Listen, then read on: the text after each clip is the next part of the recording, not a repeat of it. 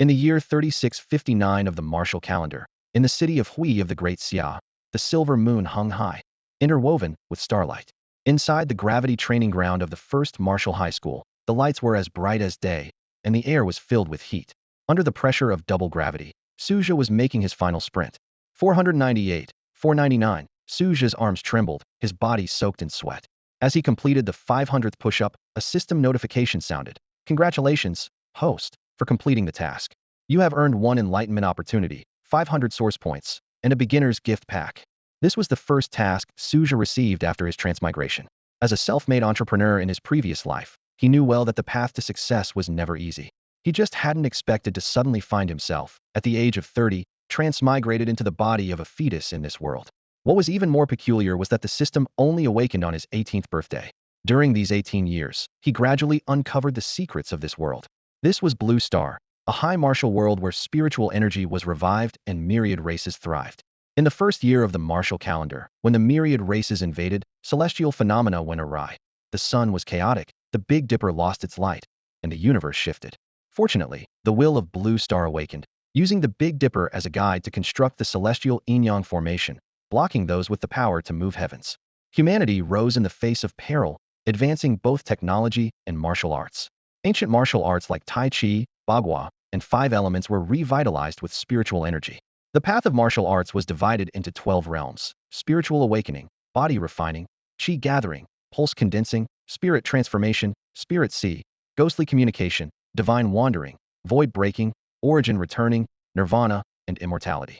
Historically, the first immortal warrior, Luo Zhantian, used the golden dragon Brahma spear to slay an immortal of another race, initiating humanity's counterattack. Later, the master proved his path at the heavenly gate. The red dust woman annihilated the nether race, and the butcher swept through the star abyss, with generation after generation of warriors forging the glory of humanity with their blood. Currently, Su Zhe was just a martial arts high school student, but he knew that since he was reborn here, he was destined to leave his legend beneath the stars. He looked towards the misty star abyss battlefield at the edge of the galaxy, filled with boundless ambition. System, if these rewards of yours turn out to be a scam. Ding. System reminder. All reward items are the most suitable for the current stage. Any misuse is due to the host's own actions. Complaint. Just you wait. Su Zhe muttered as he walked home. The tranquil summer night was draped in a light veil, with the sounds of insects, the moonlight, and a grumbling madman. Let me tell you, don't mess with me. Su Zhe dragged his weary body through the entrance of the residential complex. After 10 days of hard work, he finally completed his task.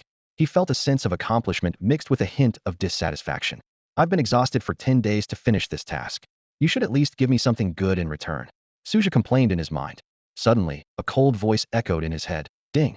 Host, please refrain from any further objections. Any more, and the system will revoke this task's reward. Su Zhe rolled his eyes. Fine, fine, I won't say anything. No need to get so worked up. I wonder who you take after. As he walked, he bantered with the system, unknowingly arriving at the foot of his apartment building. In the security booth, an elderly guard was fast asleep, his snores resonating loudly. Su Zhe's gaze swept over the sleeping guard and landed on the nearby doghouse. Suddenly, a mischievous idea popped into his mind. Su Zhe's eyebrows lifted, his eyes twinkled, and a sly smile appeared on his lips. He quickly walked to the security booth door, aimed at the guard's shoes left out to dry, and kicked them straight into the doghouse. After his prank succeeded, Su Zhe turned around and sprinted towards home. Just as he entered his building, a distressed shout echoed behind him. Which rascal with no conscience kicked the old man's shoes? Don't let me catch you. Hearing this, Su Zhe shivered, and his hand holding the keys trembled slightly. He silently defended himself in his mind. Guard, don't blame me. I saw how sleepy you were on your night shift, so I woke the dog to keep you company and help you keep this place safe. Though he felt a bit guilty, Su Zhe couldn't help but smile, his lips curling upwards. He didn't even consider the possibility of the guard being bitten by the dog. After all, while this wasn't a luxury villa area, it was a fairly upscale neighborhood. Surely, the guard at the gate had some martial arts skills and wouldn't be harmed by a mere dog. Su Zhe hummed a tune as he went upstairs, twirling the keychain around his finger. With a click, the door opened. Son, you're back. Come eat. We've been waiting for you. His father's voice called from the dining table. The freshly warmed liquor filled the air with a tempting aroma. From the kitchen, his mother's voice followed suit. You brat, coming home so late every night. Even if you're practicing martial arts, you can't skip meals. If you're this late again tomorrow, sort out your own dinner. Just then, Su Zhe's younger sister, Su Ruru, emerged from her room. Mom, don't scold him. My brother's about to start his senior year. If he doesn't hurry up with his training, he'll fall behind. Sururu wore a soft pink knit top paired with a white knee-length skirt and pure white calf socks. Under the gentle glow of the energy-efficient lights, she exuded a warm and graceful aura. Her bright eyes were like clear mountain springs in early spring, lively and bright. Beneath her willow leaf eyebrows was a petite, straight nose, and her smiling face radiated youthful energy. Her presence instantly brightened the entire room. Su Zhe couldn't quite pinpoint when his once wild little sister had blossomed into such a captivating young woman. Looking at Sururu, he couldn't help but feel a sense of pride, like the Su family has a daughter who's come of age. Yet, whenever he recalled her past, filled with spine-chilling antics, a shiver would still run down his spine. Memories flashed through his mind like a slideshow. In kindergarten, Sururu had put caterpillars in a chubby classmate's backpack, prompting a call to their parents. Throughout elementary school, she was the big sister who struck fear into the hearts of boys, frequently getting into fights, and was inevitably involved whenever trouble arose at school. Lighting firecrackers in dog bowls and climbing trees for bird eggs were just everyday occurrences. In recent years, however, Sururu seemed to have mellowed out, her reckless energy gradually giving way to a more graceful and refined demeanor. Thinking of this, Su Zhe couldn't help but secretly muse, the world sure is unpredictable. How did this girl change so much? It's almost unbelievable. Then, a new worry crossed his mind. But going to school with her, I hope she doesn't drag me down. With this concern, he discreetly glanced over at Sururu. At that moment, Sururu had just turned 16, and in 2 months, she would be joining Su Zhe at Huisher First Martial Arts High School. This was a relief for Su father and Su mother, sparing them the hassle of shuttling between two schools. Just then, as Sururu exited her room, she caught Su Zhe's peculiar look. Instantly annoyed, she chided. Hey, big brother, what's that look for? I was just pleading with mom on your behalf, and you're giving me that stare. Sensing the tension, Su Zhe quickly waved his hand in denial. No, nothing. I was just so happy at the thought of going to school with my adorable sister. Sururu pursed her lips and huffed. Humph. You better be. With that, she cheerfully made her way to the dining table, pulled out a chair, and began to dig into the delicious spread. At this point, Su's father chimed in to defuse the situation. All right, give your brother a break. He's under a lot of pressure. If he doesn't break through to the physical training stage soon, he'll really be left behind. He waved Su Zhe over. Come on, son, hurry up and eat. You need energy to train, right? Sururu burst into laughter at her father's quirky comment, barely holding back as she teased. Sorry, I couldn't help it. Big brother, if things get tough, maybe you should find a rich girlfriend. Huh? Su Zhe rubbed his nose, resignedly replying. All right, Dad, I'm coming. He slowly walked to the table, pulled out a chair, and sat down, all the while secretly contemplating. Mrs. Su gently urged Su Ro to take the bottle of erguotu from her father's hand, while softly supporting Mr. Su's arm, giving it a gentle pat. The atmosphere in the room was warm and cozy, yet tinged with a hint of melancholy. Su Buyu, the eldest son of the Su family and the elder brother of Su Zhe and Su Ro, was not present at the moment. True to his name, he was a man of few words, but his love for his family ran deep and silent. An exceptionally gifted martial artist, Su Buyu achieved the top score in the martial arts exam in Huisher and secured the 7th place in Jiangnan province, earning a place at the prestigious Daxiaotown Divine Martial Military Academy to study in the command department. The Daxiaotown Divine Martial Military Academy, established by the renowned Daxiaotown Divine Army, boasted top-tier faculty. Notably, its first principal was one of the strongest human warriors, the Blade Master. Su Buyu's outstanding performance in the martial arts exam not only brought him personal glory, but also elevated the status of Mr. and Mrs. Su in their respective workplaces. Now, Mr. Su had taken on the role of Deputy Director of Logistics at the Huisher Martial Arts Bureau, with a promising future ahead. Mrs. Su was appointed as the manager of the Huisher branch of the company's headquarters. Reflecting on the past when Su Buyu was still a student, the family had lived a modest life. Today, their circumstances had greatly improved, with a comfortable lifestyle and ample resources to invest in martial arts resources for their second son and youngest daughter. However, thinking of his eldest son's sacrifices, Mr. Su felt a pang of heartache. He looked at the sumptuous food and drink on the table, yet found them tasteless. He picked up a peanut with his chopsticks, smelled it several times, but didn't eat it. Meanwhile, Su Zhe was devouring a chicken leg, silently admiring. My big brother is truly incredible, single-handedly carrying the family's banner. He couldn't resist asking the system in his mind. System, does my big brother have another system? The system calmly replied, Ding, please recognize reality. Your brother simply has high comprehension and natural talent. A golden carp is never just a fish in a pond. With the high platform of the martial arts university, he will surely transform into a dragon when the time comes. Hearing this, Su Zhe was momentarily stunned and thought to himself, wow, I get it now. This is the world of geniuses. Beside him, Su Zhe lowered her head, looking dejected, and softly murmured, "Yeah, I wonder how Big Brother is doing? He only comes back a few times a year, and I miss him so much." Mrs. Su slammed her hand on the table, her gaze sweeping over the messy dining table as she spoke firmly. All right. All right. Buyu is the pride of our Su family, and you two are our pride as well. Hurry up and eat. Once you're done, you each have tasks. Son, go and prepare yourself. Aim to break through the body refinement stage before school starts. Ro, familiarize yourself with the high school curriculum. As she spoke, she gestured for Mr. Su to clear the table. Then, Mrs. Su turned and went into the kitchen to clean up, the sound of clattering dishes echoing from within. Seeing this, Su Zhe quickly grabbed a napkin to wipe his mouth and was about to dash to his room. However, after taking just a few steps, Su Ruru's voice called out from behind. Hey brother, you didn't take your bowl to the kitchen. Help me with mine too. Ignoring her, Su Zhe continued toward his room. Seeing this, Su Ruru raised her voice. Hey brother, you mean it? Her voice echoed through the living room, causing Mr. Su, who was tidying up, to look up. Looking at the messy table and her resigned father, Su Ruru suddenly felt a pang of guilt. She hesitated for a moment, but eventually stood up to help clean up.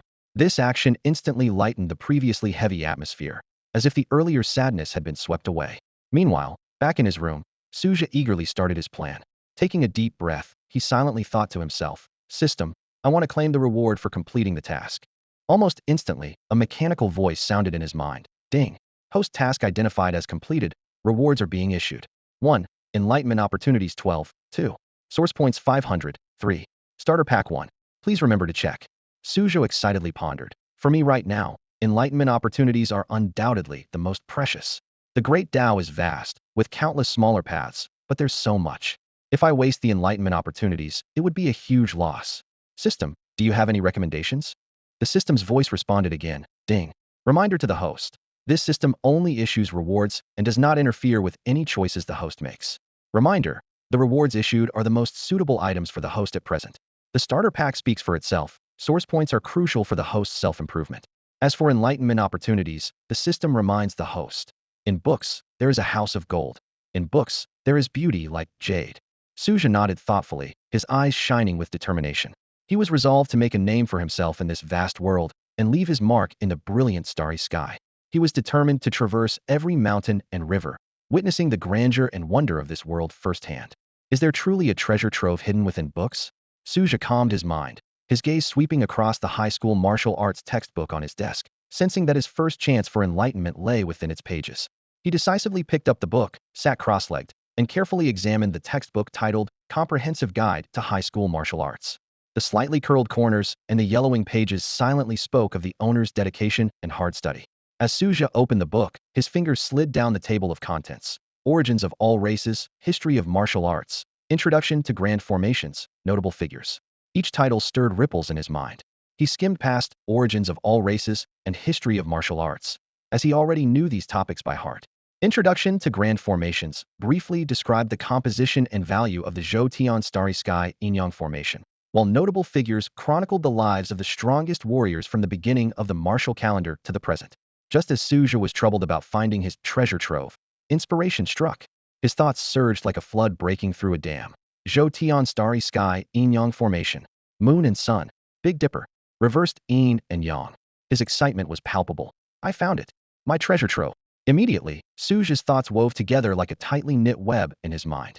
He recalled that the Zhou Tian Starry Sky Yin Formation was crafted by the will of Blue Star and the strongest warriors, with the Tao crystallized within, praised as the oldest, most mysterious, and closest existence to the essence of the Tao on Blue Star. The formation was alive, in harmony with the heavens, and the celestial ancestor, Xingqinzi, was known for his gentle nature, often seen smiling as he clarified doubts in video lectures at Daxia, Longdu Martial Arts University. Su Zhe quickly analyzed the favorable circumstances. The Zhou Tian Starry Sky Yin Formation constantly enveloped Blue Star, allowing him to perceive it from his home balcony.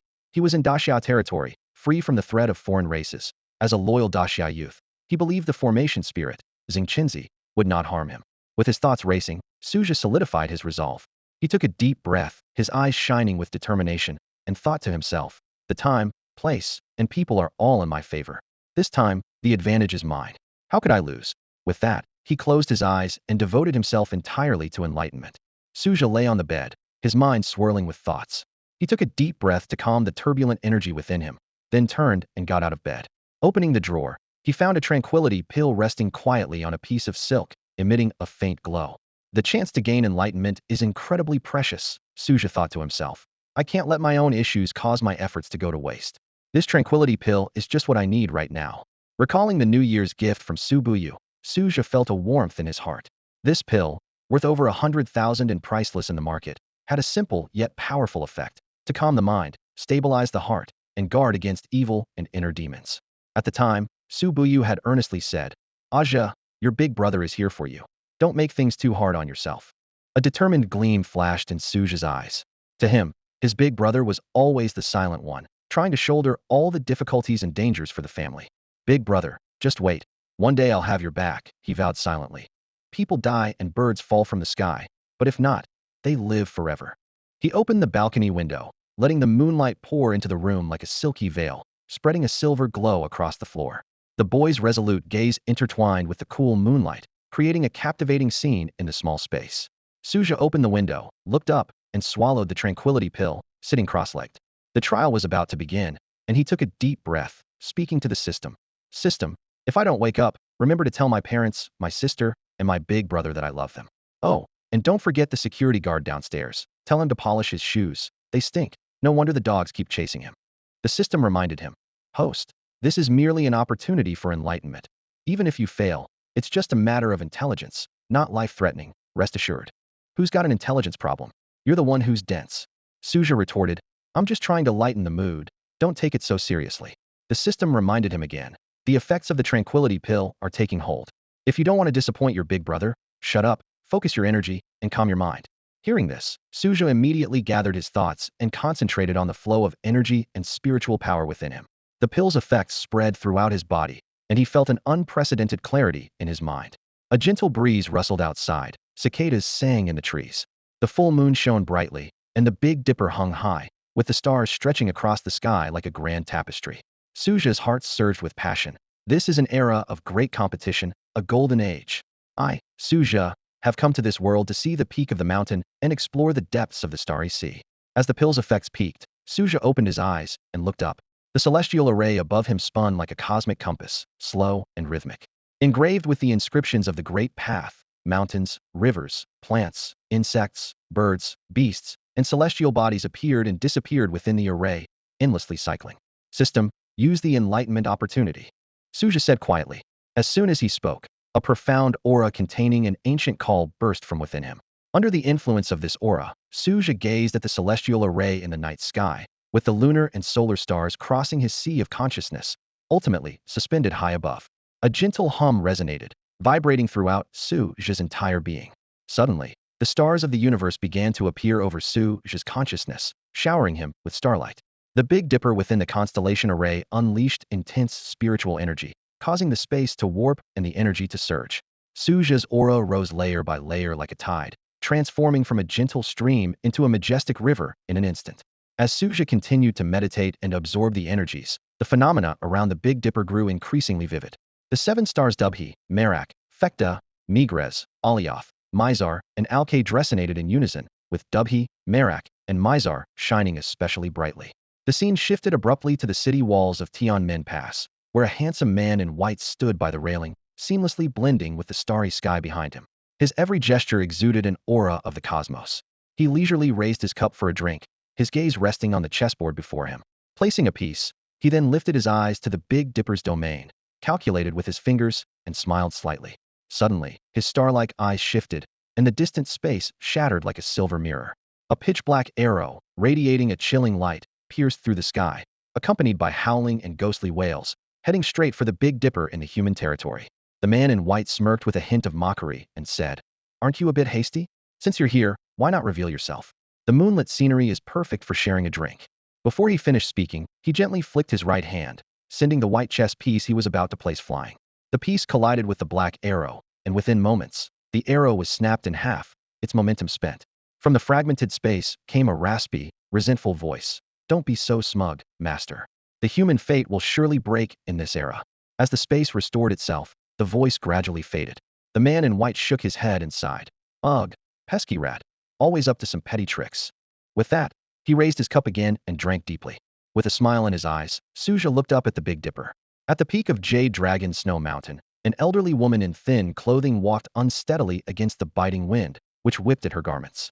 She gazed at the increasingly distinct celestial phenomenon of the Big Dipper above her, nodded with satisfaction, and then turned to enter a cave. At that moment, the sky was filled with unusual phenomena, and the stars of the Big Dipper shifted, signaling the rise of an extraordinary talent. The era of great competition, the Golden Age, had begun. Across the blood seas, star abysses, insect valleys, lands of corpses, and dragon king palaces, countless powerful beings and traditions from myriad races awoke from their slumber, casting their eyes on the place where humans resided, plotting in secrecy. How many times has this happened this year? Someone muttered.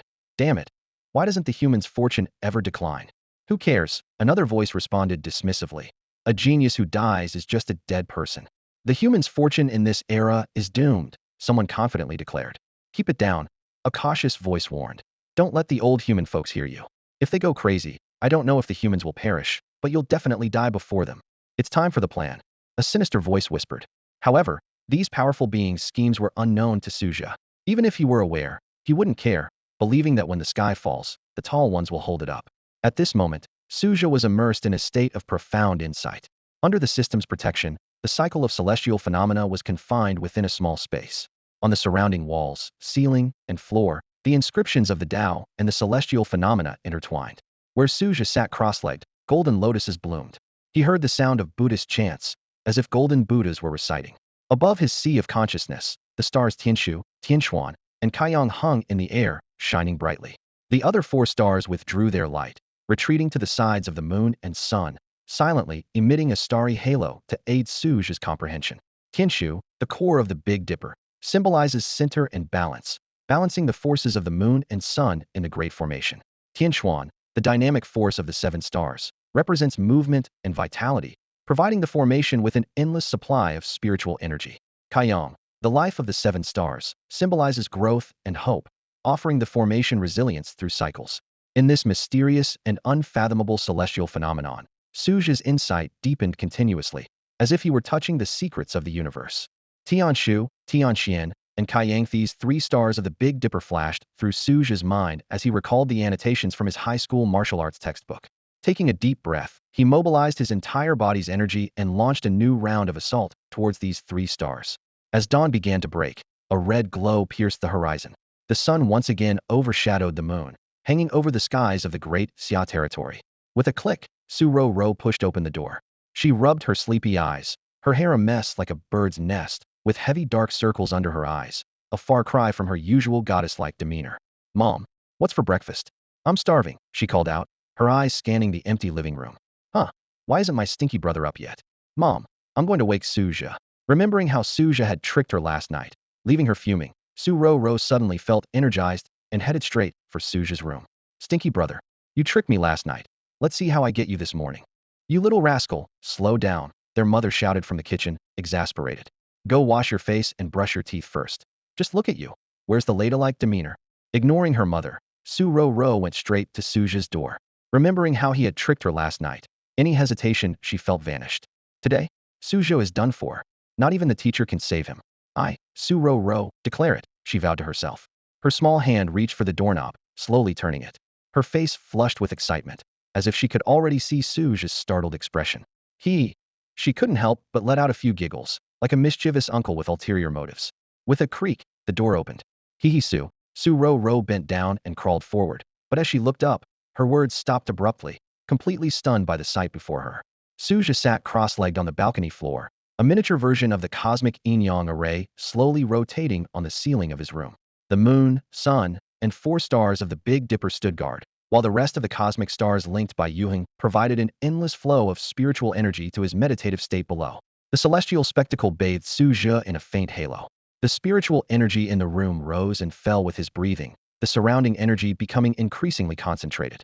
A quiet aura of a young dragon hiding in the abyss and a young tiger climbing the mountain spread throughout. Su Zhe's aura was dormant, unmoving like a mountain, yet seemingly containing the power to move like a thunderstorm. Above his head were the stars Tianshu, Tianxian, and Kaiyang. Beneath him the innate Qianquan 8 trigrams, and around him, the swirling text of the Tao. Such is the appearance of a young deity. Anyone witnessing this scene would involuntarily exclaim. Su Ro stared blankly at the boy sitting before her. feeling he was both familiar and unfamiliar. Is this my stinky brother? She wondered to herself. Snapping back to reality, Su Zhe leaned back and shouted, Mom! Mom! Come quickly! Come see what's happening with my brother. You little rascal! What are you up to now? Their mother called from the kitchen, assuming the siblings were up to mischief again. She pulled her hands from the water, shook them dry, and walked over. You two troublemakers. I'm telling you, if you're up to something again, you won't have lunch. Their mother started to say as she reached the door, only to be stunned into silence by the scene before her, staring dumbfounded at her son in the room. What's happening with your brother? I don't know either. I opened the door this morning and saw the room like this, Su Zhe replied, then asked, Mom, do you think my brother is about to ascend? Su Zhe stared blankly at the scene before her and blurted out, You little brat, what nonsense are you talking? How can you curse your brother like that? Hearing this, Su's mother was instantly furious. She raised her hand and gave Su Zhe a sharp smack on the back of her head with a loud smack. Su Zhe yelped in pain, clutching her head. Without waiting for her daughter's reaction, Su's mother quickly turned and hurried into the bedroom, grabbed her phone, and dialed her husband's number. On the other end of the line came Su's father's slightly weary voice. Honey, what's going on? I'm still busy. Old Su, you need to come back quickly. Something seems off with Zhe, Su's mother said, anxiety evident in her voice. Zhe? Is he feeling unwell? Su's father's voice suddenly rose. Get him to the hospital immediately. I'm driving back right now to take Zhe to the hospital. Before he finished speaking, the call was already disconnected. Su's mother wanted to explain further, but was met with a busy tone. She sighed, knowing her husband was already on his way home. Standing at the door of Su Zhe's room, Su's mother gazed at her son, who appeared almost godlike, feeling momentarily dazed. Suddenly, a thought struck her, and with trembling fingers, she scrolled through her contacts, stopping at her eldest son's name. Buyu is studying at university, knowledgeable and well-informed. Hopefully, he knows what's going on with Zhe, Su's mother thought to herself as she pressed the call button. The phone rang a few times, but no one answered. Just then, the front door was flung open, and Su Yuan rushed in, panting and covered in sweat. Honey, where's Zhe? Quick, let's get Zhe and head to the hospital. Su's mother pulled Su Zhe aside and whispered, Old Su, it's not what you think. See for yourself. Su Yuan immediately noticed the strange phenomenon in Su Zhe's room and was too shocked to speak. After regaining his composure, he quickly shut the front door, fearing that outsiders might see. Dad, my brother's been like this since morning, Su Zhe said softly, a stark contrast to her usual outspoken demeanor at home. Mom called you and also tried to reach my big brother, but couldn't get through. She frowned, nervously watching Su Zhe. Buyu, Su's father said in a grave tone, his eyes filled with concern. Meanwhile, on the campus path of the Shinwu Military Academy in Daxia Town, northwest Daxia, a stern-faced young man followed an elderly man. Holding a thick stack of documents in his left hand, he occasionally asked the elder questions. This young man was Su Buyu, the eldest son of the Su family. Though his aura was restrained, a closer look revealed a dragon-like presence, poised to spring into action at any moment. Haha, the elder chuckled. Buyu, you're right. A competent military commander needs not only impressive achievements, but also precise understanding of the battlefield. But remember, Buyu, data isn't everything. Sometimes, the morale of the troops is crucial, and the spirit of the army must not be lost. The morale, the spirit of the army? Su Buyu paused, deep in thought. Seeing Su Buyu in this state, the elder shook his head slightly, a satisfied smile on his face, and slowly walked towards the pavilion by the lake, giving the young man ample time to think. This elder was named Li Wantue, Su Buyu's teacher at the academy, and he was very pleased with this student. Li Wantue gazed at the dragon blood koi by the pond, contemplating silently. He greatly admired Su Buyu's performance over the past 2 years, resilient, humble, with commendable cultivation skills, eager to learn, and wise in navigating life's choices. Su Buyu was respectful to his elders and, despite his usual quiet demeanor, exuded a steady composure. Li Wantue resolved to take Su Buyu as his disciple as soon as possible, lest others beat him to it. Su Buyu stood in place, furrowing his brow, pondering over his teacher's recent words. Kill the cold crows and black rats. Bring your family home. This concise directive seemed to carry a deeper meaning. Meanwhile, the Xiantian Intelligent Core System at the Longdu Research Center was operating at high speed, formulating the best strategic plans. These plans were continuously sent to Shen Tian, the then commander of the 7th Army of the Daxia Jinshin Corps. The spirit of the army is usable, the soul of the army is undying. This phrase echoed in Su Buyu's mind. Closing his eyes, Su Buyu seemed to be transported by the harrowing scenes of historical battles. He realized that the few words in history books often masked countless sacrifices. When he opened his eyes again, his gaze was crystal clear. Looking up, he saw his teacher playing with the dragon blood koi in the small pond. Su Buyu took out his phone and noticed a missed call. He remembered setting his phone to silent mode earlier to report to his teacher. The call was from his mother. Su Buyu called back immediately, and the phone was answered almost instantly. Before he could speak, his mother's anxious voice came through. Buyu, there's something wrong with Asia. Su Buyu's heart tightened. What? What's wrong with Asia? His sister, Su Ruru, chimed in. Big brother, I'll video call you. You need to see our brother. After the call ended, a video call request popped up. Su Buyu quickly answered, and the screen showed his mother and sister with teary eyes, while his father stood behind them, brows furrowed, eyes filled with longing and anticipation. Big brother, look, his sister urged, turning the camera towards Su Zhe. Su Buyu's pupils contracted. Su Zhe was surrounded by visions of celestial stars, the sun and moon, golden lotuses, and sacred sounds of the Tao. This. Su Buyu's expression was grave. He's in enlightenment. Our younger brother is currently experiencing a moment of realization. Enlightenment is a state that every warrior and all beings yearn for, as it is the closest to the Tao. Even a genius like Su Buyu had only experienced it a few times. Clearly, Su Zhe had exceptional martial talent. Mom, Dad, don't worry. Our younger brother is in the best possible state right now. Don't disturb him. I'll come back immediately. Make sure to close all doors and windows at home to prevent outsiders from noticing these phenomena. Su Buyu instructed, then quickly headed to the pavilion where his teacher was. Teacher I. Li Wantue raised his hand, signaling Su Buyu not to speak further. I heard everything. Haha, your younger brother will achieve great things in the future. Reaching enlightenment at 18 is extraordinary, truly extraordinary. There's no need to say more. I'll go with you to see him. You won't be fast enough on your own. Seeing this, Su Buyu didn't hesitate any longer. He just wanted to get home as quickly as possible. With his current abilities, traveling alone would indeed be challenging. Thank you, teacher. Asia, wait for me. Su Buyu silently vowed in his heart. Seeing Su Buyu's anxious expression, Li Wantue decided not to say more. He pinched the air with his right hand, causing mysterious patterns to emanate from the space in front of them. Li Wantue clenched his fist, gathering strength, and with a low shout, "Heh!" he punched forward. A sound like shattering glass echoed as the space before them was laid bare. The deep, dark rift in space glimmered with strands of silver light. Li Wantue explained, Buyu, watch closely. This is the chaotic flow of space created after a spatial collapse. Only by transcending the void can you pass through. Work hard, my boy. With that, Li Wantue flipped his hand, and a surge of spiritual energy burst from his fingertips. Several golden scripts appeared in midair, intertwining to form a small divine formation that covered the spatial rift. In a moment, the space stabilized, and a temporary spatial passage was completely constructed. Su Buyu silently observed his teacher's every move. He had many speculations about this elder, but now, his understanding crumbled. His curiosity about the teacher dissipated along with the chaotic spatial flow. He couldn't help but wonder, how powerful is the teacher? Is he a celestial being or a hidden master? Sensing his student's doubts, Li Wantue walked up to Su Buyu, patted him on the shoulder, and chuckled. Ha! Buyu, you'll understand more about me in time. Let's go, check on your brother. I'm quite curious about a genius who comprehended the Tao at 18. Su Buyu snapped back to reality and nodded gratefully. He understood that his teacher had created this temporary spatial passage for him, which was far more convenient than reporting to the military academy and waiting for a flight. Li Wantue strolled into the passage with Su Buyu following closely. Apart from a slight dizziness, this straight path was no different from an ordinary corridor. Leading the way, Li Wantue reminded, Buyu, hurry up. This passage is temporary and will collapse soon. Upon hearing this, Su Buyu quickened his pace, reaching the coordinate light gate in just a few breaths. Watching his teacher cast a spell, Su Buyu silently prayed, hoping everything was well with Asia. Meanwhile, in the Su family living room, Su's mother and Su Ro looked at each other, puzzled by Su Buyu's words, I'll be home soon. Just as Su Ro was about to ask, ripples of silver appeared in the center of the living room. The ripples intensified rapidly, transforming into a rift, and a silver door appeared out of thin air. Mom, little sister, Dad. As the door opened, Li Wantue and Su Buyu stepped through. Su Buyu, upon seeing his family, exclaimed excitedly, Where's Asia?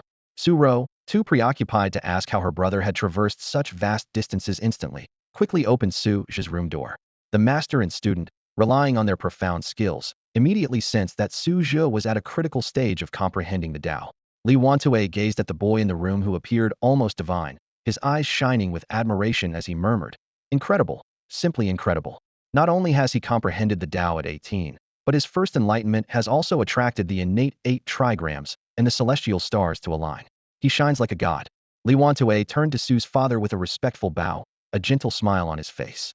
You must be the father of Buyu. I am a professor at the Zhenshin Military Academy and also Buyu's teacher. I apologize for the sudden visit today. His tone was sincere, and his eyes sparkled with wisdom. Rest assured, your younger son is doing well. In fact, it's a good thing. Su Zhe immediately chimed in, his voice filled with joy and gratitude. Dad, this is my teacher. Thanks to his help, I was able to come back so quickly. Don't worry, if my teacher says there's no problem, then there's definitely no problem with Asia. He paused, a mischievous glint in his eyes. You should let Mom know. Since it's the teacher's first visit, we should show some hospitality. Upon hearing that Su Zhe was fine, Su's father was overjoyed, the wrinkles at the corners of his eyes smoothing out. Yes, yes, yes, he nodded repeatedly. We should prepare properly. Will you? You stay home with your teacher while your mom, Ro, and I go buy some groceries. All right, I got it, Dad. You go ahead, Su Zhe replied, watching his father leave. Li Wantue had already extended his spiritual sense throughout the house, not only carefully observing Su Zhe's state of enlightenment, but also preventing any anomalies from being noticed by outsiders. He murmured to himself, haha, if I'm not mistaken, the grand formation on the rooftop is something from the heavens, isn't it? Remarkable, truly remarkable. He gestured with his hand, a slight frown on his forehead. Strange, does the Su family really have such fortune? Can the Golden Age produce 2 true dragons? I can't figure it out. I'll have to ask the old ghost to calculate it for me another day. 2 hours later, the frequency of the spiritual energy swirling in Su Zhe's small room gradually decreased, and the celestial phenomenon became increasingly illusory. Su Zhe suddenly opened his eyes, exhaling a few wisps of impure air, his consciousness becoming clearer. He looked at the clock on the wall in surprise. Wow, this enlightenment session lasted so long. But it was definitely worth it. I've even broken through to the mid-stage of the body refinement phase. Eagerly, he called out to the system. System, I want to check my status. Immediately, a light screen appeared out of nowhere in Su Zhe's mind, displaying his detailed information. Host, Su Zhe. Cultivation, mid-stage body refinement. Talent, none. Identity, student at the First Martial Arts High School in Huizhou, Jiangnan Province, Daxia. Cultivation method, 7th generation spiritual energy breathing technique of Daxia Martial High.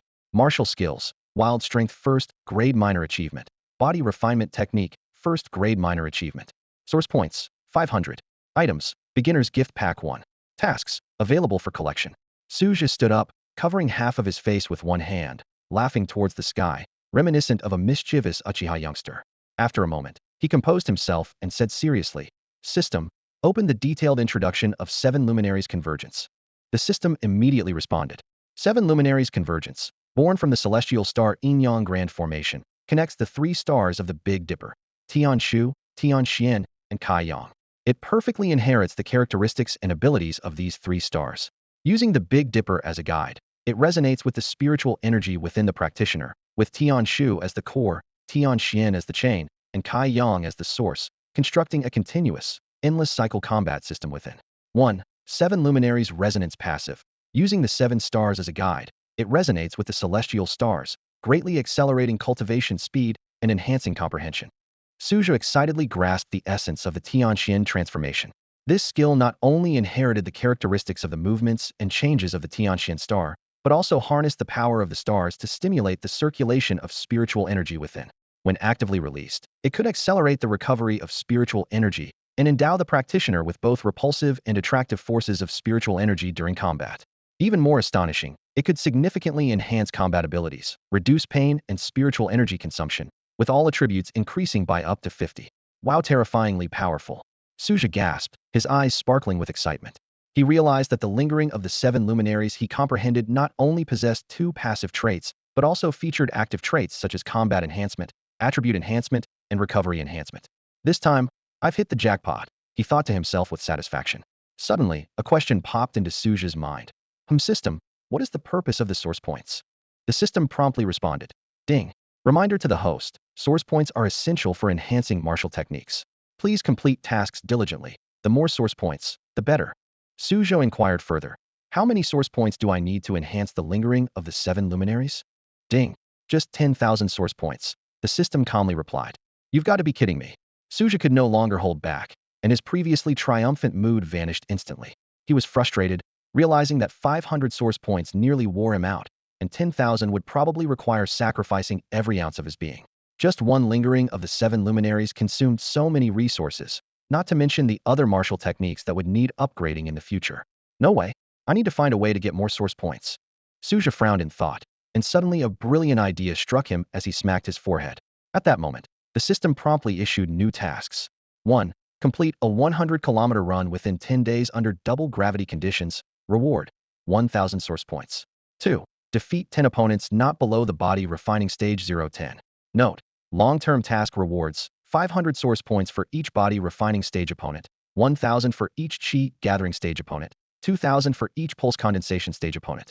Additionally, 2 martial technique advancement opportunities. Just what I needed. Su Zhe accepted both tasks without hesitation, his eyes shining with determination. After closing the panel, Su Zhe suddenly felt a bit uneasy and scratched his head. I feel like I'm forgetting something, but what could it be? He racked his brain to remember. Suddenly, an important thought crossed his mind. Oh no, I haven't informed my parents. Su Zhe smacked his forehead again and hurriedly prepared to contact his family. Su Zhe woke up with a start and jumped out of bed. He quickly rushed to the door, his heart filled with anxiety. On one hand, he was worried about his family being concerned about his condition. On the other hand, he feared his parents might take drastic measures and inadvertently reveal his secret. As soon as he opened the door, the scene before him stunned him. The living room was packed with people, and most notably, his elder brother, Su Zhe, stood out. Zhe, are you all right? Everyone exclaimed in unison.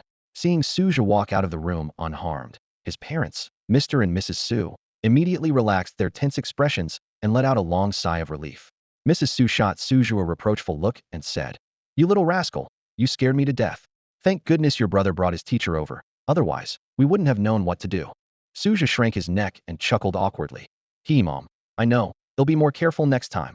At this moment, notions of future greatness and imperial demeanor meant nothing in the face of his furious mother. He turned to look at his elder brother, who was watching him with an amused expression. Standing next to him was an elderly man with a kind smile, presumably his brother's teacher. Su Zhe thought to himself, "It seems this man is quite formidable. My brother is lucky." "What are you staring at, you little rascal?" Su Zhe said grumpily. "Hurry up and thank him. If it wasn't for my teacher having some free time and giving me a ride, I might not have made it back in time." Su Zhe grinned broadly and thanked Li Wantue. "Hee. Thank you, sir." Li Wantue laughed heartily. "My surname is Li, just call me Old Li." "Buyu, your brother is much more interesting than you." Seeing the lively Su Zhe, and knowing he was his beloved student's brother, Li Wantue couldn't help but feel a fondness for him. "Su Zhe," Li Wantue said with a hint of expectation, "I assume you know I'm Buyu's teacher from the Zhanshin Military Academy. So, are you interested in studying at our school?" Li Wantue was secretly delighted. A natural-born genius. A true dragon in the making. "It seems I'm quite fortunate. That old ghost jinxed me. Just wait until I go back and give him a piece of my mind." Su Zhe's eyes widened in shock as he listened to the old man. Instinctively, he touched his school uniform, as if to reassure himself that he was still a high school student. "But I'm only in high school. I just started my senior year next month. How can I go to college now?" Su Zhe stammered, his voice tinged with unease. Standing beside him, Su Zhe frowned. As an older brother, he was pleased that his sibling was being recognized, but he also worried about the challenges he might face. He gently advised, "Yes, teacher, isn't this a bit too soon for Asia? Military school life is fast-paced, with a heavy workload and many tasks related to the battlefield of the 10,000 races. My brother is just entering senior year, his skills are still developing, and his will is not yet strong. Sending him to military school now is like throwing him into the lion's den." The old man, Li Wantue, smiled subtly, a hint of deeper meaning in his eyes. He raised a hand to signal the brothers to calm down, then slowly explained, "I understand your concerns. Rest assured, we have special policies for geniuses." He paused before continuing, "Due to certain recent developments, there's an urgent need for talent, especially among gifted warriors. Therefore, the top universities in Daxia have planned to form a special team to handle high-risk situations." Li Wantue's voice lowered, as if revealing a secret. Regarding this team, the Daxia Committee has decided on a recommendation system to seek out talent from high schools across the nation. We'll adopt a train first, enroll later method, forming classes before establishing the structure, to forge an unbeatable force. Some teachers have recommendation slots, and as it happens, I'm one of those teachers." He looked directly into Su Zhe's eyes and asked, "So, Su Zhe, are you interested in joining?" After hearing the teacher's words, Su Zhe fell silent, deep in thought with a furrowed brow. A sharp blade? High-risk situations? Certain reasons? He pondered internally. It seems the pressure on the battlefield of the 10,000 races has increased again. Damn those beasts. Su Zhe looked at his brother, conflicted. Deep down, he didn't want Su Zhe to join this team. A sharp blade is always at risk of breaking. Su Zhe just wanted Su Zhe to live a peaceful life. To him, Su Zhe wasn't some prodigious genius. He was just a carefree younger brother who always called for his big brother when in trouble. Su Zhe didn't answer immediately. Instead, he asked, "Mr. Li, if I join this team, what happens to my high school education? What responsibilities will I have?" Li Wantue smiled and explained, don't worry about those issues. As I said, you'll continue your high school education. In time, teachers will contact you, assign tasks, and you'll gain resources for training. This prevents anyone from becoming a parasite leeching off Daxia. He paused, his expression suddenly serious. As for the responsibility you mentioned, there's only one. Which is? Su Zhe pressed. Li Wantue's voice was low and filled with a murderous intent. To slay the 10,000 races, seize the secrets of the heavens, claim fortune, and carve a bloody path. Su Zhe was silent for a moment, weighing the pros and cons. Finally, he looked up with determination in his eyes and said, is that so? Mr. Li, there's no need to consider further. I agree. Oh, are you sure, young man? This path is not easy. Li Wantue emphasized once more. I'm sure, Su Zhe replied firmly. In his heart, Su Zhe thought, the road to the summit is bound to be filled with thorns. Having lived 2 lives, I understand that there's no free lunch in the world. Every resource comes at a price. Rather than struggling alone, even with the system's help, it's better to lean on a strong backing. Especially in this era of racial conflict. If Daxia provides me with a small plot, I'll repay them with a vast sky. Su Buyu gazed at his younger brother, Su Zhe, with a complex expression. The little kid who used to follow him around had unknowingly grown into a genius, praised even by their teachers. A sense of pride surged within him, but even more so, a firm resolve. I must become stronger. I cannot let Asia sacrifice himself before me. As the prospective head of the command department at Daxia Town's Shinwu Military Academy, Su Buyu silently vowed to himself. He had both the qualification and the responsibility. Their father watched his 2 sons, and the elderly Wantue silently. Though he didn't speak, he understood in his heart that each son had their own path to follow. As a father, his duty was to take care of the family and provide a solid support for his sons. With his sons aspiring to reach great heights, how could a father become a stumbling block? While everyone was lost in their thoughts, Su Ro entered the room, cheerfully carrying a tray of dishes, and announced loudly, dinner's ready. Her voice broke the silence in the living room, injecting a bit of energy into the somewhat heavy atmosphere. After a few rounds of drinks, Li Wantue's face turned rosy. He stood up, gesturing for Su Buyu to follow. Together, they shattered the void and instantly returned to Daxia Town's Shinwu Military Academy. Before leaving, Li Wantue reminded Su Zhe, regarding the special team, someone will inform you in a few days. Just wait patiently. Su Zhe wanted to ask more, but seeing elderly turn to leave, he held his tongue. With matters settled, Su Zhe turned to his parents on the sofa, bracing himself to explain, Dad, Mom. I. Before he could finish, his father stood up from the sofa, patted Su Zhe's shoulder, and said firmly, Asia, no need to say more, I understand. A son who goes out to defend the country brings honor to his father. I support you. Though his tone was resolute, only Su Zhe's parents understood the underlying sorrow. Both sons' futures lay on the battlefield of myriad races, where a single misstep could lead to utter ruin. Not to be outdone, Su Ro pumped her fists and exclaimed, Big brother, I support you too. Moved by the warm scene before him, Su Zhe felt a surge of confidence for the challenges ahead. He vowed to himself, in this life, I will protect everything and leave no regrets. Meanwhile, back at Daxia Town's Shinwu Military Academy, Li Wantue quickly headed to the principal's office. Finding no response, he nonchalantly kicked the door open. Seeing the figure working behind the desk, he couldn't help but tease, Hey, old Yin, you're in your office, so why didn't you open the door for me?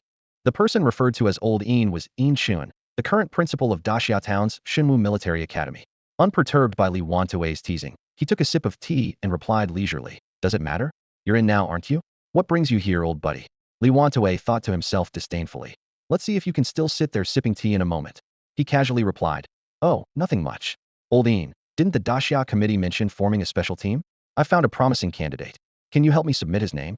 Yin Chen's interest was piqued, and he took another sip of tea, asking, Oh, what's his cultivation level? Li Wantue rubbed his nose, chuckling. Haha, body refinement stage. Spit. Yin Chen couldn't hold back, spraying his fine Daxia Dragon Well tea. He stared incredulously at Li Wantue. You old fool. Have you lost your mind? Did you get your brain injured on the battlefield back then? Li Wantue remained calm and ignored Yin Chen's presence, proceeding to make tea on his own. Observing this, Yin Chen grew increasingly puzzled, suspecting whether this elder might be an abandoned child of some powerful human figure. He asked tentatively, but only received a silent shake of the head from Li Wantue. Yin Chen's temper flared instantly, and he shouted, Hey, you old fool, trying to get on my nerves? Spit it out, or get lost and stop being an eyesore. As a veteran from the front lines, Yin Chen's anger was easily provoked. Li Wantue sipped his tea unhurriedly and calmly uttered 2 words, Enlightenment. What? Enlightenment?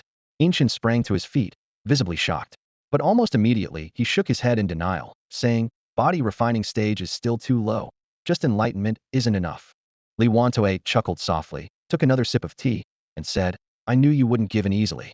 How about enlightenment at 18? Not enough. Yinshin's gaze was intense, fixed on Li Wantue. The two elders stood in silent confrontation in the office. As the sun set and the outline of the lunar star began to appear, sunlight and shadows intermingled in the room. After a moment, Li Wantue broke the silence and said slowly, the Enlightenment is about celestial matters. Upon hearing this, Yinshin looked through the window towards the clouds. The vast celestial yin-yang formation silently rotated above, with the lunar and solar forces exchanging control, adding to the mystery and ethereal atmosphere. Is that so? Then it might just be enough. After pondering for a moment, Yinshin asked, what's his name? Su Zhe, the brother of my student, Li Wantue replied. Yinshin gritted his teeth and said, you've got some good fortune. Having Su Buyu is already enough to inherit your skills, and now another Su lad comes along. Haha, your luck makes me envious. Li Wantue couldn't hold back any longer and burst into laughter. Ha! Sometimes luck just finds you when you least expect it. Hey, old Yin, make sure someone informs the Su lad. Get lost, old fool. Yinshin shouted angrily, waving his sleeve to push Li Wantue out of the office and close the door. I know. Just get out of here if there's nothing else. Stop being a nuisance. Hey, Li Wantue's light chuckle could be heard from outside the door. Lao Yin, since you became the principal, your temper has been growing, hasn't it? How about we step outside and settle this? Li Wantue stood at the doorway, shouting angrily. His voice echoed through the empty corridor, but there was no response. Frustrated, Li Wantue turned and left, muttering curses under his breath as his footsteps echoed and gradually faded away. This old Yin, Li Wantue muttered to himself as he walked. He better handle Su's matter well. If another school snatches him up, I won't let him off easily. His figure slowly disappeared into the darkness at the end of the corridor, and his voice faded with it. At dusk, Su Zhe focused intently on the system panel in his mind and asked, System, how many source points do I need to enhance my brute force? The system immediately responded, Ding. Reminder to the host. Enhancing brute force from minor to major completion requires 50 source points, and from major completion to peak requires 100 source points. Su Zhe was a bit surprised. So low. The system explained, Ding. Reminder to the host. Brute force is only a first-grade martial skill with low potential, thus the cost is low. The same applies to your body refinement technique. Alright, Su Zhe decided. Help me enhance both brute force and the body refinement technique to perfection. Ding. Spending 300 source points. Enhancing in progress. The system responded. As soon as the words were spoken, Su Zhe felt a powerful aura gathering within him. Spiritual energy surged into his meridians like a tide, coursing through his body. Suddenly, a soft pop echoed inside him, and his cultivation level instantly advanced to the late body refinement stage. Su Zhe touched his chin with delight, feeling secretly pleased. This system really gets things done when it takes the points, even boosting my cultivation. However, the system quickly dampened his spirits with a reminder, Ding. Please abandon the mindset of getting something for nothing. The host's cultivation advancement is due to the accumulation from previous enlightenment, merely activated by the system. It does not have a function to directly enhance cultivation. Please adjust your mindset and start anew. Su Zhe was immediately infuriated. Damn you. Are you insulting me again? He retorted angrily. But with no response from the system, he had to let it go. Taking a deep breath to calm himself, he thought, I need to complete the tasks and earn more source points. I wonder when the specialist Li mentioned will arrive. His thoughts began to drift. Suddenly, the system's prompt interrupted his reverie. Ding. System reminder. The starter pack hasn't been opened yet. Su Zhe slapped his forehead, realizing, oh right, things have been so tight lately, with Enlightenment and the special team, I almost forgot about that. System, open the starter pack. Ding. The starter pack has been opened. Congratulations to the host for obtaining 1. 1,000 source points. 2. A 5th grade martial skill, Qilin Seal. 3. Talent, innate spiritual resonance. The system's voice echoed in Su Zhe's mind, bringing an unexpected joy. Congratulations to the host for receiving generous rewards. Su Zhe's eyes lit up instantly as he carefully examined the reward list provided by the system. 1,000 source points, a 5th grade martial technique called Qilin Seal, and a talent named Ling Yun Tianshang. More source points are always welcome. I get that, Su Zhe murmured to himself. But this Qilin Seal, it sounds so powerful. He rubbed his hands together excitedly, feeling like he'd hit the jackpot. However, the Ling Yun Tianshang talent left him a bit puzzled. At this moment, the system promptly provided a detailed explanation. Ling Yun Tiansheng is an enhancement-type talent, where the owner has a natural resonance with the spiritual energy of the world.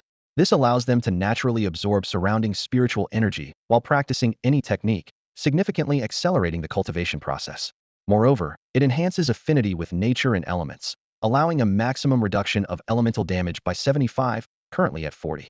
Damn, Su Zhe couldn't help but exclaim, his joy overwhelming. I'm invincible now. He clenched his fist in excitement, already imagining his future glorious victories.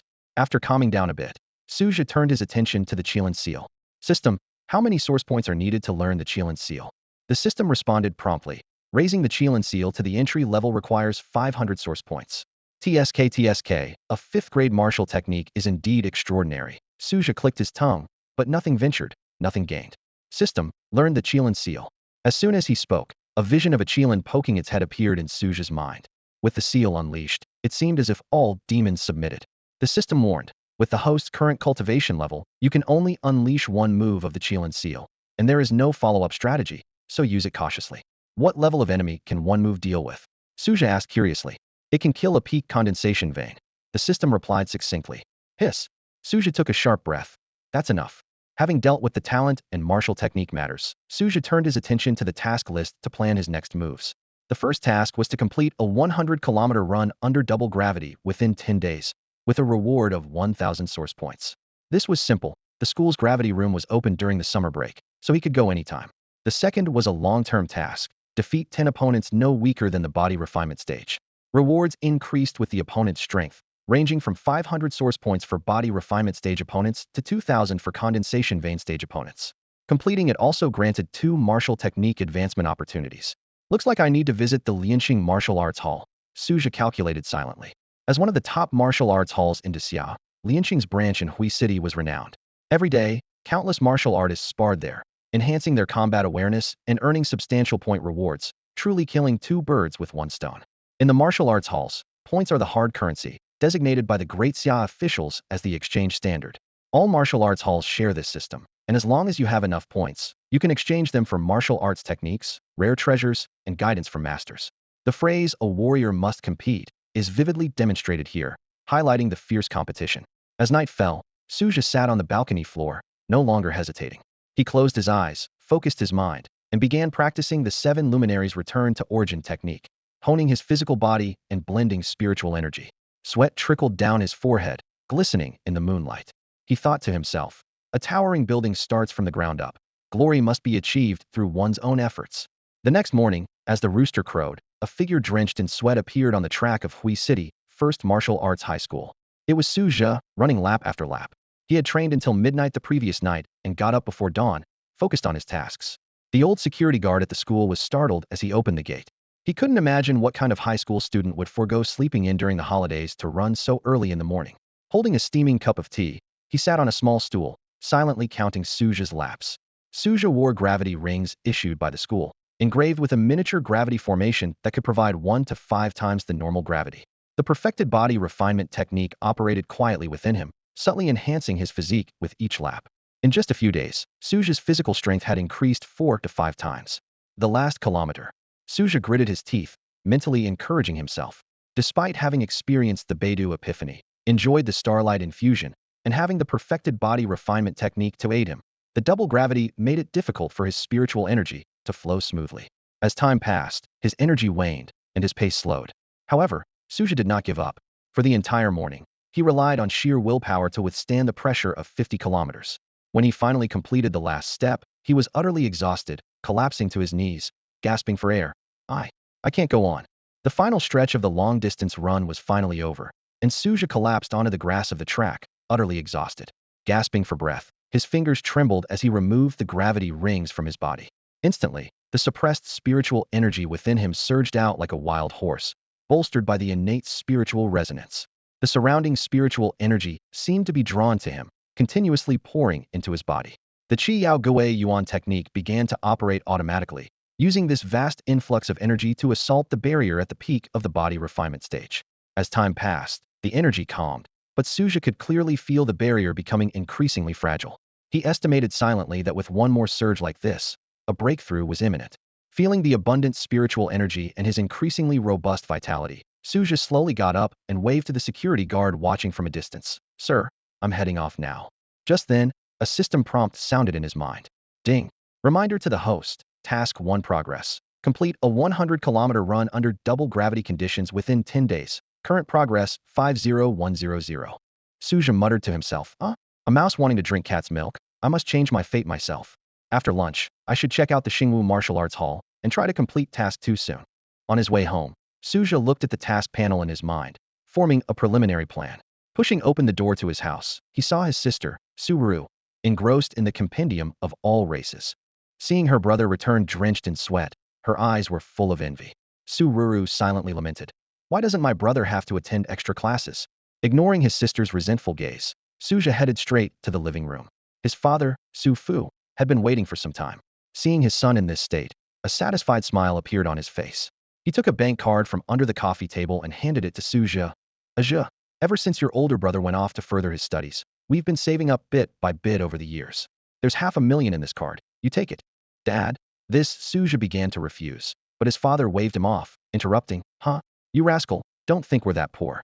Use it with peace of mind. I haven't touched Ruru's share.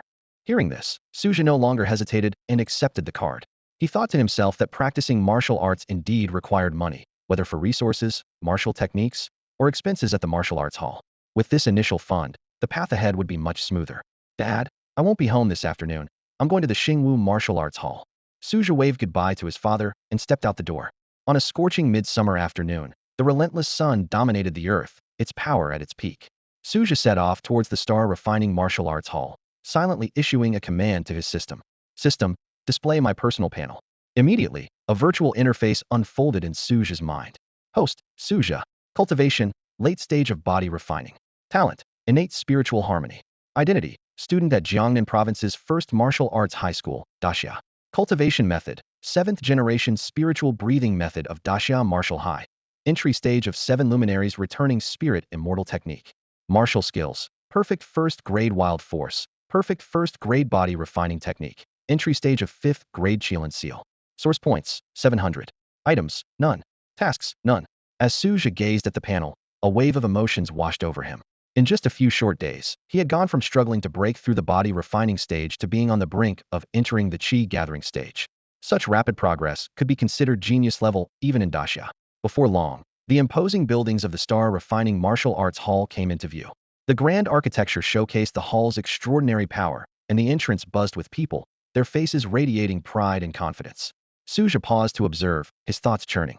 The human race had evolved from being prey to standing on equal footing with other races, thanks to thousands of years of bloody battles and countless sacrifices.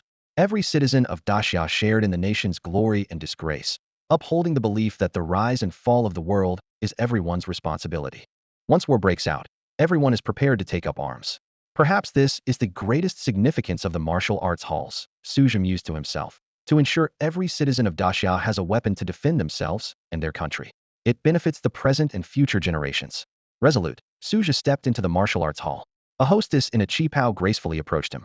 Her dress elegantly accentuated her figure, with a slit reaching above her calves, striking a balance between elegance and allure.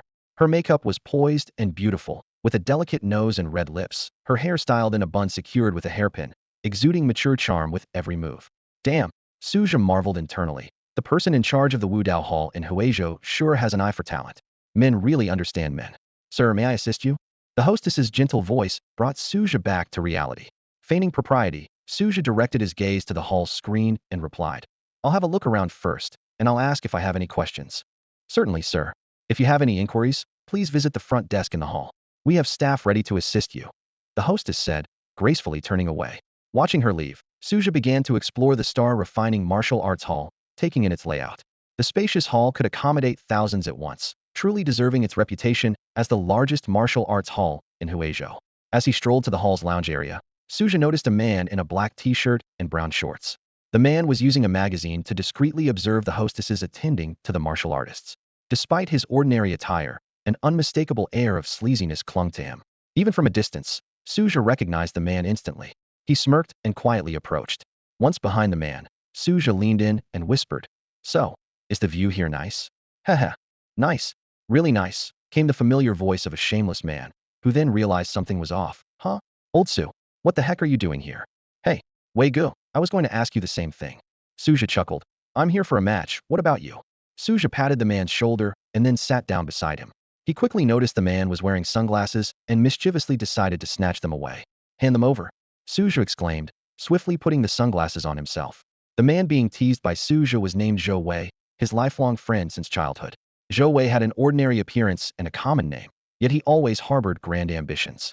He often declared, "One day, I'll lead the human race to victory on the battlefield of all races." Unfortunately, reality didn't align with his dreams, and Zhou Wei ended up with an ordinary role. Just a few days ago, he was, like Su Zhe, hovering around the passing line of the body refinement stage. Zhou Wei eagerly shared his recent progress with Su Zhe. "Old Su, I've broken through to the body refinement stage a few days ago. I came here today looking for a fight. I'm destined to become the man of the Star Abyss King." His voice rose with excitement, drawing curious glances from those around them.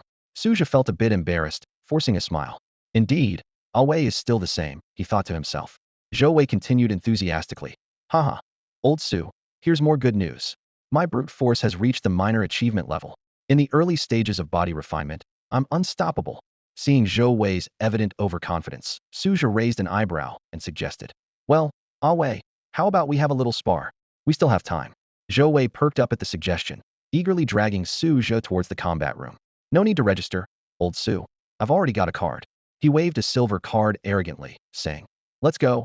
Let's see how you measure up against the great emperor." Su Zhe had no choice but to follow Zhou Wei into the combat room. Standing at the other end of the arena, Zhou Wei shouted, "Old Su, say something nice, and I might go easy on you, huh?" As the fight began, Zhou Wei gathered his energy, focusing his spirit, and charged at Su Zhe with the force of a runaway bull. This punch carried the might of a seasoned fighter, showcasing Zhou Wei's growing strength. Su Zhe silently assessed, Wei's combat sense is quite impressive for the minor achievement level. This punch is noteworthy. However, it's not enough. As Zhou Wei closed in, Su Zhe deftly sidestepped, redirecting Zhou Wei's momentum skyward with a flick of his hands. With Zhou Wei's attack disrupted and his defenses wide open, Su Zhe seized the opportunity and landed a direct punch to Zhou Wei's chest. Zhou Wei felt his internal energy stall, and before he could react, he found himself crashing heavily to the ground. "Easy," Su Zhe calmly remarked, looking at Zhou Wei sprawled on the floor. Zhou Wei's face flushed with embarrassment as he got up and shouted at Su Zhe, "Come on, Old Su, you cheated." Su Zhe retorted without mercy, "Practice more if you're weak. If you can't take a loss, don't play." "Who says I can't take a loss?" "Damn, Old Su," Zhou Wei protested defiantly. Zhou Wei clutched his chest, still catching his breath, and asked with difficulty, "You really went all out. Be honest, what level are you at now?" Su Zhe smiled modestly. "Oh, it's nothing, just barely reached the peak of Mangjing." His tone was relaxed, as if this achievement was no big deal. Zhou Wei's eyes widened in disbelief. "No way, no way. Are there really people who haven't even completed Mangjing?" His expression was a mix of surprise and a bit of disappointment, clearly realizing the gap between him and his friend. Despite the lingering pain in his chest, Zhou Wei's face broke into a genuine smile.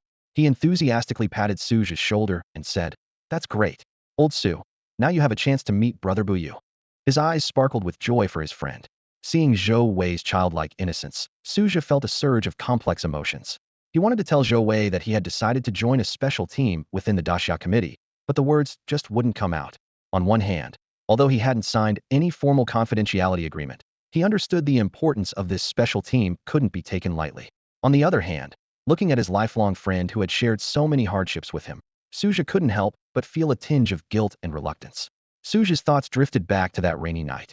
If Zhou Wei hadn't desperately protected him and held on until their elder brother arrived, his fate would have been unimaginable. He could almost hear Zhou Wei's blood-stained eyes stubbornly saying, "How could the Great Wei abandon his friends and run away alone?"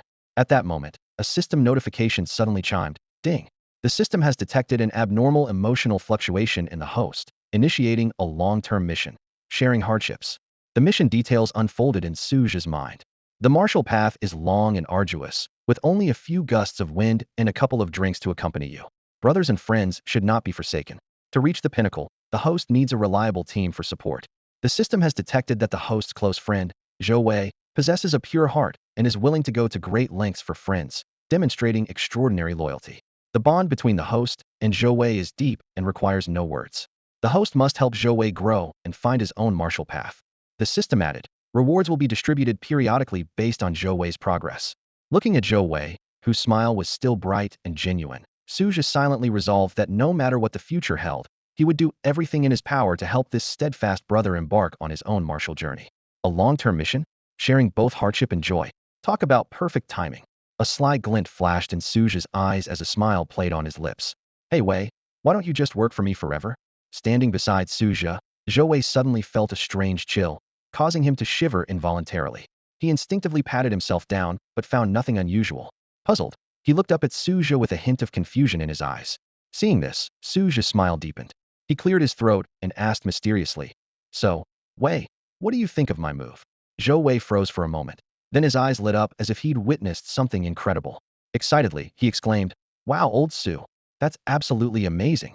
He nodded vigorously, stars practically shining in his eyes. Amused by Zhou reaction, Su Zhe chuckled inwardly and continued to coax him. "Do you want to learn it? I can teach you." Zhou, hearing this, seemed to grasp a lifeline and eagerly asked, "Really? Godfather, will you really teach me?" Su Zhe nodded with feigned profundity. "Of course, tonight at 7, at the Star Refining Martial Arts Hall. You can learn from me." Seeing Zhou shameless eagerness, Su Zhe couldn't help but facepalm, internally criticizing. "System, did you assign this task to the wrong person? Does this guy look like someone with a pure heart?" The system's voice chimed in at the right moment. "Ding. Please do not question the system. It's just a formality. Don't take it seriously." Su Zhe was left speechless. I knew it. He couldn't help but grumble. "System, even you with your serious demeanor get involved in these formalities." Standing on moral high ground, he righteously condemned the system.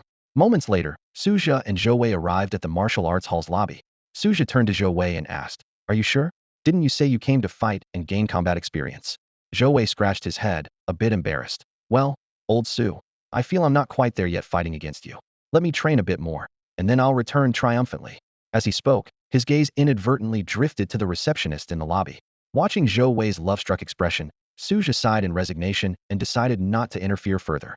He walked straight to the reception desk and said to the staff, "Hello, I'd like to apply for a martial arts membership card at the Star Refining Martial Arts Hall." The staff responded politely, "Certainly, sir. Would you like a regular card or an elite card?" Su Zhe was a bit puzzled. "Elite card? What's the difference?" The staff patiently explained, "Well, sir, with an elite card, you can participate in our Star Refining Martial Arts Hall's combat trials without any time restrictions. Although it's expensive, those who achieve consecutive wins in the trials receive generous rewards, catering to the needs of various martial arts groups." Intrigued, Su Zhe asked, "How much is the elite card in Daxia currency?" "Sir, it's 200,000 per month," the staff replied. "So expensive?" Su Zhe exclaimed in shock. The staff nodded politely. "Please understand." Su Zhe pondered for a moment. After a while, he seemed to make up his mind and said firmly, "Please issue me an elite membership card." Su Zhe stood at the martial arts center's counter, carefully comparing the details of the elite card and the regular card. He calculated silently and realized that the elite card suited his current situation better. However, this would mean that half of the startup funds his father had given him would soon be spent. He frowned slightly, but made up his mind to choose the elite card. The staff member politely instructed, "Sir, please press your fingerprint here and drop a bit of blood.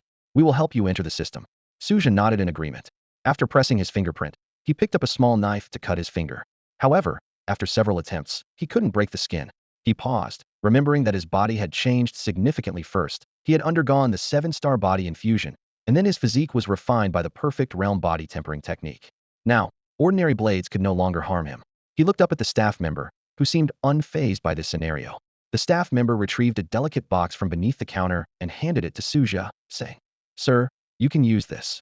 Su Zhe opened the box to find a small knife about half the size of his palm. The blade was sharp, with a cold gleam. He tapped the knife with his knuckle, eliciting a crisp metallic sound. The staff member explained, "This is a third-grade knife specially prepared by our martial arts center for situations like yours. If this one doesn't work, we have other options." Without further comment, Su Zhe deftly made a small cut on his fingertip and collected a drop of blood. He returned the knife and the blood to the staff member, who efficiently completed the registration process. A moment later, the staff member handed Su Zhe a shiny card and pointed to the side. "Sir, you can update your personal information at the self-service machine over there. Just insert the card." Following the direction, Su Zhe saw a row of red-topped self-service machines neatly lined up, with martial artists occasionally using them. He thanked the staff and headed towards the machines. After inserting the card, the screen displayed only name and cultivation level options. Su Zhe filled in his cultivation level, and, when it came to the name field, a mischievous smile appeared on his face. He quickly typed, "Tyrannosaurus Warrior," and confidently hit the confirm button. Just then, Zhou emerged from the medical room and saw Su Zhe smiling brightly at the screen. Curious, he approached. "What's going on? You're grinning like a Cheshire cat." Su Zhe composed himself and asked seriously, "Ah Wei, what's your martial arts card name?" Zhou hesitated, mumbling softly, Wild Boar Knight. Su Zhe couldn't help but laugh. "Huh, what a ridiculous name." He pocketed his martial arts card and, pretending to be profound, said, "Hey, you're hiding nothing. I saw it all, and that Tyrannosaurus warrior isn't much better." Upon hearing this, Zhou got anxious and tried to grab Su Zhe's martial arts card. The two playfully tussled as they headed towards the combat hall. At the combat hall's front desk, Su Zhe said to the staff, "Hello, I'd like to participate in the Star Refining Martial Arts Center's combat trial. Please register me." He handed over his card. The staff took the card and registered him while reminding, "All right, sir, please wait a moment.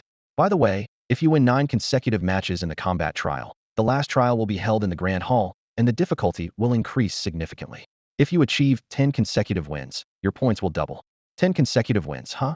Su Zhe mused. Beside him, Zhou Wei exclaimed, "Wow, 10 consecutive wins? Su Zhe, can you do it?" Su Zhe stood hesitantly at the entrance of the battle hall. Beside him, Zhou Wei, the Boar Knight, kept chattering, "Old Su, don't push yourself too hard. If it gets tough, just concede. I'm counting on you to give me some special training tonight." Just then, a system notification sounded. "Sir, your information has been recorded. Please wait while we match you with the most suitable opponent." Moments later, the match results appeared. Beep beep. "The Tyrannosaurus warrior has found your opponent, Madman. Late stage of the body, refining realm." Su Zhe stared at the photo of Madman on the interface, murmuring to himself, "Madman? Doesn't look too hard to handle." However, Zhou Wei looked worried and whispered in Su Zhe's ear, "Oh man, old Su. This guy looks like a lunatic. Be careful, and if it gets tough, let's just give up. Better to live to fight another day." Annoyed by Zhou Wei's nagging, Su Zhe retorted, "Get off my back. Who knew you had the potential to be such a nag, even more than my own mother? Just wait here and watch your old man return victorious." Meanwhile, in a corner of the battle hall, a man with heavy makeup and a sinister smile, dressed in leather, was eyeing the match interface. He sneered, "Huh, Tyrannosaurus warrior? Which fresh kid is here for a beating this time? Watch me take good care of you." With that, he put away his phone and swaggered into the arena. Onlookers whispered among themselves, "Hey, wonder who the unlucky one facing Madman is this time. Yeah, hasn't he taken out several people this month already? Sure, keep it down. Don't let that psycho hear you. I don't want him targeting me. Let's just hope that kid has some luck and concedes quickly to avoid too much pain." In a corner of the crowd, a pretty girl in a green dress and a crown of flowers turned to an elder beside her and asked softly, "Mr. E, do you think Madman might lose this time?" The elder shook his head slightly, speaking calmly. "Huh, hard to say. Although I don't think much of Madman, I must admit, his dominance in the body refining realm is quite something. Ordinary folks might really struggle against him." The elder paused, his expression turning serious. "But since we're here today, we can't let someone like Madman tarnish the martial arts environment of Daxia. Remember, a warrior can be killed, but not humiliated." The pretty girl immediately straightened up and playfully replied, "Yes, Pink Bing will follow orders." Watching the girl's lively demeanor, the elder shook his head with a helpless smile. You little rascal." The microstar drone, a perfect fusion of technology and spiritual energy from the Daxia era, hovered beside Su Zhe. This intricate mechanical creation contained a sunlight stone spiritual energy circulation array, providing it with a constant energy source. Meanwhile, an advanced chip system operated silently, ready to process combat data and simulate battle outcomes at any moment. Su Zhe glanced at the time with a frown, puzzled. His opponent was late, and by the rules, he would win by default. However, this wasn't what he desired more than the martial arts arena's point rewards. He yearned for the system's source points. Just as he was about to give up and rematch with a new opponent, a heavily made-up figure finally arrived. It was Quang Tu, who immediately began with a disdainful taunt. "Oh my, this time my opponent is such a handsome young man. I bet if I beat you up, your parents would be heartbroken." Su Zhe remained silent, his sharp gaze sizing up Quang Tu with furrowed brows. He inwardly criticized. This person was absurdly ugly, with a stench to match, a true failure of the matching system. Seeing the undisguised disgust in Su Zhe's eyes, Quang Tu's anger flared. She gritted her teeth and said, "Very well, boy. I'm going to dislocate your jaw and then blind you. I've been in the martial arts arena for over 10 years, and those who offend me don't end up well." Su Zhe sneered, retaliating without mercy. "Huh? You're just a points loser. Barely reaching the body refining stage after over a decade, and you've turned yourself into a monstrosity. If I were you, I'd have started over long ago. Yet here you are, spewing nonsense." Infuriated by his words, Quang Tu's face turned ashen. She threatened with a vicious smile. "Huh, I've met plenty with mouths as tough as yours in the refining stage. Just the other day, I encountered a mid-stage body refining man. I dislocated his jaw so he couldn't speak, then slowly broke his legs and a meridian. That pauper will never stand again in his life." Her eyes gleamed with madness as she continued. "Don't worry, you'll be in the medical bay soon. I'll be extra careful with you, peeling you layer by layer."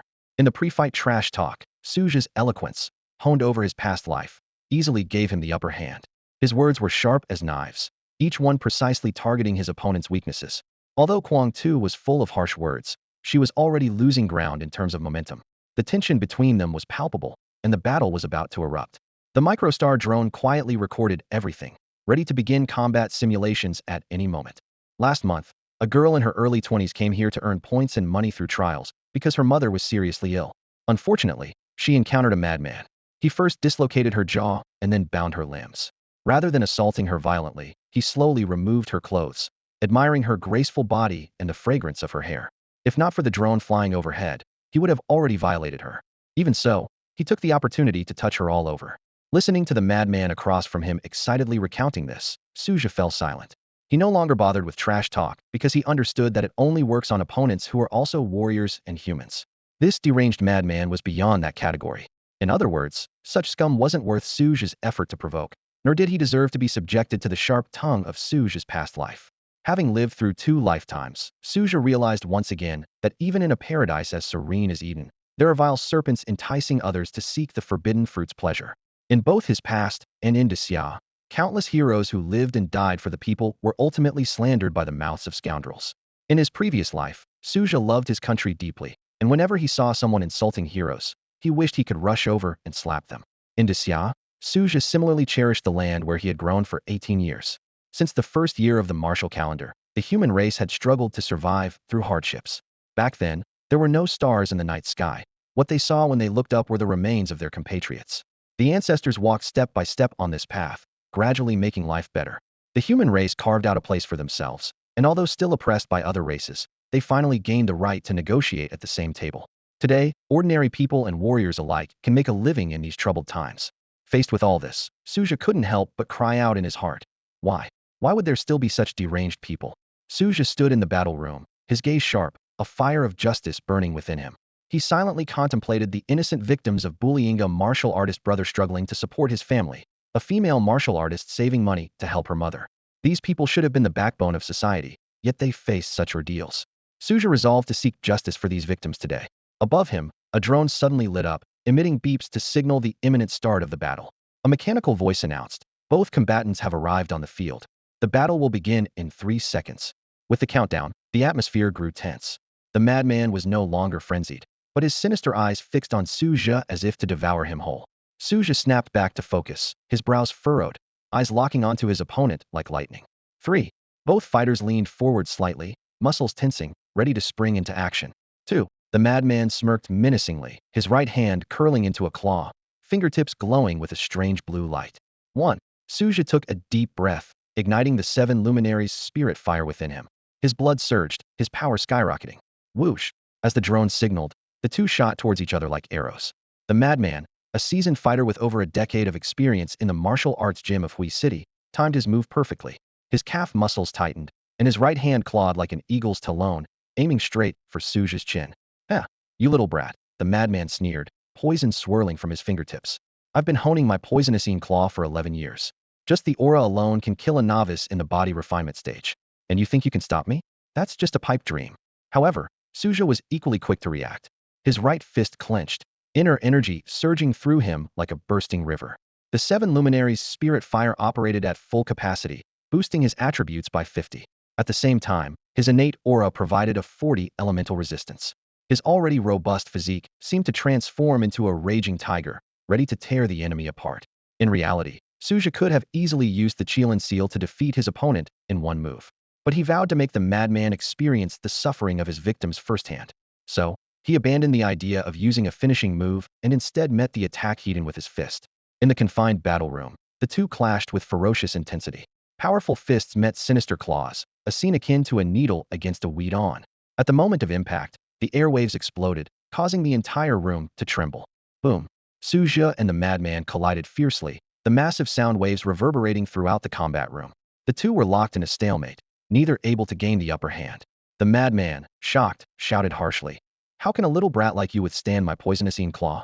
Could it be you're also at the late stage of the body refinement realm?" A terrifying thought crossed his mind. Su Zhe sneered coldly, mocking without mercy. "Old dog, everyone says you're just a useless point collector. After more than 10 years, you're still stuck in the body refinement realm? I suggest you go back and train for another decade. Hard work can make up for lack of talent.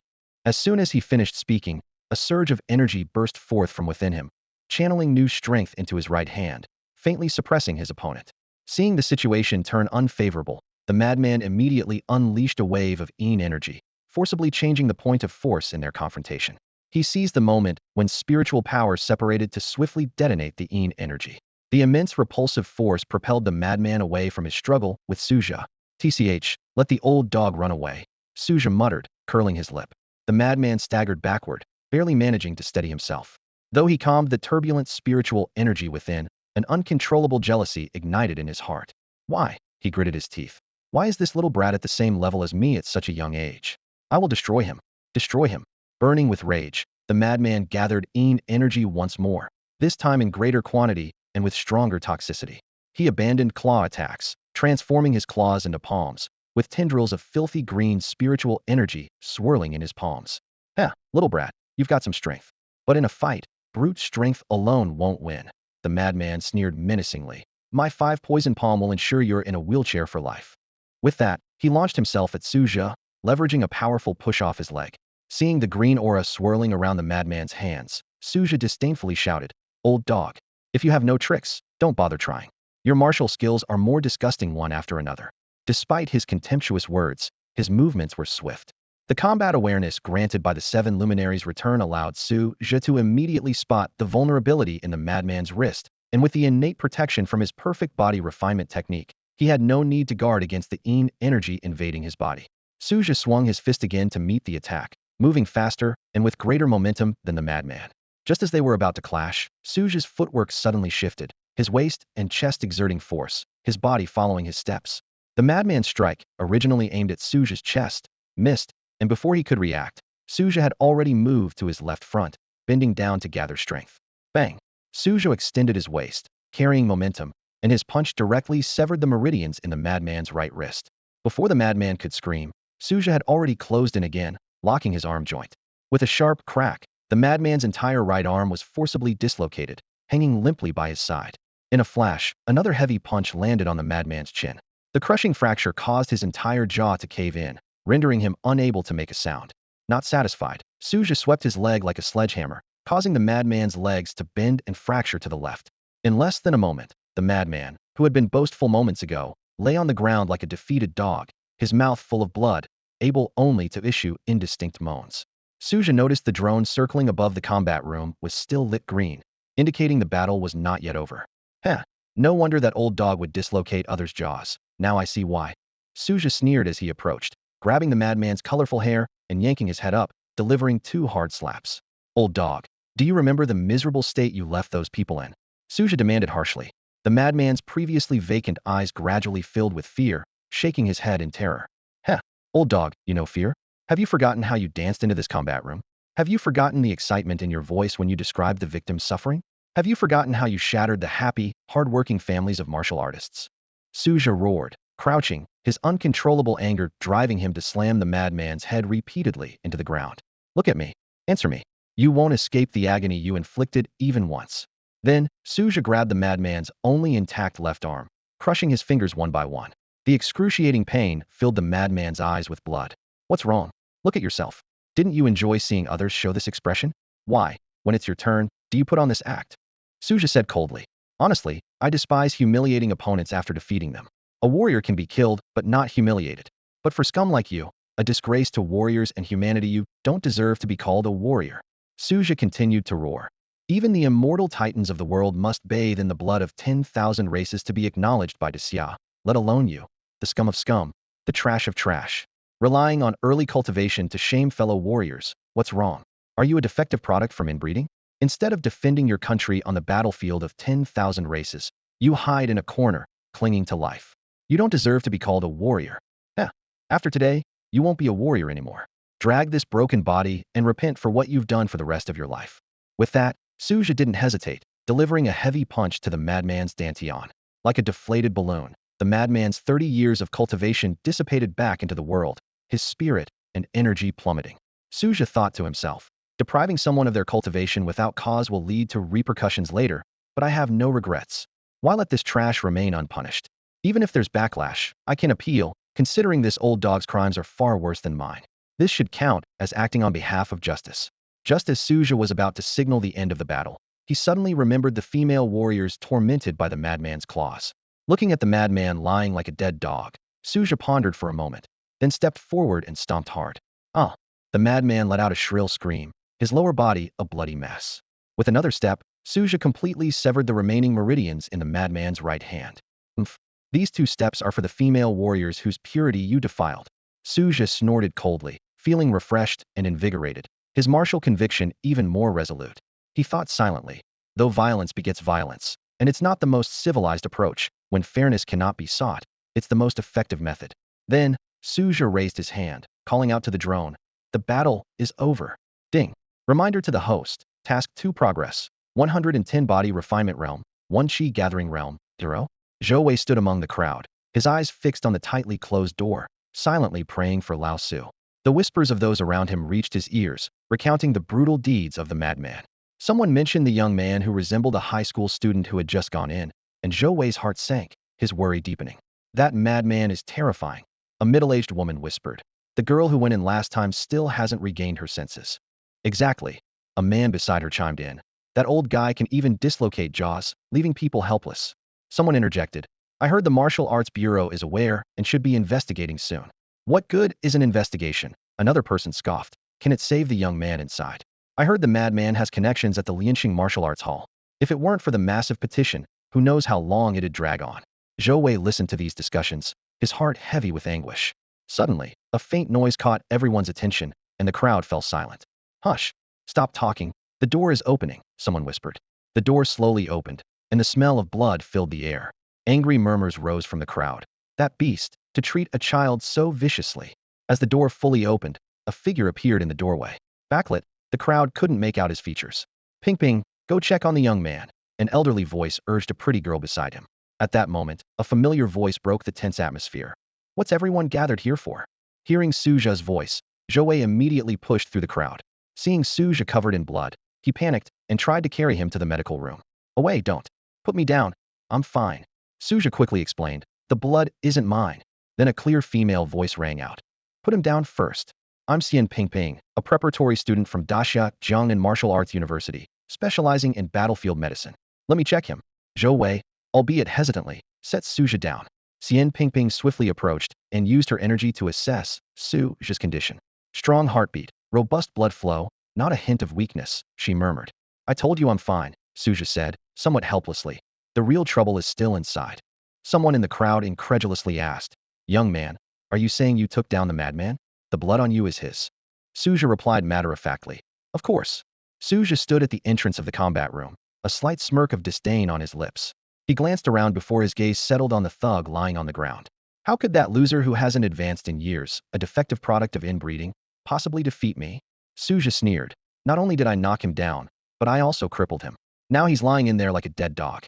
Su Zhe shrugged, a hint of pride in his voice. The surrounding crowd erupted in murmurs upon hearing his words. "Wow," someone gasped. "This guy is terrifying." The thug has been fighting in the martial arts hall for over a decade, and today he was taken down by a high school student. Just then, someone in the hall shouted, "Hey, the Martial Arts Bureau is here." The sudden announcement made the atmosphere tense. Su Zhe frowned, puzzled, and asked, "The Martial Arts Bureau? What's going on? I just beat up some scum. Why would they report it?" Zhou Wei quickly explained to Su Zhe, "It's not that. Apparently, the thug has been arrogant and offensive, making a lot of enemies. He's also sadistic and cruel, so some victims banded together to report him to the Martial Arts Bureau.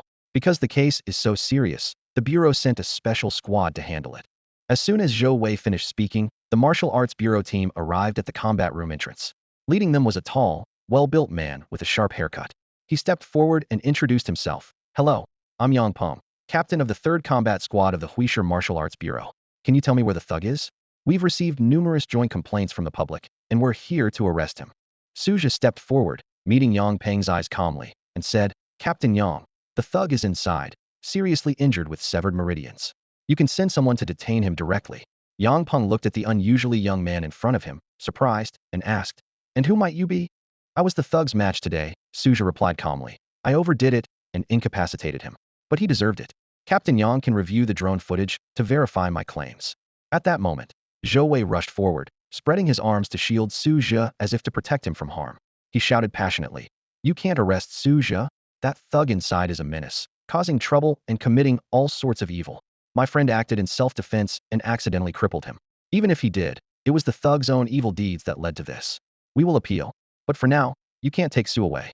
He's covered in blood and must be injured. We need to get him treated." Zhou Wei's words were filled with urgency and concern, reminiscent of the days when he protected young Su Zhe. The atmosphere grew even more tense, with everyone's eyes fixed on Yang Peng, awaiting his decision. Zhou Wei grinned and shouted to Yang Peng, "Haha, don't be nervous, classmate. Our team's mission is to arrest that maniac, dead or alive." A sly look flashed in his eyes. "In fact, if you can prove that your brother took him down, it would be a great achievement." Yang Peng keenly noticed the worry and hesitation in the young man's eyes and gently reassured him. "A great achievement?" Su Zhe replied with a hint of coldness in his voice. "Exactly. Even one piece of evidence from that joint complaint letter would land that maniac in prison for years. If the entire content is proven, dying would be too easy for him." Yang Peng snorted, frowning. "But there's no evidence for the complaint's contents. How can you say dead or alive?" The silent boar knight suddenly spoke, his voice deep. "The eyes of the public are sharp. Dead or alive is the best promise to the victims." Yang Peng responded gravely, his tone revealing his deep anger toward the maniac's crimes detailed in the complaint. Just then, a team member hurried over with a phone in hand. "Captain, this is the footage from the battle room." He handed the phone to Yang Peng. Yang Peng stared at the screen, watching the maniac's brazen actions in front of Su Zhe, gripping the phone tightly. "Damn it," he said through gritted teeth. "Such a scourge has been living right under our martial arts bureau's nose for over a decade.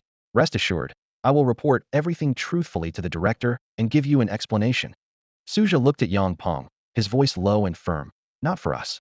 It's for those he has harmed over the past decade." Yang Peng solemnly nodded in agreement. Su Zhe said no more and followed Zhou Wei towards the medical room. At that moment, Xian Pingping suddenly spoke up, her voice playful.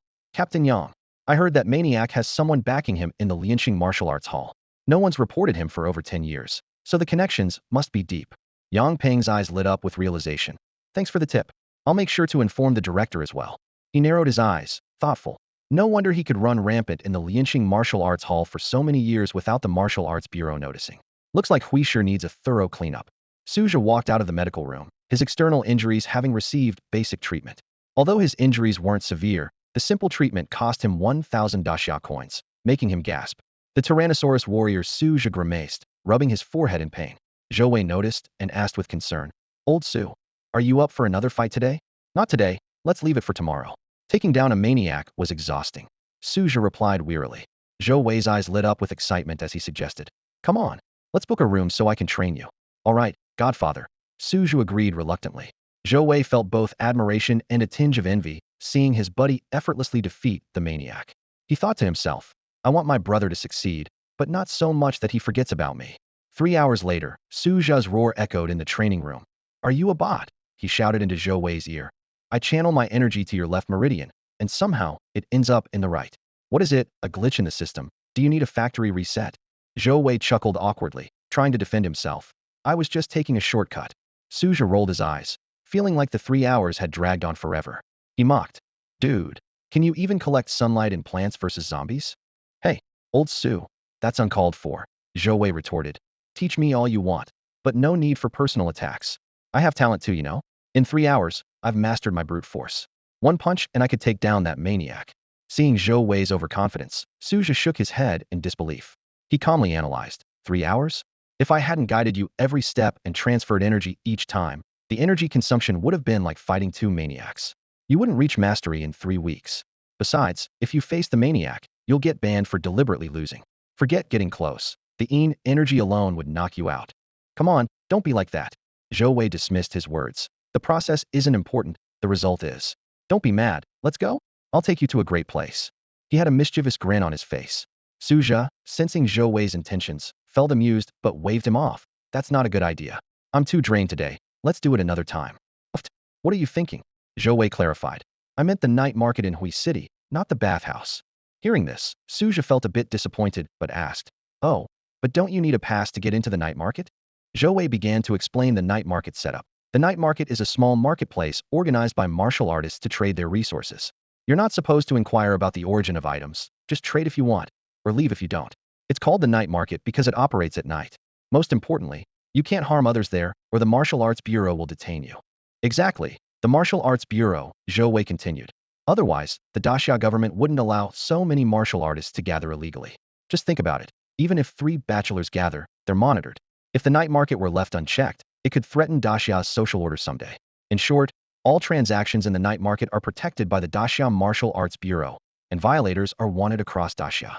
With that, Zhou Wei slyly pulled a plastic card from his small bag, boasting, "Hee hee, I secretly took my dad's card." Su Zhe was shocked and exclaimed, "Are you crazy? Uncle Zhou doesn't know?" Zhou Wei's father, named Zhou Dalan, is an old friend of Su's father and has been doing business in Hui City for years, amassing quite a fortune. Su Zhe felt a wave of relief and, looking at the bank card in Zhou Wei's hand, said softly, "Don't worry, since the card hasn't been locked or reported lost, it means your dad is aware of it." Zhou Wei's eyes lit up with excitement as he asked, "So we're really going?" "Of course. No doubt about it." Su Zhe replied with a smile, patting Zhou Wei on the shoulder. The two exchanged a knowing smile, as if they were back in their inseparable teenage years. In a way, Su Zhe and Zhou Wei were like real-life versions of the terrible twins, a pair of inseparable partners in crime. As night fell and the clock struck 8, a bright moon hung high in the sky. Su Zhe and Zhou Wei stood at the entrance of the legendary night market, anxiously waiting for it to open. The area was nearly deserted, with only a few scattered figures around. "Old Su, do you think we might have the wrong place?" Zhou Wei asked, squatting by the curb and idly playing with pebbles on the ground.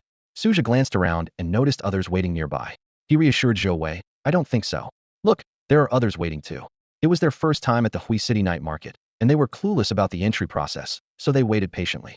Just then, a figure emerged from a nearby alley, beckoning to Su Zhe and calling out in a low voice, "Hey, if you want to enter the night market, come over here." Exchanging a glance, Su Zhe and Zhou Wei quickly made their way into the alley. After walking down a dimly lit path, they stopped in front of a massive iron door. The lead man pointed to a card reader by the door and said, "Swipe your entry pass here. Once verified, you can enter. Each pass allows up to 3 people. All right, line up and go one by one." Su Zhe gestured for Zhou Wei to swipe the card. With a click, the heavy iron door slowly creaked open, making a grating noise as it moved. Without hesitation, they stepped into the night market. Upon entering, Su Zhe was immediately struck by the dazzling sight. Neon lights flickered above, casting vibrant hues over the bustling scene. Stalls were crowded with haggling customers, and the air was filled with a cacophony of voices. "Wow, old Su, check this out. Isn't this sword awesome?" Zhou Wei had already dashed over to a weapons shop, eagerly pointing at a broadsword on display. Su Zhe quickly pulled him back, saying helplessly, "Slow down. If you break something, we can't afford to pay for it." The two continued to explore, taking in the sights as they wandered deeper into the heart of the night market. The area was lively, and the quality of martial arts resources for sale was noticeably higher. Just as Su Zhe and Zhou Wei were about to venture further, 2 people excitedly rushed past them, chattering, "Hey, did you hear? Wanbao Pavilion is holding an auction at the night market tonight. Guess what the highlight of the auction is?" On the bustling streets of Huishi, 2 young men were eagerly chatting, walking briskly. "I've heard about it for ages," one of them said in a hushed voice, his eyes gleaming with excitement. "Wow, the Wanbao Pavilion really is wealthy, actually auctioning off the eternal radiant sacred pearl." His companion nodded in agreement. "Exactly. Treasures of that caliber are only seen with the Yulin royal family. Not only is it rare in a small place like Huishi, but even in Jiangnan province's capital, Jiangdu, it's hard to come by. I heard it was organized on a whim by some big shot from Wanbao Pavilion who came to Huishi," the first person added, a wide smile spreading across his face. "Ha ha, we're really lucky. Let's hurry and grab a spot." Right. Let's go check it out." "Quick, quick," his friend urged, and the two picked up their pace, heading swiftly towards the auction venue. Not far away, Zhou Wei watched the two with interest. He turned to his companion, Su Zhe, and curiously asked, "Hey, old Su, what is this eternal radiant sacred pearl they're talking about?" Su Zhe stroked his chin, lost in thought. After a moment, he slowly spoke. "I read about it in the Compendium of 10,000 Clans. When a noble-blooded clan member dies, there's a chance their bloodline can condense into a spiritual object. Our human race calls these objects bloodline spiritual items, but only highly ranked clans can produce them." He paused, then continued, "Luo Zhantian, you know, the Luo Emperor? When he killed the sky-tearing demon ape, it left behind a treasure called the demon ape sacred heart. It's still on display in the Daxia Museum. This eternal radiant sacred pearl is likely a similar bloodline spiritual item." Zhou Wei was left speechless and exclaimed in awe, "Wow, old Su, you're amazing to know all this." However, Su Zhe suddenly looked puzzled, frowning. He stared at Zhou Wei, suspicion in his voice. "Be honest, who did you copy from for the 10,000 Clans Compendium last semester?" Scoring 83 like that is just nonsense. Zhou Wei flashed an awkward smile, but quickly regained his proud demeanor. He, I copied from our class's academic committee member. Ah, that's not important. Zhou Wei quickly changed the subject, excitedly suggesting. So, old Su, should we go have a look? Su Zhe sneered, mercilessly retorting, huh? I'm broke, and you're a scoundrel. What? Are you trying to help the auction hall's security get a bonus? Or do you just want to see the disparity of the world? You go if you want. Zhou Wei shouted defiantly. It's tough. Even a hero can't do much without money. His voice drew curious glances from passers-by. Ugh, such a drama queen, what a joke. Su Zhe mocked as he turned to leave. Left with no choice, Zhou Wei hurriedly chased after the already distant Su Zhe, shouting, Hey, old Su, wait up, you heartless guy. As night fell, the Wanbao Pavilion was brightly lit. An elderly man with white hair stood at the front, gazing kindly at the young woman on stage. Her skin was like jade, her large, lively eyes blinked occasionally, her eyebrows were gracefully arched, and a slight curve of her lips hinted at a touch of defiance. She was Tang Shinua, the only daughter of the Tang family and the young master of the Wanbao Pavilion. Yeah, you've really caused trouble this time, the old man said earnestly. That eternal radiance sacred Qilin pearl was meant to repay a favor for your father, and you went ahead and put it up for auction. Your father is going to have a headache over this. Tang Shinua pouted dismissively. Grandpa Fu, you've mentioned it several times today. What's done is done. We might as well wait for the auction to start. She paused, her tone suddenly turning aggrieved. And as for my dad, he's always so busy, he even forgot my birthday.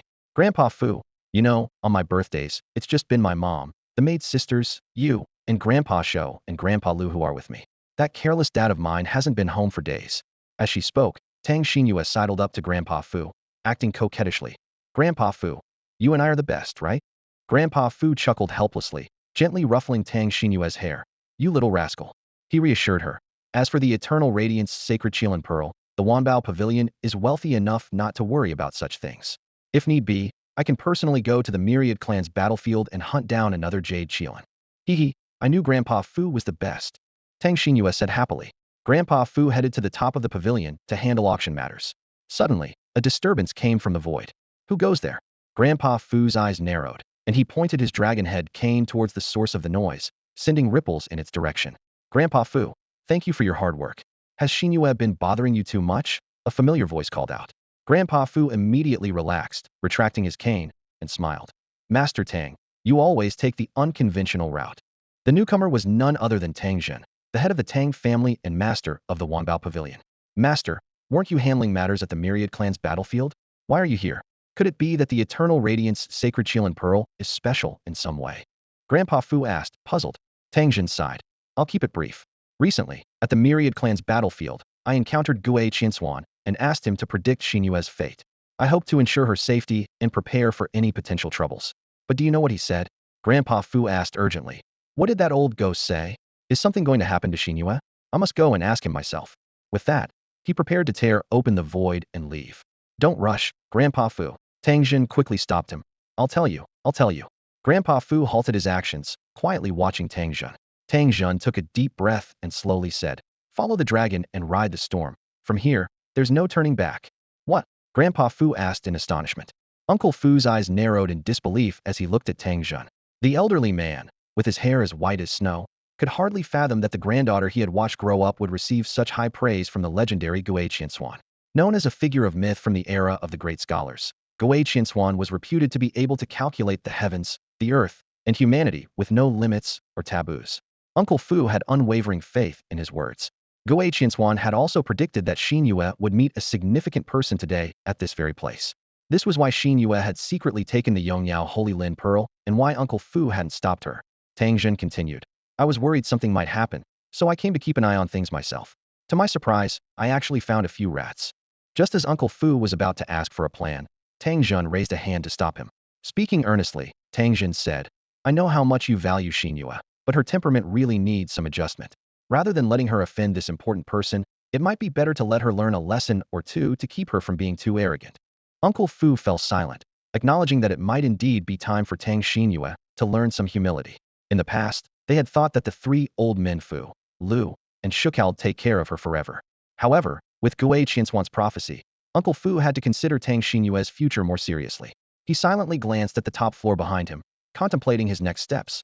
Meanwhile, in the dark corners at the edge of the night market, a group of cloaked figures gathered surreptitiously. The large cloaks concealed their forms entirely, revealing only eyes gleaming with a maniacal light. The leader appeared to be an elder, with veiny, withered hands extending from the cloak, his skin as dull as dead wood. A hunched figure serving him spoke respectfully. Master Bishop, our followers in the city are all in position, just waiting for your command. Under your leadership, the Yongyao Holy Lin Pearl will surely be ours. The elder let out a raspy, cold laugh. Heh. That little girl from the Tang family is quite audacious to run around alone with the Yongyao Holy Lin Pearl. It's as if the heavens are blessing me. He turned to his followers and ordered, inform all our members. Tonight, not only do we seize the Yongyao Holy Lin Pearl, but we also take the Tang family's precious daughter with us. Yes, sir. The followers responded with a fervent, hysterical gleam in their eyes. As night fell and the clock struck 10 in the Great Xia time, the Wanbao Pavilion was bustling with people as the auction was about to begin, creating a lively atmosphere. Right on schedule, Uncle Fu took the stage to host this impromptu auction. Ladies and gentlemen, welcome to our Wanbao Pavilion auction in the city. Uncle Fu's booming voice echoed through the hall. This auction was decided at the last minute by our pavilion's young master, Miss Tang Shinua. We apologize for the short notice, but I suspect many of you are here for the grand finale item. Am I right? Someone in the audience shouted. Ha! Old man, since you know that, why not bring out the treasure directly and save us all some time? Uncle Fu replied with a cheerful smile. Ha! Your enthusiasm is appreciated, but we must adhere to tradition. Let's proceed with the process, shall we? Clearing his throat, he continued. All right, let's get to it. Up next is the first spiritual item for auction from Wanbao Pavilion. The crowd fell silent immediately. No one dared to cause trouble in front of the great Xia's god of wealth. It was a well-known rule. At this moment, Su Zhe and Zhou Wei were inside a weapon shop, intently examining various weapons.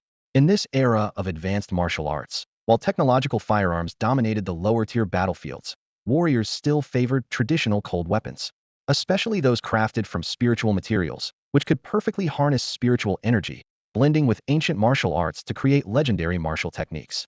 Wow, check this out, old Su. Zhou Wei's exclamation interrupted Su Zhe's thoughts. Turning around, Su Zhe saw Zhou Wei holding an enormous broadsword, clearly excited. The sword was about 3 feet long and 7 inches wide, with bold and rugged lines. Its broad, thick blade glinted menacingly. However, the imposing blade seemed somewhat out of place in Zhou Wei's hands. The sword's powerful aura clashed with Zhou Wei's slightly sleazy demeanor, a contrast that amused Su Zhe. Looks just right for you, Su Zhe teased mercilessly.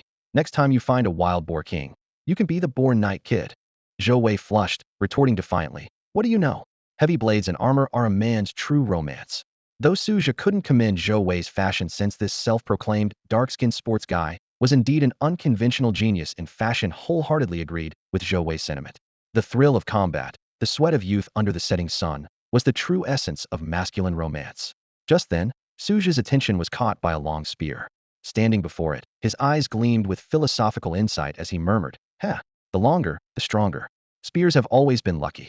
He gazed steadily at the spear, thinking to himself, the 7 luminaries' spiritual alignment has destined me to be a high-endurance, long-lasting, and incredibly tough assault warrior. This spear seems tailor-made for me. Noticing Su Zhe's reaction, Zhou Wei smirked and couldn't help but quip. Hey, aren't you being a bit of a hypocrite? That's a heavy weapon too, isn't it? Their conversation was full of youthful energy and mutual teasing, playing out a light-hearted scene about weapon choices in the weapon shop. Ignoring the commotion caused by the 2 youngsters in the weapon shop, the rare items at the front of the Wanbao Pavilion had been auctioned off one by one. The auctioneer, Uncle Fu, suddenly raised his voice by several octaves. Finally, the highlight of today's auction is here. A set of exquisite glassware was slowly pushed onto the auction stage, containing a bead that shimmered with a mysterious light. Uncle Fu introduced it, the eternal luminous Qilin bead. This glass set has multiple protective features such as alert, seal, and self-destruction. I believe everyone understands the value of this spiritual item. So, the starting bid is 50 million daxia coins, with no upper limit. As soon as he finished speaking, the room erupted. 80 million. Just 80 million for this bead? I'll bid 150 million. Get lost. If you can't pay, don't make noise. 300 million. Everyone was vying for it, and the price quickly soared to 500 million. Just then, an elderly man in a black robe slowly raised his withered right hand from a corner and croaked out, 1 billion. The entire room fell into a dead silence. People exchanged glances and whispered, is that old guy joking? No matter how precious, it's not worth 1 billion. Is he planning to back out? Who would dare cause trouble at the Wanbao Pavilion in Daxia? That's a death wish. On stage, Uncle Fu squinted, sensing something amiss. He thought to himself, humph, the rat finally shows itself.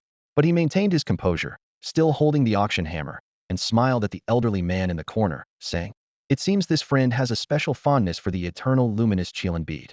However, should we verify your bidding qualifications?" Everyone's eyes turned to the old man in the black robe. He slightly lifted the corners of his mouth under his hood, letting out a piercing laugh. "Ha! Indeed, I am determined to get this eternal luminous Qilin bead. By the way, I've heard the daughter of the Tang family is present. May I have the pleasure of seeing her?" Before he finished speaking, the auction hall was suddenly filled with black smoke. From nowhere, a large number of people in black robes, armed, appeared and surrounded everyone present. This is, you are heretics. Damn you, you lackeys of the myriad races. Traitors to humanity. The people present realized that they were surrounded by black-robed figures exuding the frenzied aura unique to heretics, and they cursed through gritted teeth. In an era of confrontation with the myriad races, most had pledged to guard the Star Abyss and protect Daxia at all costs. However, some cowardly individuals chose to be enslaved by the myriad races for temporary pleasure, labeled as traitors and heretics by the Daxia authorities. In the absence of high-level beings due to the Zhou Tian Xingqian Yin-Yang formation, these traitors aided the myriad races, harming their fellow Daxia citizens. For all Daxia people, there was only one response to such individuals: kill on sight. No reporting required. Eradicate them completely. At this moment, the entire auction hall was on the brink of conflict, ready to erupt at any moment. The raspy voice echoed again, resonating in the silent venue. There's no need for tension. We are not here for slaughter. We only seek two things: the eternal luminous Qilin bead and the daughter of the Tang family. Once we have them, we will leave immediately without further disrupting your enjoyment. Heretics deserve to be exterminated. Even if we all die here, we will not agree to any of your conditions. Exactly. Do your worst. If I even flinch, I'll be your grandson. The crowd was filled with righteous indignation, ready to fight to the death, and a fierce battle was imminent.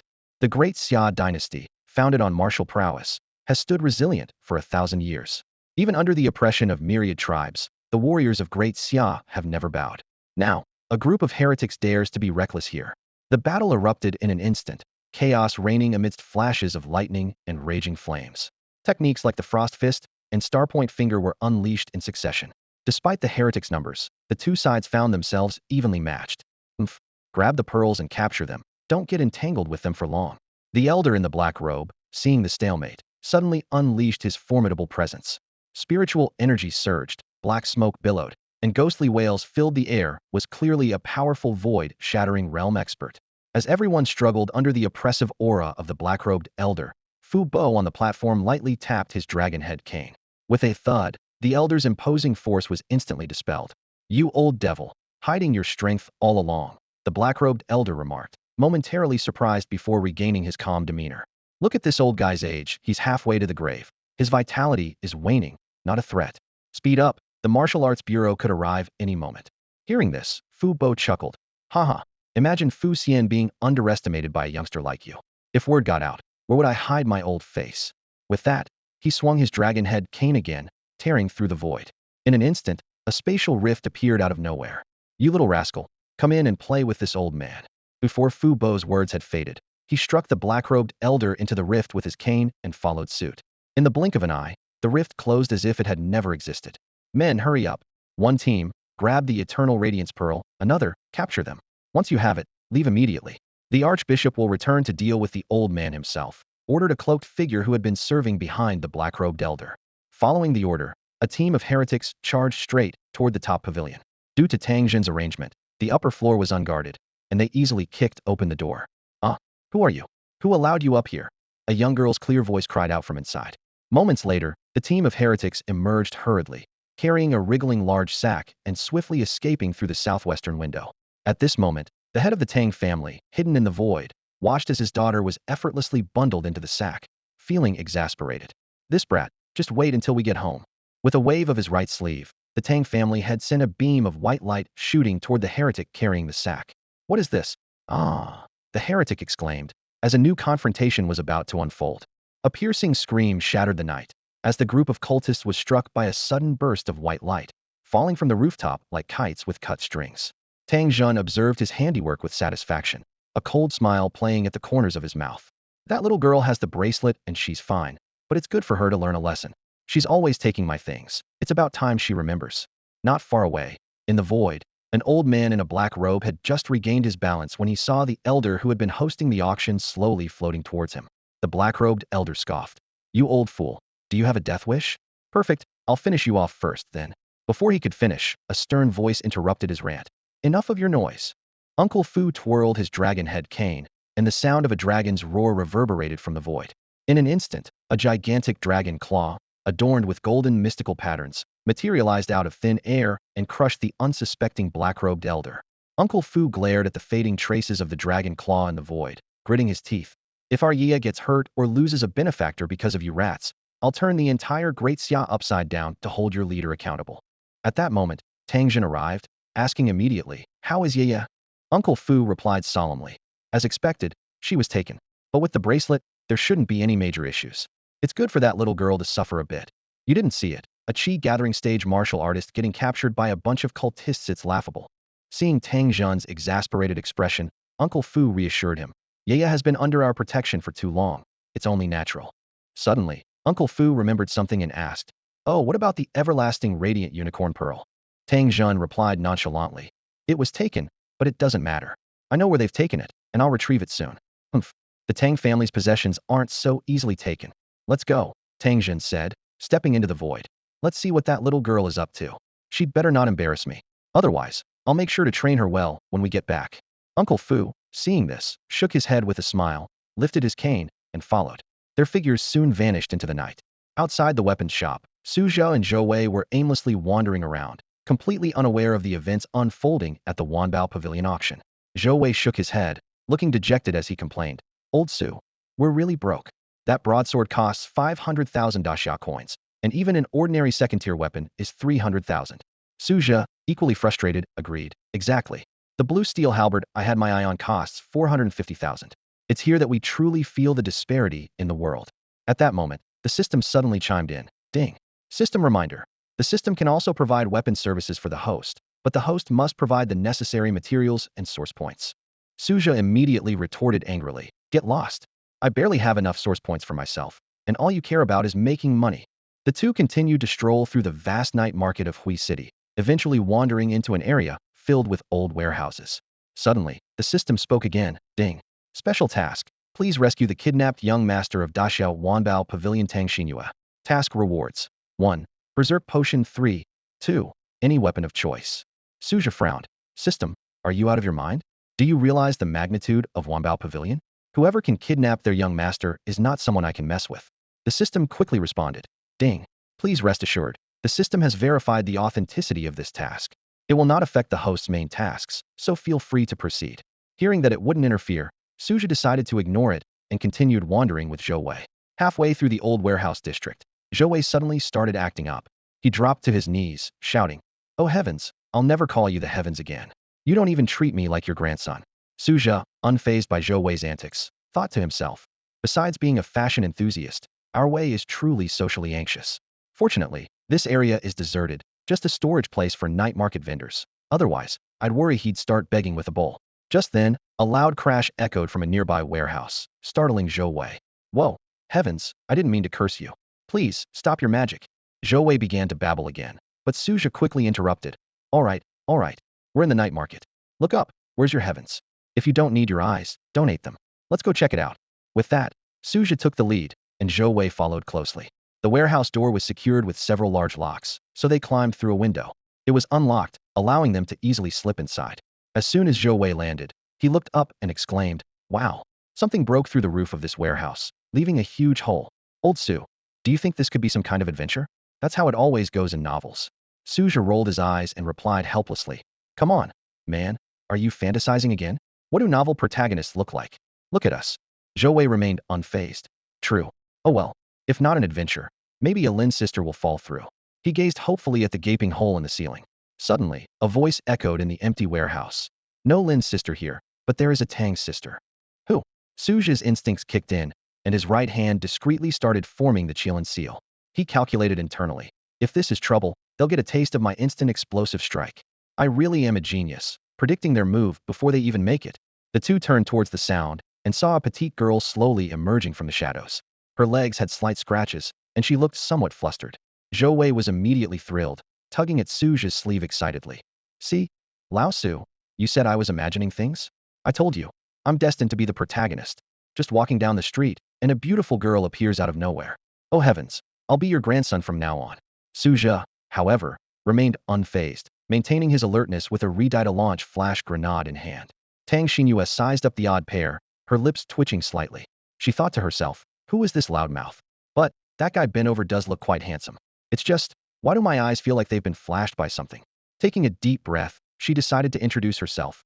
Hello, I'm Tang Shinua. I mean no harm. It's just, due to certain circumstances, I ended up here. She deliberately left out the details of her kidnapping and the bombing, feeling it was too embarrassing. She silently vowed, whoever is so uncouth as to throw bombs around in the city, I won't let you off easily. Meanwhile, a certain family head watching over his daughter from a distance suddenly sneezed. He muttered, who's thinking about me? Damn, it must be those beasts on the battlefield. Wait till I finish up here and deal with them. Unable to contain himself, Zhou Wei hurried forward to chat. Wow, Shinua, what a beautiful name. I'm Zhou Wei, and that guy over there with the shifty eyes and ordinary looks is Su Zhe. Shinua, meeting is destiny. Let's exchange contact info. Next time you land in a warehouse, let me know in advance, and I'll bring friends to see you. As he spoke, he took out his phone, ready to get Tang Shinua's contact. Next to him, Su Zhe, realizing Tang Shinua had introduced herself, relaxed slightly. He regretfully let go of the Qilin Seal, silently thinking, too bad, I wanted to see if holding this flash grenade would work. What a waste of a good flash grenade. But if she's Tang Shinua, does that mean my mission is complete, and I get a system reward? Just then, a mechanical voice echoed in Su Zhe's mind. Ding. System reminder. The task remains ongoing. Seeing that Zhou Wei had almost finished chatting, Su Zhe stepped forward and asked, you mentioned falling off a roof, due to certain reasons. Looking outside, the only place higher than this warehouse that could make such a big hole in the roof is the Wanbao Pavilion loft. You didn't fall from there, did you? Zhou Wei also looked puzzled, muttering. No normal person would just fall from such a high place. Unless, she has a mental deficiency. Thinking this, Zhou Wei's gaze towards Tang Shinua changed, tinged with pity. Seeing this, Tang Shinua felt exasperated. One of them seemed as cunning as a fox, the other as naive as a child. She couldn't handle it. She had no choice but to concede. All right. I was actually kidnapped and being chased. Kidnapped? Zhou Wei exclaimed. Is that really the case? Su Zhe's eyes flickered as he pressed. But if you were kidnapped from the Wanbao Pavilion loft, why wouldn't the kidnappers just steal the treasures inside? It's much more convenient. For once, Zhou Wei showed some intelligence, staring at Tang Shinua firmly. You're lying. Zhou Wei pointed at Tang Shinua, his eyes flickering with curiosity. Su Zhe, standing beside him, also looked at Tang Shinua with interest. Tang Shinua sighed helplessly under their gaze, realizing she could no longer keep the secret. All right. She hesitated slightly before continuing. Actually, Wanbao Pavilion is owned by my family, and the current master is my father. Zhou Wei's jaw nearly hit the floor, and he stammered in disbelief. What? You mean someone actually dared to kidnap the daughter of the master of Wanbao Pavilion and succeeded? Tang Shinua scratched her head, a slightly embarrassed smile appearing on her face. Su Zhe quickly interjected to steer the conversation back on track. Ahem, Tang Shinua, do you know who kidnapped you? After a moment of silence, Tang Shinua slowly uttered, heretics. Upon hearing this, Zhou Wei also fell silent, glancing at Su Zhe with a hint of concern in his eyes. The name, heretics, was not unfamiliar to them, but Zhou Wei decided to hear his close friend's thoughts. Su Zhe quickly pieced together the sequence of events and continued questioning. Tang Shinua, I also want to ask, do you know how many heretics kidnapped you? How strong are they? Tang Shinua thought for a bit before replying. 5 of them. 2 are at the chi gathering stage, and 3 are in the late body refinement stage. However, they fell from a great height, so even if they didn't die, they're probably severely injured. Besides, they didn't have any defensive gear. As she spoke, she shook her wrist, revealing a delicate jade bracelet. Just as Su Zhe was about to ask more questions, the iron door of the warehouse was suddenly forced open with a deafening bang. Su Zhe's eyes narrowed, his innate agility granting him a reaction speed beyond that of ordinary people. At the moment the door was breached, he swiftly slipped into a nearby container. Tang Shinua and Zhou Wei barely had time to react before several burly men entered from outside. Their tattered black cloaks clearly indicated their identities, the heretics. Tang Shinua bit her lip, a mix of anger and fear flashing in her eyes. The leading man in the black robe spoke, his voice laced with a sinister smile.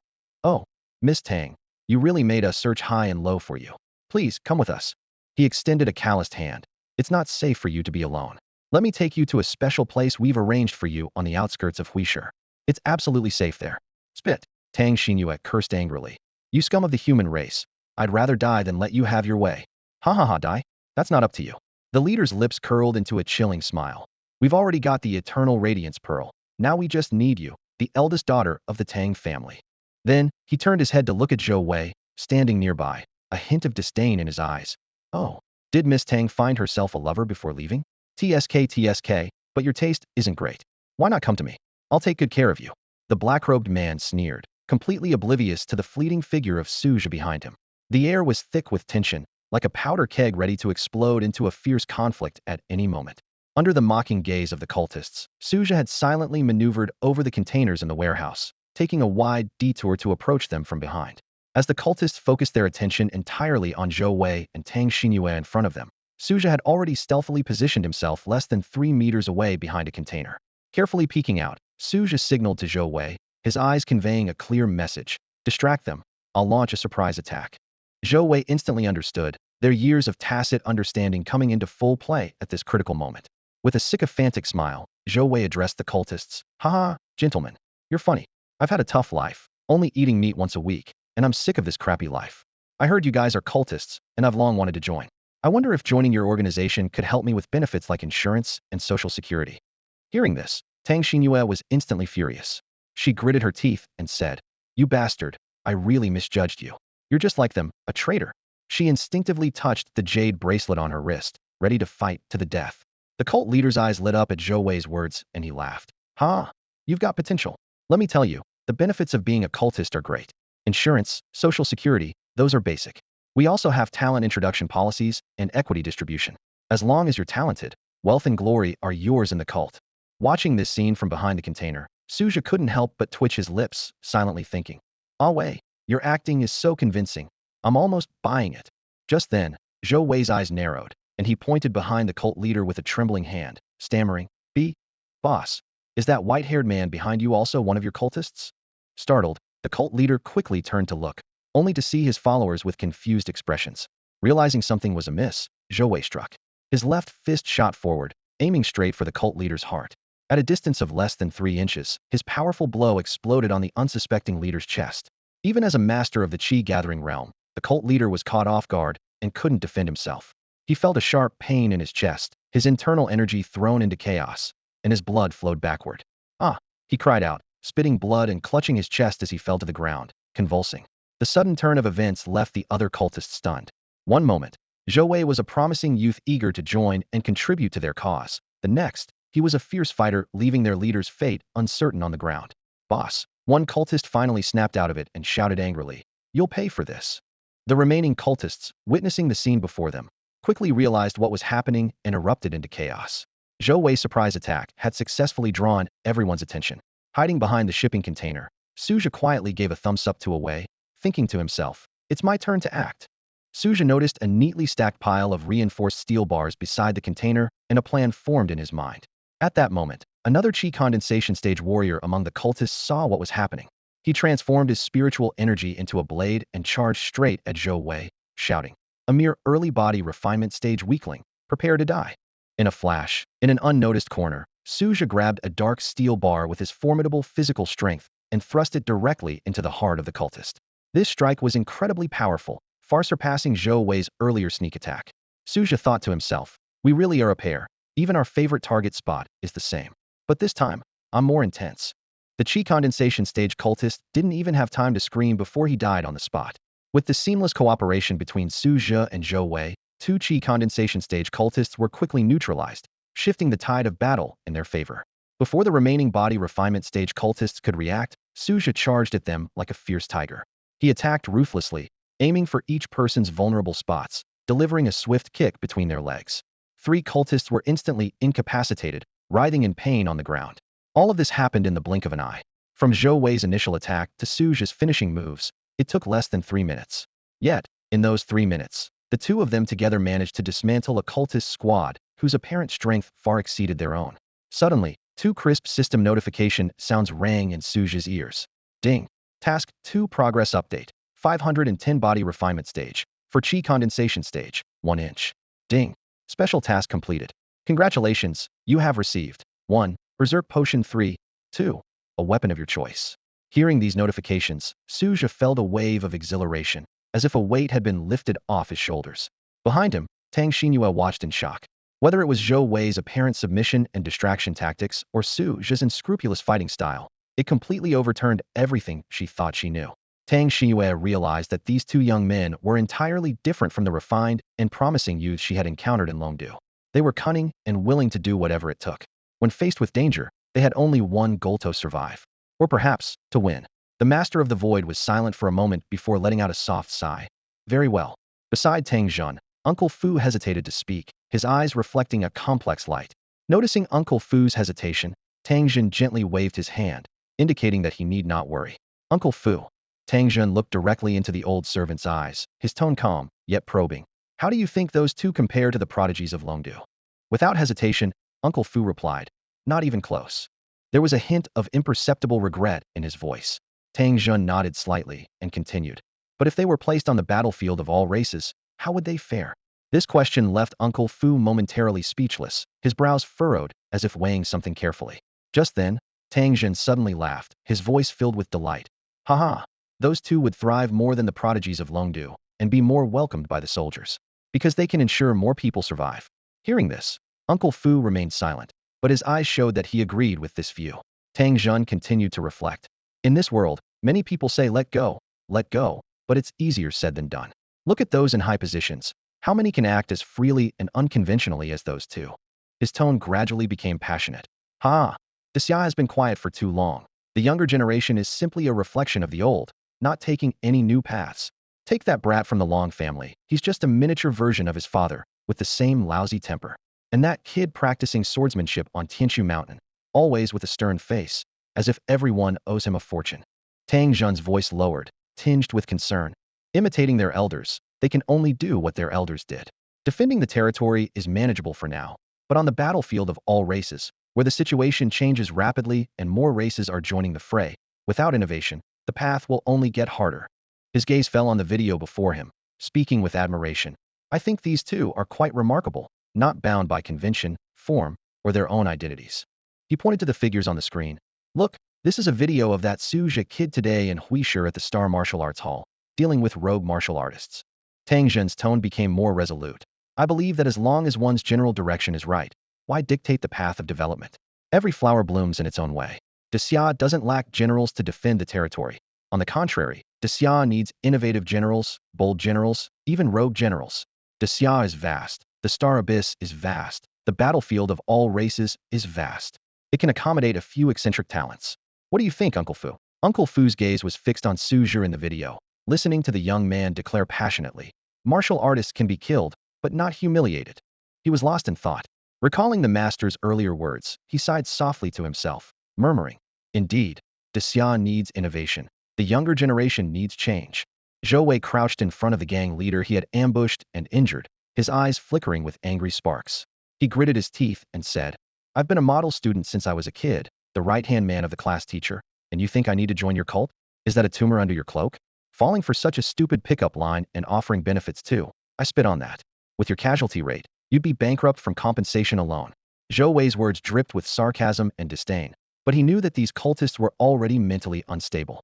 How could normal bandits kidnap the daughter of Wanbao Pavilion within the borders of Xia? Despite this, Zhou Wei could still engage with them for so long, truly a master of banter. At this moment, Su Zhe stood nearby, his gaze fixed on the system panel within his mind. He frowned in thought. What's the use of this berserk potion? The system immediately responded. Ding. Berserk potion removes all negative effects from the body, including but not limited to depleted spiritual energy, weakened vitality, dizziness, etc. Increases all attributes by 50, duration 30 minutes. Simple and brutal. Su Zhe could only comment as such. He continued to ask, and what about any weapon of choice? The system's response made Su Zhe bristle. Ding. Please look behind you. The wealthiest heiress of Xia is right there. Your weapon is with her. Are you kidding me? So you've been hoarding resources, boosting your performance, and taking kickbacks, huh? Hurry up and give me my weapon. Su Zhe was furious. The system was not to be outdone. Ding. If the host is dissatisfied with the reward, the system will reclaim the berserk potion. Okay. You win. Su Zhe reluctantly conceded. Where did you learn these underhanded tricks? I've told you, play fewer games from those big companies. At this moment, Tang Shinua stepped forward, her expression conflicted. Su Zhe, your combat style is really unique. Right? I think so too. Old Su and I are tactical geniuses, Zhou Wei chimed in. leaving the cult leader like a beaten dog and joining the conversation. Tang Shinua continued, Ahem. What I mean is, we could have defeated them, Heaton. They were already injured from falling from such a height. Why use this method? Zhou Wei was stunned by her words and quietly retreated behind Su Zhe, continuing to taunt the cultists. Su Zhe squinted at the heiress of the Tang family of Xia, his gaze growing cold. In the void, Tang Zhen also frowned, watching his daughter. What are you going to say, kid? The atmosphere grew silent and cold.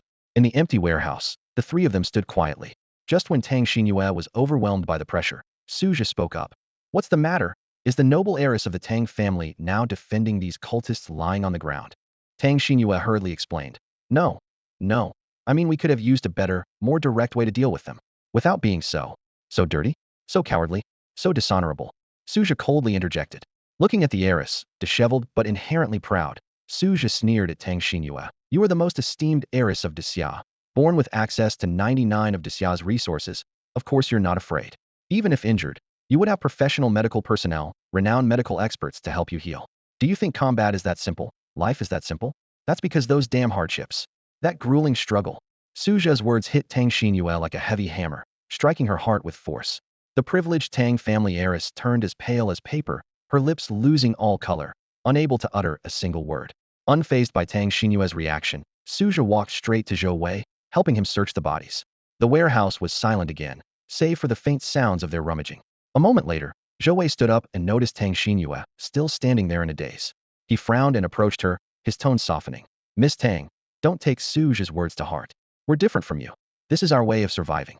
We seize every opportunity, fight with minimal cost, and loot the bodies afterward.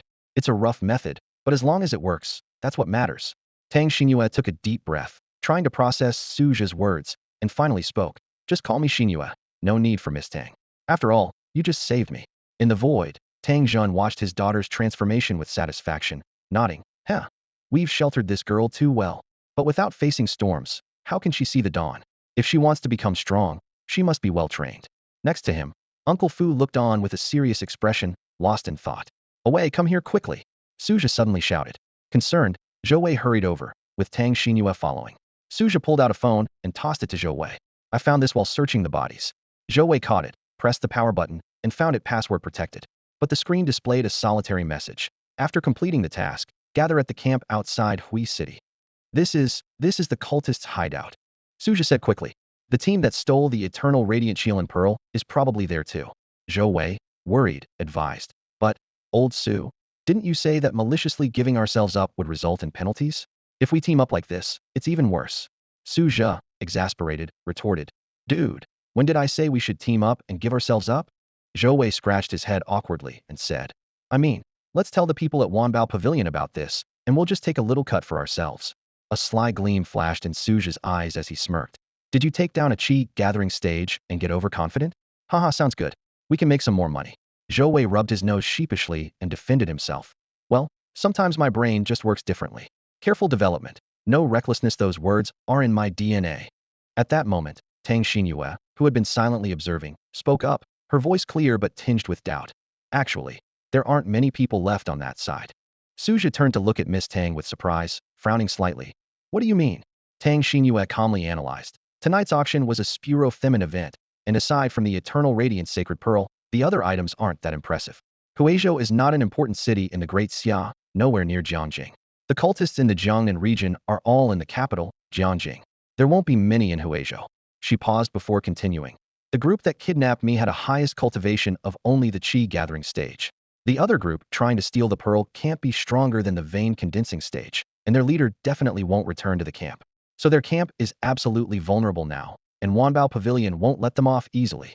In the void, Tang Zhen watched his daughter's insightful analysis with undisguised pride.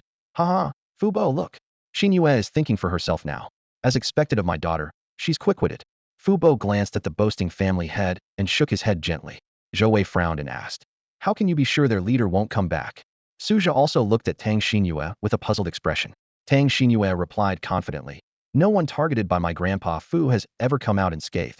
Su Zhe had to admit in his heart that Miss Tang made a good point. After all, if within the Great Xia, Wanbao Pavilion allowed someone who challenged their authority and kidnapped their young pavilion master to escape unscathed, it would be as ridiculous as beating a top player in a game. Seeing the matter settled, Tang Shinua stepped forward and offered. All right, shall we go to Wanbao Pavilion? Let me properly repay you both for saving me. But Su Zhe suddenly stood up, a wild gleam in his eyes. Why leave? Tang Shinua was momentarily confused. What do you mean? Su Zhe ignored her question and turned to Zhou Wei, excitement in his voice. Ah Wei, dare to go big. Being childhood friends, Zhou Wei immediately understood the madness in his friend's eyes. But he hesitated for a moment. But Su Zhe knew what was holding Zhou Wei back and slowly said, I have a strike that can kill at the vein condensing stage. Zhou Wei's eyes lit up with excitement and anticipation. Really, Godfather? Su Zhe chuckled. Huh. Great Xia people don't deceive great Xia people. Hearing this, a fierce determination flashed in Zhou Wei's eyes, and he gritted his teeth. Let's do it. No gambler wins every day. No child cries every day. Fortune favors the bold. Old Su, you say, and I'll follow your lead. Seeing this, Su Zhe silently looked at Tang Shinua. Even if she was a bit slow, Tang Shinua understood what these two madmen were planning. They wanted to take on the remaining cultists by themselves. But why? Tang Shinua stood at the corner of the night market, filled with confusion. She couldn't understand why Su Zhe and Zhou Wei would rather risk going to the heretics' camp alone than report the situation truthfully. She felt Su Zhe's intense gaze, and alarm bells rang in her heart. In the void, Tang Zhen and Uncle Fu quietly observed the scene. Tang Zhen scolded, those two reckless boys have some nerve, but the smile on his face remained unchanged. Why not report it? Why risk your lives? Tang Shinua finally couldn't hold back and asked. Su Zhe countered, let me ask you, are the remaining heretics in the camp the same ones who attacked your Wanbao pavilion tonight? Yes. Tang Shinua answered hesitantly. Besides kidnapping you, what else did they take? The Everglow sacred Qilin pearl. Tang Shinua suddenly realized the true intent of these audacious young men. Despite feeling the odds were slim, Tang Shinua attempted to intimidate them.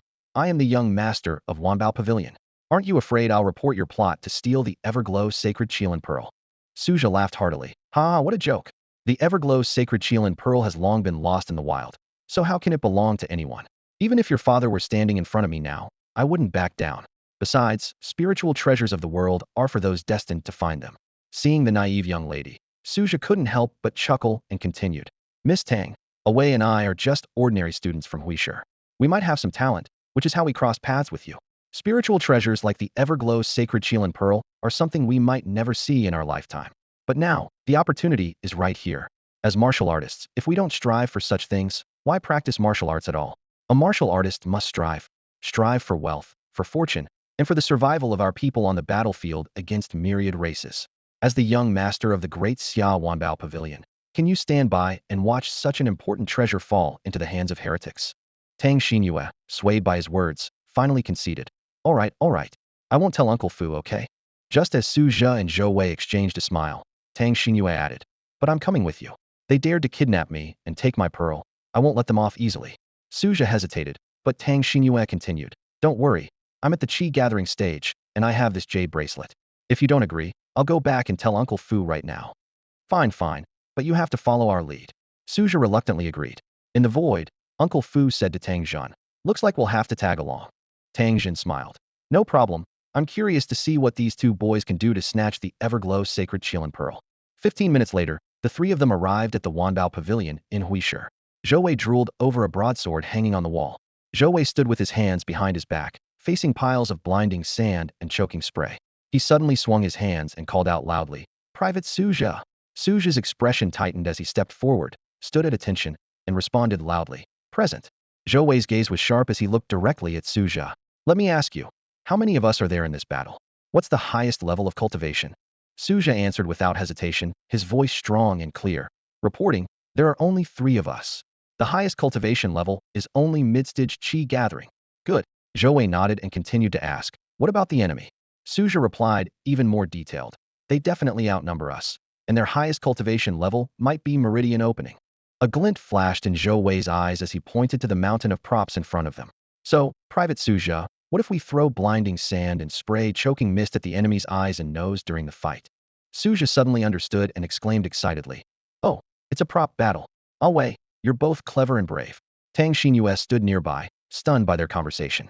Before she had time to react, Zhou Wei had already picked up a shopping bag and began filling it with blinding sand. Su Zhe suddenly thought of something and hurriedly stopped him. Wei, what are you doing? Tang Shinua was delighted, thinking Su Zhe was going to reject the absurd plan. However, to her amazement, Su Zhe pulled out several urea bags from somewhere and tossed them to Zhou Wei and Tang Shinua, saying, use these bags, they hold more. Zhou Wei grabbed a urea bag and praised as he filled it. Oh wow, old Su, you're the man. Where did you find these bags? They work great. Of course. Hurry up and pack, Su Zhe said proudly. Later, we'll let those cultists taste the power of urea bags. Tang Shinua didn't say a word. Having never touched a urea bag before, she was now busy stuffing it. Suddenly, she noticed some gray spots on the bag and asked in confusion, Huh? What's this? Su Zhe glanced up briefly and replied nonchalantly. Oh, your urea bag isn't clean. Oh, Tang Shinua screamed, but continued packing. In the void, Tang Zhun watched the three youngsters busily packing blinding sand and choking spray, and couldn't help but twitch his lips. As for Uncle Fu, he simply leaned on his dragon head cane and laughed. Ah, getting old. Can't keep up with the times. At midnight, the three finally reached the outskirts of Huisher. Su Zhe looked up at the night sky, where the Big Dipper still hung high next to the lunar star. Tang Shinua, burdened by the heavy urea bag, asked with a frown, What now? We know the cultists are in the outskirts, but it's so big, where do we start looking? Zhou Wei took out his phone, examined the map carefully, and analyzed. The northern, southern, and western suburbs of Huisher are flat with many main roads. If too many people gather in one place, they'll easily be noticed, especially for cultists. So that leaves the eastern suburbs. The eastern suburbs have lots of woods and hills, perfect for setting up a camp. Plus, there's an old air raid shelter there, a perfect hideout. Su Zhe immediately chimed in. Let's head to the air raid shelter in the eastern suburbs. 20 minutes later, the three crouched in the bushes, watching the entrance to the air raid shelter not far away. Zhou Wei whispered excitedly.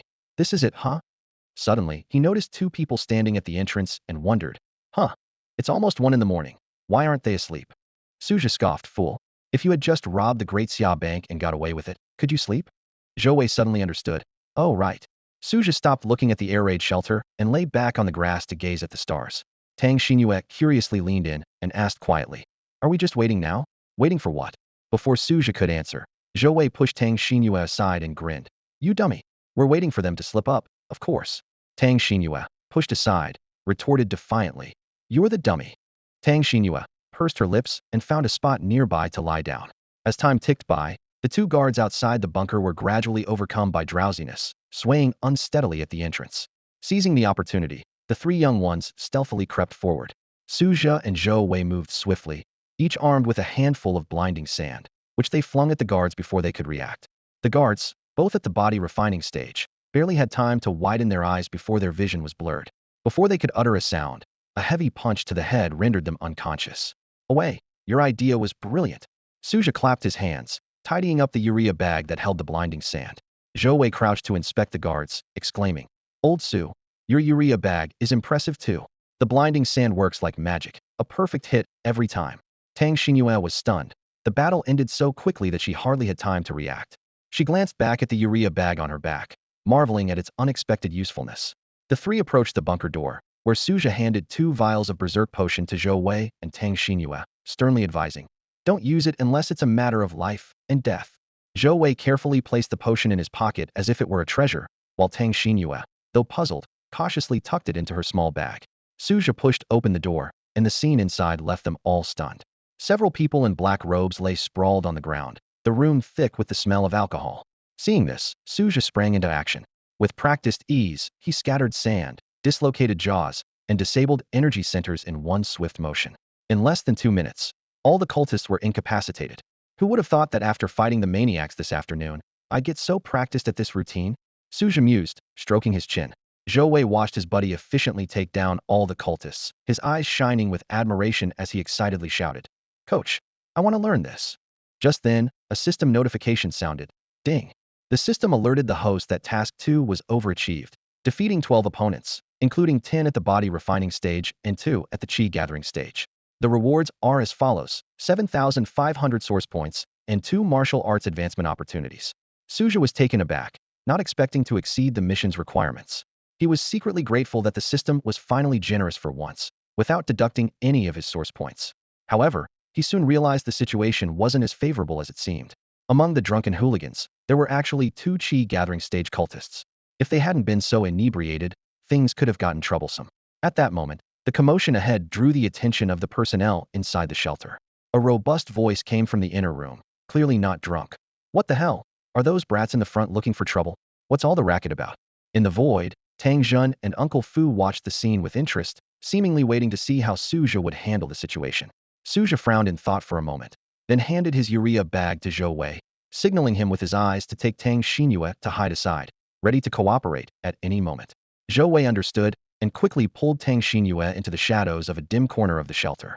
The only light was a weak, old kerosene lamp, adding to the eerie atmosphere. Curled up in the shadows, Tang Xinhua couldn't help but ask worriedly, "What about him?"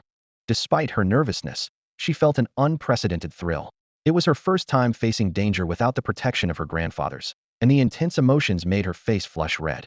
Zhou Wei remained much calmer. "Old Su will be fine. We just need to cooperate with him." Years of friendship gave him confidence in Su Zhe's plan. Meanwhile, Su Zhe kept a vigilant eye on the depths of the shelter as the insults got closer. Holding the Qilin Seal in his right hand, he fully activated the 7 luminaries' return to origin flame, boosting all attributes by 50.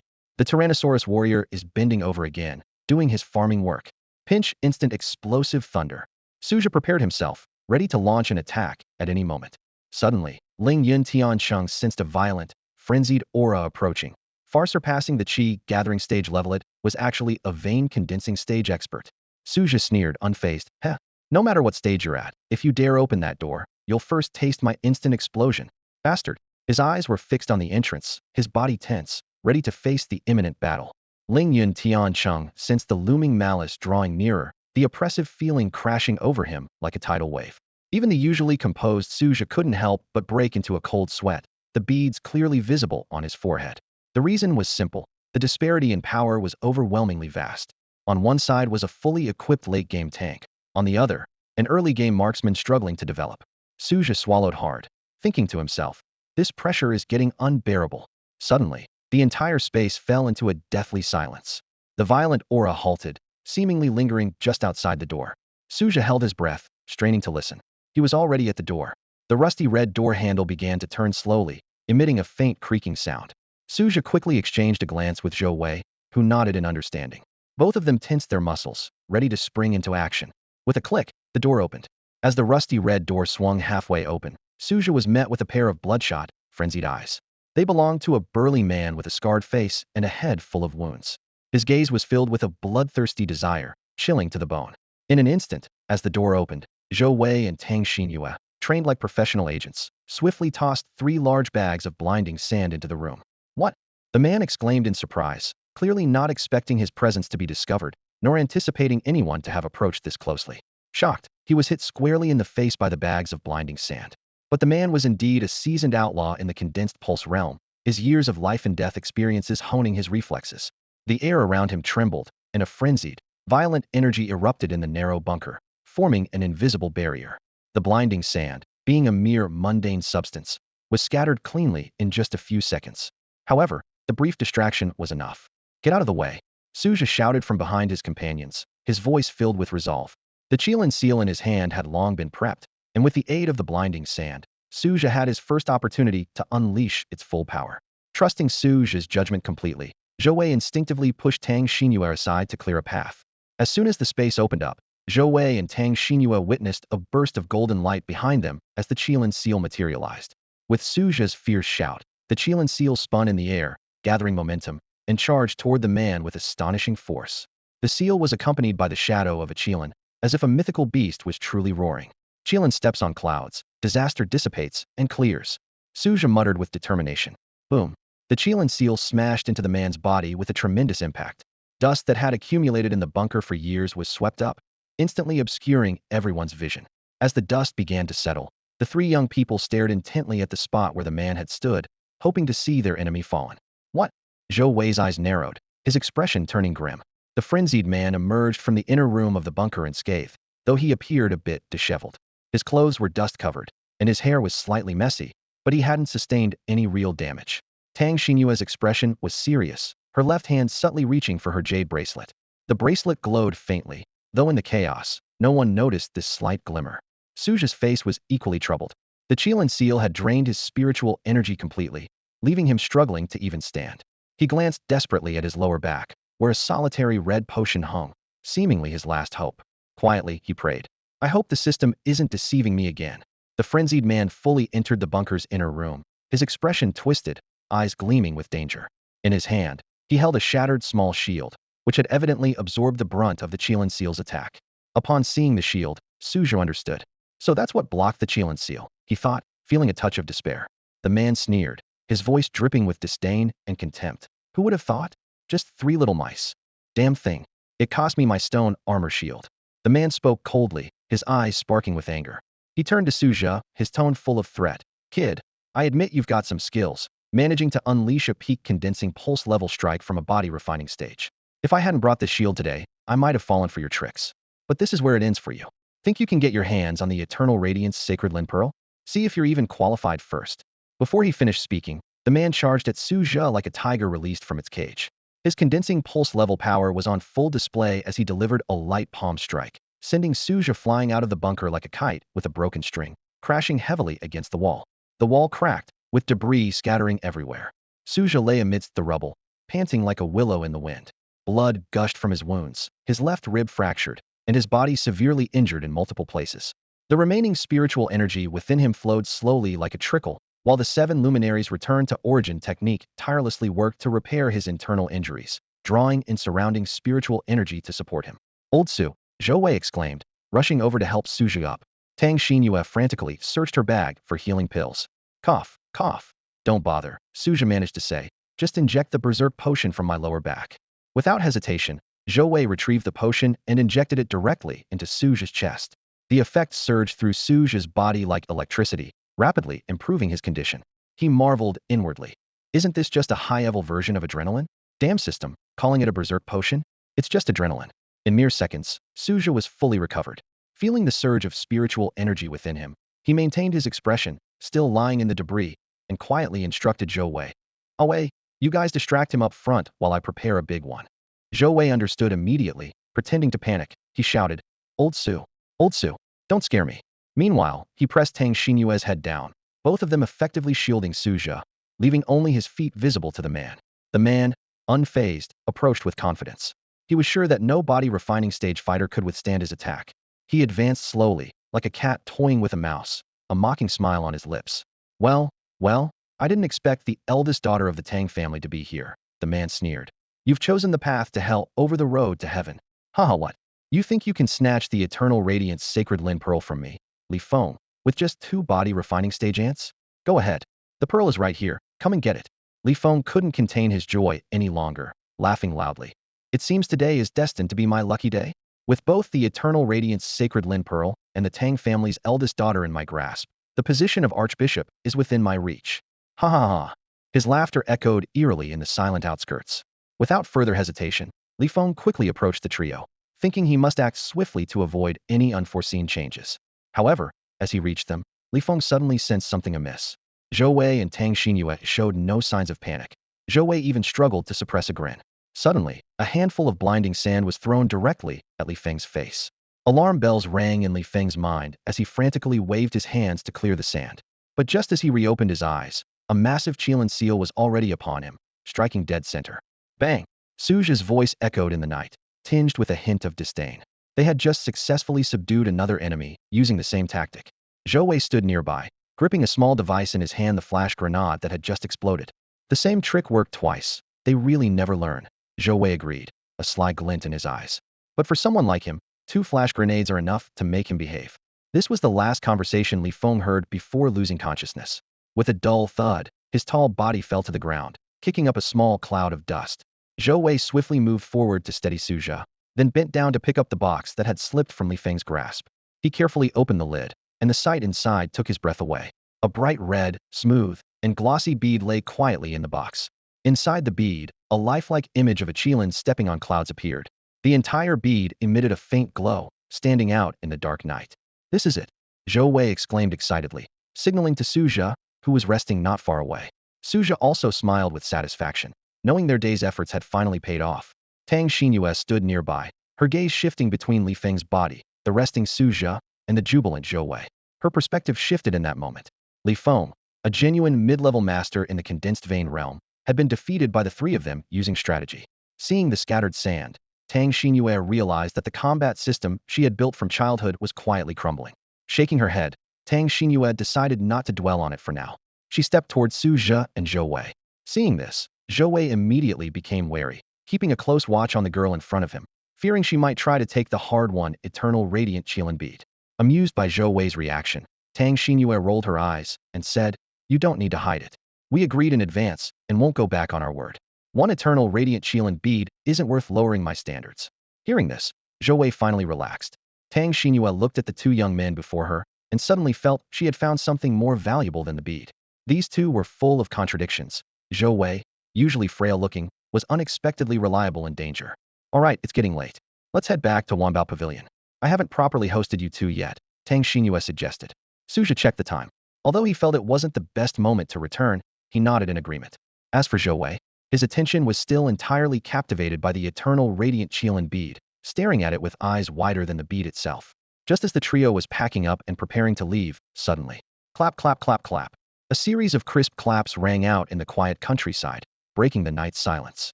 Who is it? Su Zhe struggled to his feet, exhaustion weighing heavily on him as he warily scanned his surroundings. His drained spiritual energy and poor physical condition severely hindered his ability to discern whether the newcomer was friend or foe. Tang Shinua was anxious, channeling more spiritual power into the jade bracelet on her wrist, silently praying, "Why isn't Grandpa Fu here yet?" In the void, Tang Zhun and Uncle Fu quietly observed the scene. Uncle Fu noticed the dragon head cane flashing red again and chuckled. Yaya has changed. She understands that on the battlefield, it's not just about enemies and oneself, but also about the companions around you. "Master, should we intervene?" Tang Zhun smiled with satisfaction and waved his hand. "No rush, no rush. I want to see if these two youngsters can surprise me once more." In fact, the jade bracelet on Tang Xinyue's wrist was crafted by the immortal Fu Xianhua at great cost. With mere condensing vein stage cultivation, no one could approach Tang Xinyu within 3 feet. Tang Zhun felt secretly proud because everything Tang Xinyu experienced was orchestrated by him, from stealing the Eternal Radiance Sacred Lin Pearl to arriving in Hui City. To being kidnapped, each step was to fulfill the prophecy of following the dragon from the clouds by the ghost Thousand Calamities. Just then, a chilling voice came from nearby. "Ha ha ha, little friends, I mean no harm. I'm just very curious about the pearl you have. Why don't you hand it over to me for safekeeping, and I'll let you go? How about it?" A figure emerged from the forest, dressed in dark night attire, with a sickly face marked by several hideous scars. Holding a slender sword, he strode lightly to the clearing in front of the air raid shelter and spoke again. "Well, have you made up your mind? My patience is limited." Ha ha. The newcomer was Yan, who, seeing the mess before him, let a glint of greed flash in his eyes. A treasure that zealots of the condensing vein stage would fight to the death for is no ordinary item. "Fortune smiles upon Yan today," he quipped. "TSK, TSK, TSK. This young friend is quite something, killing zealots of the condensing vein stage at the mere body refining stage. And this young lady, even more impressive, the young master of the Wanbao Pavilion. Ha ha, such a big catch." Su Zhe heard Yan's words and felt his heart sink, realizing they were in grave danger. Tang Xinyu stepped forward and said coldly, "Since you know who I am, you should know what this pearl is. Even if you take it today, do you think you can keep it? Leave now, and I'll pretend I never saw you." Yan laughed loudly. Indeed, who in Xia doesn't know of the Wanbao Pavilion's wealth and influence? But Miss Tang, don't get it wrong. The ones who took the Eternal Radiance Sacred Lin Pearl and kidnapped the Wanbao Pavilion's daughter are zealots. Before he finished speaking, Yan suddenly attacked, moving with ghostly speed. "Watch out," Su Zhe shouted from behind, but his body was still overwhelmed, unable to recover. Yan smirked, his aura surging as he revealed his latest Qi gathering cultivation. Although not as formidable as Li Feng, he was an insurmountable challenge for the 3 youngsters at that moment. His speed increased, and in the blink of an eye, he was in front of Tang Xinyu. Bang! The jade bracelet on Tang Xinyue's wrist emitted a radiant glow, conjuring a green barrier that enveloped her completely. This protective shield symbolized her status as the eldest daughter of the Wanbao Pavilion. Although her personal strength was average, the treasures she carried were formidable. Yan observed this with a hint of regret in his eyes. He smirked and turned his gaze to Su Zhe and Zhou Wei behind her. "Miss Tang Xinyu, since I can't get to you, enjoy watching your friends meet their end." Before his words had fully landed, Yan's figure moved like a phantom, his thin sword striking like a venomous snake towards Su Zhe, who was seated amidst the ruins. He had been lying in wait, witnessing Su Zhe's astonishing feats of destroying pulse condensation realm cultists. Now, he struck first to prevent Su Zhe from having any chance to retaliate. "How dare you?" Tang Xinyu shouted anxiously.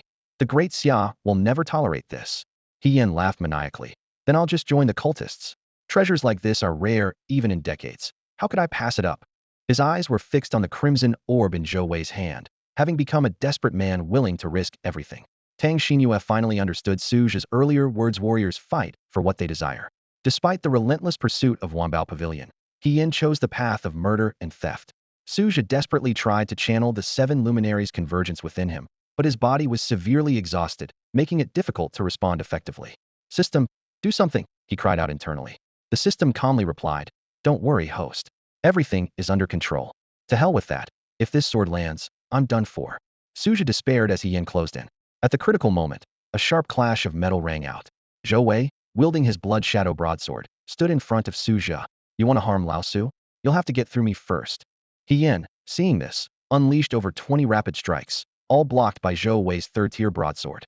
In his body refinement realm, Zhou Wei and his blood shadow broadsword became Su Zhe's last line of defense. However, Yin's strength in the late Qi gathering stage was overwhelming. Zhou Wei's shoulders, arms, and legs were soon cut open, bleeding profusely. Yet, he steadfastly held his ground, giving Yin no opening. You seem eager to die, so I'll oblige. Yin snarled, increasing the ferocity of his attacks. Though his sword was slender, each thrust was as forceful as a tidal wave. Zhou Wei felt he was facing endless assaults, one after another, with no respite. Away, get out of the way. Su Zhe shouted anxiously. Zhou Wei seemed oblivious, focusing solely on his defense. In desperation, Su Zhe pleaded with the system. Can I take another adrenaline shot? The system sternly warned. Reminder, the host can only use it once in a short period. Given your current state, forcing another could lead to ruptured meridians and a fatal backlash. With no options left, Su Zhe could only watch helplessly as Zhou Wei eventually succumbed to Yin's relentless assault, being sent flying with his sword, crashing heavily into a pool of blood. Away! Su Zhe let out a heart-wrenching cry, his eyes filled with murderous rage as he glared at Yin, who stood with his sword. Zhou Wei, standing within the barrier, Tang Shinua repeatedly channeled her spiritual power into the jade bracelet. Sweat trickled down her forehead, but the bracelet remained unresponsive. Uncle Fu stood in the void, his gaze falling on his dragon head cane, now tinged with red. He turned to Tang Zhun and said, Master, it's time to step in. These youngsters have been tested enough. If we delay any longer, Yue might not recognize me as her grandfather. Tang Zhun surveyed the three battered young people in the field and nodded slightly. It's about time. Uncle Fu, you can go ahead. Just as Uncle Fu raised his hand to strike Yinji, Tang Zhun suddenly stopped him with an outstretched arm. Uncle Fu asked in confusion, Master, what's wrong? Didn't you say they've been trained enough? Tang Zhun didn't answer, instead pointing to Zhou Wei, who lay in a pool of blood. It's not over yet. Look at that Zhou boy. Following Tang Zhun's direction, Uncle Fu saw Zhou Wei, who had been on the brink of death, struggling to rise from the blood. Clutching an empty vial of berserk potion, Zhou Wei picked up the blood shadow broadsword beside him and staggered towards Su Zhe. A clear metallic clash rang out. Yin couldn't believe his eyes. The boy he had beaten down like a dead dog was standing again, blocking a fatal blow for Su Zhe. Gritting his teeth, Zhou Wei's voice was hoarse yet resolute. I told you, if you want to touch my brother, you have to get through me first. Even though his mind was fading, under the influence of the berserk potion, Zhou Wei clung tightly to the blood shadow broadsword, putting himself on the brink of life and death. Yin looked at Zhou Wei's unfocused eyes and realized he was being sustained by drugs. He sneered, Humph. Trash is still trash. Even on drugs you can only delay your brother's death. Let's see how many times you can block me. Before he finished speaking, Yin launched another ferocious attack, like a storm of pear blossoms. Zhou Wei struggled to hold on, blocking the overwhelming assaults. Yet with each clash, the clarity in his eyes was rapidly fading. Su Zhe watched his friend stand in front of him and was filled with regret. He knew Zhou Wei's spiritual energy was long depleted, and each stand was burning through his willpower. Su Zhe was overwhelmed with remorse, if not for his greed, if not for persuading Zhou Wei to seize the Everglow sacred Lin Pearl, Zhou Wei wouldn't be in such a dire situation. Sensing Su Zhe's inner turmoil, Zhou Wei, with his back to him, spoke with difficulty. Old Su, don't blame yourself. This is my choice, and I don't regret blocking the sword for you today. It's a decision I made, so don't dwell on it too much. Remember what you said, a warrior must fight. Everything we're facing now is normal, it's all part of the struggle. So don't regret it. Zhou Wei's words awakened Su Zhe once more. Looking at Zhou Wei, standing with the broadsword in front of him, Su Zhe recalled an encounter from their childhood. That day, Wei had also stood protectively in front of him. Suddenly, Zhou Wei whispered, Old Su, there's something I lied to you about. Old Su, there's something I lied to you about. Zhou Wei's voice was low and intermittent as he turned his back to Su Zhe. Taking a deep breath, he continued, Do you remember asking me how I did on the Wanzhou Illustrated Guide exam? Actually, last semester, I only copied a tiny bit from the class monitor. The rest I wrote myself. Zhou Wei paused, offering a bitter smile as he added, Even though I don't know the definition of a bloodline spirit object, I understand the consequences of forcibly absorbing it. His voice grew weaker, and his shirt was already soaked with blood.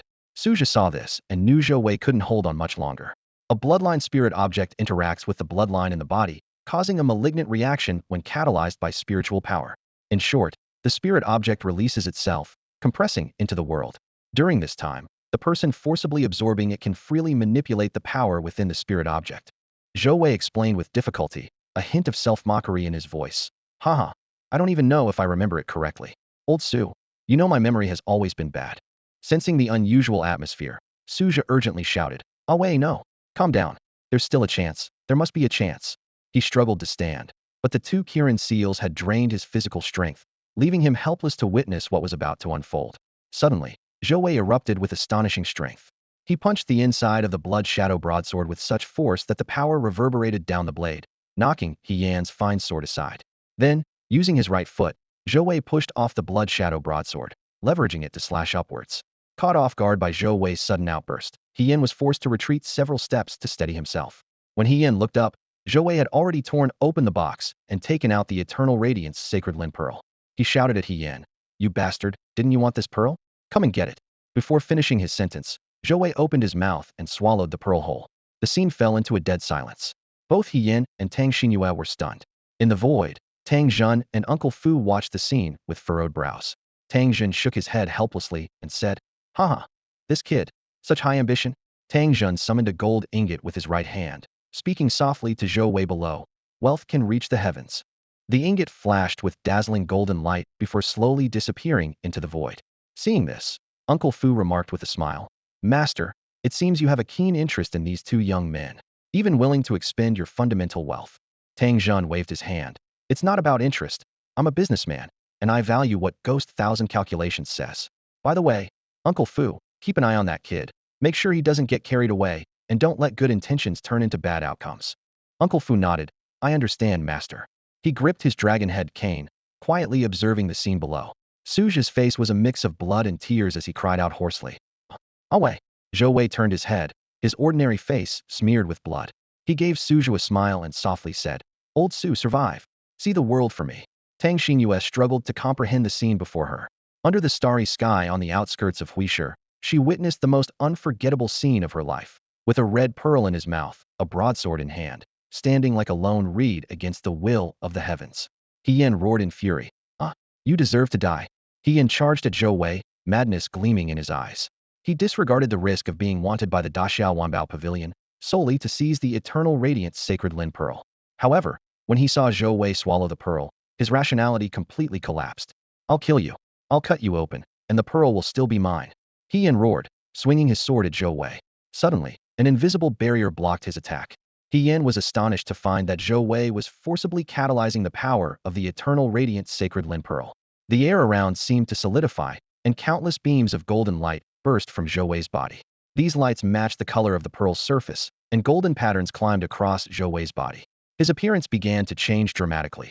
His crew-cut hair grew rapidly, changing from jet black to a dazzling golden hue. The bloodstains on his face vanished, replaced by a mysterious mask of golden patterns, and a radiant golden lotus mark shone brilliantly at the center of his forehead. Zhou Wei slowly opened his eyes, and a pair of golden beast-like pupils locked onto He Yan. The gaze carried the majesty of an ancient Qilin, as if a prehistoric beast, long simmering in anger, was awakening. He Yan was so shocked by the transformation that his head spun. The Eternal Radiance Sacred Lin Pearl, which had seemed within his grasp, had become someone else's fortune, and extreme jealousy drove him to raise his sword again. "Lies. It's all lies." He Yan screamed hysterically. "You little bastard, this is mine, my fortune. Give it back." Zhou Wei watched He Yan, who now seemed like a ridiculous clown, with indifferent golden beast-like eyes. He merely lifted his right arm slightly, and a pillar of golden flame shot towards He Yan. He Yan's thin sword was as fragile as paper in the face of this terrifying power. In the blink of an eye, both sword and man vanished into nothingness. The golden flame pillar continued its ascent, illuminating the early morning outskirts as if it were daylight. In the distance, Tang Zhen and Uncle Fu observed silently. "This kid's got some skill," Tang Zhen remarked with interest. "He can actually harness the energy within the Eternal Radiance Sacred Lin Pearl."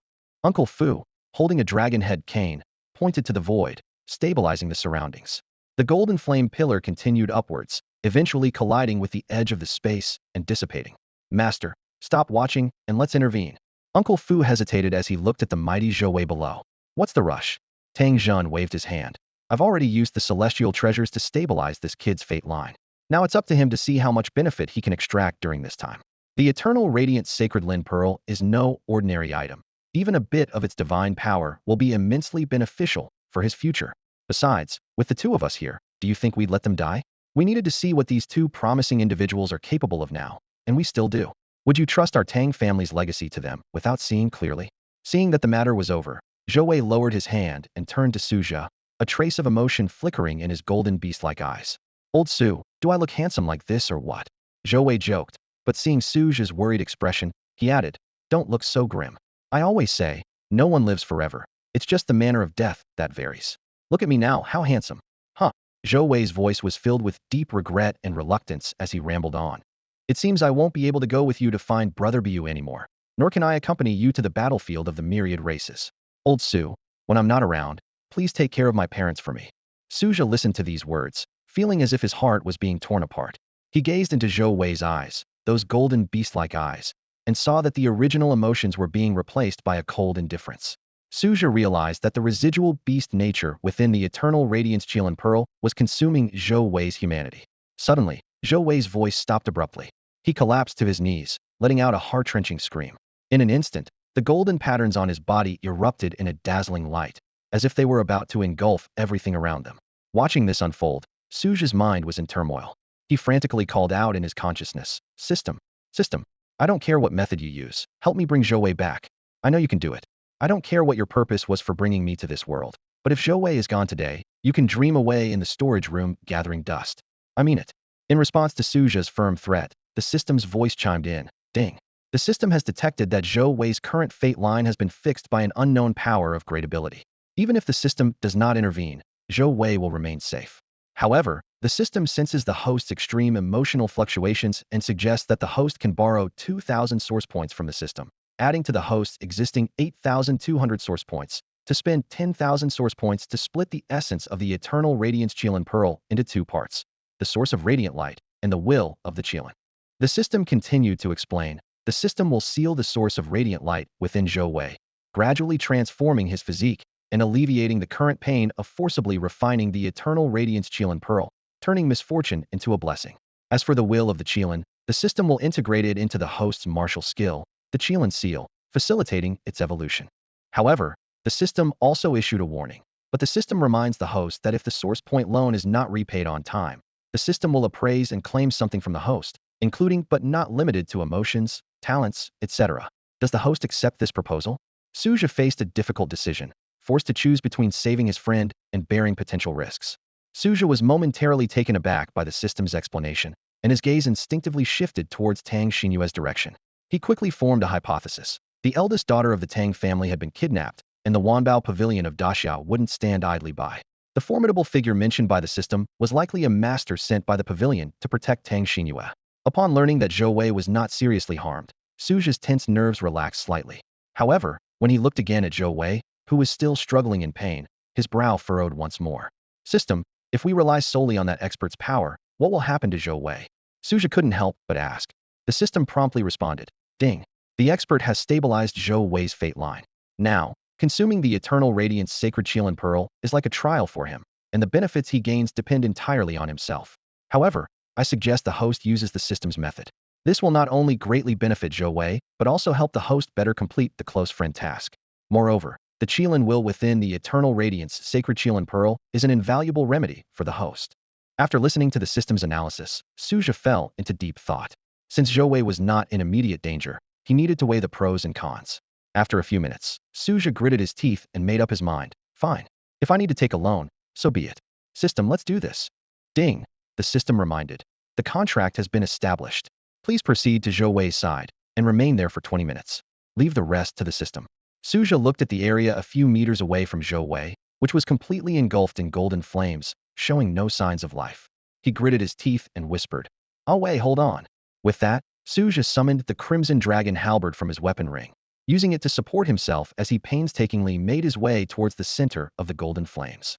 As soon as he stepped into the fiery zone, he was met with unbearable heat. The halberd emitted a faint red glow, trying to help Su Zhe absorb the heat, but with little success. Within seconds, Su Zhe felt his mind become unstable, and his consciousness began to waver under the intense heat. Not far away, Tang Jun watched in confusion. What is this boy doing? I've already secured Zhou Wei's fate line. All we need to do is wait for him to awaken. Even at the worst, the power of the eternal radiance sacred Qilin Pearl should enhance his potential. Unaware of Tang Jun's confusion, Su Zhe pressed on. Even if he had known, he wouldn't have cared. He was now just 10 steps away from Zhou Wei, yet those few steps felt like an insurmountable challenge. At that moment, the system suddenly spoke. Ding! The host can use the martial arts advancement opportunity to break through the body refining technique and surpass physical limits. Breakthrough, body refining technique. Su Zhe realized, immediately deciding, system, I want to break through. As soon as he spoke, the body refining technique within Su Zhe began to operate automatically.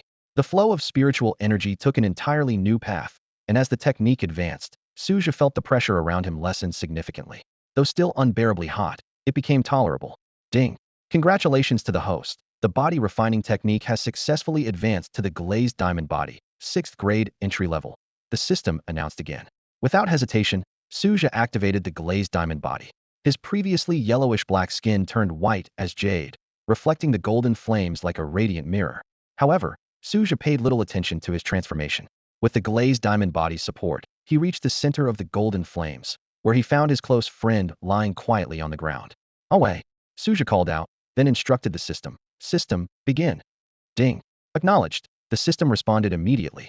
Su Zhe carefully lifted Zhou Wei and slowly moved him towards the outer edge of the golden flames. At that moment, several strands of chaotic golden patterns surged from Su Zhe's body, landing on Zhou Wei's dantian, heart, and the golden lotus between his brows. As soon as the golden patterns made contact, the raging golden flames around them began to extinguish gradually from the outer circle. In the void above, Uncle Fu observed the scene below, his eyes narrowing in shock. Chaotic aura? Impossible. This isn't the battlefield of the myriad races, so how could there be chaotic aura here? His gaze quickly scanned the area and finally settled on Su Zhe, scrutinizing him closely. This kid, he's quite peculiar. Uncle Fu couldn't help but burst into laughter. Huh? It seems my investment in stabilizing his fate was worthwhile. This kid is indeed as mysterious as Gue Qinswanside, a person of great fortune. Beside him, Tang Jun appeared rather nonchalant, unconcerned about why the chaotic aura had appeared on Blue Star. He turned to Uncle Fu and said, let's make some arrangements when we return. As a giant in the Grand Xia, our Wanbao Pavilion can't be too blatant, but we can find other ways.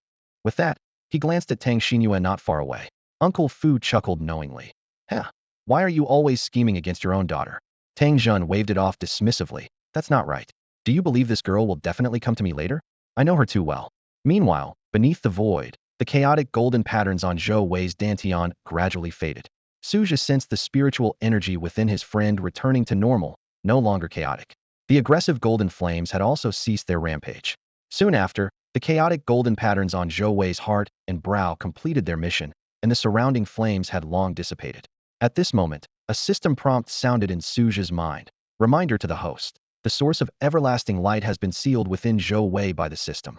Please accept the Qilin will of the everlasting sacred Qilin Pearl. As soon as the voice faded, Su Zhe felt a beastly roar emanating from Zhou Wei. Before he could react, a beam of blood-red light shot from Zhou Wei's dantian, striking the center of his forehead. Seeing this, Tang Jun immediately understood the situation. He marveled internally. This kid indeed has some skills, managing to split the everlasting sacred Qilin Pearl. The more gentle light origin was sealed within Zhou Wei, while the malicious thoughts and wild nature of the dying Jade Qilin were fully accepted by him. He turned to Uncle Fu beside him and instructed, Uncle Fu, keep a close eye on him. Don't let this kid end up half dead. Uncle Fu nodded in agreement, his dragon head cane ready to disperse the Jade Qilin's malice at any moment. Feeling still uneasy, Tang Jun took out a heavenly treasure, reluctantly channeling some of his source wealth towards Su Zhe. The golden light flickered a few times in the void before disappearing. Having done all this, Tang Jun finally felt a bit more at ease, his gaze returning to the scene below. At this moment, Su Zhe's sea of consciousness was bustling. In addition to the small Qilin cultivated by the Qilin Seal, there was now a Jade Qilin shrouded in black flames. Su Zhe broke into a cold sweat, pointing at the Jade Qilin and angrily berating the system. System, you jerk. Didn't you say you'd handle everything? Where did this creature come from? The system calmly replied. Please remain calm, host. This is a normal process. With a soft swish, Su Zhe's consciousness was suddenly drawn into an unknown space. Dozens of chains, etched with intricate patterns of profound meaning, suddenly shot out from the sky above Su Zhe's mental realm. wrapping around the roaring jade Qilin like serpents. The chains intertwined, forming a thick whip that lashed fiercely at the jade Qilin. With each crack of the whip, the black flames enveloping the Qilin gradually subsided and eventually vanished. Seeing the jade Qilin's spirit subdued so easily, Su Zhe couldn't help but sneer. Humph. Thought it was tough. Turns out it's just a pushover. A few lashes, and it behaves. If the bound jade Qilin still had consciousness, it would surely cry out in grievance. How could it have known that even after death, such trials awaited it? At that moment, a small Qilin, formed from the Qilin Seal, rushed over, calling out anxiously to the jade Qilin, its eyes filled with worry. Understanding its concern, Su Zhe nodded reassuringly. Don't worry, this was prepared for you. With permission granted, the small Qilin wasted no time in biting into the heart of the bound jade Qilin, devouring it ravenously. Watching the gruesome scene, Su Zhe frowned slightly and complained to the system. System, can't you just handle the Qilin's spirit directly? The system immediately responded. Ding. Providing perfect service to each customer is this system's goal. At least now you can see where your money goes. Special effects are expensive. Cheapskate, Su Zhe muttered, ignoring the stingy system. Moments later, the system finally delivered the long-awaited notification. Ding. Congratulations, host Qilin Seal has advanced from the 5th grade to the myriad forms Sacred Qilin Transformation. Nirvana entry. What the heck? Su Zhe exclaimed. Stingy system, you finally came through. It's worth the high-interest loan I took from you. Always learning from those Padoan companies, aren't you?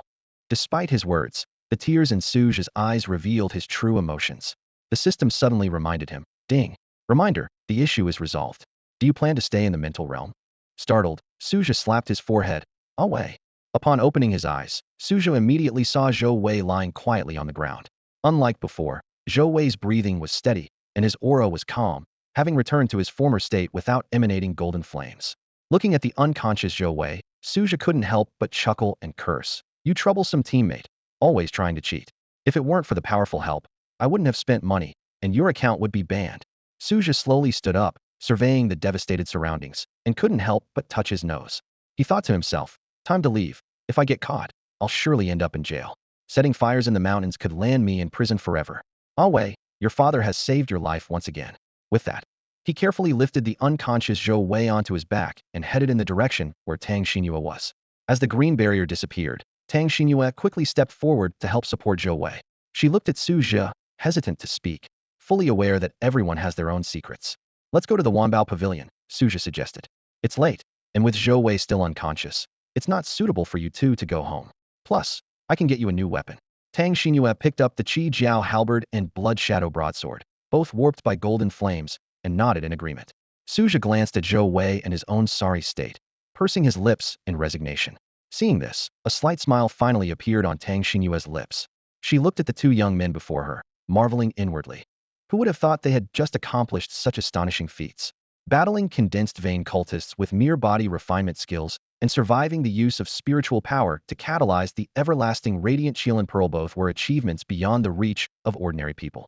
Following behind Su Zhe, Tang Shinua's gaze fell on Zhou Wei, still asleep on Su Zhe's back, and she fell into deep thought. Meanwhile, in the void, Tang Zhun and Fu Bo looked down at the chaos below, frowning. Alas, it falls to us to act, Tang Zhun sighed. The power of the everlasting radiant Qilin Pearl is too great. Tonight's events are already etched into the lines of fate. Fu Bo, sever this line of fate to prevent any scheming rats from taking advantage. A hint of murderous intent flashed in Tang Zhun's eyes as he looked up at the starry sky. Fu Bo nodded silently, clearly understanding who Tang Zhun meant by rats. He raised his dragon head cane and struck the void with force. Instantly, the sound of dragon roars echoed throughout the void, and moments later, the sound of chains breaking could be heard. Upon hearing this shattering sound, smiles finally appeared on their faces as they quietly faded into the void. Just then, a notification sounded in Su Zhe's mind. Ding! Congratulations to the host for achieving 1. Enlightenment of the martial path. 2. Protection. 3. Gambler. Special reward of 5,000 source points, with 3,000 source points for enlightenment of the martial path and 2,000 for gambler. The host's system loan has been repaid. Ding! The system notification sounded, catching Su Zhe's attention as he raised an eyebrow. The explanation of the achievement module unfolded in his mind. It was a place to record his insights and major events on his path to the pinnacle, and it could even grant rewards. Su Zhe suddenly understood, a smile unconsciously forming on his lips. Not bad, he thought. At least it helped me clear my debts for now. His eyes glanced at the clock. It was past 2:30 in the morning. Su Zhe was startled. Oh no, I haven't informed my family yet. He looked towards the direction of the city of Hui, and the image of his angry mother flashed in his mind, sending a shiver down his spine. Moments later, Su Zhe, Zhou Wei, and Tang Xinhua arrived in front of the Wanbao Pavilion in Hui City. Su Zhe looked warily at Tang Xinhua and spoke first. Let me make it clear, Wei and I are just broke guys, not a penny in our pockets. Even if you want to squeeze us dry, we have nothing to give you, and the ever-bright sacred Lin Pearl is gone, all absorbed by Wei. He paused, then added, but you can take his kidney, not mine. I'm a bit weak. Tang Xinhua looked at Su Zhe, who was clutching his pockets and sneaking glances at her, and couldn't help but laugh. Are you going in or not? She retorted. Do you think the young mistress of Wanbao Pavilion is eyeing your little bit of silver? And why would I want this guy's kidney? It's tiny, what use would it be to me? No longer indulging Su Zhe's antics, Tang Xinhua angrily scolded. You rascal! Are you going in or not? All right. Miss, please don't get angry. Su Zhe quickly responded, carrying Zhou Wei as he swiftly slipped into the Wanbao Pavilion. Tang Xinhua face-bombed behind him, lines of frustration forming on her forehead. She couldn't reconcile the playful, penniless Su Zhe in front of her with the image of him fiercely defeating the condensed vein cultists in the suburbs. She glanced around. The streets of Hui City were quiet and peaceful in the night, and a slight smile unconsciously appeared on her lips. This city seems quite nice, she murmured softly, then shook her head, remembering she had important matters to attend to, and stepped into the Wanbao Pavilion. At the front desk of the Wanbao Pavilion, Tang Xinhua took out a gold card and instructed, book 2 suites, the highest standard.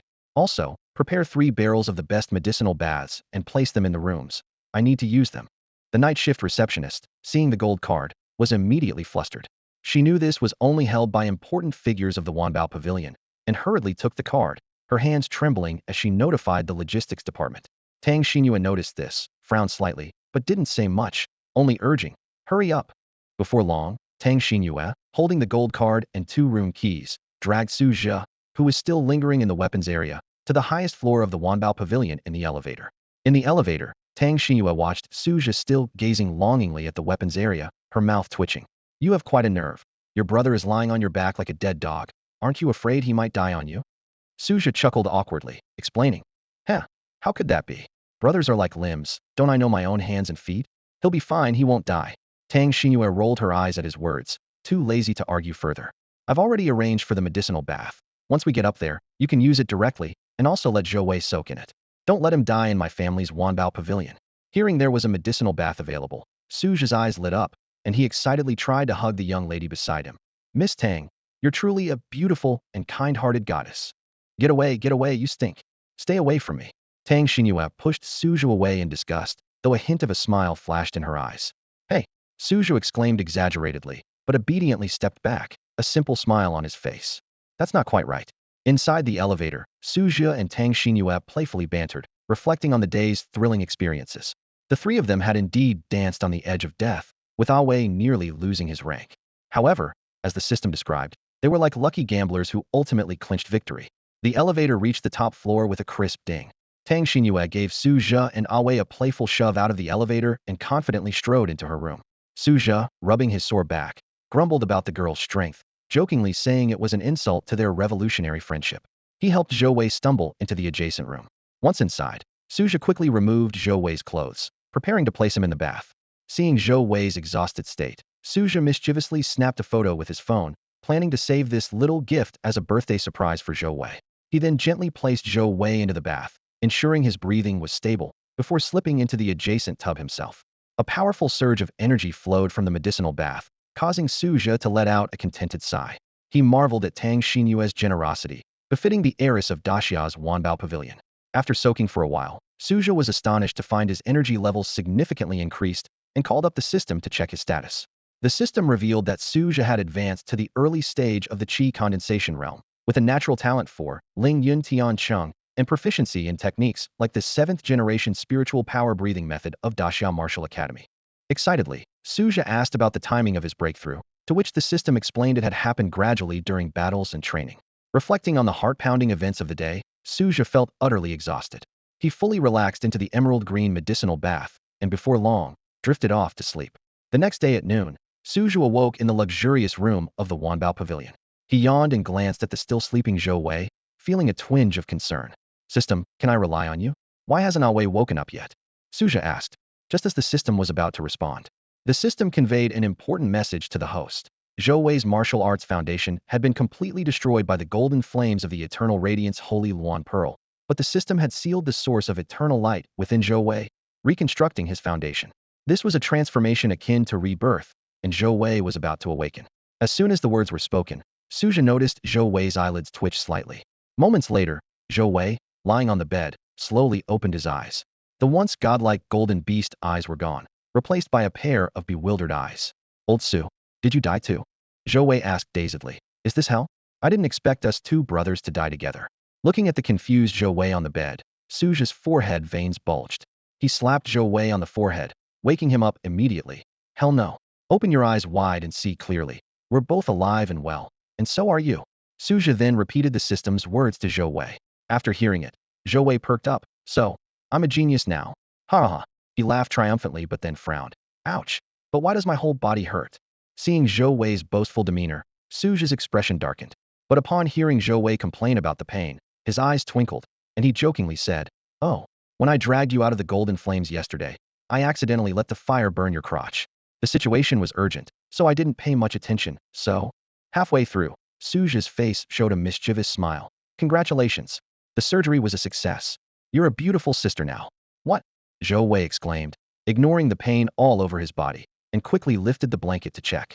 Seeing that everything was intact, he breathed a sigh of relief. Noticing Su Zhe laughing non-stop, Zhou Wei angrily said, You jerk. Old Su, you tricked me? With that, Zhou Wei, regardless of whether he was dressed or not, lunged at Su Zhe. Hey, I'll wait. Don't come over. Damn. Put some clothes on. Su Zhe was stunned at the sight of Zhou Wei's bare body rushing towards him, momentarily forgetting to resist. By the time he came to his senses, Zhou Wei was already on top of him. Man on man. Su Zhe thought in distress, afraid that using force might aggravate Zhou Wei's old injuries. He could only plead. Brother Wei, I was wrong. Get off. Zhou Wei didn't listen, grumbling. Old Su, I'll make you pay for this. At that moment, a surprised voice came. What are you two doing? Both of them looked up to see Tang Shinua, staring at them in shock, her face blushing.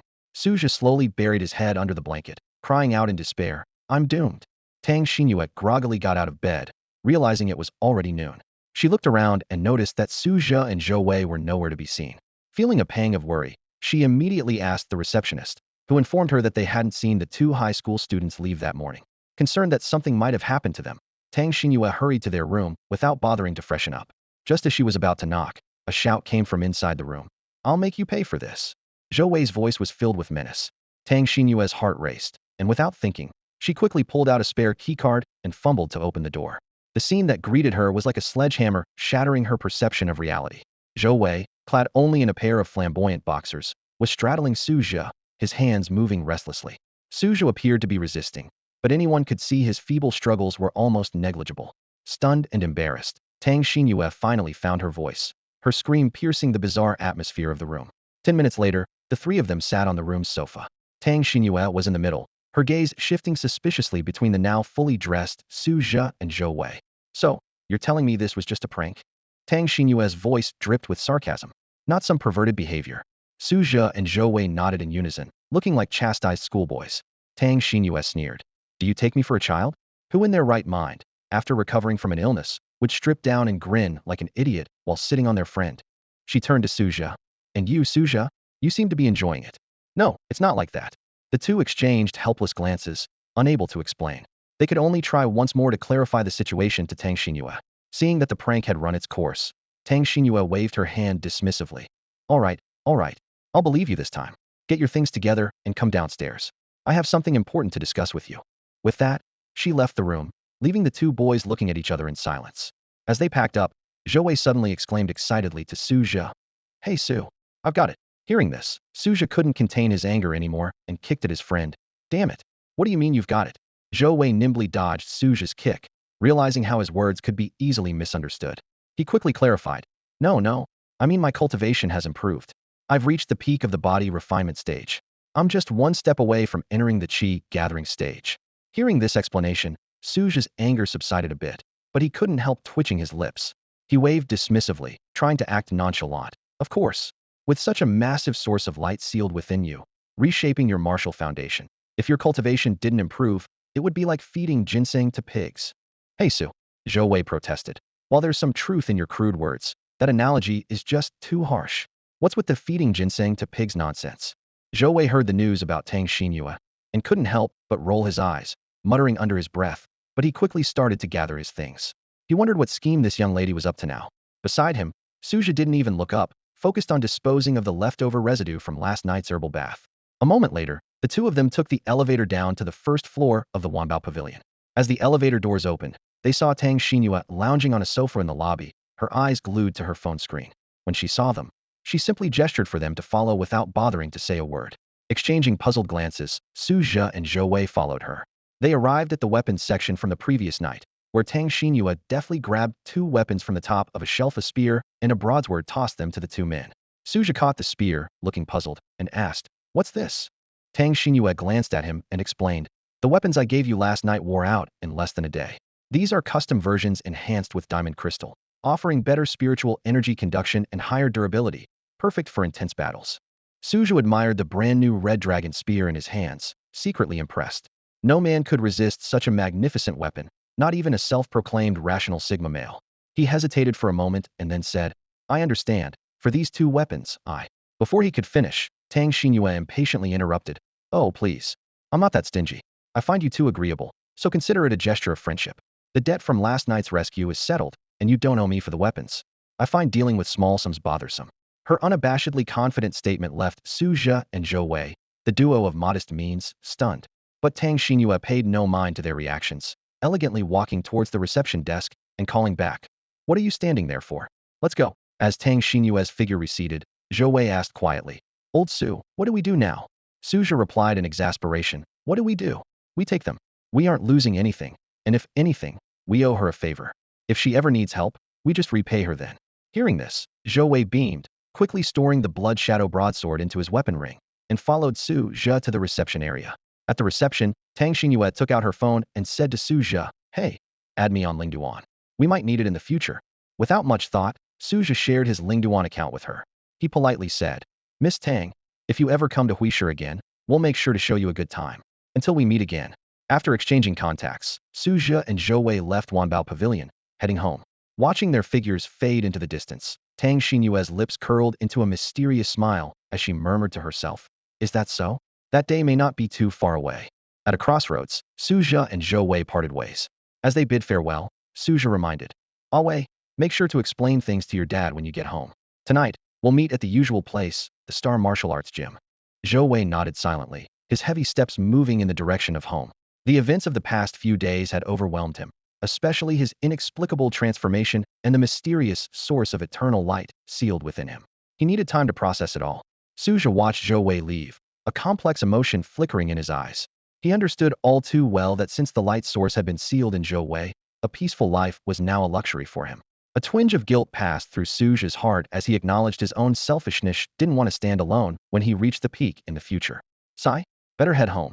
Su Zhe sighed, glancing up at the sun hanging high in the sky, realizing it was already afternoon. Arriving at the entrance of his apartment complex, Su Zhe instinctively looked toward the security booth, but the familiar pair of shoes was nowhere to be seen. Sigh? The old man is still on guard.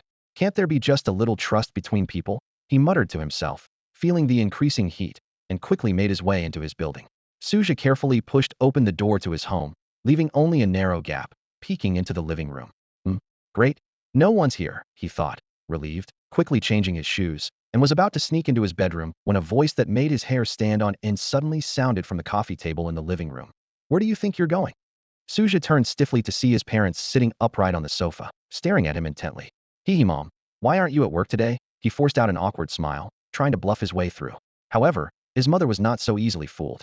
She suddenly slapped the coffee table and shouted angrily, "You little rascal! Tell me, where were you all night? Do you know how worried your dad, your sister, and I were?" Su Zhe looked troubled, cold sweat forming on his forehead. He opened his mouth but didn't know what to say. He couldn't possibly reveal the bizarre events of last night. Helpless, he remained silent, and the living room fell into an eerie silence. After a moment, Su's father broke the tension. "Aja, go wash up first. Look at the state you're in. Honey, don't be angry. It's good that he's back." Su's mother was about to retort, but caught the look her husband gave her, and reluctantly suppressed her anger, replying, "All right then." After Su Zhe returned to his room, Mrs. Su couldn't contain her anger any longer. She glared at Mr. Su, her voice full of displeasure. "Su Yuan, didn't we agree to teach that boy a lesson? Why did you back down at the crucial moment? So, you play the good cop, and I have to be the bad cop. Faced with his wife's fury, Mr. Su shook his head helplessly and gently reassured her. All right, it's my fault. But take a closer look. Is there anything different about Asia compared to yesterday? Different? Mrs. Su frowned, puzzled. What's different about that boy? All he does is make me angry. Her tone still carried a hint of anger. Mr. Su sighed and slowly explained. Asia changed all his clothes. Even though it was covered by his jacket, I could clearly see bloodstains on the lining inside. Saying this, he lit a cigarette and took a deep drag. Smoke swirled around his nose as he stared at the floor, pausing for a few seconds before continuing. More importantly, as eyes have changed. Honey, do you know? I once saw that look in Buyu's eyes. That was when he was fighting heretics. It was his first time taking a life. The way Asia looked when he just got home was exactly the same. What? Mrs. Su gasped, suddenly anxious like an ant on a hot pan. Is Asia all right? Mr. Su took another drag of his cigarette, speaking calmly. He's fine. The fact that Asia came home safely means everything's okay. If something had really happened, do you think our son would have made it back? Don't underestimate the Daxiao Martial Arts Bureau. Hearing her husband's words, Mrs. Su finally felt a sense of relief. Mr. Su continued to explain. I asked Asia to tidy up earlier because I didn't want him to be too exhausted. Our children have their own paths to follow, and as parents, we should support them from behind rather than interfere with what they need to do. After speaking, Mr. Su fell into deep thought, his gaze lingering on Su Zhe's room door.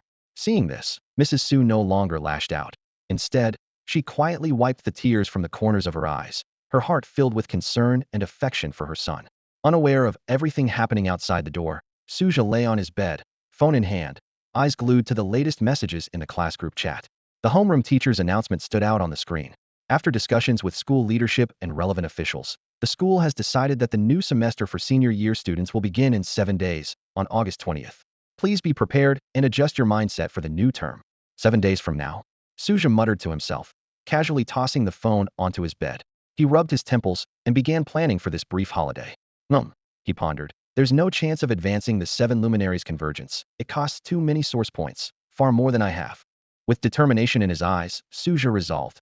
I need to advance my reckless force. Sticking with the first grade is becoming ineffective. And there's an opportunity to upgrade a martial skill. Perfect timing. I should also see if the glazed Vajra body can be further improved. I want to be the toughest.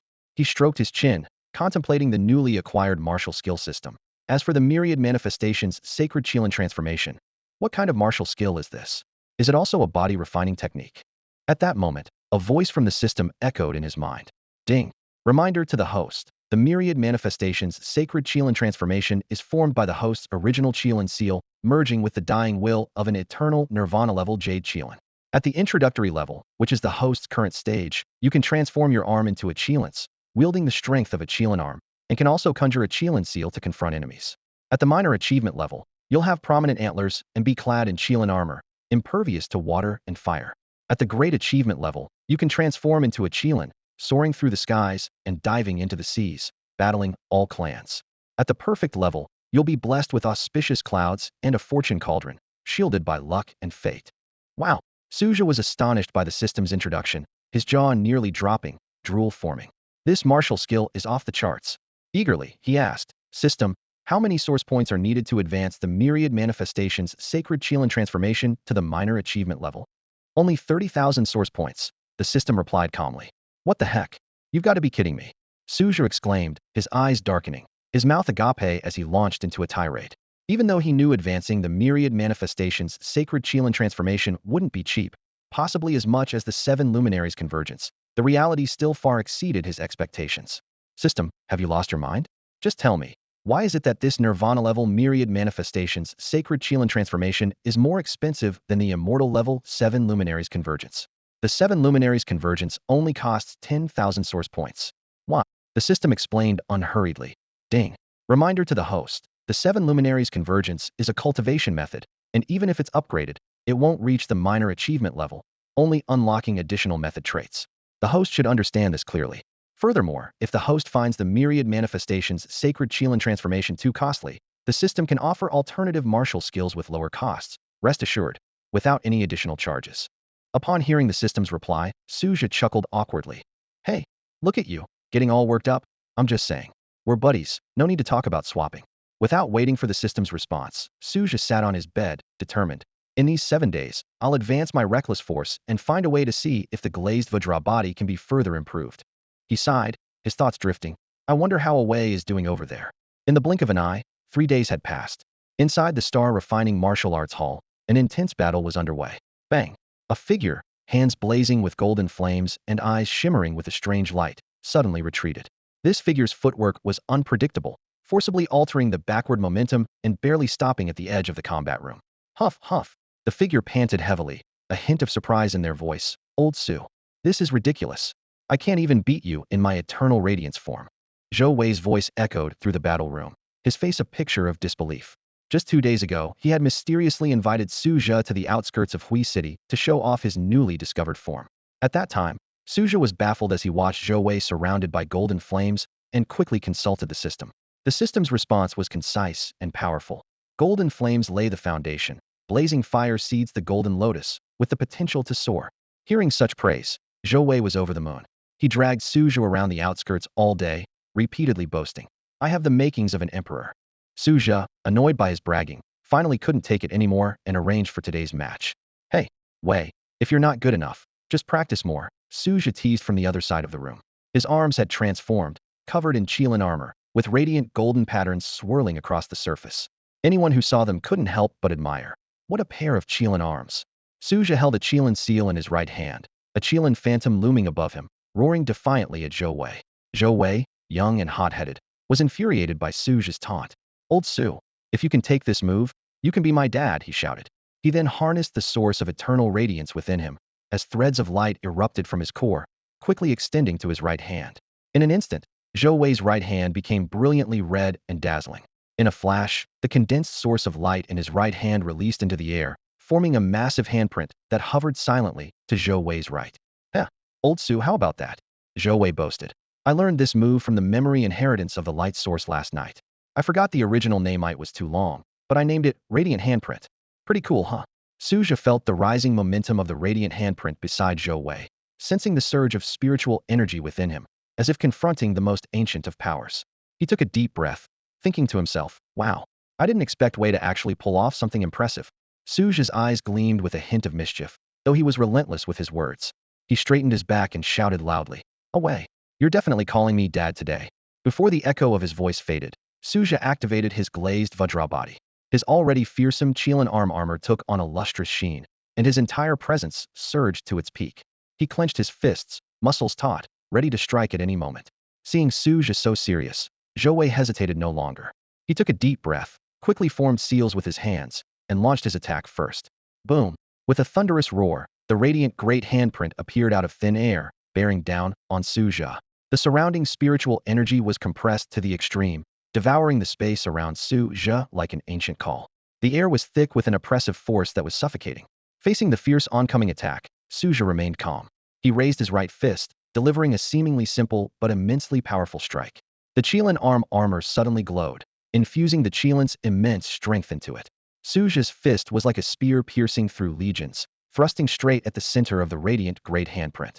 Bang! The essence of light clashed with the Qilin's mighty force in midair, erupting into a deafening boom. The powerful shockwave swept across, kicking up clouds of dust. Both forces were deadlocked, neither willing to yield an inch. However, as time passed, the situation became clearer. Beads of sweat the size of beans appeared on Zhou Wei's forehead, his face pale, clearly struggling to hold on. In contrast, Su Zhe remained unperturbed, even taking a moment to glance around. The outcome of the confrontation was already evident. Finally, Zhou Wei could hold on no longer. His right hand dropped weakly, and the radiant great handprint quickly dissipated due to the lack of spiritual energy. Panting heavily, he said bitterly, Old Su, you've got the strength. I can't even handle your brute force. Hearing this, Su Zhe realized he might have gone too far and crushed Wei's imperial dreams with a single punch. He quickly reassured him, No way, Wei, you're already quite good. With that radiant great handprint of yours, I bet even the peak of the Qi gathering stage would struggle. It's just, Su Zhe looked at Zhou Wei, hesitated for a moment, and then said, It's just a bit lacking in endurance. What the heck? Old Su, we're just sparring, don't make it personal. I'm plenty enduring, thank you very much. Zhou Wei retorted hastily, his face flushed with embarrassment at the critique. Impatiently, Su Zhe waved his hand and said, all right, you should find a recovery technique to practice. Proving it to me doesn't do any good. Fine, just you wait. Zhou Wei gritted his teeth. Old Su, once I find a suitable technique, we'll spar again. With that, he turned and left, his back full of determination not to accept defeat. The two of them were playfully leaving the Star Refining Martial Arts Center when Su Zhe's attention was caught by a scene at the intersection ahead. A tall woman was leaning against the latest model of a Raptor off-road vehicle, dressed in a camouflage vest and pants, exuding a wild allure. This unique combination of beauty and a steel beast attracted the gaze of passers-by. Su Zhe and Zhou Wei were no exception. Zhou Wei's eyes were glued to the woman from the moment he saw her, while Su Zhe helplessly covered his face and tried to pull Zhou Wei away down a side alley. However, the woman seemed to have noticed them. She took out a document from a portfolio she carried, examined it for a few seconds, then put it away and walked toward them with long strides. Oh my god! Oh my god! Old Su! Look, that beauty is coming our way! Zhou Wei exclaimed excitedly, hurriedly fixing his hair in the reflection of a nearby clothing store's window. The tall woman quickly approached them and politely spoke with a distinctive husky voice. Hello, are you Su Zhe? Yes, may I ask what this is about? Su Zhe replied, feeling a bit puzzled. Upon hearing this, the woman straightened up and looked intently at Su Zhe, saying, I am one of the leaders of the Great Xia Special Forces in Jiangnan Province. You can call me Nightingale. I'm here to inform you, Su Zhe, that you have proven yourself qualified to join the Great Xia Special Forces, and I'm responsible for coordinating the relevant matters with you. Proven? When? Su Zhe frowned in confusion. Seeing his reaction, Nightingale suggested they talk elsewhere. Su Zhe glanced around and noticed some onlookers, and just as he was about to agree, he suddenly remembered Zhou Wei beside him, who looked utterly bewildered. Nightingale, recognizing his concern, offered, Zhou Wei can join us too. He just needs to sign an additional confidentiality agreement. Relieved, Su Zhe pulled the still confused Zhou Wei into the Raptor.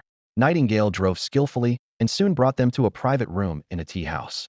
Inside the tea house, Nightingale took out a document and began to read. Su Zhe, male, 18 years old, recommended by Li Wantue and Yin Chun from the Great Xia Jinshan Martial Arts Military Academy, with the highest level of importance.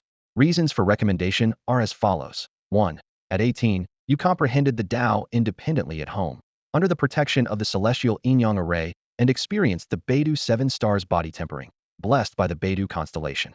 2. On August 12th, at the Star Refining Martial Arts Center in Huishe, Jiangnan Province, you fought against a martial rogue, demonstrating a spirit loyal to Great Xia and the human race. 3. On the evening of August 12th, you fought and killed a condensed vein realm cultist with your late body tempering realm cultivation, without official support from Great Xia. 4. You tamed a bloodline spirit creature the Qilin while within the Everglow Sacred Lin Pearl. After investigation by relevant departments of the Great Xia Committee, it was confirmed to be an Everglow Jade Lin with Nirvana-level cultivation, and you have integrated it with your martial skills, predicting a potential above the Nirvana grade. As Nightingale recounted each event, Su Zhe felt a profound sense of shock and fear. These were supposed to be secret activities between him and Zhou Wei, yet the woman in front of him recounted them as if she knew everything. Su Zhe suddenly felt as if an unseen eye was watching him. Looking at the steaming tea before him, he snapped back to reality, exclaiming, Oh my god! Su Zhe's doubts vanished in an instant. He thought to himself, I'm not some law-breaking heretic. What is there to fear? Seeing things from a victim's perspective, the stronger Xia becomes, the more advantageous it is for me, isn't it? Having figured this out, Su Zhe's expression immediately relaxed. He quietly looked at Ying, waiting for her to continue. Ying held only a single thin sheet of paper. After quickly reading the content, she immediately used her spiritual power to ignite the document. She then retrieved another document from her briefcase, stamped with the seal of the Xia Committee, and handed it to Su Zhe. Su Zhe, Ying's voice was solemn and formal. You have been approved by the Xia Committee. Please sign your name and imprint your personal spiritual power signature on this document. I will take it back to the committee for filing. Without any hesitation, Su Zhe followed Yi Ying's instructions, signing his name and leaving his unique spiritual power signature on the document. All done, Yi Ying carefully accepted the document from Su Zhe and placed it into her bag. She then turned her attention to Zhou Wei, who was sitting nearby with a bewildered look on his face. Su Zhe's matter is settled. Now let's talk about you, Zhou Wei. Me? Zhou Wei replied nervously, uncertainty evident in his voice. Yi Ying smiled gently, trying to ease Zhou Wei's tension. Yes, Zhou Wei, don't be nervous. While our team was investigating Su Zhe, we discovered another extraordinary talent, and that person is you, Zhou Wei. Zhou Wei looked at Yi Ying in confusion, clearly not fully grasping the situation. Yi Ying didn't elaborate further, but instead pulled out another document and began to read. Zhou Wei, male, 18 years old, recommended by Su Zhe, a childhood friend with whom he shares a deep bond. On the night of August 12th, he fought alongside the recommended Su Zhe. Although he did not stand out during the battle against the Condensed Pulse Heretic, he performed remarkably in the subsequent battle against Qi, Gathering Realm Warrior, He Yin to protect Su Zhe. After consuming the bloodline spirit item, the eternal radiant luminous Pearland surviving, he instead sealed the source of eternal light within himself for unknown reasons. The Xia committee has decided not to pursue the truth of this matter further. Ying paused before continuing. On August 14th, the source of eternal light within him awakened, granting him a new combat form. Investigations confirmed that this form has no side effects and significantly enhances combat abilities, possessing a strong essence of light that can have an immeasurable deterrent effect on the dark side and evil spirit races. On the night of August 15th, the individual learned an unknown martial skill from the inherited memories of the source of eternal light, which he calls the Radiant Palm Imprint, indicating potential for future growth. Ying finished reading and looked at Zhou Wei with a piercing gaze. After deliberation by the Xia committee, Zhou Wei is deemed qualified to join the special team. After Nightingale finished reading the document, she solemnly burned it. She turned to Zhou Wei, who was still seated, her gaze intense. The room was thick with tension, as if the very air had solidified. Zhou Wei, Nightingale began seriously, her voice low and firm. I have explained the situation to you. The special forces of Xia, directly led by the Xia committee, are a sharp blade destined to become the most formidable weapon against the myriad tribes. Those who join this force are among the elite of our time. She paused, her eyes growing sharper. They bear the heavy responsibility of facing the prodigies of the myriad tribes on the battlefield, fighting for survival and fortune, and paving the way for all humanity. Any misstep could mean the end of their lives and paths. Nightingale's eyes, like those of a phoenix, fixed on Zhou Wei's somewhat youthful face, as she held another document stamped with a red seal. She handed it to Zhou Wei, her voice tinged with expectation. Zhou Wei, are you willing to join this team? It was then that Zhou Wei snapped back to reality, realizing the significance of the information he had just heard. His gaze drifted between the striking red on the document, the complex expression on his friend Su Zhe's face, and the hopeful look in Nightingale's eyes. He thought to himself, why does Nightingale look so expectant? The answer was clear to Xia urgently needed prodigies, those capable of competing with the myriad tribes on the battlefield. Su Zhe was undoubtedly one of them, and Zhou Wei was now seen as a potential genius with limitless potential. Nightingale eagerly awaited Zhou Wei's signature on the document. Each prodigy that joined brought humanity closer to victory and hope on the battlefield. Finally, Zhou Wei made up his mind and declared resolutely, I am willing to join. He picked up the pen and solemnly signed his name on the document, leaving a unique imprint of his spiritual power, then handed it back to Nightingale. Nightingale accepted the document, her brow relaxing and a slight smile forming on her lips. She carefully placed the document back into her bag, as if handling a precious treasure. Away, Su Zhe couldn't help but speak up at this moment. Zhou Wei raised his hand to interrupt his friend. Old Su, no need to say anything. I've made my decision. Before, I didn't have the ability, so I was content being ordinary. But now that I qualify, I want to see for myself if the legendary myriad tribes really have 8 eyes and 4 legs. He joked, Old Su, you're really something else. Were you planning to ditch me and start anew on your own? Get lost. Su Zhe laughed and cursed. But he knew what Zhou Wei signing that document meant. The future burden of Xia would partly rest on Zhou Wei's shoulders. He secretly worried about the dangers his friend might face on future battlefields. Su Zhe gazed at Zhou Wei, silently vowing, Away, don't worry. I'll definitely take you to see the peak of the stars. The Nightingale organized the documents in her bag and looked up at the 2 young men across from her. Her voice was steady and firm. I will return to Longdu immediately and submit these documents to the Xia committee. Your credentials will be delivered to you in 3 days, along with your first mission briefing. Su Zhe frowned slightly, surprised. 3 days? That's soon. But that's the same day we have to report to school.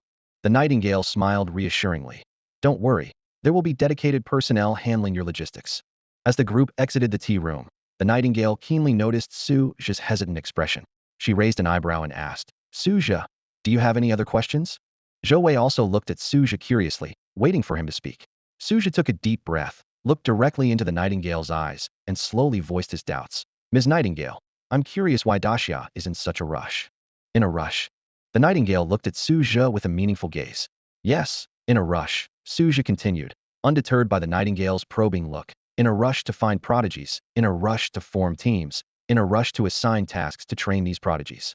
Humanity has been contending with the myriad races for millennia, and the great formation above us has been operating for just as long.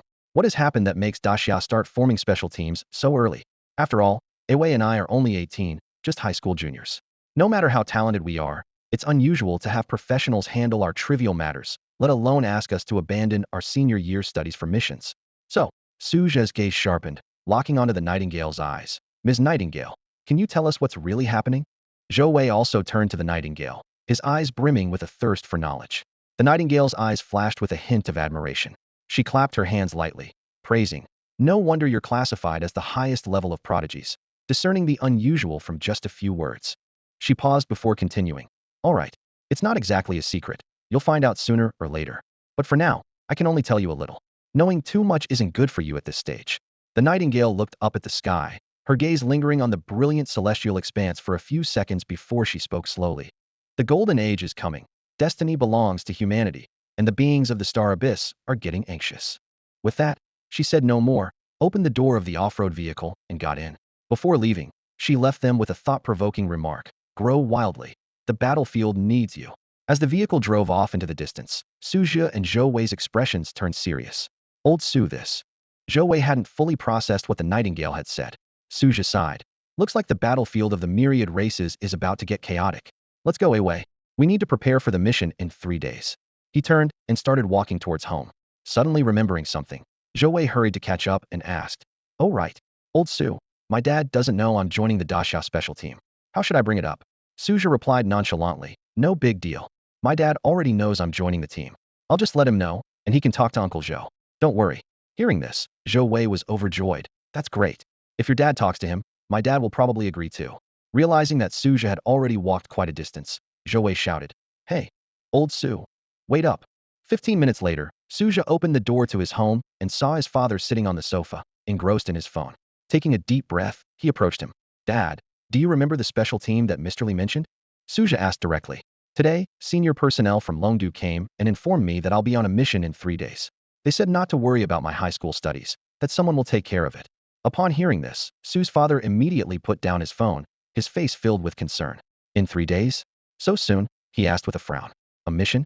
Is it dangerous? Seeing his father's anxious expression, Su Zhe feigned a relaxed demeanor and waved it off. What danger could there be? I'm just in my final year of high school. They wouldn't have me do anything too risky. Don't worry, Dad. His father relaxed a bit and nodded. Then Su Zhe added, Oh, by the way, Wei was also selected, but he doesn't know how to tell Uncle Zhou. Could you talk to Uncle Zhou for him? Really? His father's eyes lit up. That's great. You two can look out for each other, and we can be a bit more at ease at home. He patted Su Zhe on the shoulder. All right, I'll talk to old Zhou. You boys just focus on your tasks and don't worry about things here. Su Zhe nodded in gratitude and turned back to his room. Meanwhile, at the Tang family estate in Longdu, a conversation between father and daughter was unfolding. Wearing casual home clothes, Tang Shinua marched toward the study with a determined air, despite Uncle Fu's attempts to dissuade her. Yeah, your dad just got back. Don't disturb him. Without turning around, Tang Shinua replied firmly, Uncle Fu, don't try to stop me. I have to get this done today. She pushed open the study door to find Tang Jin sitting at his desk, staring absent-mindedly at some documents. Stubborn dad. Tang Shinua pouted and complained, I want to transfer to Huisher. Tang Jin slowly closed the file in his hand, took off his glasses, and said with a hint of amusement, Oh, why does our young lady suddenly want to do that? Is Longdu no longer fun? Why the interest in little Huisher? Don't ask. I just want to go. Tang Shinua whined, tugging on Tang Jin's arm. Tang Jin chuckled and pointed out, Haha, is it because of those 2 friends you made in Huisher? Tang Shinua stammered. Well, I just find being with them exciting. It's much more interesting than here. The rich kids in Longdu are so dull, always indulging in luxury. Some aren't as bad, but their personalities are awful. Especially that guy named Long. He's hopeless. Watching his daughter's indignant expression, Tang Jin couldn't help but smile. He nodded. All right, do as you please. If you want to go, pack your things yourself. Uncle Fu is too old to be following you around. Really? Tang Xinyue's eyes lit up, looking at her father in disbelief. Tang Xinyu looked at her father, Tang Jun, in disbelief. The joy of just being allowed to go to Huisher hadn't yet faded when another bombshell dropped. Tang Jun picked up a document from his desk and gave it a gentle shake. Xinyu, there's something I want to discuss with you, Tang Jun said, his tone turning serious. This is a special team formed by the Daxia committee, and I want you to give it a try. A special team? Tang Xinyu frowned. In what field? I haven't heard anything about it. Tang Jun gave a mysterious smile. Haha, it's top secret. Thanks to your old man, I managed to secure a spot without a recommendation. I think you should give it a shot. He sat in his office chair, his gaze intense as he watched his daughter. Tang Xinyu couldn't help but feel a chill. After a few seconds of silence, Tang Jin slowly revealed the mission of the team: to battle the prodigies of all races and protect the fate of the human race. Tang Xinyu stood frozen, her earlier joy instantly forgotten. She pointed at herself in disbelief. Dad, are you serious? You want me to join such a team? Yes, Tang Jin said firmly. Only a prodigy can openly defeat another prodigy. My daughter, Tang Zhen's daughter, is no slouch. Seeing his daughter's hesitation, Tang Zhen dropped another bombshell. By the way, when I went to the Disya committee yesterday to get this document, I happened to see the team roster. Would you believe it? Huisher hides 2 hidden dragons. Can you guess who? Tang Shinua had a hunch and thought silently. Besides those 2. Ha, you guessed it right. Tang Zhen laughed. It's your 2 new friends, Su Zhe and Zhou Wei. Tang Shinua recalled the words of the blood-stained young man in the old warehouse. A warrior fights to compete. She lifted her head and said resolutely, all right, I'll join. Tang Zhen nodded in satisfaction and then advised, since you've decided, take off the jade bracelet and other protective artifacts. True prodigies aren't raised in greenhouses. Stay home for a few days and let your 3 grandfathers, Fu, Lu, and Shou, train you well. Once you pass, you can go to Huisher. Tang Xinhua didn't argue. She didn't want to be a burden on the battlefield. Meanwhile, on the outskirts of Longdu, a red-haired man was yelling at a handsome young man with the same fiery hair. You brat, you're going whether you like it or not. Don't embarrass me. The young man, annoyed, dug at his ear and replied casually. Yeah, I got it. Stop nagging, old man. The red-haired man's tone suddenly softened. Huan Yu, when you join that team, don't act recklessly. Think about your teammates. No matter how strong you are, you can't break through the encirclement of all the races alone. The young man was taken aback, not expecting such advice from his father. He quickly regained his composure and responded loudly. I understand, old man. A flicker of seriousness crossed the young man's eyes, starkly contrasting with his dismissive tone. He turned away, leaving the red-haired man fuming with anger. Darn kid, who did he inherit that temper from? The man shouted. The butler nearby forced a wry smile, thinking to himself, Master, don't you see? Meanwhile, on Su Mountain in the Great Xia, a middle-aged man in a white sword robe was giving instructions to his only disciple. Han Xing, be cautious out there, the middle-aged man said solemnly.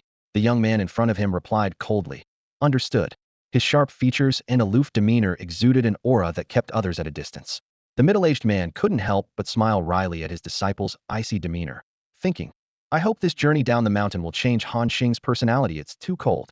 At the Martial Arts Academy of Jiangnan Province in the Great Xia, a special conversation was taking place. Grandpa E, I can't do it. Xian Pingping waved her hand in refusal in front of the Elder E. Elder E, holding a document with a red seal, laughed heartily. Little girl, you're studying the way of life. How can you heal the world without seeing the battlefield or the world itself? Hearing this, Xian Pingping hesitated, her gaze falling on the document as she pondered. In the southwest of the Great Xia, in the Valley of Insects, a charming girl with purple hair and a purple dress was whining to a middle-aged woman. Mother, do I really have to join that special team? If I leave, who will take care of you? The woman feigned annoyance. You silly girl, your mother isn't that helpless. You need to get out more. Hee, then I'll go, mother. The girl in the purple dress blinked her lively eyes, looking into the distance. Meanwhile, in the White Dragon Temple of the Great Xia, an old monk was earnestly advising a young monk. My student, your only goal is to outshine that Taoist disciple. The young monk's lip twitched as he smiled helplessly. I'll try my best, teacher. At the same time, in the Qingyun Temple of the Great Xia, a white-bearded Taoist was nagging a black-haired youth sleeping under a pine tree. Your only goal is not to let that old monk's disciple get too proud. All right. I got it, master.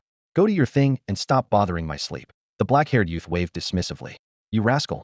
The old Taoist was exasperated. All across the Great Xia, winds of change were stirring, and hidden dragons were ready to soar. Countless young talents were poised for action, as a destiny-altering encounter was about to unfold. 3 days passed in the blink of an eye. On August 20th, while all high schools in Huisher City were starting their academic year, Su Zhe and Zhou Wei found themselves standing in front of the familiar Nightingale tea house. As they pushed the door open, a rich aroma of tea enveloped them, and Su Zhe's gaze was immediately drawn to the striking red-lettered document in Nightingale's hand. Nightingale gracefully handed over the document, and Su Zhe eagerly opened it. The word, top secret, in bold red letters on the first page made him hold his breath. Forcing himself to stay calm, he carefully read through the contents of this confidential document. The document stated that the Daxia Committee appointed Su Zhe as the temporary captain of the first squad of Daxia's special forces, allowing him to choose the squad's name. Apart from Zhou Wei, he could select the other team members himself. Excitingly, they were to immediately head to Tianzi, to seek out the legendary spirit of Tianzi, and then proceed to the mysterious Wua Pass. Su Zhe pondered over each word, noting the official stamp of the Daxia Committee at the bottom of the mission briefing. He furrowed his brow in thought. Wua Pass? What kind of place is that?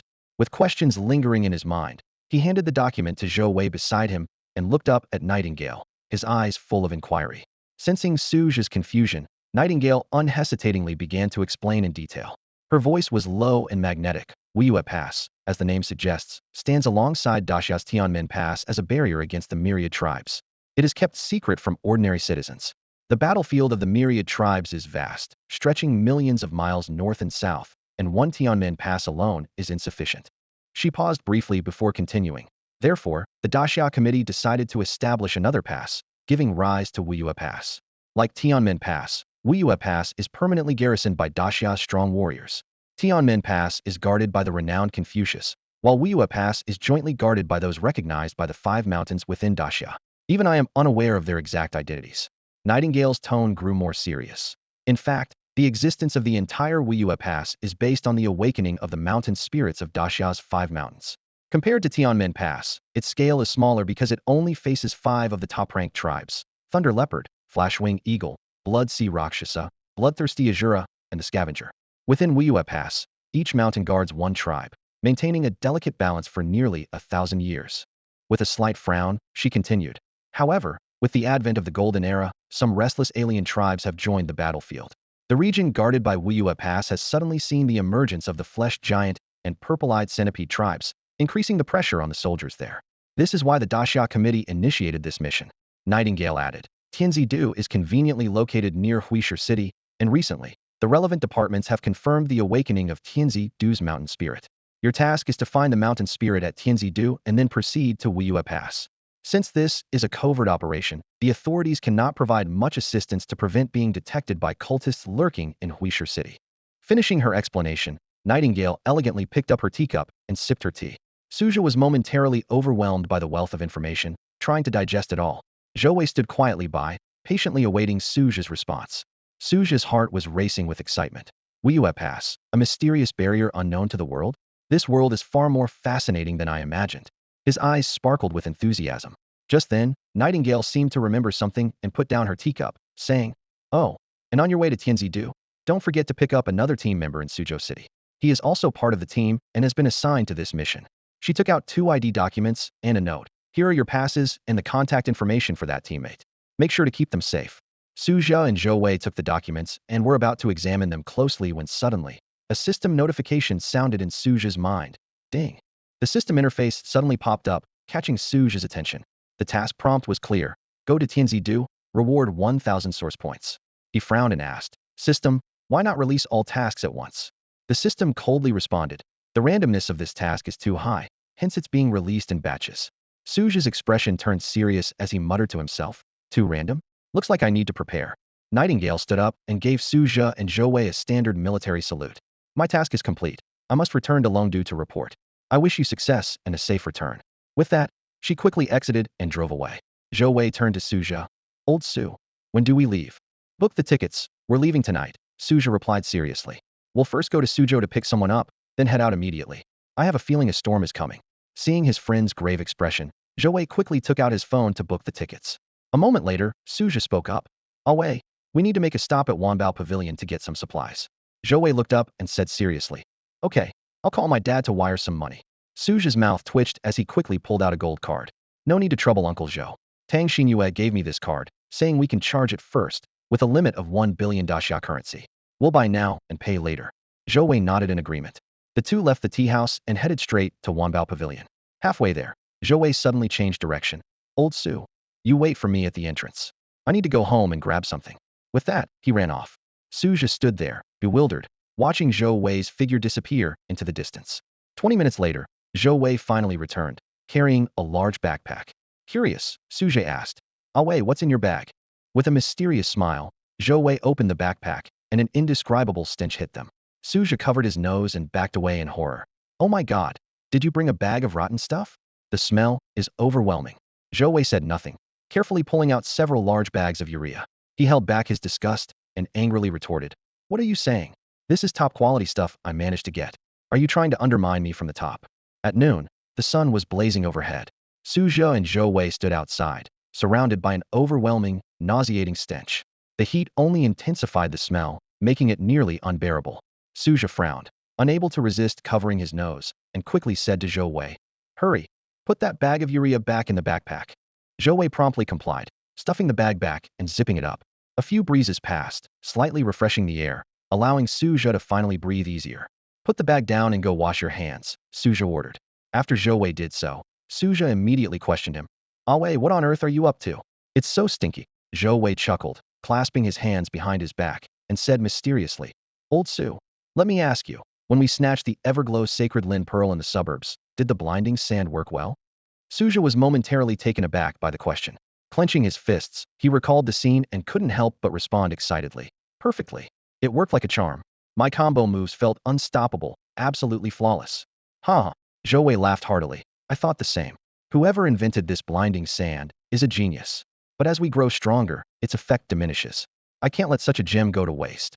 Zhou Wei continued, explaining, these past few days, besides contemplating the source of Everglow light at home, I've been researching how to improve the blinding sand to catch opponents off guard. I concluded that the current material is too poor. To have high-quality blinding sand, we need better materials. He said excitedly. But then I switched my approach. It doesn't have to just blind the enemy. As long as it disrupts their fighting, it works. I suddenly thought of the urea bag we used to store the blinding sand. These past few days, I've been fumigating the urea bag with dung balls, and finally, success. Zhou Wei's eyes gleamed with pride. When we put the blinding sand inside and throw it out, with double the torment, won't the enemy be at our mercy? Hearing Zhou Wei's ingenious idea, even someone as lively as Su Zhe was left speechless. He had to admit, it was indeed a brilliant idea, especially for heroes like them. Su Zhe silently gave a thumbs up, sincerely praising. You're a real scientist, Wei. You're a genius. Someone like you should be on the battlefield sooner. Every second you spend away is a loss for all of us. Zhou Wei, flattered by the compliment, sheepishly scratched his head and laughed. Hee hee, I think so too. Su Zhe looked puzzled at the package in Zhou Wei's hand and frowned. Why did you bring that here? Aren't you afraid security at the entrance would stop you? Zhou Wei chuckled mysteriously. Don't worry, the package is well sealed and doesn't smell. I brought it to see if there are any unusual treasures gathering dust at Wanbao Pavilion that we can add to the Mi Yin Sha. Seeing Zhou Wei's relentless pursuit of research, Su Zhe shook his head helplessly and said nothing more. He stepped into Wanbao Pavilion first, feeling a twinge of excitement at the thought of the smooth combination moves. Who would have thought that the usually carefree Wei had the potential to be a researcher? Inside Wanbao Pavilion, the dazzling array of items was overwhelming. Su Zhe and Zhou Wei navigated through the aisles, their eyes scanning the treasures around them. Su Zhe thought to himself, we don't lack weapons. Wei has the Blood Shadow broadsword, and I have the Red Dragon halberd. But I still don't have a suitable halberd technique. Suddenly, an idea struck Su Zhe. System, don't I still have an unused martial technique advancement opportunity? He remembered being busy sparring with Zhou Wei lately, with no time to study martial techniques, still using the first-grade reckless force. The system immediately responded, ding. Yes. Would you like to use it? Su Zhe tentatively asked, I want a halberd martial technique. Is that possible? The system replied without hesitation. Ding. 1,000 source points. The system will advance reckless force. Of course, this stingy system won't give anything for free. Su Zhe muttered through gritted teeth. Fine. Advance it now. Take the source points yourself. You're so stingy, you lousy system. Luckily, he had completed a task a few days ago, earning exactly 1,000 source points. The system notification sounded. Ding. Advancing martial technique. Please be patient. Hearing this, Su Zhe stopped focusing on the system and began selecting items he needed. Second-tier spirit recovery pill? Got it. Third-tier combat suit? Got it. He swept through the useful items on the shelves, upgrading both his and Zhou Wei's gear. Just as Su Zhe was about to continue, the system's reminder sounded again. Ding. Congratulations, Reckless Force has successfully advanced to 1000 Army Break, 5th grade entry level. Overjoyed, Su Zhe eagerly asked the system to introduce the details of 1000 Army Break. The system explained, ding. Reminder, 1000 Army Break is tailor-made for you. A purely offensive martial technique maximizing the halberd's characteristics, with armor-piercing properties. Entry level has 3 layers of armor piercing. Minor success has 5, major success has 7, and at the perfect level, it not only has 9 layers of armor piercing but also a silence effect. Note, while 1000 Army Break is powerful, its grade is only 5th. To enhance its damage, spend source points to upgrade. Wow, I'm unbeatable, true damage plus silence. Su Zhe realized the system had given him a powerful upgrade. 1000 Army Break not only had damage far exceeding its grade, but also the precious true damage and silence effects, a timely boon for Su Zhe. The system then reminded, ding. To fully unleash the halberd's power, it's recommended to learn a basic halberd technique to build a solid foundation. This advice snapped Su Zhe out of his reverie. Right. Not only is martial skill important, but having a solid foundation is equally crucial. Su Zhe silently repeated the system's prompt in his heart. feeling a surge of gratitude. He quickly adjusted his mindset and strode purposefully toward the martial arts section with his belongings. In the dazzling array of the martial arts section, Su Zhe's eyes were sharp.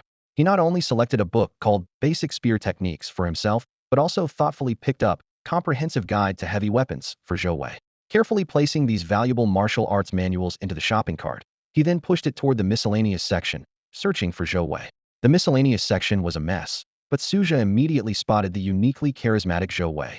Despite undergoing the baptism of the everlasting light source, Zhou Wei's persistent goofy aura still lingered. At that moment, Zhou Wei was on all fours, his rear end sticking high in the air as his upper body almost disappeared into the bottom shelf, fiddling with something. Seeing this, a mischievous thought crossed Su Zhe's mind. He quietly approached and gave Zhou Wei's rear a couple of playful kicks. "Ah!" Zhou Wei exclaimed, scrambling to his feet and covering his backside with both hands, turning around with a face full of embarrassment and anger. "Old Su, what are you doing?" Seeing Zhou Wei's puffed-up expression, Su Zhe sheepishly rubbed his nose and tactfully changed the topic. "Wei, did you find anything to improve the blinding sand?" Upon hearing this, Zhou Wei immediately forgot about the kick. Excitedly, he pulled Su Zhe over, eager to show off his new discovery. "Look, Old Su, this is flame crystal powder. When stimulated with spiritual power, it heats up rapidly. I plan to grind it finer than the blinding sand, so when we fight, we can throw it around. Not only will it obscure vision, but it can also damage the opponent's eyes with the sand. What do you think? Exciting, right?" Su Zhe nodded repeatedly, growing more excited as he listened. He genuinely praised, "Wow, Wei, you're wasted as a student. You're like the cunning advisor of a mountain bandit chief, coming up with such devious ideas. You're a hero of the new era. Ha ha. Oh, there's still much room for improvement," Zhou Wei humbly replied, though he couldn't hide the pride on his face. The two wandered around the miscellaneous section a bit more, and finding nothing else useful, they decided to leave with their cart. Just then, Zhou Wei's attention was caught by a packaging box on a nearby shelf, and he eagerly went over to inspect it. "What's up?" Su Zhe asked, puzzled. Zhou Wei excitedly explained. "Old Su, this is what city cleaners use to drive away rats and cockroaches from the sewers. Its sole purpose is to stink in its stinks to high heaven." The air was thick with a stench so overpowering that even cockroaches would find it unbearable. Su Zhe wrinkled his nose and instinctively took a step back. However, his best friend Zhou Wei looked excited, as if he had stumbled upon a treasure. "Hee, this is the perfect material for making stinky ammonia bags," Zhou Wei exclaimed enthusiastically, his eyes gleaming with fervor. Su Zhe stared at Zhou Wei in horror, secretly shocked. He hadn't expected his friend to delve so deeply into the art of enchantment, nor did he anticipate Zhou Wei's interest to become so unusual. Ahem, Su Zhe cleared his throat, trying to snap Zhou Wei out of his fascination. "Ah Wei, have you thought about how to scatter this enchanted sand?" Zhou Wei was momentarily caught off guard and blurted out. "Well, obviously, you just use your hands." Mid-sentence, he realized something and awkwardly chuckled. "Hee, I'll figure it out." Su Zhe rolled his eyes in exasperation and turned to grab a few packs of insulated gloves from a nearby shelf. Seeing this, Zhou Wei quickly tossed the box in his hands into their shopping cart and hurriedly pushed it towards the checkout area. "Hey, why are you running so fast? I never said I wouldn't buy it for you," Su Zhe shouted after Zhou Wei as he dashed away. At the checkout counter, the cashier politely asked, "Hello, your total is 65,237 yuan. Will that be cash or card?" Hearing the price, Su Zhe drew a sharp breath.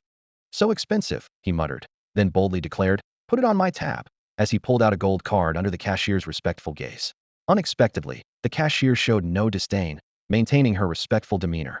"Of course, I'll process that for you right now," she said, her eyes briefly showing a hint of intrigue. Su Zhe noticed this detail and couldn't help but wonder about the significance of the card in his hand. The checkout process was swift. Shortly after, Su Zhe and Zhou Wei, each with a backpack, caught a taxi heading towards the airport. In the cab, Zhou Wei couldn't help but ask, "Old Su, what do you think our new team member will be like? Easy to get along with?" Gazing out at the rapidly passing scenery, Su Zhe's thoughts began to drift. "No idea," he replied calmly, his eyes settling on the gloomy sky in the distance. "Looks like it's going to rain soon." At 9 p.m., on a breezy summer evening in Suzhou, Su Zhe and Zhou Wei slowly walked out of Suzhou Airport, only to find a deserted street with not a single taxi in sight.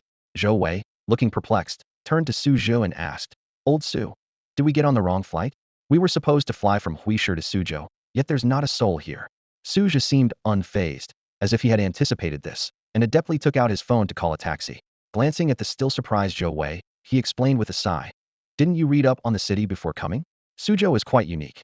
Although it ranks just behind Jianjing in Jiangnan province and is prominent in Daxia for its martial arts academies and number of martial artists, there's this odd phenomenon come nightfall the streets are practically empty. Simply put, there's no nightlife. Zhou Wei, finding it hard to believe, asked incredulously, no nightlife? Then what do they do at night? Isn't it a waste with such great conditions? Su Zhe continued fiddling with his phone, responding without looking up, haha. Everyone stays home tutoring their kids. The academic and martial arts education here is top-notch in Daxia. Not only are the kids competitive, but the parents are even more so. Zhou Wei shivered at the thought, unable to imagine his mental state if he lived there. Just then, an orange taxi pulled up beside them. Su Zhe motioned, let's go. Once inside, he told the driver, driver, please take us to Central City Park in Suzhou. Sure thing, the driver replied. Zhou Wei, still puzzled, asked, Old Su, what are we going to do there at this hour? Su Zhe explained, I contacted that team member before we boarded the plane. We agreed to meet at the city park tonight. From the voice, it sounded like a young man. Seeing Zhou Wei's bewildered expression, Su Zhe couldn't help but get frustrated, pulling his ear and whispering, buddy, do you have a tumor in your ear? We're on a mission. A mission. Got it. Zhou Wei's eyes cleared, leaving Su Zhe to helplessly comment. Zhou Wei, you're like a poet from the postal department. The taxi driver, evidently experienced, got them to the park in less than 20 minutes. After paying the fare, Su Zhe led Zhou Wei into the park. The midsummer night made the park eerily quiet, causing Zhou Wei to shiver multiple times as he followed. Unable to bear it, Zhou Wei spread his hands, conjuring a small flame of pure light essence, which quietly burned, dispelling the surrounding darkness, since the park lights were already off. Watching Zhou Wei shiver in fear of the dark, Su Zhe shook his head with a wry smile. Sometimes, he wasn't sure whether sealing the eternal light source inside Zhou Wei was a blessing or a curse. At that moment, a young voice suddenly called out from above Su Zhe, hey, are you my teammates? Su Zhe, alert, summoned his red jiao halberd, scanning upwards with a wary gaze, and shouted sternly, who goes there? White light swirled around the halberd's tip, a sign of its immense power. Don't be nervous, don't be nervous, the voice quickly explained. A nimble figure gracefully descended from the tree, blending seamlessly with the surroundings in a black tracksuit. The 3-foot-long sword hanging at his waist glinted coldly in the moonlight. Su Zhe cautiously observed the newcomer, noting his gaunt face, thin lips, and high nose, with a pair of bright, piercing eyes that stood out in the night. The young man extended his hand, a friendly smile playing on his lips. Hello, I'm Chu Fengxiao, the person you spoke with on the phone a few hours ago, he said, making a phone gesture to confirm his identity. Su Zhe recognized his future teammate, and promptly put away his Qi Jiao halberd, shaking hands with Chu Fengxiao. Nearby, Zhou Wei also lowered his guard and introduced himself. Hi, I'm Zhou Wei. This is our captain, Su Zhe. From now on, we're all in the same boat. Zhou Wei's tone carried a hint of caution. Although Chu Fengxiao appeared harmless, in this world, vigilance was always necessary. Chu Fengxiao keenly picked up on the underlying meaning in Zhou Wei's words and laughed heartily. Haha, I understand. Nightingale already told me I'm not cut out to be a captain. Honestly, I find being a captain too troublesome. I'd rather follow orders and focus on fighting. Hearing this, Zhou Wei's expression softened, and his tone became more cordial. All right, then I'll call you Old Chu. I call our captain Old Su too. You can just call me Ao Wei. We're going to be brothers fighting side by side. Seeing the two getting along well, Su Zhe interjected. Old Chu, tell us about your strengths. Ao Wei and I are both frontal assault types. The difference is, I'm more enduring, but Ao Wei is longer. Chu Fengxiao was amused by Su Zhe's blunt analogy, but he quickly introduced himself enthusiastically. Well, we're quite a match, Captain. I practice the Red Dust Sword Heart, which is also attack-focused. Sword Heart practice? Su Zhe asked curiously. Is that learning swordsmanship? Oh no. Chu Fengxiao quickly clarified. I'm not part of the Tianshu Mountain sect. Our sect focuses on internal mastery. Aiming to reach the realm of my heart is the sword. I am the sword. Meanwhile, Tianshu Mountain seeks external mastery, pursuing the unity of man and sword. These are completely different concepts, so don't mix them up. Chu Fengxiao corrected. Really? That could be a problem. Su Zhe frowned and muttered. Oh. Seeing this, Chu Fengxiao mistakenly thought Su Zhe was dissatisfied with his swordsmanship. He quickly defended himself. Old Su, don't underestimate us sword cultivators. In terms of destructive power, we're no less capable than those sword maniacs from Tianshu Mountain. And when it comes to madness, I'm way crazier than them. Realizing Chu Fengxiao was getting carried away, Su Zhe quickly raised his hand to stop him. That's not what I meant, Su Zhe explained, his brow furrowed. I mean, all three of us are focused on frontal assaults. Our team structure is like a misfit. Are we trying to emulate the kamikaze squad? One charge, and if the enemy doesn't fall, we're done for. Chu Fengxiao picked up on Su Zhe's concern about their team structure and immediately felt deflated. Strategic thinking wasn't his strong suit, so he decided to leave such problems to the team leader. He secretly felt relieved, thinking, good thing I'm not cut out to be a leader. Just grab a sword and charge, that's all there is to it. At this moment, Zhou Wei, the boar rider, chimed in cluelessly. Hey, old Su. I say we just charge in together and fight. Hearing Zhou Wei's thoughtless suggestion, Su Zhe's forehead veins bulged. He dragged Zhou Wei over, saying, Buddy, hold off on speaking. I've got other plans for your pig brain. A while later, Su Zhe was still staring at the small lake in the city park, unable to come up with a solution. When he turned around, he saw Zhou Wei and Chu Fengxiao eagerly preparing an upgraded version of blinding sand. Seeing Chu Fengxiao's face flushed with excitement, Su Zhe understood that even he was impressed by Zhou Wei's inventive ideas. Rolling his eyes, Su Zhe decisively took out his phone and booked 3 tickets to the capital city. Then he shouted to the two who were having a blast behind him. We're leaving tonight at 11:30. Catch some sleep on the way. Chu Fengxiao gave Su Zhe an okay sign with his right hand, indicating he was on board. Meanwhile, Zhou Wei was still focused on filling a urea bag with blinding sand, muttering to himself, a little more, a little more. On August 21st, the scorching summer sun beat down on the land of Jiangnan province. At the foot of Tianzi Mountain, Zhou Wei stood at the entrance of the tourist service area, his gaze fixed on a large notice board. With a slight frown, he turned to Chu Fengxiao beside him and asked in confusion, Is this still a tourist spot? Chu Fengxiao looked around and nodded. Yes. A few years ago, before the Daxiao officials discovered the awakening of the Tianzi mountain spirit, this was a famous tourist destination in Daxia. He glanced at Zhou Wei with a hint of surprise. What? Didn't you know when you were in Hui City? Zhou Wei chuckled awkwardly, scratching his head. Hee. I was busy cultivating before. Didn't have time to pay attention to these things. Chu Fengxiao understood, with a tone of admiration. True, being selected by the Daxiao officials to join a special team at such a young age means you've put in unimaginable effort behind the scenes. Seeing Chu Fengxiao's serious expression, Zhou Wei felt a twinge of anxiety, secretly wiping sweat from his brow. He thought to himself, damn, I was too busy wasting time before to care about these things. Almost made a fool of myself. Meanwhile, Su Zhe ignored their conversation and walked alone towards the former service area of the tourist spot. He examined the surroundings carefully, noticing that it had been abandoned for some time, with moldy stains and cobwebs in the corners. Just then, a crisp notification sounded in Su Zhe's mind. Ding. Reminder to the host, Task 1, to reach Tianzi Mountain is complete, rewarding 1,000 source points. Subsequent tasks will be released based on the host's progress.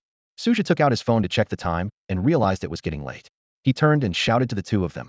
Hey, you two, stop chatting and change your clothes. We're about to start climbing. Upon hearing this, Zhou Wei and Chu Fengxiao quickly retrieved their combat uniforms from their backpacks and put them on. A few minutes later, the three were fully equipped and ready at the foot of Tianzi Mountain.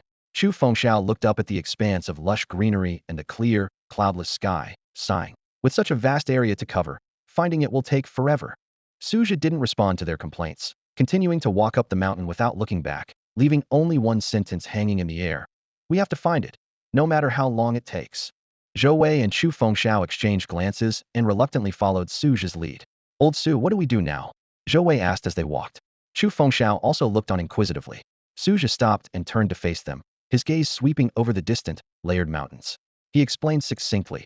According to the information from Nightingale, although Tianzi Mountain is a single entity, it is actually formed by several smaller mountain ranges. There are 3 main peaks, Yinhai Peak, Pansure Peak, and Wanmu Peak. Before the Tianzi Mountain spirit awakened, these 3 main peaks were always crowded.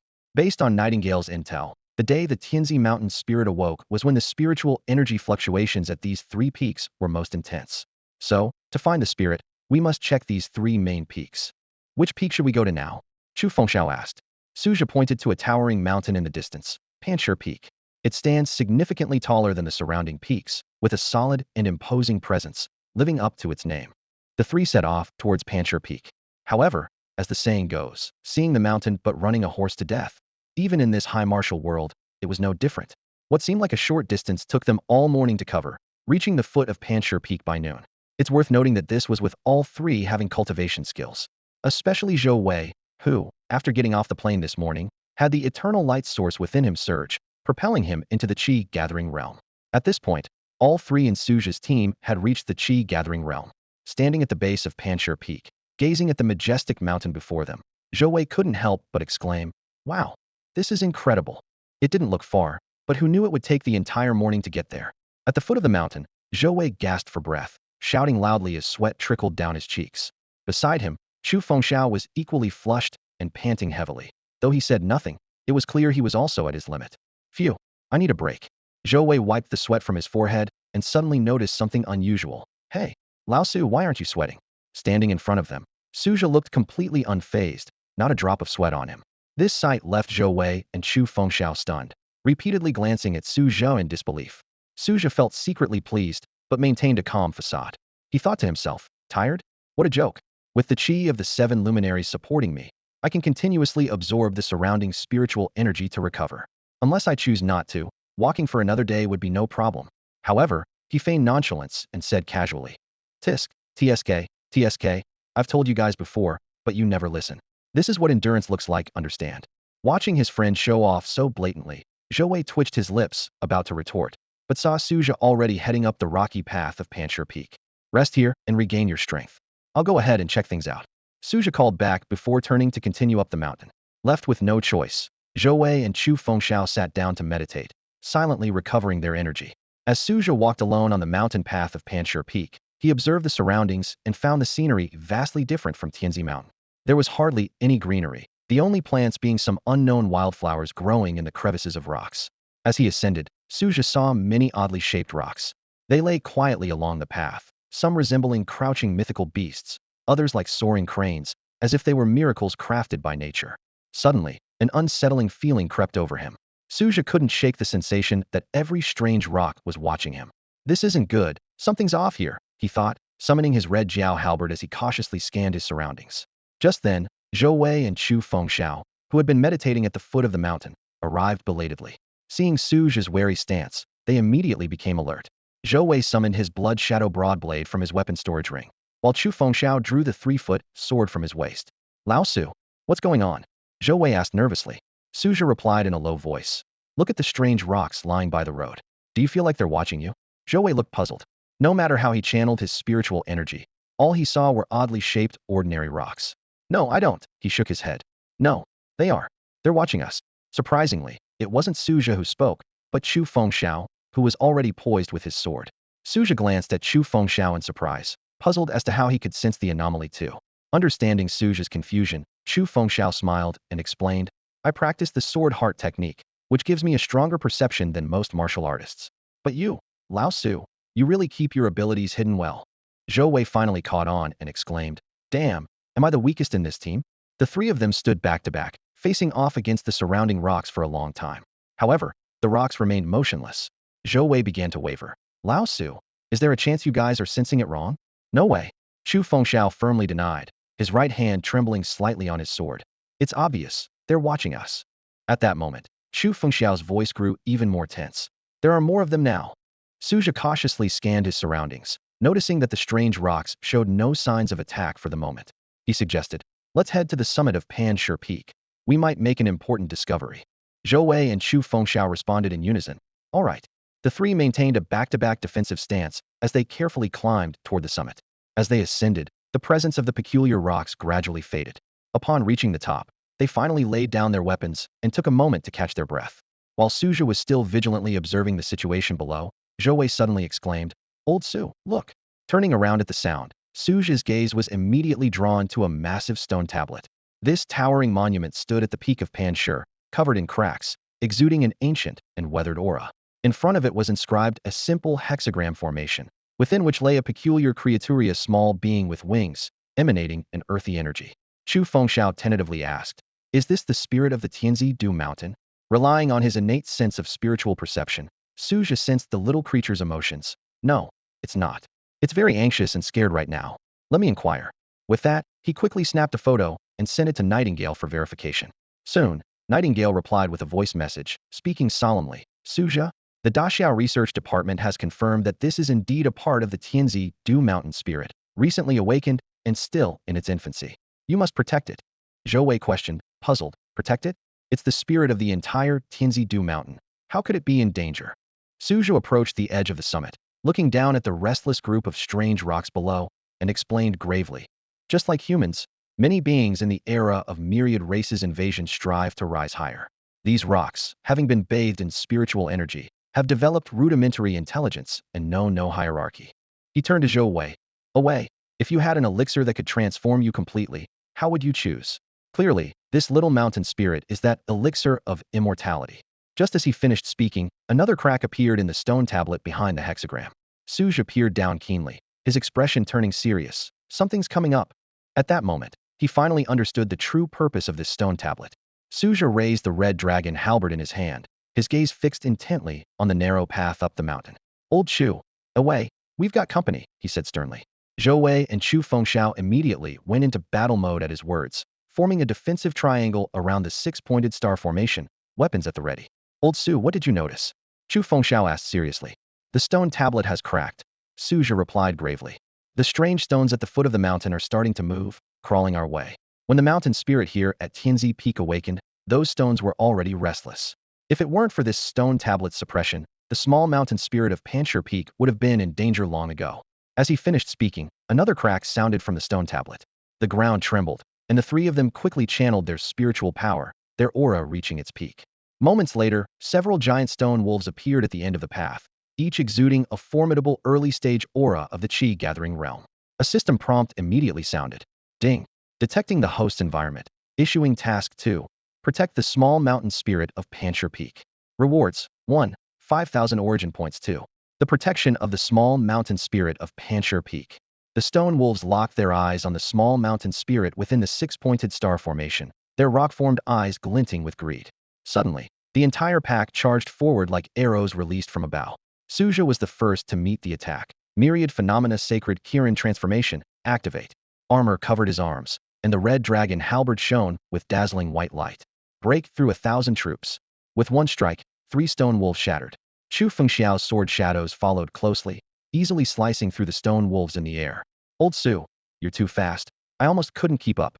Not to be outdone, Zhou Wei activated his eternal glory form, his fists wrapped in flame patterns.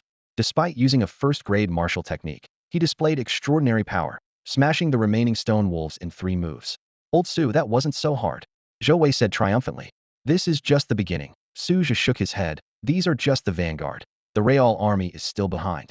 Just then, countless boulders flew from the sky. In the distance, a group of stone giants was pounding the mountainside, hurling rocks their way. Damn it! There's a group of ranged attackers over there. Someone needs to take them out. Su Zhe shouted while smashing the flying stones with his halberd. Zhou Wei glanced at the stone giants, their calves thicker than a person, and grimaced.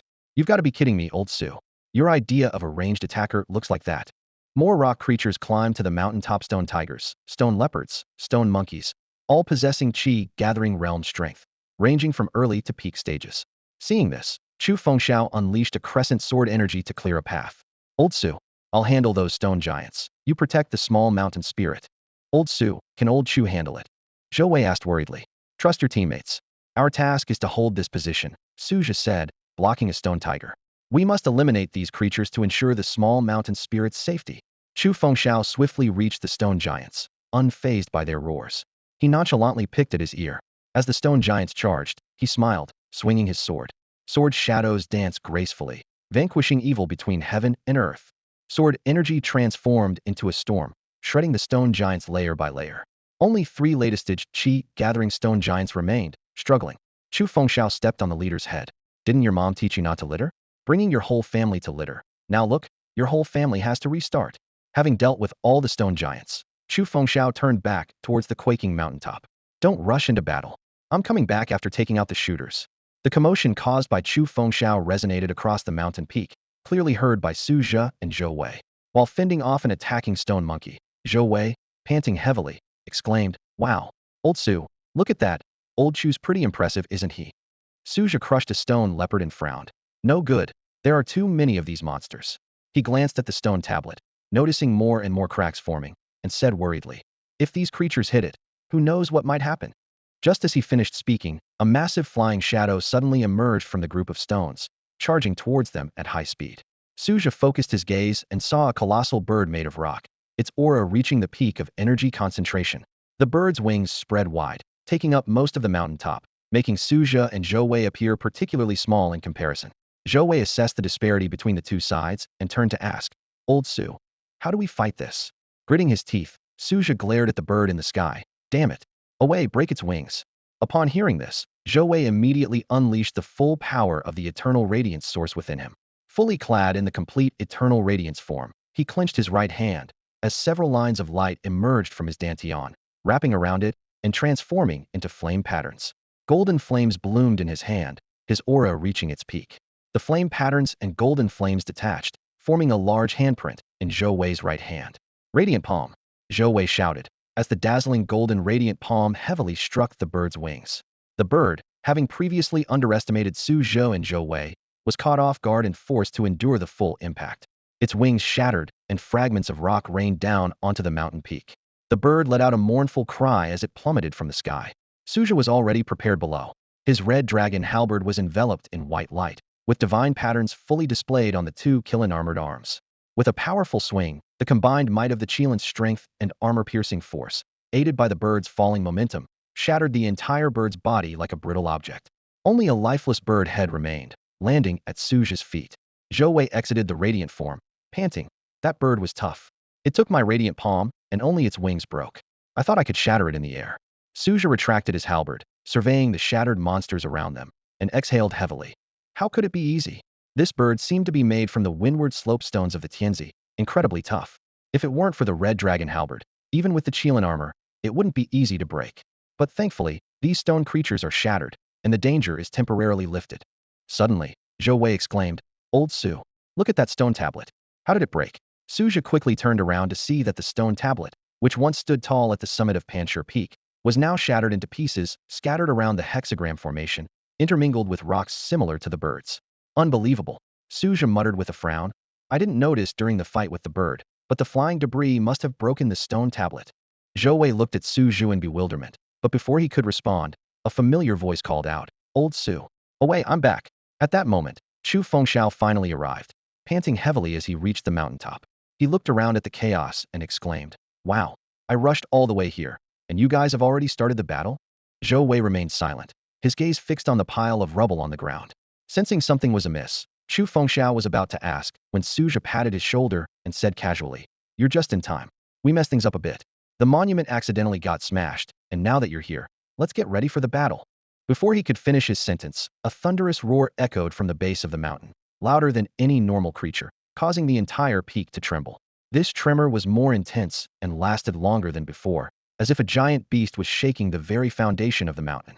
Chu Fengxiao quickly stabbed his sword into the ground to steady himself and asked in shock, "Old Su, what's happening?" Su Zhe, also using his red dragon halberd for support, pointed at the shattered pieces of the monument and explained, "A peak chi condensation stage monster bird charged at us earlier. Wei and I took it down together. Who knew its rocky body would crash into the monument and destroy it?" Another violent shake interrupted Su Zhe's explanation.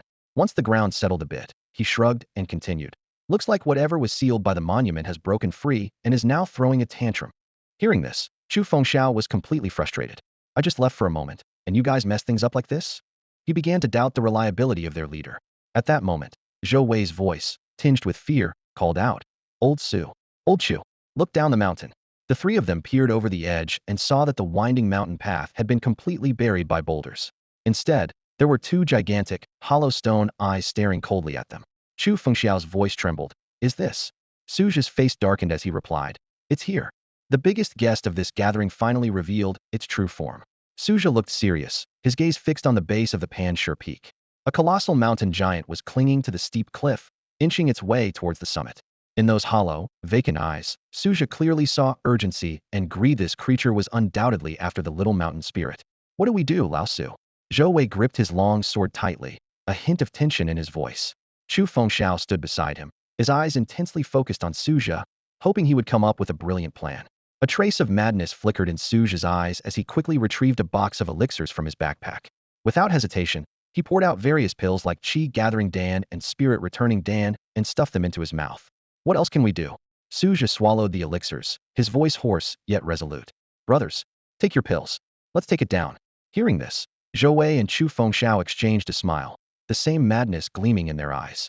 "All right," Chu Fengxiao responded enthusiastically. As a warrior who practiced the red dust sword hard, he always advocated for following one's heart without restraint. This kind of reckless decision was exactly to his liking, making him feel an unprecedented thrill. At this moment, he truly recognized Su Zhe's leadership.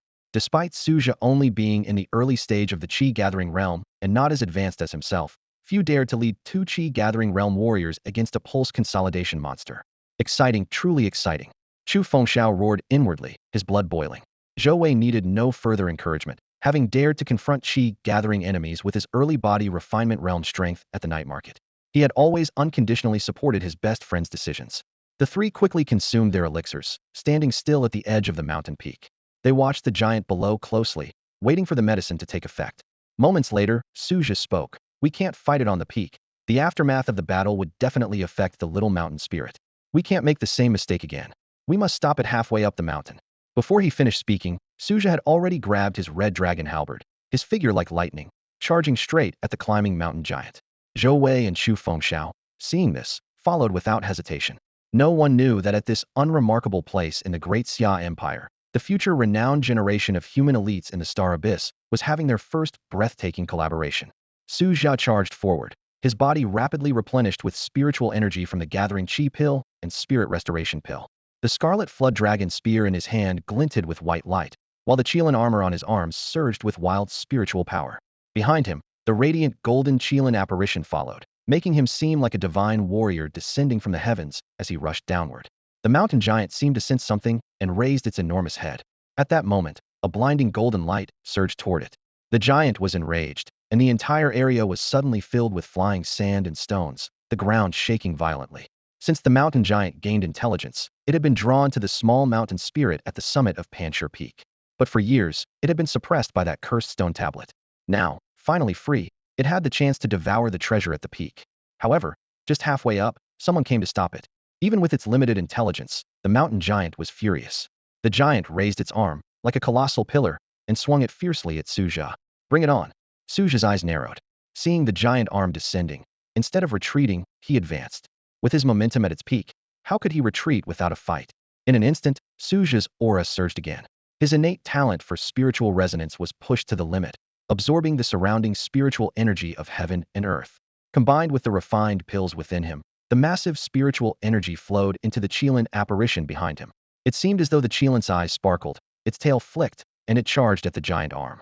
Seeing this, Su Zhe merged with the Qilin apparition, his spear transforming into a Qilin claw, and struck fiercely at the giant's arm. Boom! A tremendous explosion echoed through the valley, shaking the ground and forcing Zhou Wei and Chu Fengxiao to halt and look gravely at the dust-filled scene. As the gentle breeze blew, the dust gradually settled, revealing a shocking sight. Chu Fengxiao's pupils contracted sharply. The giant's rock arm, like a divine pillar, now had a massive gap. White light swirled around the gap, preventing the wound from healing. A scarlet spear was lodged deep in the gap, but its owner was nowhere in sight. Where's Lao Su? Zhou Wei asked anxiously, looking around for the familiar figure. Cough, cough, cough. A series of violent coughs came from another part of Pansure Peak, clear in the silent valley. Lao Su, Zhou Wei and Chu Fengxiao rushed over and helped Su Zhe up. How are you? Zhou Wei asked urgently. I can hold on, Su Zhe panted. Damn, this condensed vein realm is tough. If it weren't for the Qilin armor and the Qilin apparition's protection, my arm would probably be useless. He weakly lifted his right arm, which was soaked in blood, with joints showing severe dislocation. I need a break. You guys go on and stop that monster from reaching the peak of Pansure, Su Zhe said with difficulty.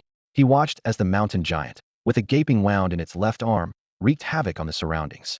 Unable to find the ant that hurt it, the giant vented its fury on the mountain. Massive rocks continued to crash onto Pansure Peak, leaving the mountain unrecognizable in no time. After venting its anger, the mountain giant, with its damaged left arm, continued climbing toward the summit. Time was running out, and the situation was critical.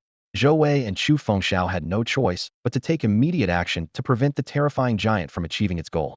Zhou Wei and his companions saw that Su Zhe was unharmed, exchanged a glance, and launched a new, fierce assault on the giant of the mountains. Su Zhe, meanwhile, sat slumped in the cave created by the impact, swiftly pulling out several pills from his storage pouch and swallowing them without a second thought. The seven luminaries' return to spirit technique within him was operating at full capacity, and the visible bend in his arm was mending at a remarkable pace. In no time, all the wounds on his body had scabbed over, as if he had never been injured. Su Zhe stood up, ready to head back into the fight, when suddenly there was a loud bang. A figure shot into the cave's wall like a cannonball.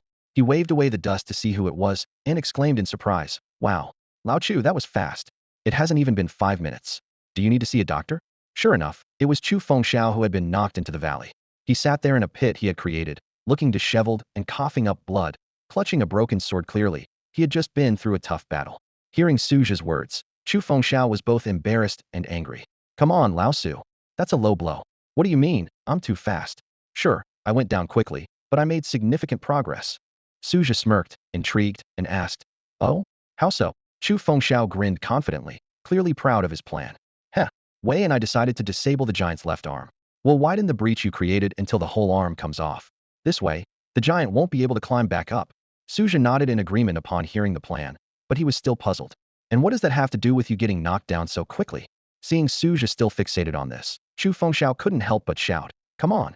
It's called sacrificing for the greater good. I created a perfect opportunity with my sacrifice. Now it's up to Wei to seize it. Come on, help me up. I need to see how the battle's going." Chu Fengxiao struggled to climb out of the pit, his body covered in wounds. Seeing this, Su Zhe quickly pulled out several crystal-clear pills from his pocket and placed them into Chu Fengxiao's mouth. "Quick, activate your technique and refine them," Su Zhe urged, as he helped Chu Fengxiao, and the two staggered toward the cave entrance. As they stepped out, a breathtaking scene unfolded before them. Zhou Wei was fiercely striking the gap in the mountain giant's left arm with his radiant hand seal, as if unleashing a storm. Su Zhe noticed that besides the giant pit he had created earlier, there was now a deep crack nearby, clearly the work of Chu Fengxiao. Suddenly, the mountain giant let out an earth-shattering roar. Su Zhe turned his gaze back and saw that Zhou Wei had successfully broken the last support of the giant's left arm. A terrifying crack spread like a spider web from the large gap.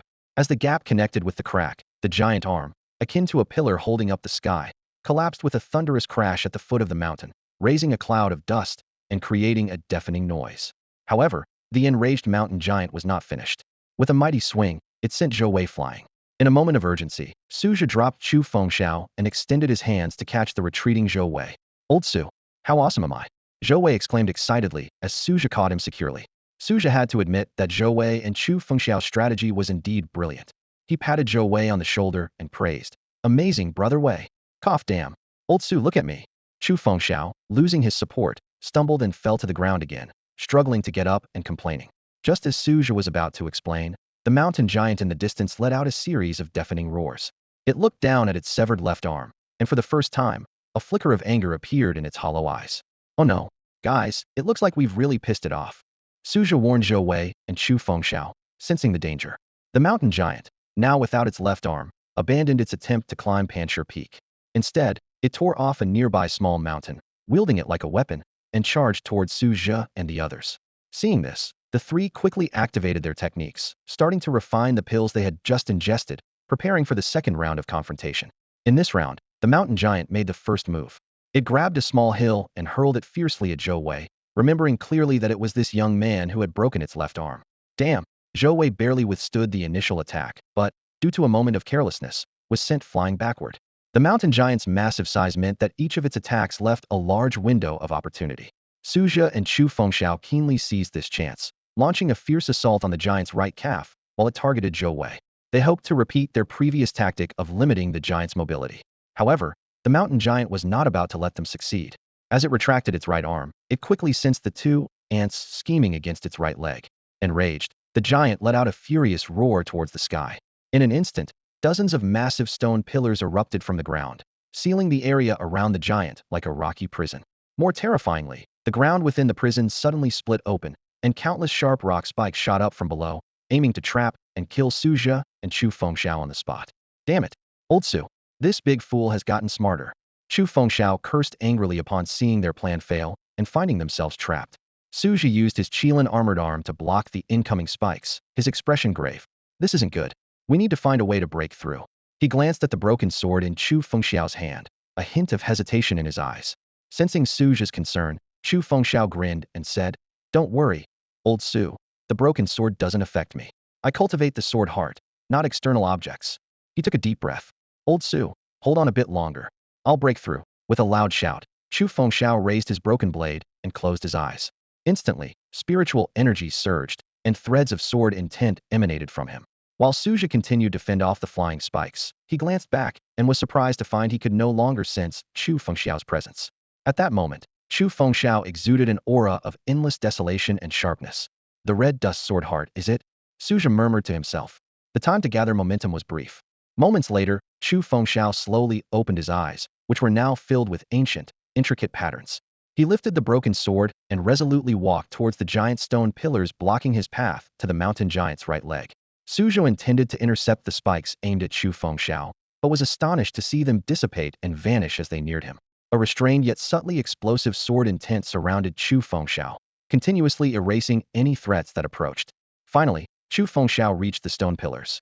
He slowly raised his broken sword, his eyes shining brightly. Momentary splendor. With a low shout, a simple and restrained sword shadow slashed onto the massive stone pillar in an instant. As the divine light faded, Su Zhe was shocked to see the pillar still standing unmoved. Old Chu, you. Before he could finish, a loud boom echoed as the pillar shattered from within. It seemed to trigger a chain reaction, causing subsequent pillars to collapse one after another, leaving a deep, bottomless sword mark on the mountain giant's right leg. The mountain giant clearly hadn't expected these two ants to escape its meticulously crafted rocky prison, and thus had not taken any protective measures for its leg. What a chance! Su Zhe's eyes lit up. Impressive, old Chu, he praised sincerely. Su Zhe stopped criticizing Chu Fengxiao and instead began a series of exaggerated compliments. At that moment, he keenly noticed a flaw in the opponent's defense. His strong combat instincts drove him to take immediate action.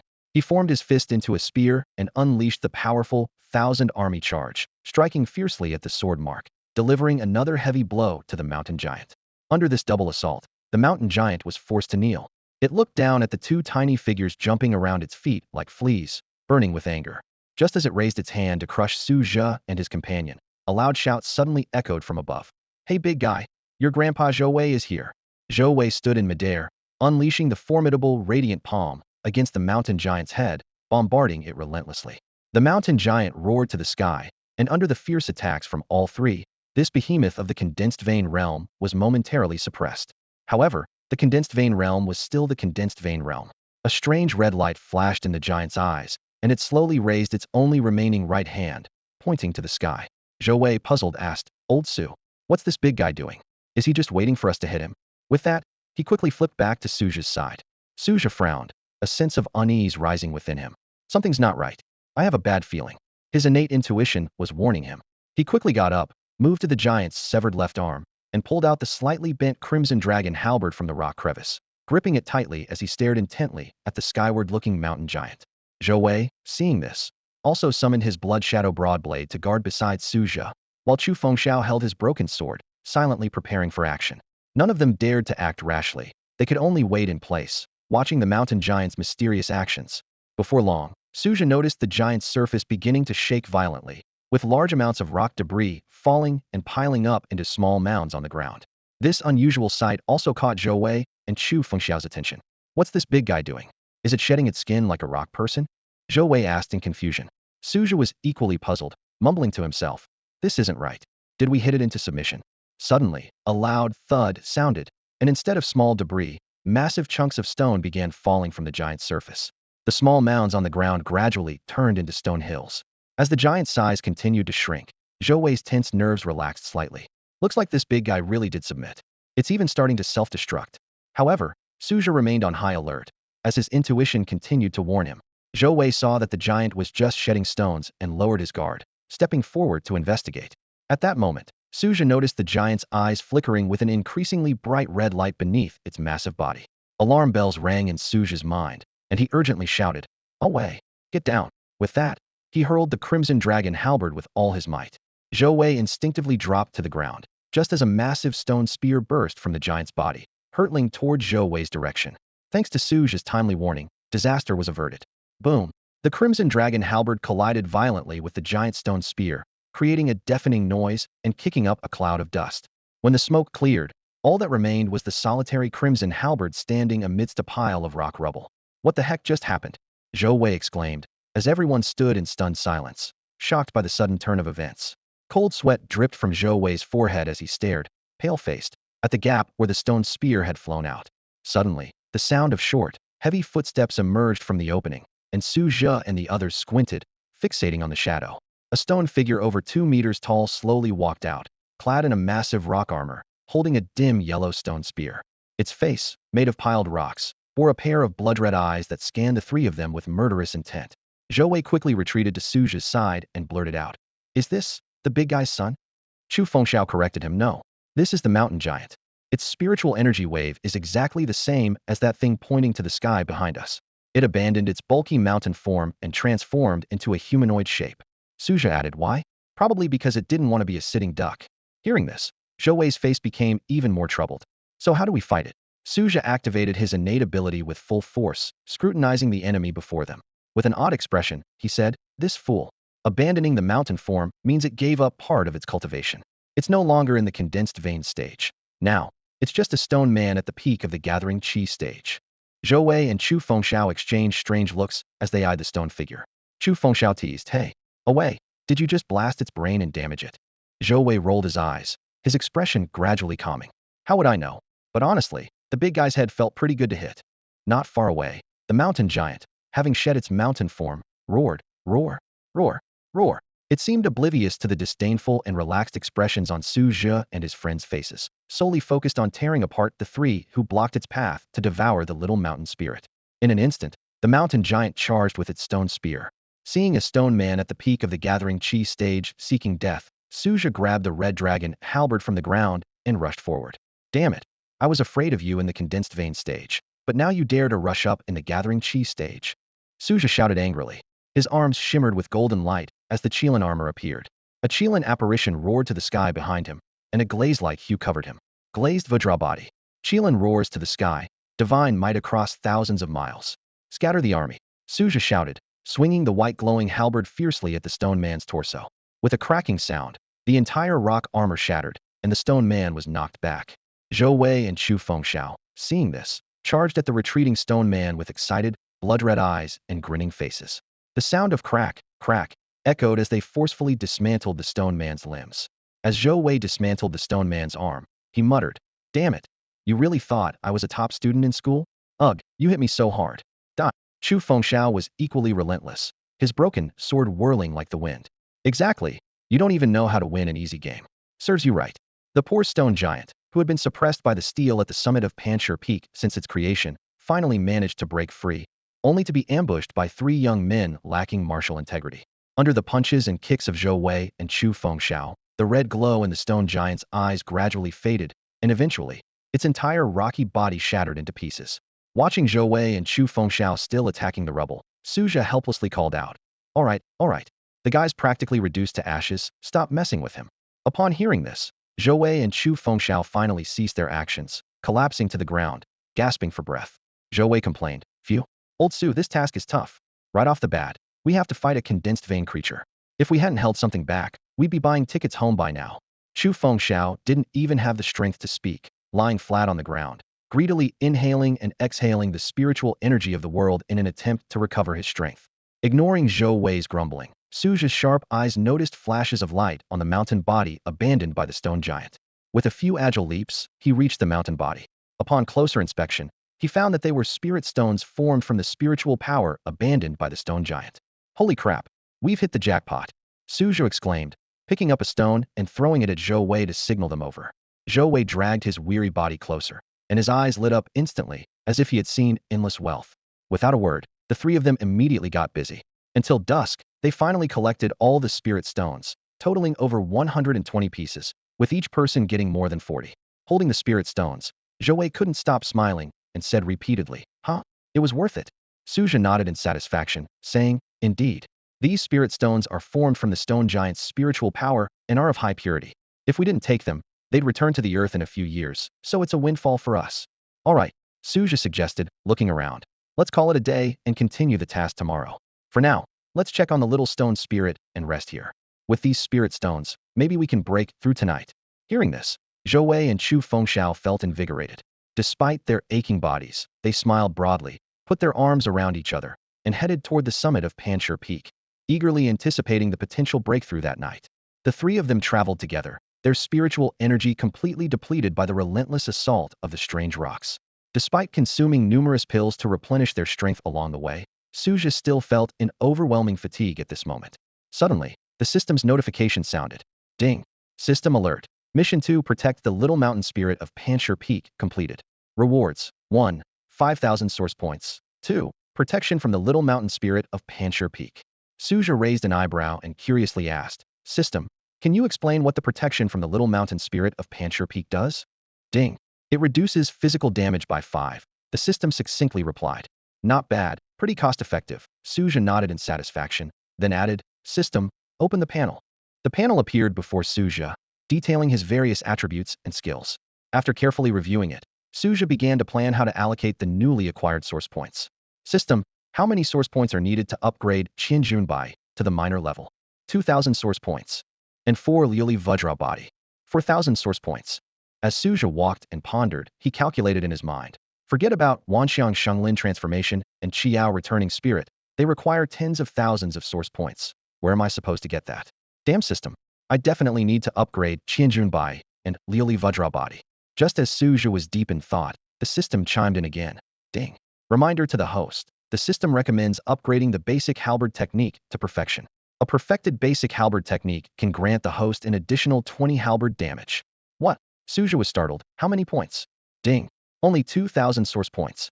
Damn system. You're always eyeing my source points, aren't you? Su Zhe gritted his teeth, feeling a sense of injustice.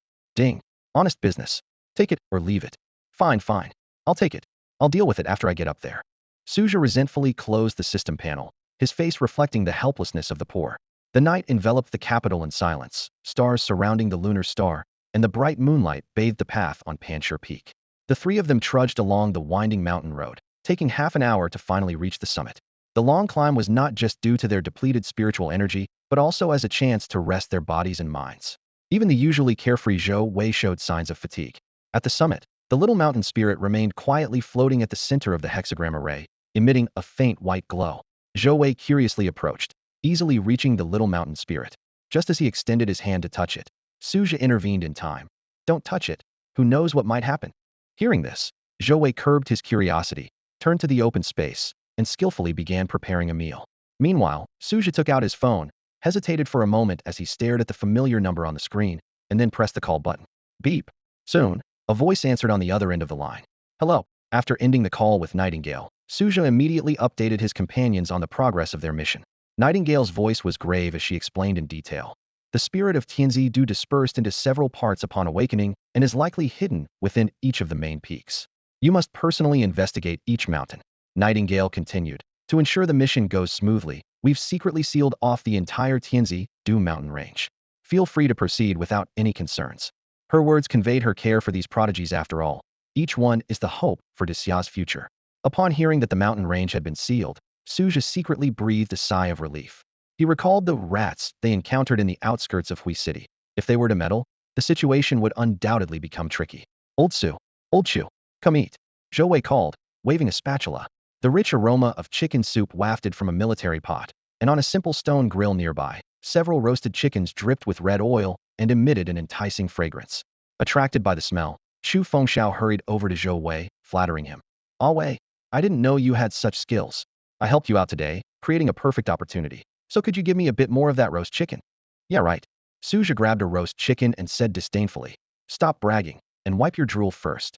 After feasting on the mountain peak, still bearing signs of battle, the three each found a spot to sit cross-legged and began absorbing the spirit stones in front of them. Su Zhe silently called upon the system, paying 200 source points for a cultivation acceleration package. Despite internally criticizing the system's profiteering nature, his mood improved seeing his cultivation speed nearly double. They cultivated through the night until the first light of dawn. Su Zhe opened his eyes and checked the system panel. His cultivation had reached the late stage of the Qi gathering realm, and both the 1,000 army breakthrough and glazed Vajrabadi techniques had achieved minor accomplishments. Old Su, I've broken through to the mid-stage of the Qi gathering realm. Zhou Wei exclaimed excitedly. I'm already at the late stage, about to hit the peak. Chu Fengxiao interjected smugly. Seeing Zhou Wei's deflated expression, Su Zhe couldn't help but show off. No way, no way. Are there still people stuck at the mid-stage? After some teasing, Su Zhe took out the map of Tianzi Du and pointed to a location. Today's target is Wanmu Peak. The three quickly packed up and were about to head down the mountain towards Wanmu Peak, when Zhou Wei's gaze fell on the little mountain spirit floating above the hexagram formation. He nudged Su Zhe with his elbow and quietly asked, Old Su, what should we do with this little thing? Su Zhe stared at the little mountain spirit, lost in thought. He stepped forward slowly and reached out to touch it. Suddenly, the little mountain spirit, which had its eyes closed, opened its round eyes. It fluttered its small wings and hovered unsteadily in the air. Upon seeing the three of them, a hint of fear flashed in the little mountain spirit's eyes, but it quickly calmed down. It seemed to recognize the same spiritual aura from these three as the ones who protected it yesterday. It then flapped its wings and snuggled into Su Zhe's arms. Feeling the warmth of the little creature in his arms, Su Zhe couldn't help but smile slightly. This little guy isn't shy, he said, turning to Zhou Wei and Chu Fengxiao, handing the little mountain spirit to them. Let's take it with us. The stone tablet is destroyed, and leaving it here alone doesn't feel right. Zhou Wei nodded repeatedly, and carefully placed the little mountain spirit into his backpack along with the pots and pans they used last night. The little mountain spirit curiously examined the shiny utensils inside the bag, excitedly letting out a series of yeah, yeah sounds. With the cheerful sounds of the little mountain spirit, the three set off towards Wanmu Peak. By noon, they finally reached the foot of the mountain. Zhou Wei wiped the sweat from his forehead and remarked to Su Zhe, "Old Su, this place is a world apart from Pansure Peak." Before them lay a lush forest, with no trace of the gloomy atmosphere. Bright sunlight filtered through the gaps in the leaves, casting dappled shadows on the forest floor. The vibrant spiritual energy flowed through the woods, refreshing their spirits. Chu Fengxiao, checking his phone, explained, "That's normal." Before it was closed off, Wanmu Peak was a favorite spot for tourists. It's rich in spiritual energy and famed for its spiritual fruits, consistently topping the list of popular attractions in Tianzidu. Spiritual fruits? Su Zhe asked, puzzled. Then where would the mountain spirit of Wanmu Peak be? This place doesn't seem like a haunt for demons or monsters. The three exchanged puzzled glances, unsure of what to make of it. Just then, the little mountain spirit, which had been playing with the pots and pans in the backpack, suddenly popped its round head out and fluttered its wings. It sniffed around and finally stopped in front of Su Zhe, excitedly pointing in a direction. Su Zhe tentatively asked, "Are you saying we should go that way?" "Yeah." The little mountain spirit, seeing that Su Zhe understood, flapped its wings joyfully and flew in the indicated direction. "Old Su." Zhou Wei looked at Su Zhe in confusion. "Follow it," Su Zhe ordered decisively. The three quickly followed the little mountain spirit's lead. Along the way, they were surrounded by birdsong and fragrant flowers, and the scenery was delightful. The path up the mountain was not difficult, and they passed through a vibrant sea of flowers, encountering a towering tree halfway up Wanmu Peak. Su Zhe gazed at the magnificent sight of the sacred tree, momentarily at a loss for words to describe its grandeur. "Old Su, look," Zhou Wei, with sharp eyes, pointed to a tree hole in the center of the giant tree. Inside, a creature very similar to the little mountain spirit of Pansure Peak lay quietly asleep, the only difference being its emerald green wings. "It seems that's the mountain spirit of Wanmu Peak," Su Zhe said solemnly. At that moment, a system prompt sounded in Su Zhe's mind. Ding! The system has detected the host's location. Task 3. Take the Wanmu Peak mountain spirit.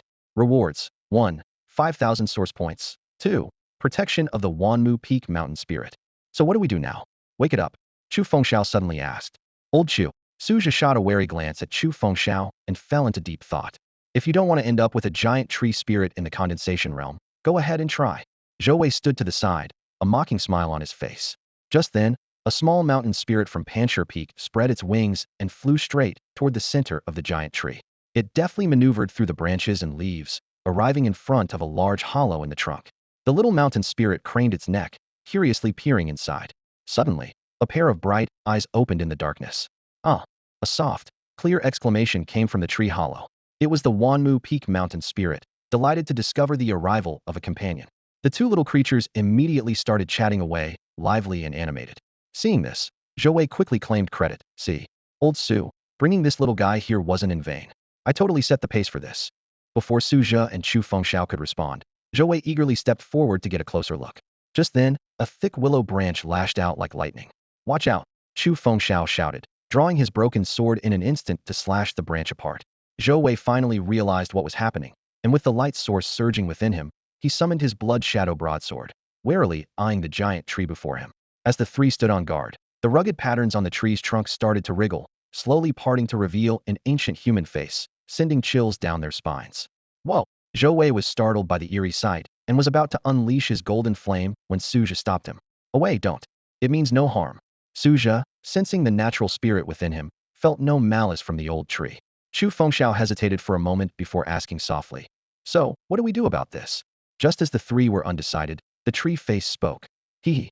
Three little ones, still debating whether to take on this old fellow." "What the?" Zhou Wei's eyes widened in disbelief at the talking tree. "You can talk."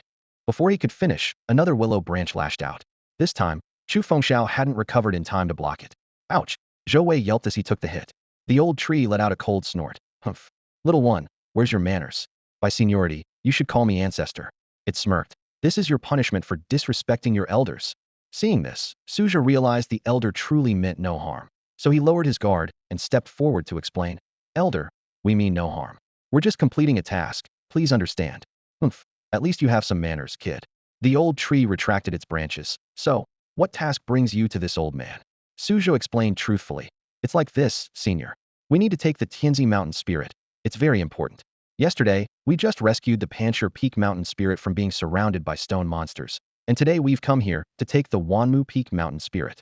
Oh, upon hearing this, the old tree's aura changed instantly, a supreme pressure enveloping the three of them. But I have watched Littlewood grow up. What makes you think you can take Littlewood from this old man? Under this immense pressure, the three of them were like small boats in a storm, struggling to stay upright. Yet, they gritted their teeth, holding their ground without budging an inch. Zhou Wei, sweating from his forehead, muttered quietly, "We're screwed, old Su. We've come to take someone's child, and the grandpa caught us." Zhou Wei quietly moved next to Su Zhe and whispered, "Su Zhe, things aren't looking good." Su Zhe forced a bitter smile, struggling to stand upright against the oppressive force. He took a deep breath, trying to keep his voice steady. "Elder, please allow me to explain. We mean no harm. We just failed to express ourselves clearly earlier. I beg you to retract your pressure. The spirit of Tianzi Du is crucial to Xia." The elder's sharp gaze swept over the three of them, a hint of approval flickering in his eyes. It was impressive that these young ones could withstand his pressure without collapsing. He slowly withdrew the pressure, gesturing for Su Zhe to continue. With the pressure lifted, Su Zhe felt a wave of relief and quickly relayed everything Nightingale had revealed at the tea house. The elder listened, then glanced toward the starry abyss stretching across the sky and snorted, "Humph. Are those bastards not satisfied with the beating they've already received?" Seeing this, Su Zhe cautiously asked, "Elder, have you also been to the battlefield of the myriad races?" The elder chuckled warmly, "Ha ha ha. Young one, the way you speak. I was fighting on the battlefield of the myriad races 1,000 years ago." "A 1,000 years ago?"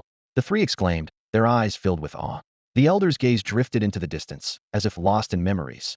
"Yes, back then, I followed my master, battling the myriad races at Tianmen Pass. 1,000 years, countless battles. Ha ha ha. It was exhilarating." His voice brimmed with pride. "But unfortunately, I was ambushed by some scoundrels and had to return to Xia to recover at Tianzi Du." The three listened, awestruck by the elder who had endured a millennium of warfare. The elder shifted the conversation. "However, since this concerns the battlefield of the myriad races, I won't stand in your way.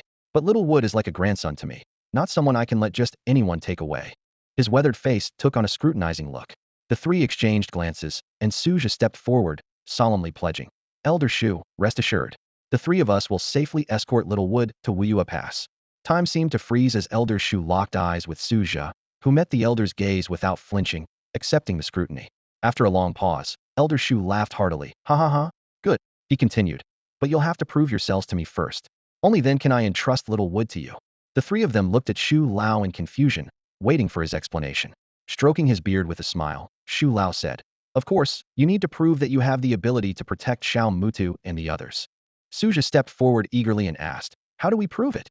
Shu Lao's expression became serious as he slowly explained, "The truth reveals itself on the battlefield. Although there are no real enemies here, I will create some tree warriors. If you can defeat the tree warriors I create unknown, you will pass the test." However, his tone grew more solemn. "If any of you fail, Xiao Mutu cannot go with you. I will personally take them to Wua Pass." He continued, "Keep in mind, these tree warriors have no thoughts. In other words, if you decide to accept the challenge, you might die here on this small Wanmu peak. Have you thought it through?" The three exchanged glances. Zhou Wei was the first to speak, his voice firm. "Old Su, let's do it. We've come this far. There's no turning back now." Chu Fengxiao also nodded heavily in agreement.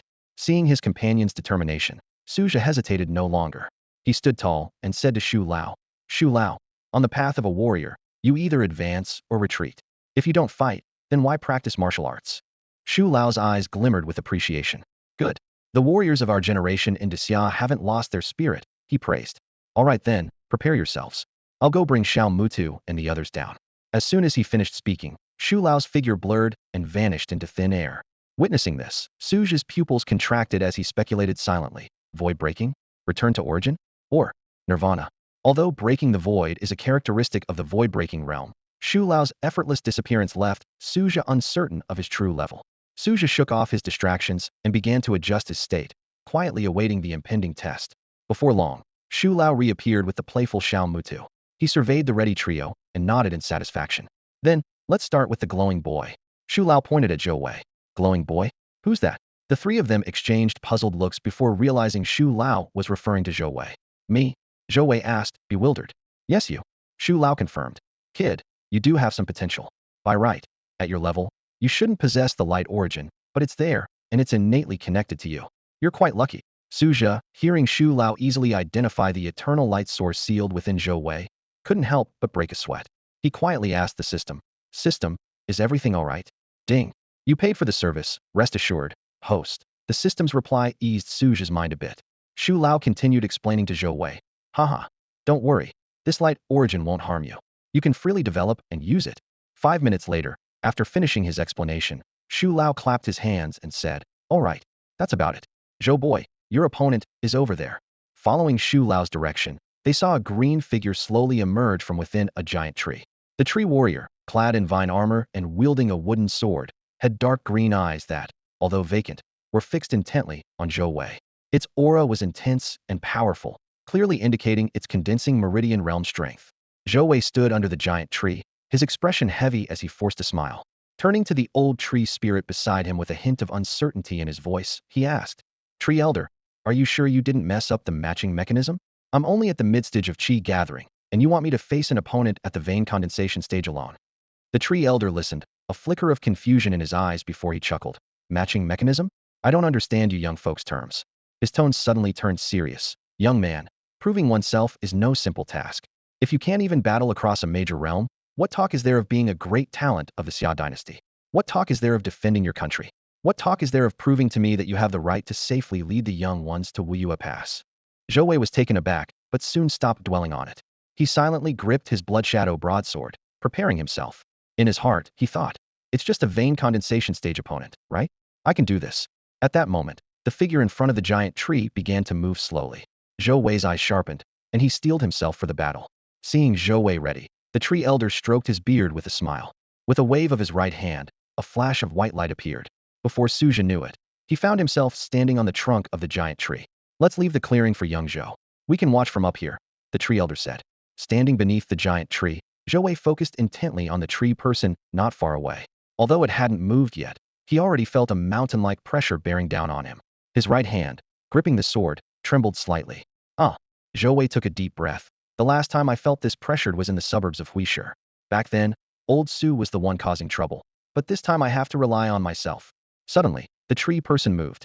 Its previously dark green eyes burst with a blinding green light, shooting straight at Zhou Wei. Caught off guard, Zhou Wei was struck by the light. Moments later, a chilling fear spread from the depths of Zhou Wei's heart. Negative thoughts flooded his mind. "I can't beat it. Without old Su, I'm done for. Maybe I should surrender. After all, I'm just at the Qi gathering stage, so it's normal if I can't win." Zhou Wei's resolve wavered, and his grip on the blood shadow broadsword loosened. Standing on the tree trunk, Su Zhe watched Zhou Wei trembling all over, feeling a surge of anxiety for him. He shouted in his mind, "Zhou Wei, snap out of it." Beside him, the tree elder watched the scene with great interest, quietly chuckling to himself. "Heh, this young Zhou is promising, but his mental state still needs honing. He has a lot of room for growth." Tree Lao secretly pondered and decided to go easy a bit. With a subtle flick of his fingers hidden in his sleeve, the Trent's eyes flashed coldly but then shifted its strategy. Instead of taking an aggressive stance, it slowly lifted its wooden sword and walked step by step toward Zhou Wei. At this moment, Su Zhe and Chu Fengxiao were entirely focused on Zhou Wei, completely oblivious to Tree Lao's slight gesture. Under the massive tree, Zhou Wei was still plagued by negative emotions, staring gloomily at the ground, unaware of the approaching Triumphant. "Can someone like me really reach the pinnacle?" Zhou Wei kept questioning himself under the weight of his negative feelings. "Can I really do it?" Just then, a familiar voice seemed to echo from afar. "Ah Wei, stay strong. Don't disgrace yourself. You're capable." Zhou Wei, in a daze, heard Su Zhe's shout. "Old Su." With Su Zhe's repeated calls from the giant tree, Zhou Wei grasped onto it like a lifeline, and the gloom in his heart began to slowly dissipate. "I can do it. I still need to fight alongside old Su against the myriad races at the zenith of the starry sky." This thought ignited like a spark deep within Zhou Wei, gradually dispelling the negative emotions surrounding him. Meanwhile, the long-dormant source of everlasting light in Zhou Wei's dantian began to stir, though he had yet to notice. At this moment, Zhou Wei was fully engaged in tearing through his inner insecurities and darkness, continuously shouting in his heart, "I can do it. I definitely can." Moments later, Zhou Wei suddenly lifted his head, the gloom in his eyes vanished, replaced by boundless confidence in the future. At that very instant, the source of everlasting light sealed within him finally erupted. Golden flames and fiery patterns surged out like a flood, quickly forming a massive cocoon of fire around Zhou Wei. Countless fiery patterns clung to this golden cocoon like a protective shield, tightly enveloping Zhou Wei. Su Zhe and Chu Fengxiao witnessed this scene, their pupils constricting in shock. Meanwhile, Tri Lao stroked his beard, a meaningful smile appearing on his face. Golden flames cocooning, fiery patterns protecting, destined for greatness. Tri Lao murmured softly, as if foreseeing Zhou Wei's future brilliance. Under the careful orchestration of Shu Lao, the Triumphant observed Zhou Wei's transformation into a cocoon without taking any action. It stood quietly a short distance from the fiery cocoon, holding a wooden sword in its hand, watching intently. After 10 minutes, the cocoon beneath the giant tree began to stir. It pulsed like a newly revived heart, healthy and strong. The Triumphant noticed this change, tilted its head, and slowly approached the cocoon, dragging its wooden sword. When only a sword's length separated the Triumphant and the cocoon, Shu Lao sensed the timing was right and decisively severed its connection with the Triumphant. Instantly, the Triumphant's eyes filled with fierce intent, and it raised its wooden sword to strike the cocoon. Su Zhe and Chu Fengxiao were shocked and instinctively tried to jump down to intervene. However, Shu Lao merely lifted a finger, and they felt their internal energy completely suppressed, unable to move. Shu Lao, Su Zhe called urgently. Wei is in a state of enlightenment and not ready for battle. Let me go. Although Chu Fengxiao remained silent, his flushed face showed his equal anxiety. Shu Lao chuckled softly. Young people shouldn't be so impulsive. If I wanted you dead, would I go to all this trouble? I could turn you three into ashes with a flick of my finger. Why bother with all this? Just watch. Zhou is doing well. The real show is just beginning. Hearing this, Su Zhe stopped struggling and curiously looked towards the cocoon. As Shu Lao said, if he had ill intentions, they would have perished upon setting foot on Wanmu Peak, without needing to disguise it as a test. In the brief moment of Su Zhe's argument with Shu Lao, the Trent's wooden sword had already struck heavily upon the cocoon, encasing Zhou Wei. Boom! A thunderous explosion erupted. As if a dragon of fire descended, the ground roared. Golden flames surged out like a tidal wave, forcibly pushing the Triumphant back dozens of steps. Where the cocoon once was, it was now engulfed by raging golden flames, fiery patterns swirling within. Thud! Thud! Steady footsteps emerged from the heart of the flames. Su Zhe and Chu Fengxiao held their breaths, not wanting to miss any detail. Zhou Wei slowly walked out from the golden fire. With a wave of his hand, the flames retreated submissively. His buzz cut was replaced by shoulder-length golden hair, resembling how he first awakened in the outskirts of Huishe.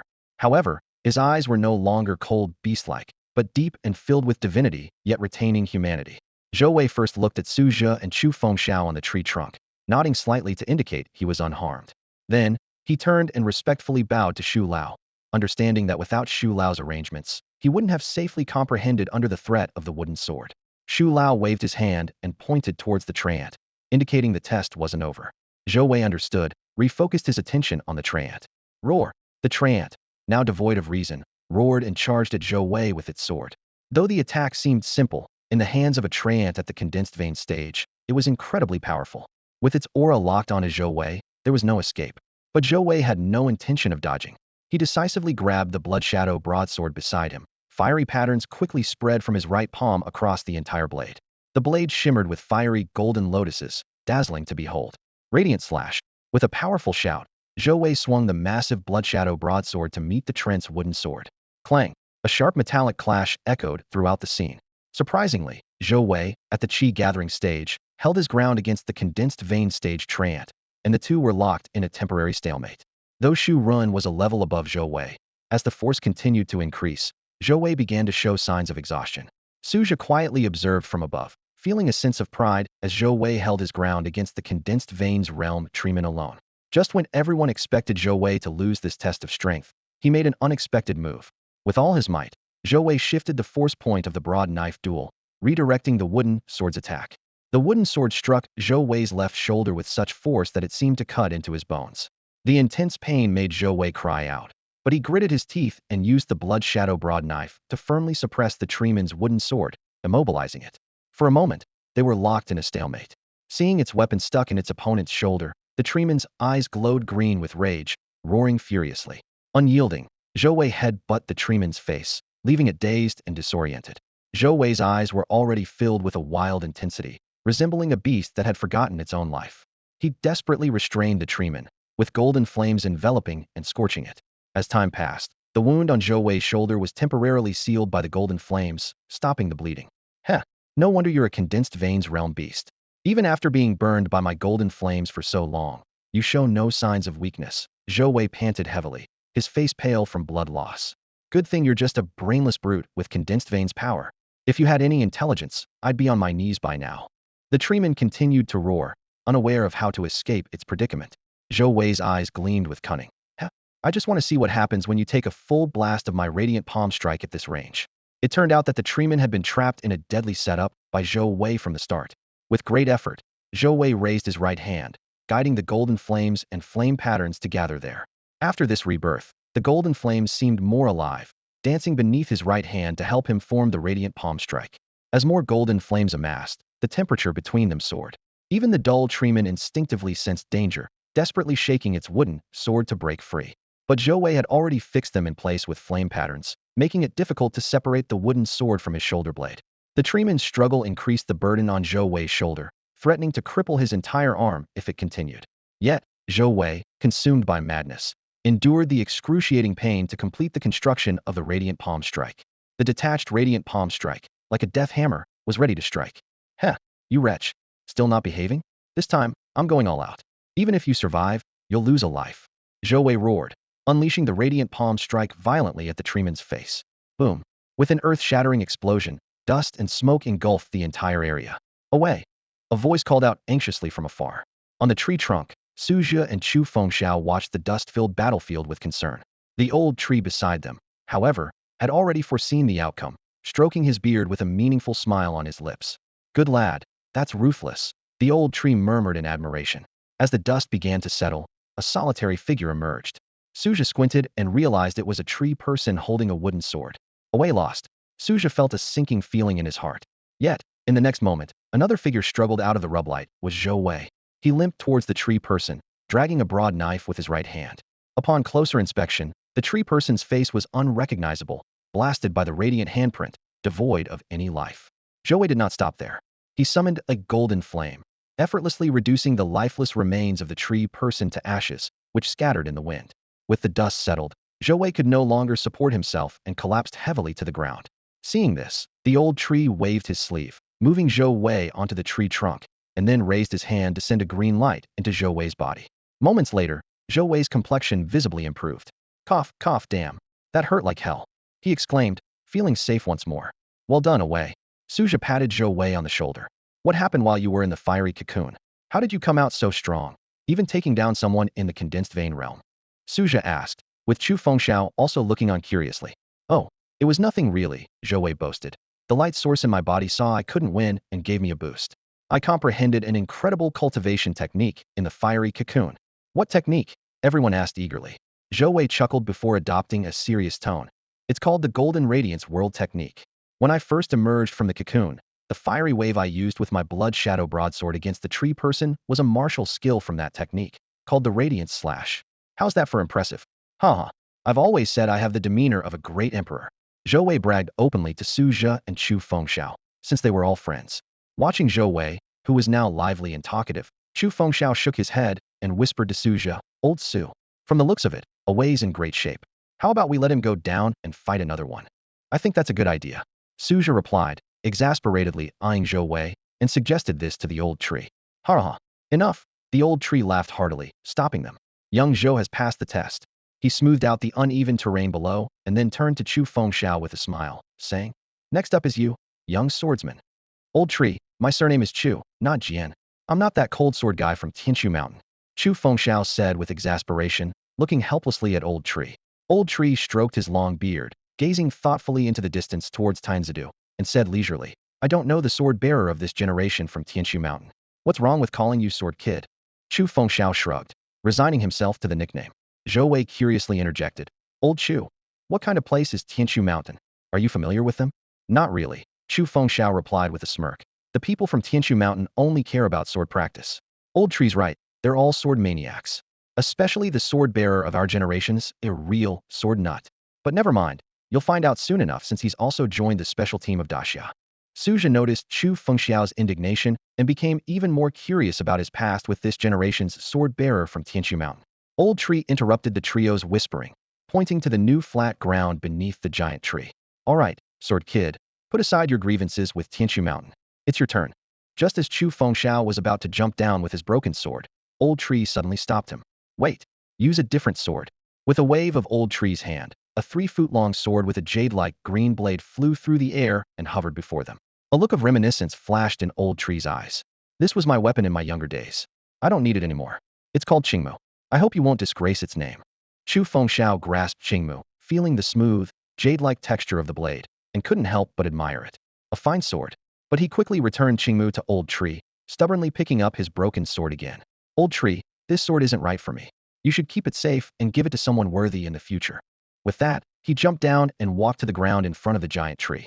Old Tree watched Qingmu float back, surprise replacing the nostalgia in his eyes. Hey, this kid is interesting, really interesting. Seems like he doesn't want to follow my path. He wants to forge his own. From below, Chu Fengxiao impatiently urged, Hey, Old Tree, let's get started. Old Tree didn't dwell on it any longer, putting away Qingmu and patting the trunk of the giant tree. As energy flowed in, the tree began to shake violently, and the entrance from which the sword-wielding tree person had emerged once again emitted a green glow. Haha, sword kid, let's see what your worldly sword can do. Old Tree murmured to himself. Moments later, a burly tree person clad in massive armor and wielding a heavy shield slowly emerged. Unlike the sword-wielding tree person Zhou Wei faced, this armored tree warrior had a hint of intelligence in its eyes. Chu Fengxiao immediately noticed this and couldn't help but complain. A sentient tree person? What kind of lousy matchup system is this? Why does Wei get the dumb ones? Damn it. If I had known, I wouldn't have tried to show off. I should have brought the Qingmu sword with me. Chu Fengxiao sighed inwardly, but he stood his ground. Faced with the armor tree man, who was displaying power at the peak of the condensed pulse realm, he did not flinch. Even though his opponent was more than a full realm above him, Chu Fengxiao remained calm, holding his broken sword horizontally and keeping his eyes closed. The fierce wind, laden with the pressure of the condensed pulse realm, tousled his bangs but couldn't shake his resolve. On the giant tree above, Lao Su and Zhou Wei watched the scene with cold sweat running down their faces. What's he doing, Lao Chu? Zhou Wei asked, his face dark with confusion over Chu Fengxiao's actions. Su Zhe covered his face in exasperation. I have no idea, but it seems like he's really in over his head. The armor tree man, unconcerned with whatever tricks Chu Fengxiao was up to, charged forward with its giant shield. With spiritual power enhancing it, the hulking figure resembled a rampaging bull, its momentum far surpassing the earlier sword-wielding tree man. In the confined space, the armor tree man quickly closed in, just 3 steps away from Chu Fengxiao. As the giant shield was about to strike him, Zhou Wei could no longer hold back and shouted, Lao Chu, stop pretending. It's almost on top of you. Chu Fengxiao seemed to ignore everything, still meditating with closed eyes. The wind gently lifted his bangs, and beneath a few stray hairs, his eyelids slightly opened, releasing a sudden burst of sword light. Clang! The sword light hit the giant shield in the armor tree man's hand precisely, and with a crisp sword sound, the direction of the shield strike was deftly altered. Chu Fengxiao shifted slightly, effortlessly neutralizing the brutal charge. Seeing its first attack fail, the armor tree man gathered strength again and charged with its shield. This time, Chu Fengxiao took the initiative, swinging a sword wave towards the tree man's front left. The ground became pitted, catching the armor tree man off guard and causing it to lose balance, revealing a vulnerability in its shield. Chu Fengxiao's eyes sharpened as he seized the opportunity, advancing instead of retreating. He lightly tapped the shield's surface with his toes, using the momentum to leap into the air. In midair, he swung his sword repeatedly, sending several sword energies straight at the tree man's head. Boom! Dust filled the air as Chu Fengxiao landed slowly. However, before he could steady himself, a roar erupted from the smoke. The armor tree man emerged unscathed, charging at Chu Fengxiao once more. The sword energies had left no mark on it. Chu Fengxiao seemed to have anticipated this, remaining unfazed as he continued to wield his sword. Each strike sent multiple sword energies at the armor tree man, but the impact was still negligible. In the tree above, the old tree spirit watched with interest, chuckling softly. Sword boy, this is something I prepared especially for you. It's at the peak of the condensed pulse realm, but its destructive power isn't that strong. However, with the armor tree man's formidable defense, how will you break through it now? With your unyielding heart against the world? The aura of the sword gradually faded from the battlefield as Chu Fengxiao struggled to maintain such a massive expenditure of spiritual power, and his sword-wielding frequency decreased. The armored treant, keenly sensing the weakening resistance of the sword aura, seized the opportunity and struck Chu Fengxiao with its shield just as he was retracting his sword. Caught off guard, Chu Fengxiao was sent flying several steps back, his broken sword slipping helplessly from his grasp. Blood gushed from his mouth and nose, staining the front of his clothes. Clearly, what Xu Lao had said about the lack of lethality was only relative. Even the shortcoming of the armored treant's attack, when bolstered by its peak spiritual veins, was not something Chu Fengxiao could easily withstand at this moment. The two individuals in the tree grew anxious at the sight, but refrained from acting rashly, instead watching the battle below with tense focus. Collapsed on the ground, Chu Fengxiao struggled to his feet, staggered over to pick up his fallen sword. Despite his injuries, a trademark mocking smile reappeared on his face. Defiantly, he shouted, "Damn it, I'm not dead yet. Come on, is that all you've got? Is this what you call peak spiritual veins?" Indeed, even in such a dire situation, he continued to taunt the armored treant before him. Although the armored treant possessed considerable intelligence, such blatant provocation ignited its fury. Its eyes flashed with a fierce light as it cast aside its massive shield, delivering a punch that sent Chu Fengxiao flying once more just as he had managed to stand. The force of the punch was so great that Chu Fengxiao felt his stomach churn violently. The thread of spiritual power he had just managed to condense within him was once again thrown into chaos. A quick assessment suggested that several ribs were likely broken. Yet, he grinned and managed to rasp out, "Heh, quite the punch." With that, Chu Fengxiao struggled to rise again.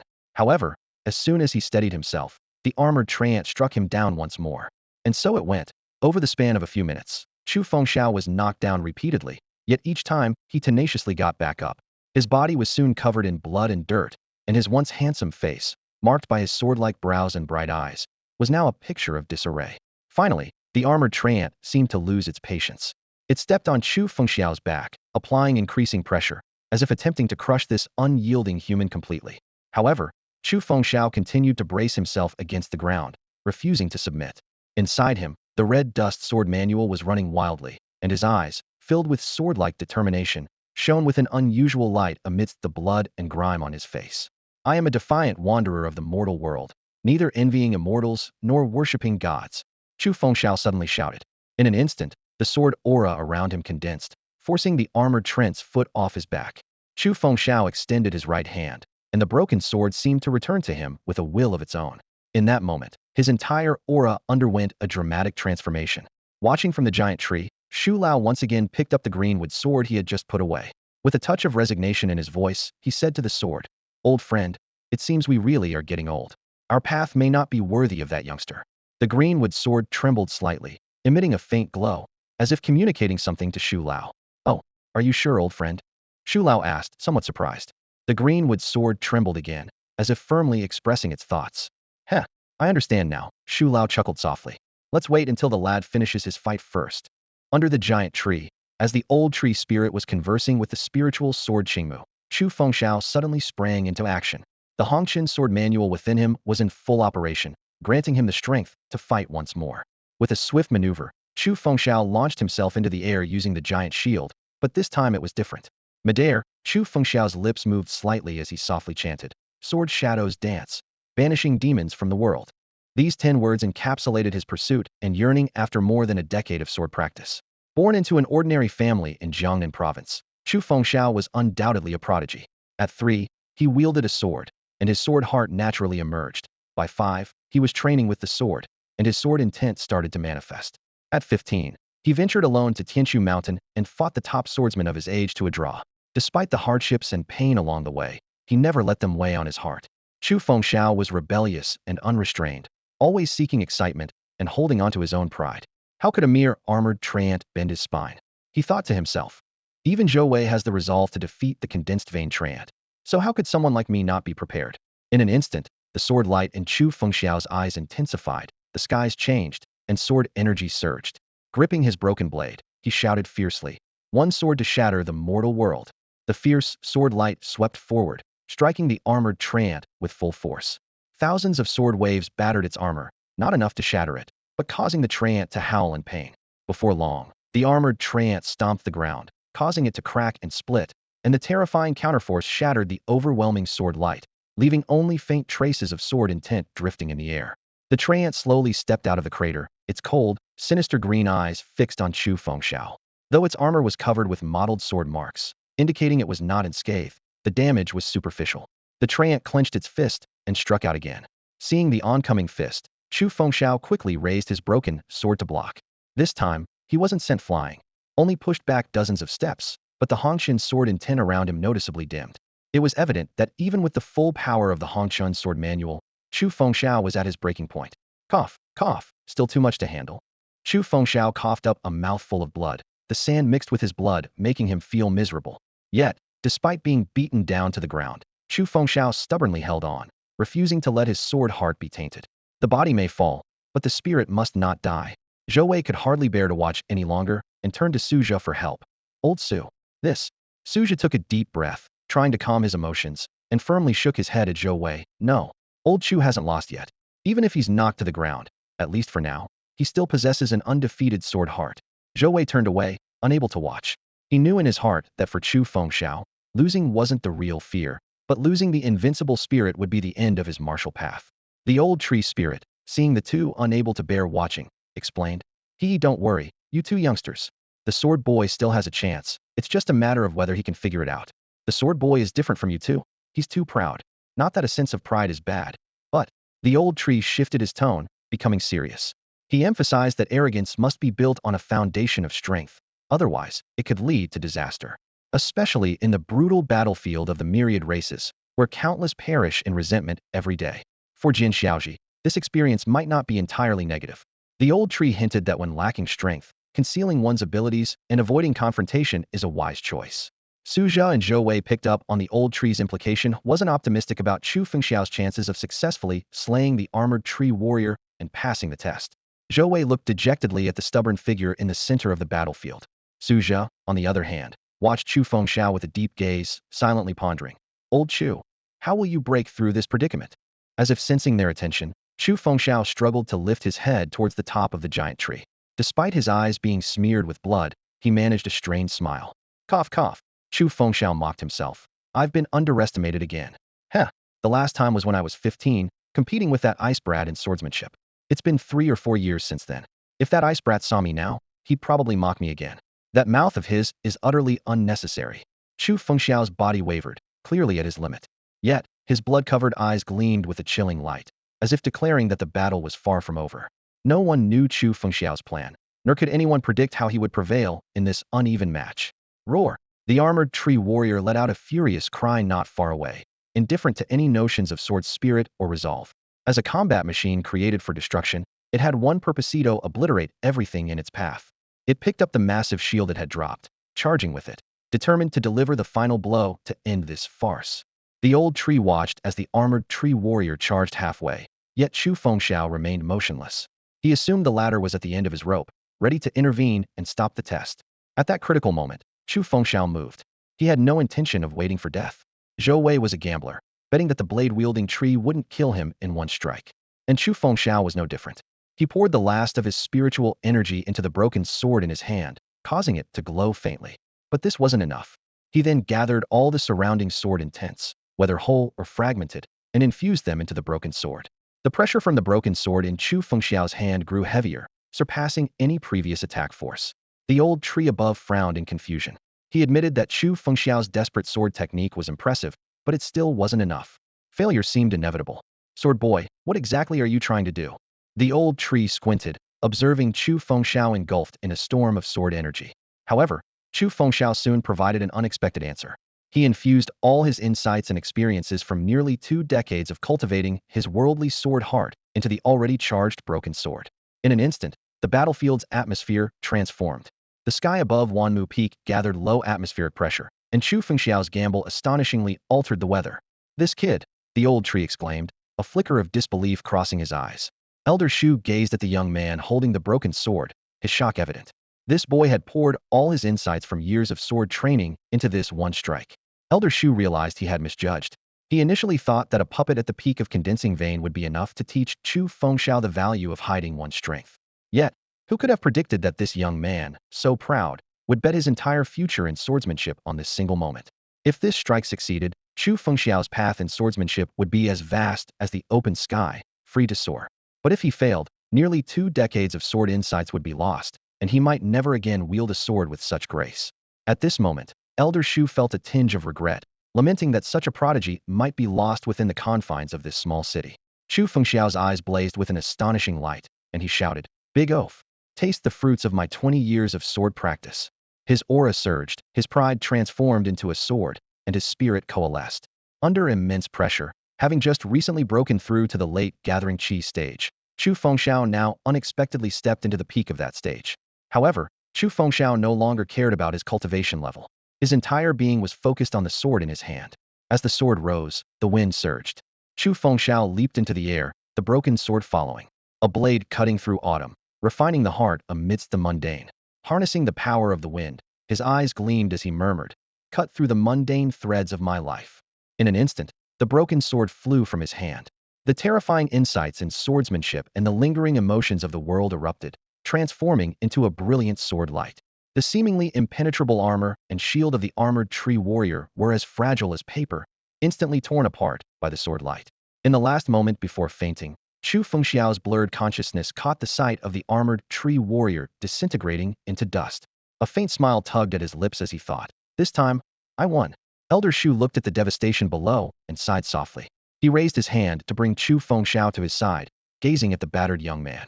With resignation, he infused a stream of life energy into him. Nearby, the restless greenwood sword circled around Chu Fengxiao. Seeing this, Elder Shu's previously wavering eyes grew resolute. He murmured, "Old friend, let it be as you wish." A surge of life energy flowed into Chu Fengxiao's body, and he slowly opened his eyes. His injuries stopped worsening. In fact, the challenges he faced had only strengthened his foundation in swordsmanship. "Old Chu, you're awake." Zhou Wei had been closely watching Chu Fengxiao's condition. Seeing him open his eyes, Zhou Wei exclaimed with joy. Chu Fengxiao, grimacing while touching his bruised face, said, "Yeah, good thing my skills were just a bit better, or I would have been smashed into the ground by that thing." Zhou Wei's eyes sparkled with excitement as he said, "Wow, Old Chu, you were incredible just now. That last strike of yours, I doubt even Old Su could handle it." His face was full of admiration, his eyes conveying a silent plea. "Coach, I want to learn that." Hearing this, Su Zhe looked at his friend with a helpless expression, annoyed at being belittled just to flatter Chu Fengxiao. "Hey, I'm still here. You can't just praise one and slam the other like that." Ugh, such a sycophant. Seeing that Chu Fengxiao could speak, Tree Elder approached with the Qingmu sword, smiling. "Ha, it looks like you're recovering well, sword boy." Chu Fengxiao noticed the Qingmu sword in Tree Elder's hand, and, thinking he was still being offered the sword, quickly waved his hands in refusal. "Tree Elder, I already said the Qingmu isn't right for me.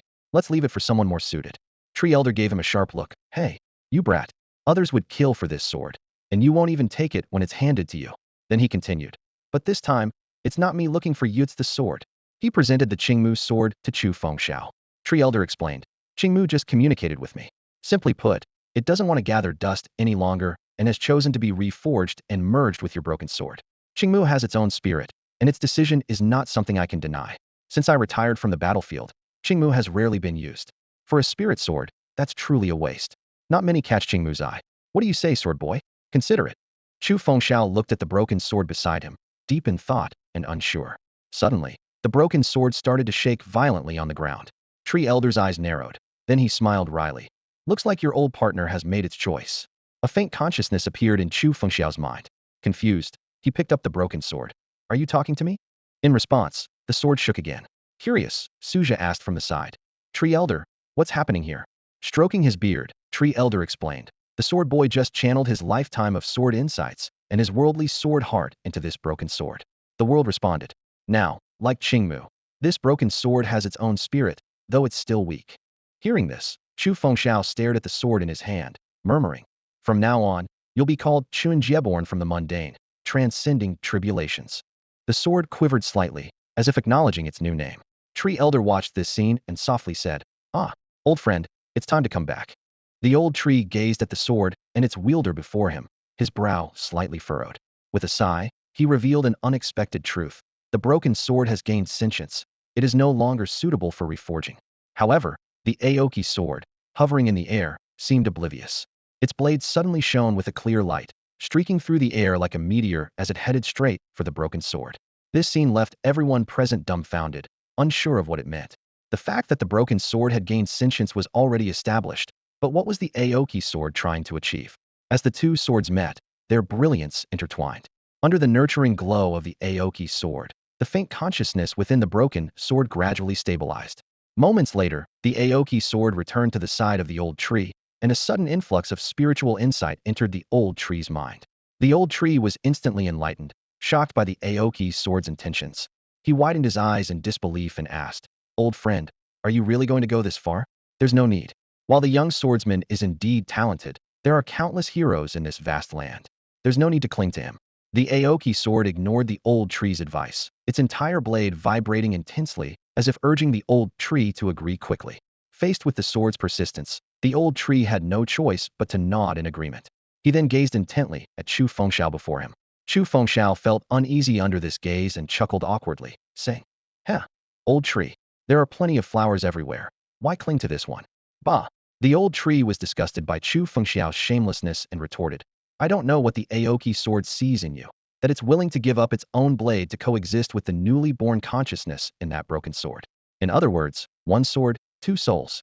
"What?" Chu Fengxiao exclaimed in disbelief. "Damn, old Chu, you're so lucky." Zhou Wei, standing by, was green with envy, lamenting internally, "Why? Why did I have to be beaten half to death by that tree warrior just to get a single technique? While old Chu not only breaks through his cultivation, but also has a broken sword gain sentience, and now even has the Aoki sword insisting on following him. Oh heavens, I swear I won't call you grandpa anymore." Amidst such stark contrast, Zhou Wei predictably fell into self-pity. However, at that moment, no one cared about Zhou Wei's feelings. All attention was focused on Chu Fengxiao's decision. The air was thick with tension as everyone held their breath, awaiting the choice that could change the course of events. Looking at the Qingmu sword before him, willing to give up everything to follow him, Chu Fengxiao couldn't help but feel waves of emotion. This spiritual sword, which had followed Xu Lao into battles 1,000 years ago, was invaluable beyond words. Chu Fengxiao realized that the sword's favor might not be due to his own brilliance, but rather because his previous actions of destroying the armored tree warriors resonated with Qingmu's desires. As a sword, Qingmu had been forced to retire from the battlefield due to injuries sustained with Xu Lao, and had not seen battle for a millennium. For a spiritual sword, such a fate was harsh. A sword that doesn't draw blood is no different from a mere stick. Understanding this, Chu Fengxiao regarded the Qingmu sword before him with renewed respect and said solemnly, "Elder, since you have made such a sacrifice, I promise to return to the battlefield and stain the sword with the blood of many races." As soon as he finished speaking, the Qingmu sword vibrated with excitement, emitting a resonant sound that echoed through the clouds. Then, it floated in front of the broken sword, enveloped in a clear light, as several green spiritual threads connected the two swords. It was transferring its spiritual consciousness, understanding of swordsmanship, and skills into the broken sword. As Qingmu's spirit gradually transferred, green patterns began to appear on the remaining blade of the broken sword, one by one, until the entire blade was covered. The original clear light of Qingmu dissipated, and it fell powerlessly to the ground. "Xu Lao, this." Su Zhe and the others were at a loss as they looked at the fallen Qingmu sword. Xu Lao, however, waved it off indifferently. "It's fine." This was Qingmu's own choice. He picked up the fallen Qingmu sword and tapped it, producing a crisp sound. "Now it's just a finely crafted weapon. Its spirit is gone." You got lucky, sword boy," Xu Lao said, tossing the now spiritless Qingmu sword to Chu Fengxiao. "Use it to repair your broken sword. Don't let Qingmu suffer in a new place." Chu Fengxiao caught it quickly, smiling sheepishly, and asked, "Xu Lao, why doesn't Elder Qingmu respond?" "You're not strong enough yet, and this broken sword is not worthy," Xu Lao explained. "When you become stronger, it will naturally respond. So, get stronger, sword boy." As Xu Lao finished speaking, the moon slowly rose in the sky, casting a gentle glow. He waved his hand, flattening the ground beneath the giant tree once more, and said, "Next up is you, young Su." The old tree's eyes, filled with curiosity, fell upon Su Zhe as if trying to see through his very soul. Under the intense scrutiny, Su Zhe felt increasingly uncomfortable and finally couldn't help but ask, "Tree Elder, is there something you want to ask?"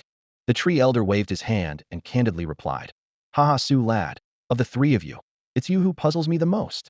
He paused for a moment before continuing, "Don't rush, listen to me carefully. Zhou has the essence of light within him, and Jian possesses an invincible sword heart. But you," the tree elder's gaze deepened, "I can't see through you. You carry traces of the heavenly array and the lingering will of the Everglow Jade Kirin clan. By all logic, it's a miracle you're standing here in front of me."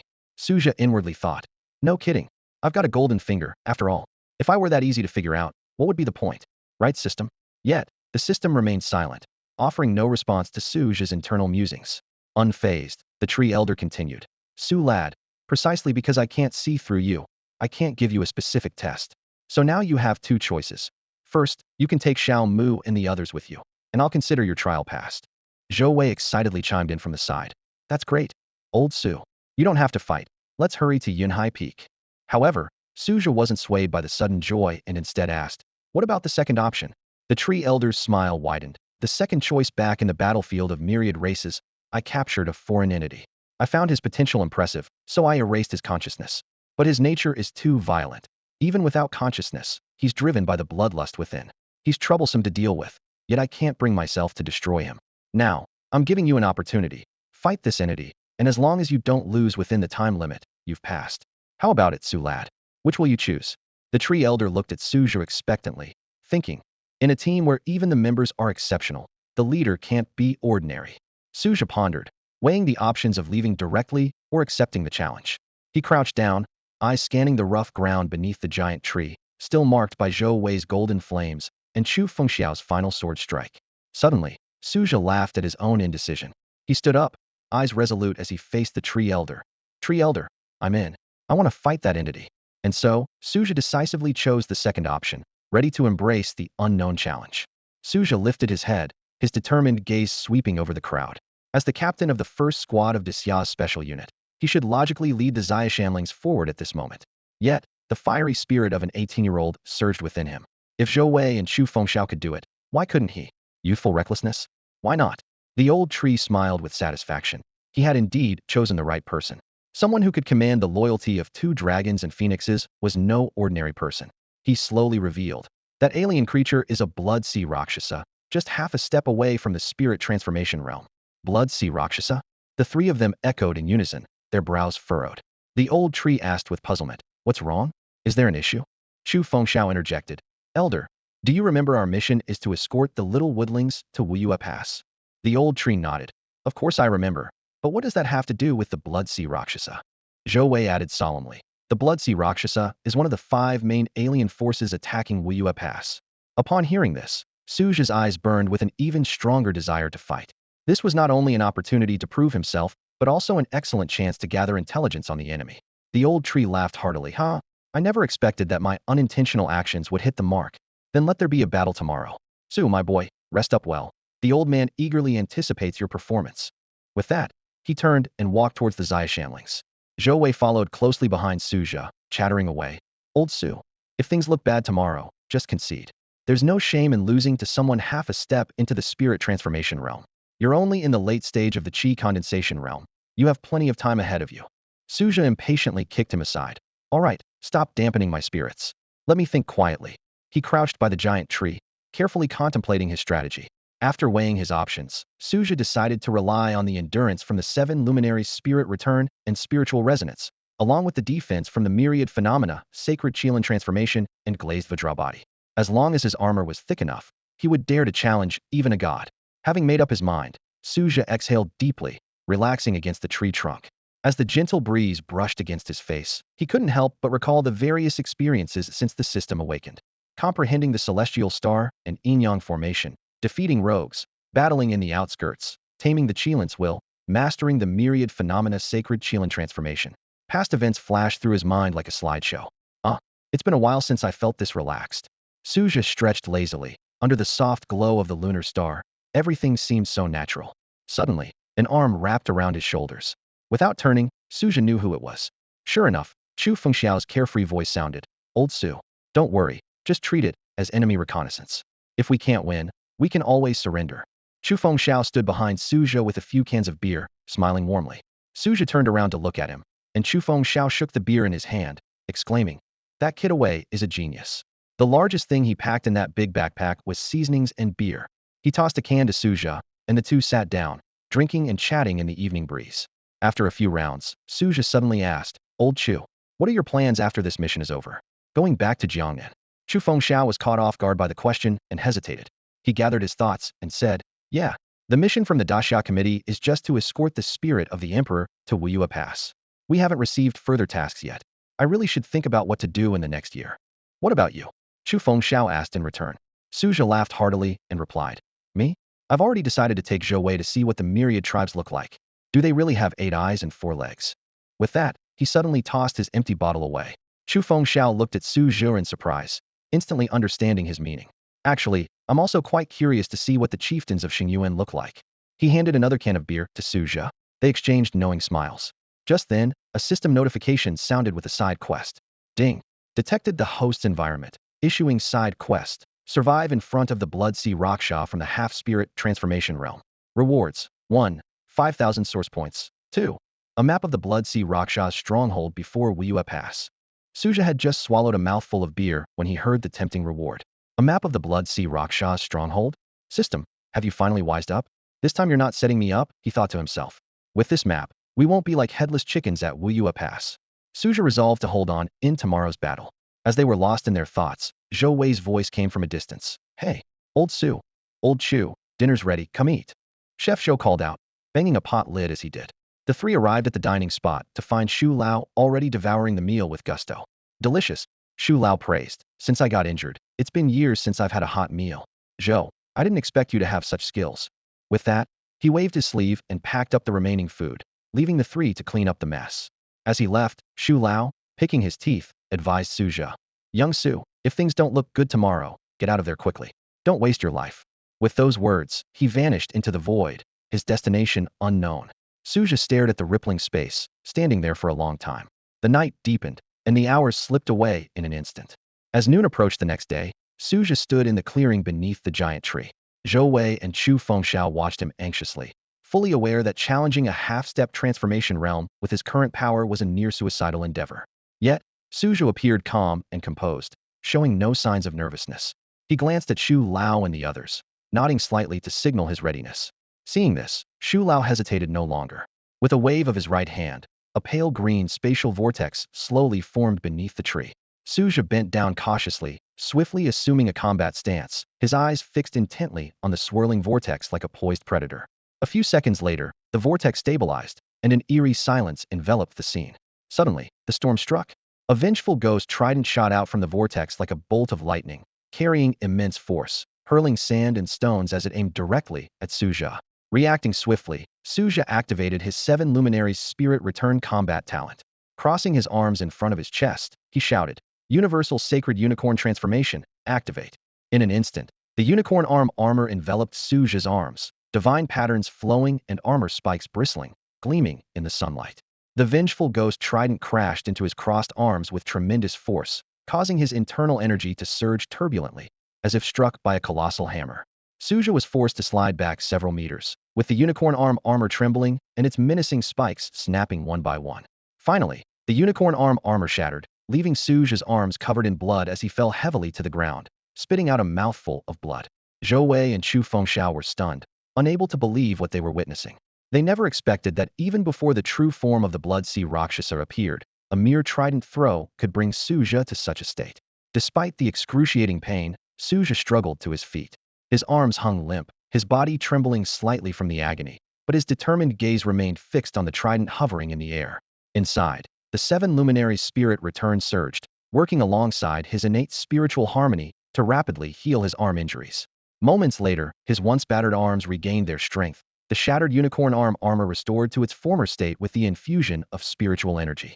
This was the astonishing endurance Su Zhe had achieved after Enlightenment, always able to recover and fight on unless struck down in a single blow. Wiping the blood from his lips, Su Zhe muttered to himself, this battle won't be easy. He summoned the Scarlet Dragon halberd from his weapon storage ring, ready and focused on the opponent about to emerge from the spatial vortex. The vengeful ghost trident, having accomplished its task, hovered motionless, floating quietly before the vortex. At that moment, a dark, scaly arm suddenly reached out from the vortex, seizing the trident. The Blood Sea Rakshasa had finally arrived. Su Zhe's eyes narrowed as an imposing Qilin apparition appeared behind him. The abundant spiritual energy absorbed by Lingyun Tianqing surged into the apparition like a tide, causing the once ethereal Qilin's eyes to become solid, shimmering with a lively glow. The Qilin raised its head and let out a deafening roar, as if issuing a silent challenge to the unseen enemy. In no time, the massive form of the Blood Sea Rakshasa slowly emerged from the vortex. It had a fierce blue face with sharp fangs, claws like hooks, and a sweeping iron tail, gripping a menacing ghostly trident. Its entire body was covered in hard scales, and a pair of nearly 1 meter long blood-red wings extended from its back, contrasting starkly with its dark, dusky skin. Staring at the bizarrely shaped Blood Sea Rakshasa, Su Zhe couldn't help but feel a moment of disbelief, inwardly mocking. What the heck? How can this thing look so abstract? Red and green? Even a Wei couldn't pull off such a combination. Oblivious to Su Zhe's silent critique, the Blood Sea Rakshasa simply stared blankly at the trident in its hand, its murky eyes devoid of any glimmer. Su Zhe covertly activated Lingyun Tianqing, but as soon as he approached, he was overwhelmed by the immense ferocity and malevolence emanating from the Rakshasa.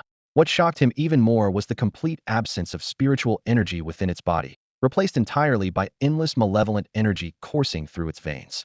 This, how is this possible? Su Zhe thought incredulously. Not a hint of spiritual energy, yet it's performing martial arts?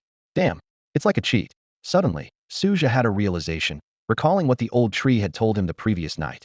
He finally understood that the blood sea Rakshasa before him was no longer a normal creature, but a shell devoid of spiritual consciousness, driven by immense malevolent energy and a murderous instinct. Driven by malevolence, wielding blood wings, blue face and fangs. This is the blood sea Rakshasa, a race born solely for slaughter and war. Su Zhe muttered through gritted teeth. Damn it, how can such a race even survive to this day? However, the Rakshasa beneath the giant tree was indifferent to Su Zhe's thoughts. In fact, this particular Rakshasa was even more terrifying than those on the battlefield of 10,000 races. It lacked self-awareness, acting purely on the murderous instincts ingrained in its racial memory, unconcerned with gains or losses, with only one goal: to destroy everything. Buzz. The blood sea Rakshasa moved. Its powerful physical impact caused the surrounding air to tremble violently, sending waves of sonic booms towards Su Zhe. Its gleaming claws were the first to strike, slicing through the air with astonishing speed. Su Zhe's pupils contracted sharply, his body instinctively dodging to the right rear. The claws grazed his cheek, bringing with them a nauseatingly foul wind. Damn, Su Zhe couldn't help but retort. How long has it been since it had a bath? Su Zhe endured the overwhelming stench, bracing himself against the immense pressure from the blood sea Rakshasa. His body was taut like a drawn bowstring. With a sudden backward flip and a powerful thrust from his waist, his leg, glowing with a lustrous sheen, delivered a fierce kick to the Rakshas's chin. At that moment, the power of his partially mastered glazed Vajra body erupted with astonishing force, propelling the enemy back several paces. Seizing this moment to catch his breath, Su Zhe quickly landed and retreated, attempting to distance himself from the blood sea Rakshasa. However, things did not go as planned. Even though the Rakshasa had lost its intelligence, the terrifying muscle memory left in its body urged it to pursue him relentlessly. The wraith trident struck again, aiming straight for Su Zhe's forehead. In the nick of time, Su Zhe hastily raised his red Jiao halberd, activating his Qilin armor, and swung with all his might.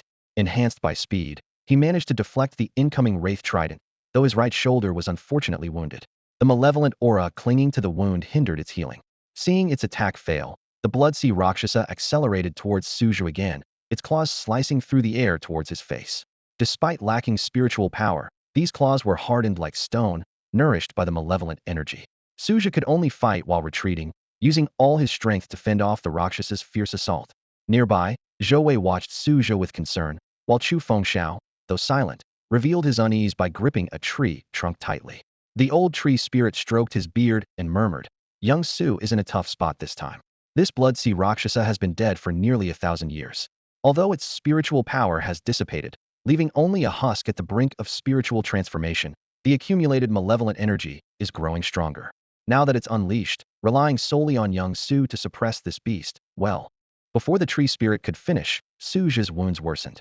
The malevolent energy around them seeped into his body, threatening to damage his meridians. Just then, the Qilin will within his myriad phenomena sacred Qilin transformation manifested. A small Qilin appeared out of nowhere, forcefully suppressing the chaotic malevolent energy. Though the internal malevolent energy was temporarily subdued, Su Zhe still felt unwell. Pressed by circumstances, he had to grit his teeth and withstand the Rakshas's fierce assaults. Thankfully, this blood sea Rakshasa has no spiritual power and is quite slow-witted, or I'd have been defeated already, Su Zhe thought, despite his bruised and battered state. However, this stalemate couldn't last indefinitely. This won't work. I need to come up with a plan. Just as Su Zhe was at his wit's end, the suppressed malevolent energy within him suddenly stirred. Su Zhe suddenly sensed a disturbance in the evil energy within him, and in an instant, a Qilin phenomenon erupted. Golden light shone brilliantly, exuding an overwhelming presence that forced the attacking blood sea Rakshasa to retreat several steps. He quickly calmed his mind, carefully perceiving the changes, and was utterly shocked. The seven luminaries' returning spirit was forcibly purifying the suppressed evil energy. Even more astonishing was that the purified evil energy transformed into incredibly pure spiritual energy, continuously feeding back into Su Zhe. This bewildering transformation left him completely puzzled. Does the seven luminaries' returning spirit also have a purification function? Su Zhe was filled with doubts. At that moment, the system's prompt sounded. Ding. Reminder to the host. The seven luminaries' returning spirit originated from the Big Dipper in the Zhou Tian star Yin-Yang array. The Big Dipper works in harmony, impenetrable by evil. The seven luminaries returning spirit inherently possesses the ability to purify negative effects in its development. Why would the host assume it cannot purify? However, the host's current mastery level is too low, so only a small amount of evil energy can be purified at a time. Su Zhe instinctively ignored the system's sarcastic tone and focused on the main point, asking, how can the evil energy be purified into such pure spiritual energy? The system continued to explain. Ding. Both evil energy and spiritual energy are merely forms of power. Purification essentially means that the seven luminaries returning spirit converts the useless evil energy into useful spiritual energy for the host. The same principle applies to the Big Dipper in the sky. Do you think such a massive array could operate on human resources alone? After hearing the system's explanation, Su Zhe was momentarily stunned. Meanwhile, all the evil energy within him transformed into spiritual energy, paving the way for his cultivation breakthrough. Roar! The Blood Sea Rakshasa roared in anger, swinging its fleshy wings to attack Su Zhe once more. However, at this moment, in Su Zhe's eyes, this terrifying entity had transformed into a delicious feast. Su Zhe's eyes sparkled with insight, and a sudden thought struck him. So, the longer I endure the attacks, the more evil energy I can convert, and the stronger I become. Su Zhe, the logical genius, had officially come online. He quickly concluded, the weaker I am, the more it hurts to get hit, allowing more evil energy to enter my body. The more evil energy I purify, the more spiritual energy I can absorb, and the higher my cultivation grows, making me stronger. In short, the weaker I am, the stronger I become. It makes perfect sense. The system seemed at a loss for words at Su Zhe's peculiar logic and left him with a warning before going silent. Ding. Reminder to the host, do not absorb too much evil energy at once. Currently, the seven luminaries returning spirit's development is insufficient to purify it all. Don't end up getting yourself killed. This brief exchange happened in the blink of an eye. The Blood Sea Rakshasa had already closed in with its trident ready to strike. Su Zhe raised his own trident to counter, and with the clash of metal, a few strands of evil energy seeped into his body through the wound on his shoulder, becoming the fuel for his growing strength under the seven luminaries returning spirits operation. Haha. Changing his usual combat strategy, Su Zhe began to take the initiative. With each collision, the intense impact nearly displaced his internal organs, yet instead of retreating, he wore a comical smile despite his bruised and swollen face. From a distance, atop a giant tree, Shu Lao and the others watched the entire scene unfold, baffled by Su Zhe's strange behavior as he advanced instead of retreating. It's over, the kid's been beaten into a stupor. Zhou Wei exclaimed in disbelief, holding his head. Old Su's been hit so hard by that Blood Sea Rakshasa that he's grinning like an idiot. Chu Fengxiao speculated from the side. Could it be that old Su has a hidden masochistic tendency? It makes no sense. He's been beaten to the point where even his own mother wouldn't recognize him, and yet he's still smiling. With his vast experience, Old Tree quickly saw through Su Zhe's slow absorption of the scattered evil energy from the Blood Sea Rakshasa. This discovery left him astonished. This young man was not only unafraid of the malevolent energy entering his body, but he could also convert it for his own use. Although Old Tree didn't understand the mystery behind it, he soon noticed that as the energy was absorbed, Su Zhe's cultivation not only stabilized but even showed signs of improvement. This kid really has some skills, Old Tree secretly admired. Even the malevolent energy can't harm him. Instead, it's become his aid.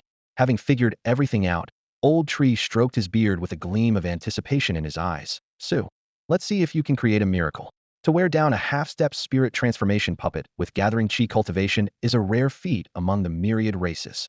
Old Tree's previously passive attitude changed. A smile at the corner of his eyes as he glanced at Zhou Wei and another still guessing wildly, shaking his head with a sigh, then refocusing on the fierce battle below.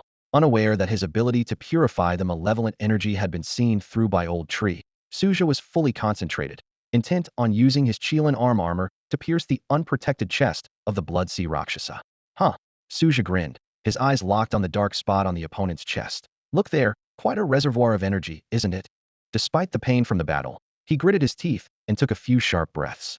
The mindless Blood Sea Rakshasa was oblivious to the fact that its malevolent energy was being siphoned bit by this thief in front of it, continuing to swing its trident relentlessly.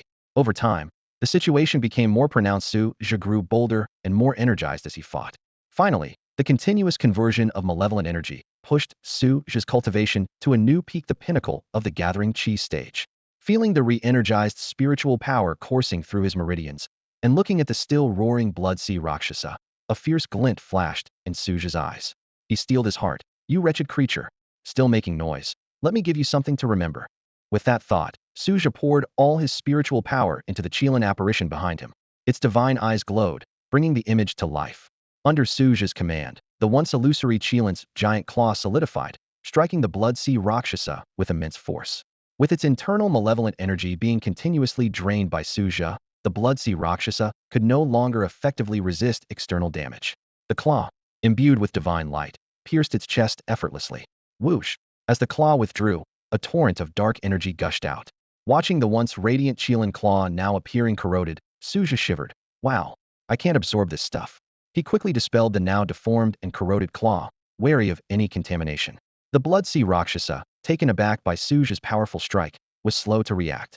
After the torrent of energy, it covered the gaping hole in its chest with a claw. With a flash of dark light, the wound healed instantly. However, having lost so much malevolent energy, the Blood Sea Rakshasa could no longer control its body effectively, and even struggled to hold its ghostly trident. Su Zhe looked at the sluggish enemy before him, a smirk on his face. You were just a corpse animated by malevolent energy. Now that you've lost so much, how does it feel? Like having Tourette's, huh? Hearing this, the Blood Sea Rakshasa's eyes flared with malevolent energy. Though it couldn't understand Su Zhe's words, the taunting expression was unmistakable.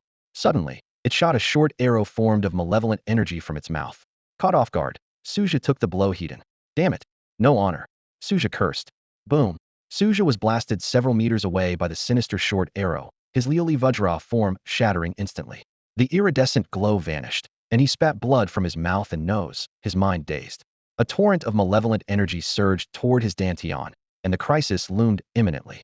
Just as Shu Lao was about to intervene in this life-or-death struggle, the will of the Qilin manifested once more.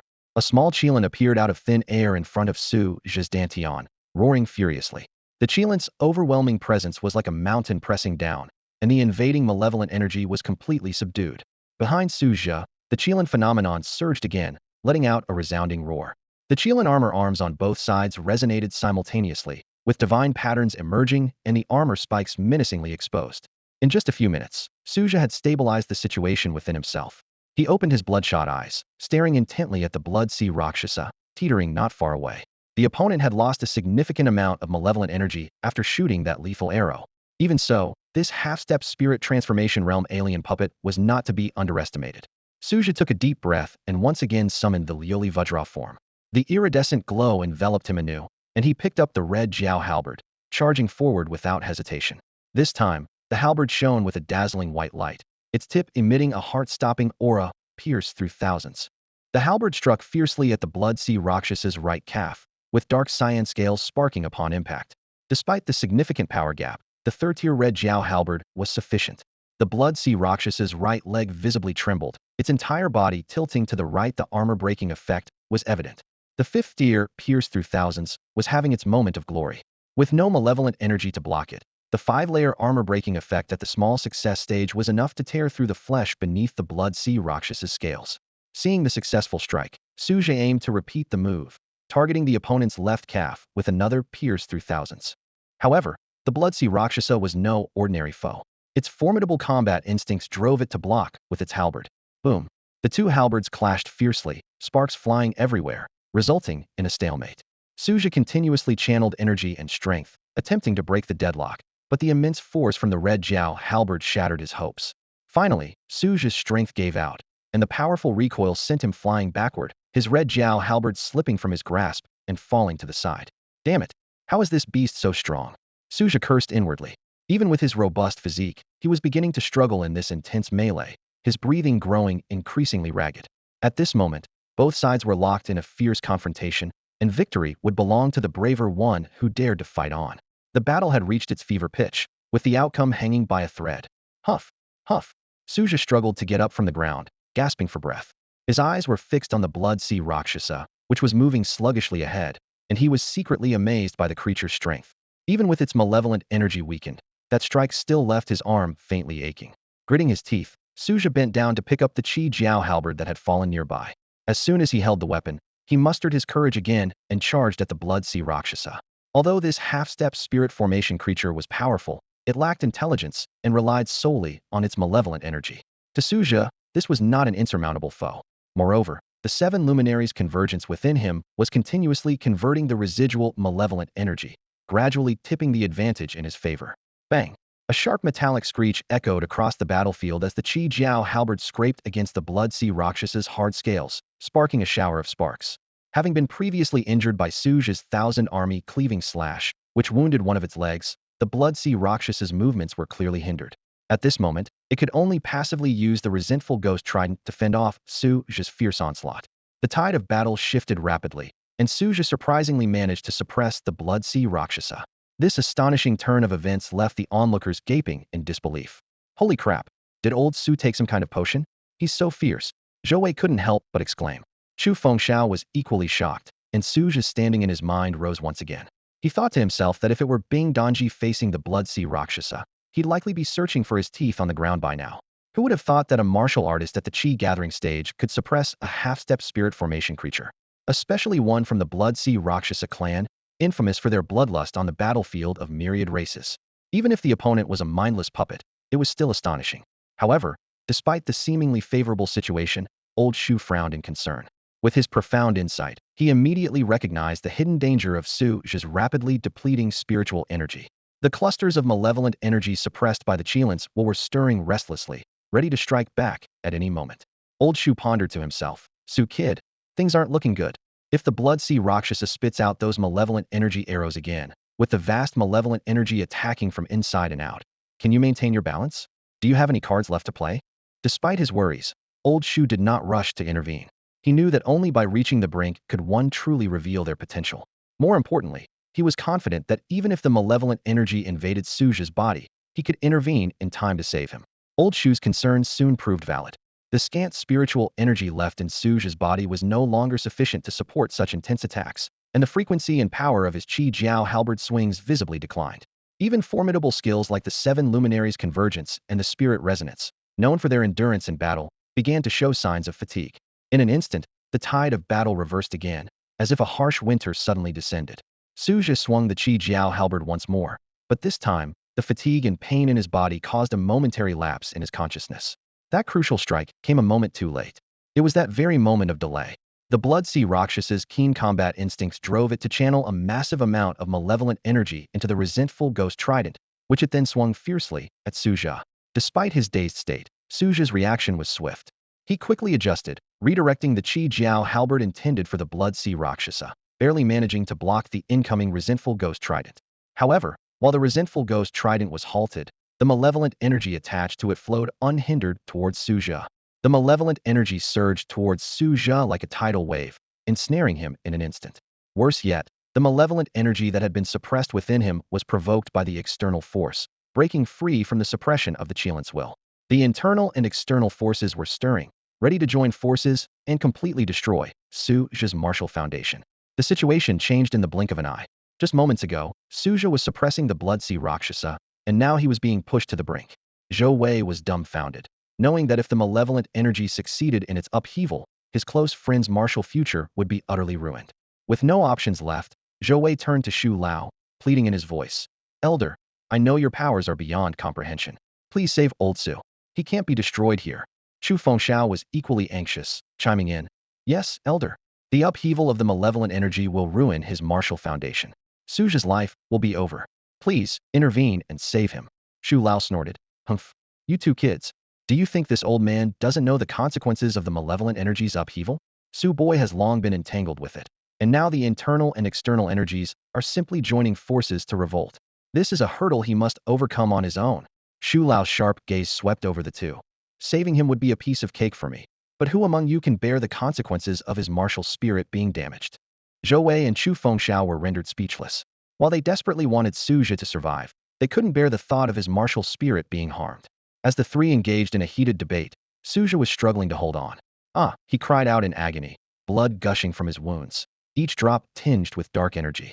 His glazed Vajra body lost its luster, and the Qilin apparition behind him showed signs of distress, as malevolent energy clung to the Qilin's divine eyes, shrouding them in darkness.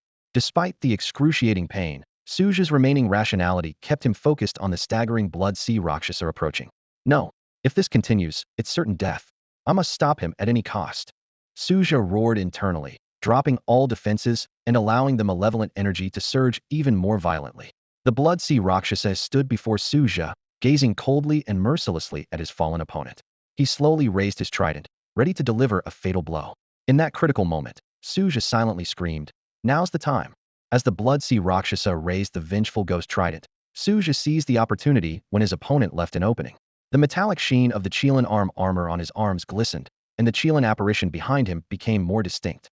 A wild light flashed in Su Zhe's eyes, his muscles tensed, and he directed the Qilin's claws to tear fiercely at the already injured right calf of the Blood Sea Rakshasa. Bang! The deafening crash echoed.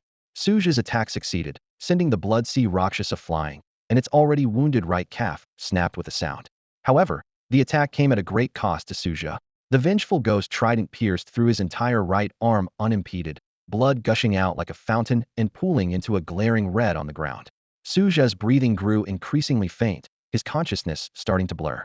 Nearby, the Blood Sea Rakshasa, missing a leg, was roaring and crawling towards him, eyes filled with bloodthirsty rage. At this critical juncture, the system's voice suddenly sounded in Su Zhe's ear. Ding! Host's life is in danger, calculating survival probability.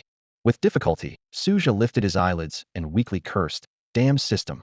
I'm almost dead, and now you show up." The system seemed to ignore Su Zhe's complaints and continued to announce, "Ding. 2 methods of survival detected." Su Zhe couldn't spare the breath to continue cursing and hurriedly asked, "Huh? What are the 2 methods?" The system immediately listed the first method. The first method has a 100 survival rate. The host just needs to shout upwards, and a master will save you. It's simple, convenient, fast, safe, and painless. To hell with you. Su Zhe couldn't help but curse. Don't I have a mouth? Didn't I think of shouting for help? He knew exactly who the master the system referred to was. Aside from the old tree, there were only 2 idiots in the trees. Calling those 2 down, they'd probably just make the Blood Sea Rakshasa's meal even more satisfying. As for calling the old tree, wouldn't that negate the meaning of his struggle up to now? If he wasn't going to fight from the start, why suffer all this? Not an option, no way. Su Zhe decisively refused. Stop wasting time. Next one, hurry, he urged, his slightly raised eyes already seeing the one-legged Blood Sea Rakshasa crawling towards him. The system was silent for a moment, then reported, "Ding. The last method's success rate, as calculated by the system, is only 10%. A 1 in 10 chance of survival." Su Zhe was silent for a moment, then slowly asked, "What is it?" The system's voice sounded again. "Ding. Turn the enemy into a friend. Absorb the evil energy for your own use."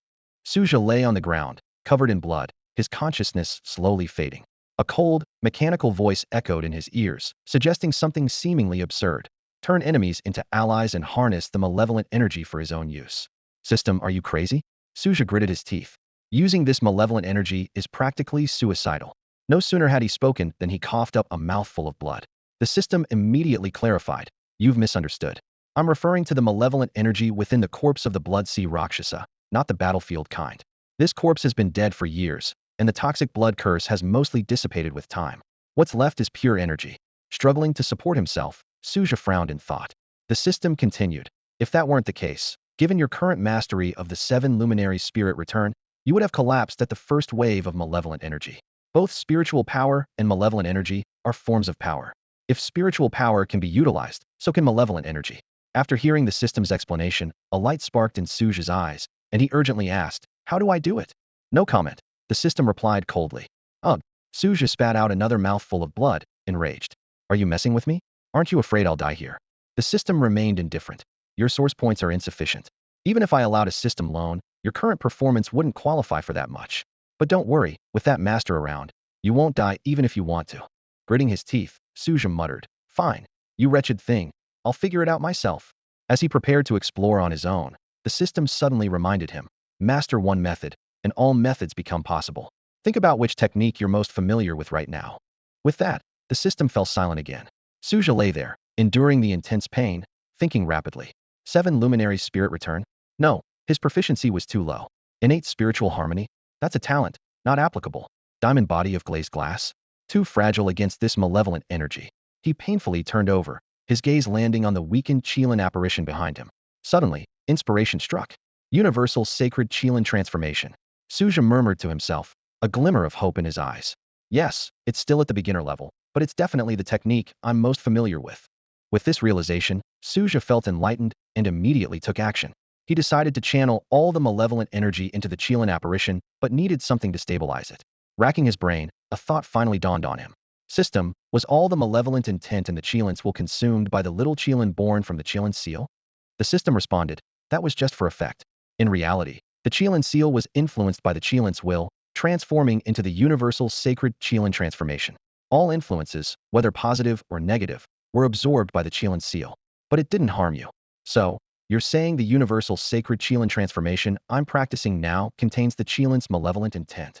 An idea suddenly sparked in Su Zhe's mind, awakening his instincts as a researcher. He gazed at the Qilin phenomenon behind him, and a bold plan began to take shape. Use the Qilin as a vessel to absorb the ominous energy. Harness the malevolence of the Qilin to control this wild power. He silently chanted, "May the spirits of the 7 luminaries protect my soul. May the sacred Qilin safeguard my meridians." This audacious thought was filled with an indomitable spirit. The path of a warrior is about striving for victory, isn't it? Su Zhe gritted his teeth. He couldn't afford to lose, nor could he admit defeat. How could human will not triumph over destiny? With his mind made up, Su Zhe endured the excruciating pain and struggled to sit cross-legged. He glanced at the blood sea demon slowly crawling in the distance, then closed his eyes, beginning to direct the ominous energy towards the Qilin phenomenon behind him. From atop a towering tree, the ancient tree spirit observed this battle with a significant disparity in strength. Despite a flicker of disappointment in his eyes, he raised his hand to end the fight. He sighed, "Alas, still can't win?" Thousands of years ago, there were records of those in the Qi gathering realm defeating opponents half a step into the spirit transformation realm. Is there no such prodigy among my people? Enough. Young Su and his friends have done their best.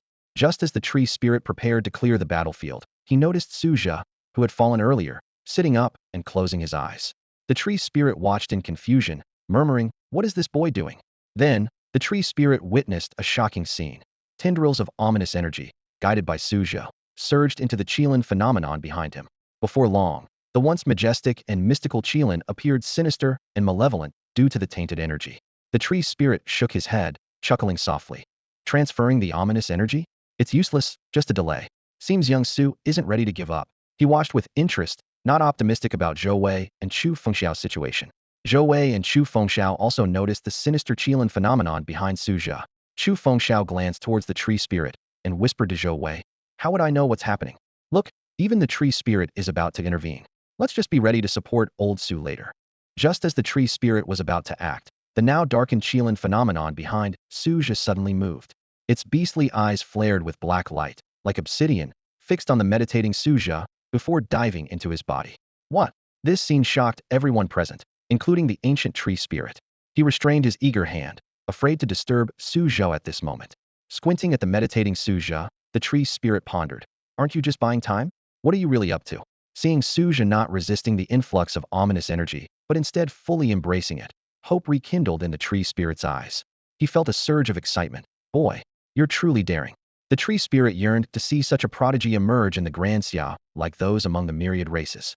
In his view, Zhou Wei only had a source of pure light to his credit. Chu Fengxiao wielded a sharp earthly sword, but had a frail body, destined to lose in close combat with a peerless opponent. Only Su Zhe, with his robust physique, enduring stamina, extraordinary comprehension, and his willingness to gamble everything, fit the tree spirit's image of an unparalleled prodigy. At this moment, Su Zhe was still enduring the relentless onslaught of ominous energy. In the distance, the remaining ominous energy within the blood sea demon also stirred in response to this turmoil. Suddenly, a black line formed from ominous energy extended from the blood sea demon, connecting directly to Su Zhe's forehead. Another wave of ominous energy began pouring into Su Zhe. In this critical moment, Su Zhe finally completed the basic framework for utilizing the ominous energy. Su Zhe's forehead glowed with 7 stars, his meridians filled with a rich golden light.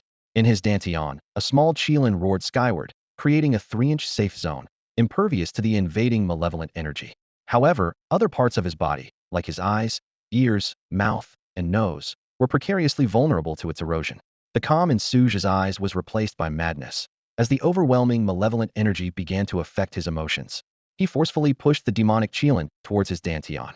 The small Qilin there did not resist. Instead, it emitted the unique divine pattern golden light of the myriad holy Qilin transformation, aiding in suppressing the malevolent energy. Within the demonic Qilin, the malevolent energy churned violently, attempting to break free from the Qilin's control. Its beastly eyes flickered between black light and invisibility.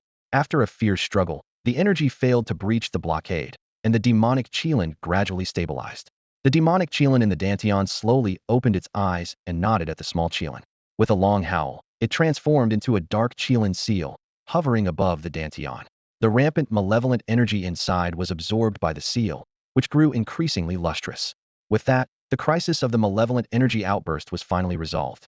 Su Zhe let out a long breath, feeling the gloom in his chest dissipate, and his internal spiritual power returned to normal. A system notification sounded, congratulating him on completing the hidden achievement, Survival Against the Odds, rewarding him with 3,000 source points and a new form of the myriad holy Qilin transformation. As Su Zhe wondered about the new form, the Qilin Seal suddenly emitted waves of black light. The Qilin armor on his arms transformed instantly. The armor spikes became more menacing. The divine patterns vanished, replaced by pervasive black markings. The armor no longer resembled human arms, but looked very much like beast arms. The black markings quickly spread across his body, eventually sketching a bizarre mask on his face. In Su Zhe's sword-like eyes, the whites disappeared, replaced by an endless, deep, and cold darkness. The system once again notified him, congratulating him on acquiring the new form of the myriad holy Qilin transformation, the Herald of Death Qilin. Su Zhe hoarsely growled, "I feel amazing right now." Although he had subdued the malignant energy within him, the violent and bloodthirsty nature of his death-omen Qilin state still influenced him. However, his murderous intent was now entirely directed at the accursed myriad races. High above, Zhou watched the transformed Su Zhe below, so excited that he was almost in tears. He drooled and exclaimed enthusiastically, "Wow, old Su looks so cool. Huh, I want to be touched." Hearing Zhou bold words, Chu Fengxiao nodded repeatedly, his eyes gleaming as he stared at Su Zhe below, and agreed. "Huh, I want to be touched too." Tree Elder gazed at Su Zhe, who resembled a demon god, and wrinkles formed at the corners of his eyes as he smiled with pride. "Great. Our Daxia also has an exceptional talent." Haha. The battle was not over yet. Su Zhe asked the system, "System, how long can I maintain this state?" The system immediately responded, "Ding. It depends on the amount of malignant energy in the host's Qilin Seal. Currently, the host can maintain it for 10 minutes. 10 minutes, huh?" Su Zhe looked towards the distant Blood Sea Rakshasa with a savage smile. "What if I add this guy's malignant energy?" The system answered, "Ding. 20 minutes. As soon as the words were spoken, Su Zhe shot out like an arrow, showing no signs of his previous frailty. A tearing sound echoed as he used his obsidian-like Qilin armor to forcibly rip off the last remaining leg of the Blood Sea Rakshasa. The residual malignant energy on the leg made him involuntarily revel in delight, murmuring, "That's the taste." Su Zhe casually tossed aside the now energyless leg and sinisterly smiled at the incapacitated Blood Sea Rakshasa on the ground. "Brother, close your eyes. I've got something good to show you." After a brutal massacre, Su Zhe held the Blood Sea Rakshasa's head and crushed it with one hand. Zhou, watching the hellish scene below, couldn't help but shrink back and exclaim, "Wow, old Su is too violent. I don't want to be touched anymore." Unlike Zhou fear, Tree Elder was very satisfied with Su Zhe's performance and calmly said, "The myriad races? Just mortal enemies. Let them be slaughtered." The battle concluded, and Su Zhe regained his senses, voluntarily exiting the death-omen Qilin state. However, as soon as he did, unbearable pain surged over him like a tidal wave. Before he could react, he collapsed into a pool of blood, unconscious. Seeing this, Tree Elder quickly raised his hand, dispelling the bloodthirsty aura below, and scooped Su Zhe out of the blood pool. He cast several streams of life energy to stabilize Su Zhe's nearly collapsing body and shouted to Zhou and Chu Fengxiao standing nearby, "You two support him. He's seriously injured and won't wake up for a while. Take good care of him." "Got it," Zhou responded, stepping forward to support the unconscious Su Zhe, while Chu Fengxiao rummaged through his backpack, looking for healing pills. Tree Elder raised a hand to stop Chu Fengxiao's actions and pointed at him, saying, "Sword boy, don't waste your efforts. The life energy the old man just used is much better than any pills you have. Come with me. I have something to say." Then he turned to Zhou and instructed, "Zhou boy, you stay here and take care of Su Zhe." With that, Tree Elder clasped his hands behind his back and headed into the giant tree, with Chu Fengxiao, puzzled, quickly following. Inside the giant tree, a vast space unfolded before them. Flowers, grass, and the sound of insects filled the space, even more lush than the outside world. Stunned by this self-contained paradise, Chu Fengxiao stood frozen. Tree Elder disappeared into this paradise, leaving Chu Fengxiao standing there, bewildered. Suddenly, Tree Elder's voice came from afar. "Hey, what are you looking at? Hurry up and follow me." The old tree stood at the entrance of the massive cave, looking down at Chu Fengxiao and called out loudly, "Come in." Chu Fengxiao stepped into the cave. The old tree handed him a cup of tea and sat down on a rough wooden chair. He took a sip of tea, his gaze sharp as he examined Chu Fengxiao. "Young Chu, do you know why I called you in here?" Chu Fengxiao's heart skipped a beat, immediately realizing that the old tree intended to give him some special guidance. He straightened his back, respectfully holding the teacup with both hands, and said, I don't know. Please enlighten me, elder. Seeing Chu Fengxiao's obedient demeanor, the old tree couldn't help but laugh. Haha. Weren't you quite bold when you were chopping down those armored treemen? Why are you pretending to be so well-behaved with me? Caught in the act, Chu Fengxiao dropped the pretense, boldly took a big gulp of tea, and flattered, Heh, how could those armored treemen compare to you, elder? The old tree laughed heartily. Ha ha ha. You're really different from those sword cultivators of Tianshu Mountain. Such a slick talker. You don't have the demeanor of a sword practitioner at all. He paused, his expression turning serious. But that's good. The reputation of Tianshu Mountain in the Great Xia is too well known on the battlefield of 10,000 races. Their sword techniques have been thoroughly studied by other races. Although powerful, the other races have found ways to counter them. Now, with your red dust sword, it's time to bring some shock to this stagnant battlefield. Hearing the old tree's praise, Chu Fengxiao's face lit up with pride. Just as he was about to boast, the old tree sighed. Alas, your red dust sword is too stubborn right now. The old tree's eyes were as sharp as ever, staring directly at Chu Fengxiao. Sword boy, I arranged for the armored tree men to fight you, hoping you'd realize that you're still far from being able to look down on everyone else. Sometimes, you need to curb your arrogance. Even a lion uses all its strength to catch a rabbit. But you're quite proud, willing to risk your future in swordsmanship just to defeat those armored tree men. As he finished speaking, an invisible pressure suddenly descended, and Chu Fengxiao felt as if he were falling into an abyss, with the weight of 1,000 mountains pressing down on him. This pressure was several times stronger than when he fought the armored tree men. Terrified, Chu Fengxiao looked at the old tree, who remained expressionless, while the red dust sword within him trembled violently. He clenched his teeth, struggling to stand straight, his voice trembling yet firm. Elder, I cultivate the heart of the red dust sword, and I must follow where the heart leads. Where the heart goes, I will follow, free and unrestrained.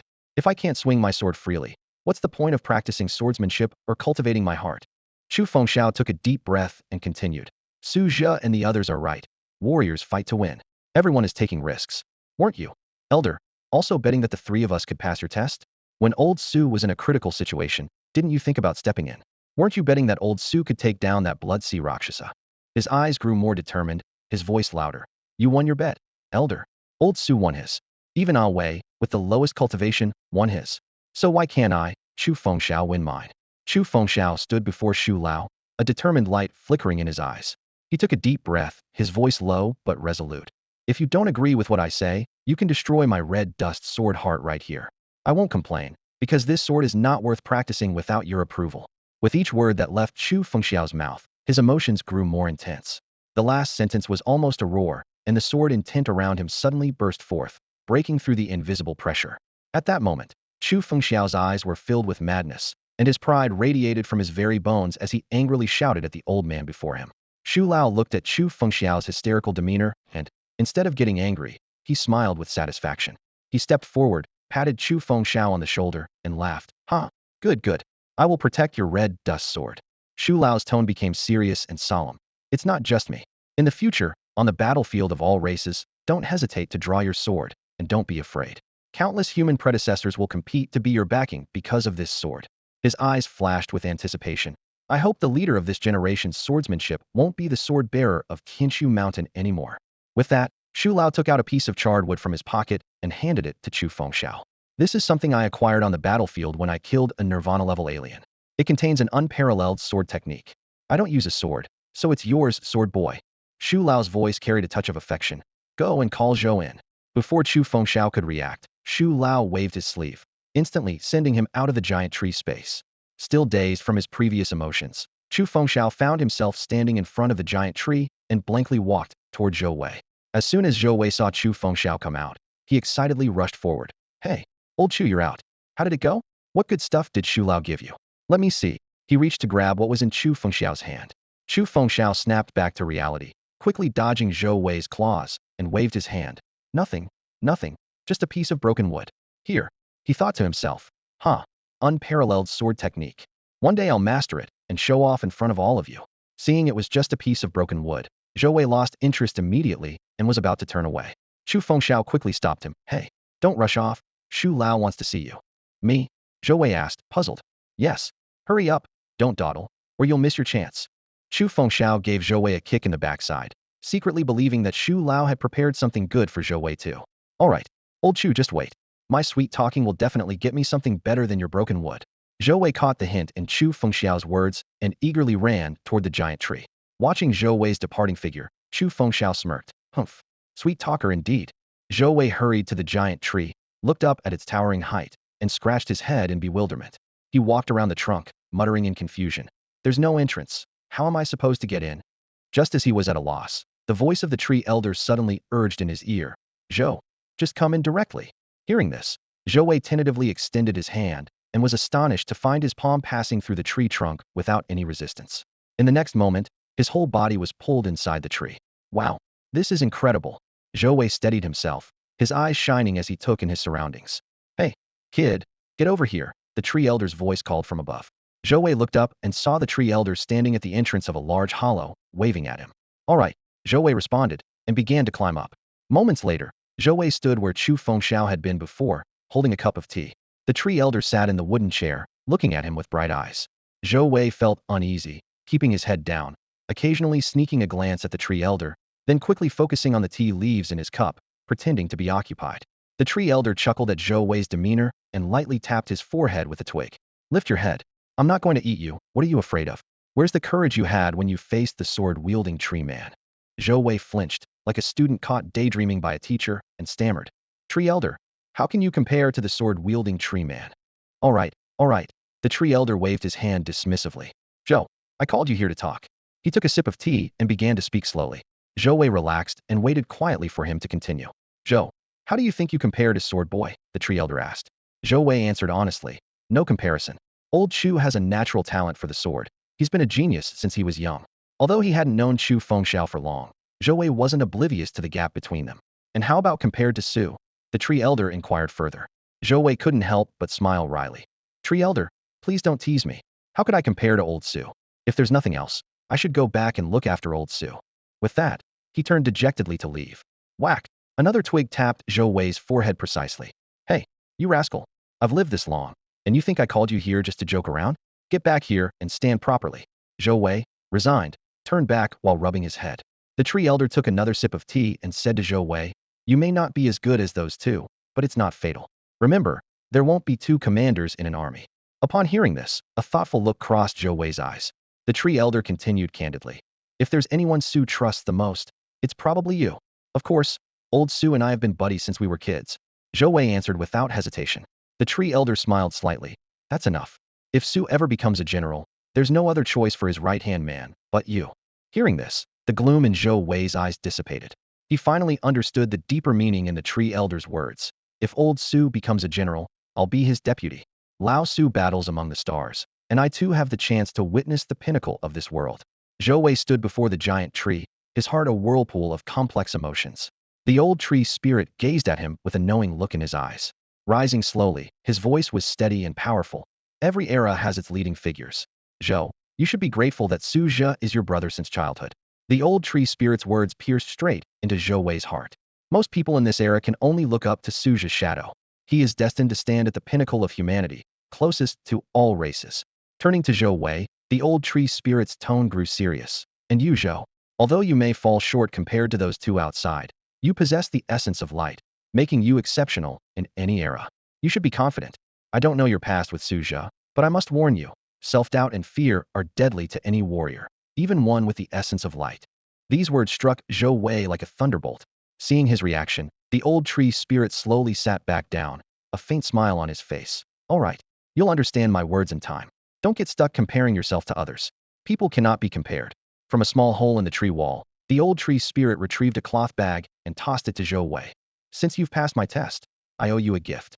This is a light core from the eternal radiant unicorn clan that I acquired years ago on the battlefield of all races.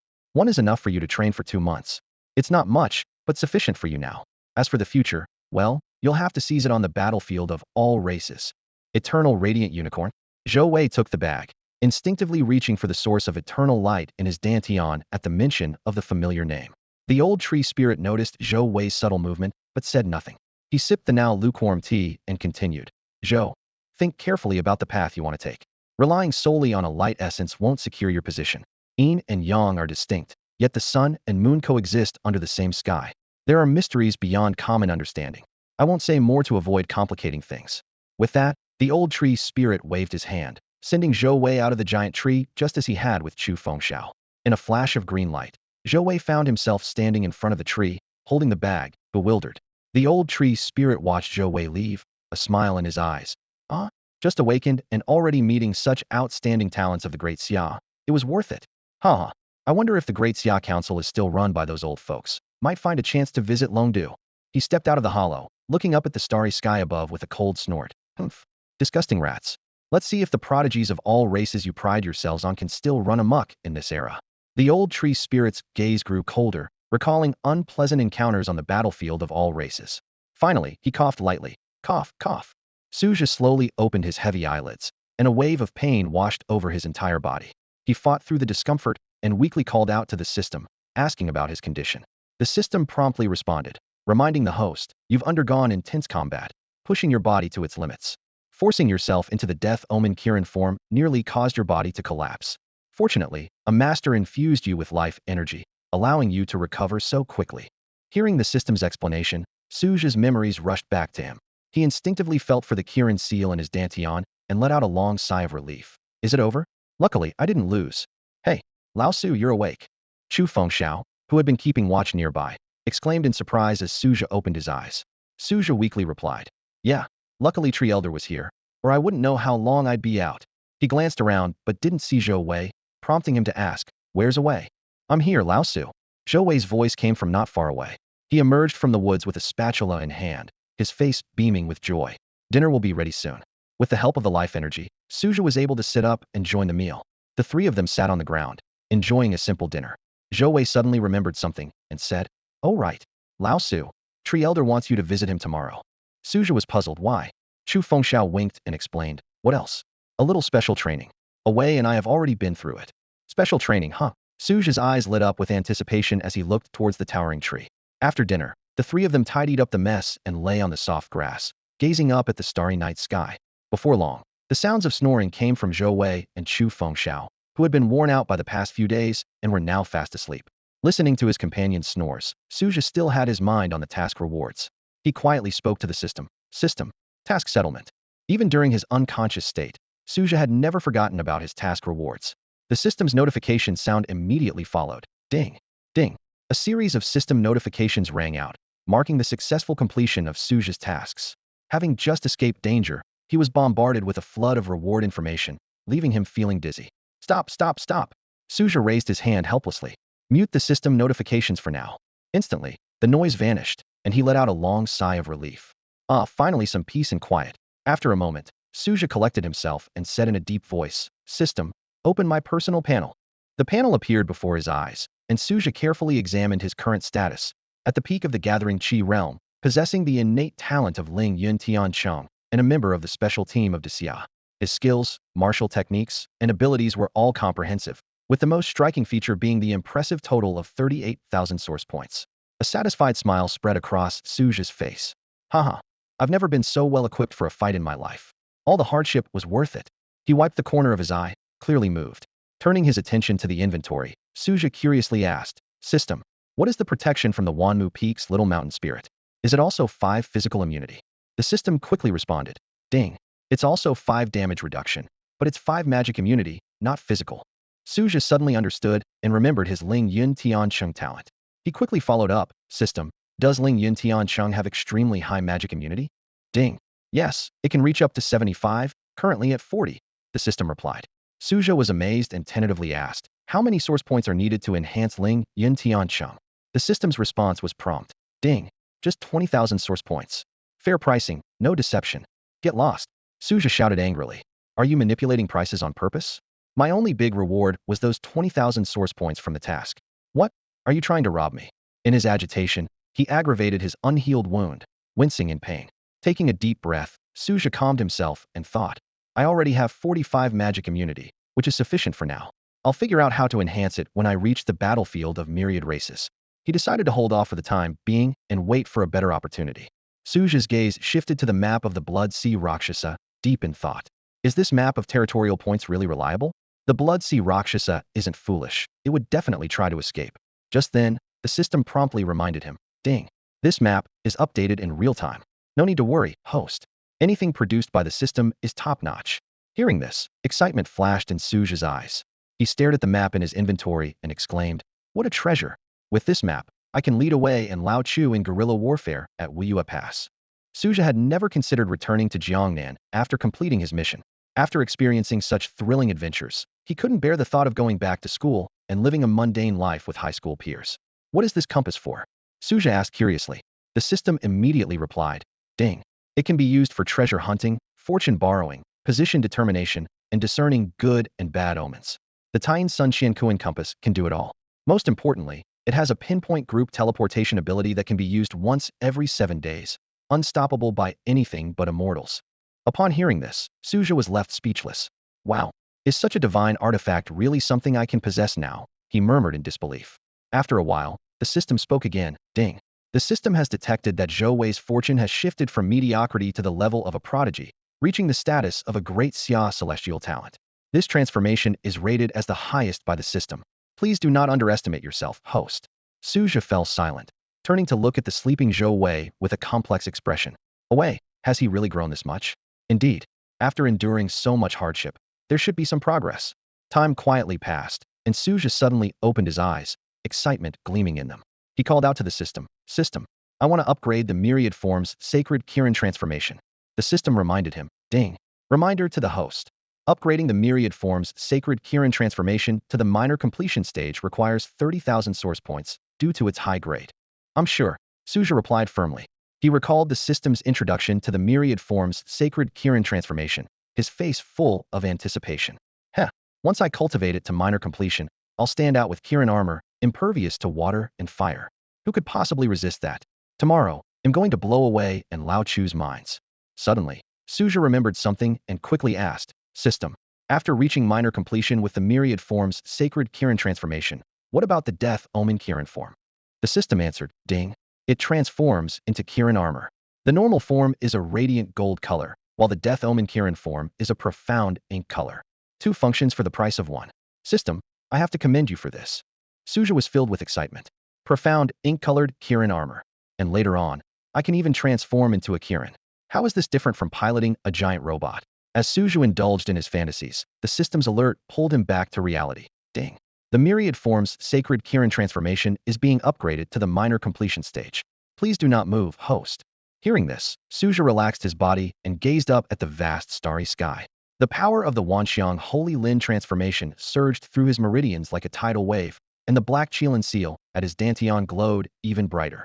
Beside him, the little Qilin closed its eyes and concentrated, silently accepting the baptism of power. Lying on the soft grass, Su Zhe was accompanied by the gentle breeze and the sound of cicadas. Unknowingly, fatigue overcame him, and he drifted into sleep. In the early hours of the next day, Su Zhe suddenly opened his eyes. He rubbed the back of his head, muttering, "When did I fall asleep?" Suddenly, a thought crossed his mind, and he sat up abruptly. To his surprise, Su Zhe found himself full of energy and in high spirits, with no trace of the severe pain from the previous day. He asked in confusion, "System, what's going on?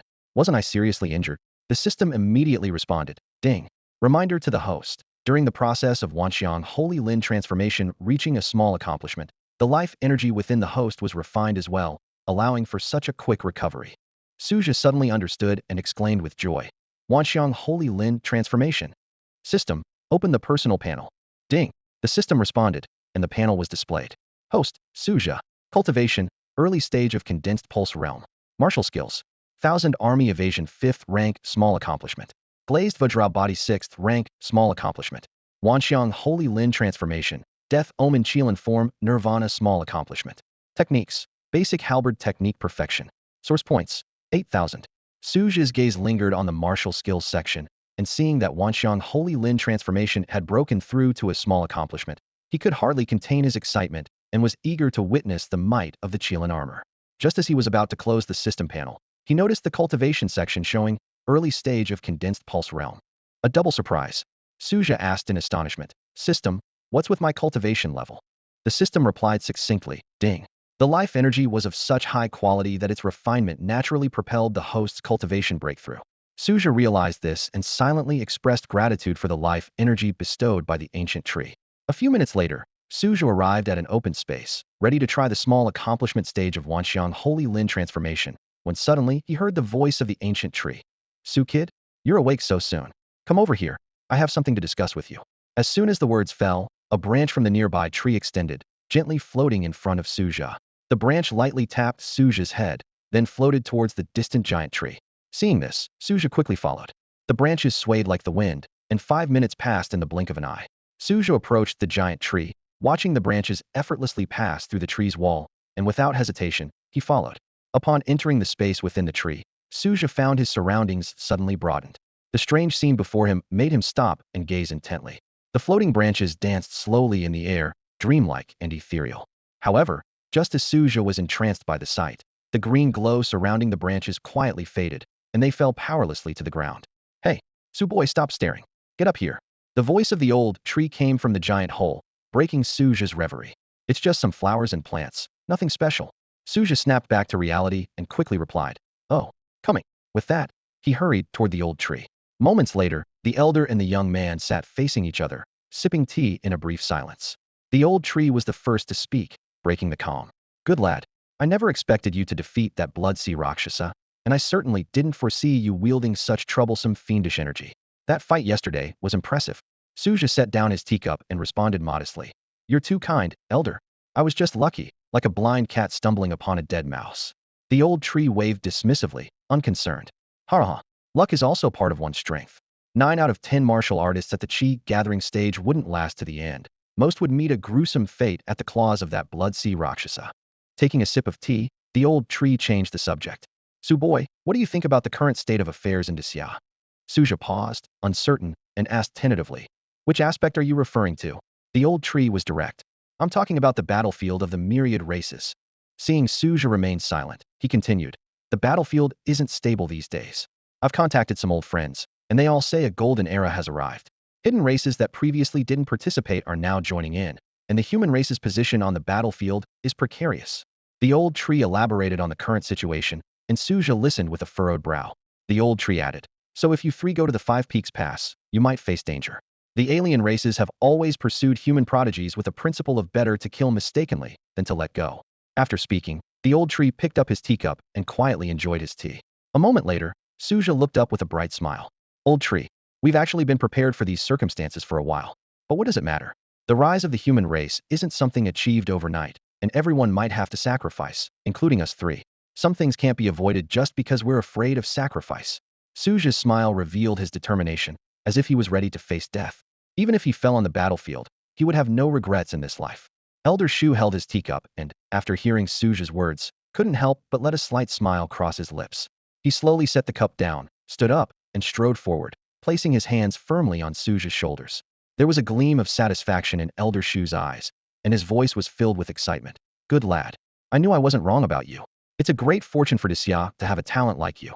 Su Zhe was momentarily bewildered by the sudden change in Elder Shu's demeanor, his eyes full of confusion. Seeing this, Elder Shu burst into hearty laughter. "Ha! Don't mind it, young Su. The old man here was merely testing you. And as it turns out, you are just to my liking." Upon hearing this, Su Zhe finally understood and couldn't help but smile wryly as he said, "Senior, your test was quite tricky. What would have happened if my answer hadn't met your expectations?" A sly look flashed in Elder Shu's eyes as he chuckled. "Ha! Even if that were the case, you would still be a Ancient Millennium talent of Xia. However, you wouldn't be entrusted with leading troops on the battlefield of the myriad races. After all, we old folks can't entrust the lives of our soldiers to someone indecisive or cowardly." Su Zhe nodded thoughtfully after hearing this. Elder Shu waved his hand casually and said, All right. The question earlier was just a whim of mine. No need to take it too seriously. But since you've not only passed my test, but exceeded expectations, your answer was just what I wanted. Here, let me give you something good." With that, Elder Shu took out a jade slip from his pocket and tossed it lightly to Su Zhe. Su Zhe quickly caught it, afraid that this treasure might fall and break. Seeing Su Zhe's cautious demeanor, Elder Shu couldn't help but laugh. "Don't worry, it won't break. This is a treasure I've cherished for years." A look of reminiscence crossed Elder Shu's eyes as he explained, "I acquired this jade slip from a relic on the battlefield of the myriad races. To obtain it, I had to slay several revered beings and narrowly escape pursuit by the immortals. This jade slip originally fell from a long spear, but time has eroded the spear to dust, leaving only this jade slip." "Revered beings?" Su Zhe asked, unfamiliar with the term, looking at Elder Shu with curiosity. Elder Shu realized that Su Zhe had yet to set foot on the battlefield of the myriad races and patiently explained, "Oh, I forgot you haven't been to the battlefield. Revered beings are at the pinnacle of the Nirvana realm, each capable of slaying a common immortal. Among the immortals, the most supreme ones are called Tao Lords. Hearing this, Su Zhe couldn't help but ask, and who can a Tao Lord slay? Elder Shu laughed heartily. Huh? Young Su, that's still far off for you. Focus on reaching the Nirvana realm first. For now, look at what martial arts are recorded on this jade slip. Although Elder Shu didn't say it outright, Su Zhe understood that the unsaid part was the key to humanity's struggle on the battlefield of the myriad races. Reluctantly, Su Zhe placed the jade slip against his forehead. As soon as it made contact, the jade slip emitted a faint glow, and Su Zhe felt a slight warmth, secretly amazed. Suddenly, a figure appeared in his mind's eye. The figure was clad in armor, holding a long spear, but its face was indistinct. The figure seemed almost alive, casting a gaze at Su Zhe.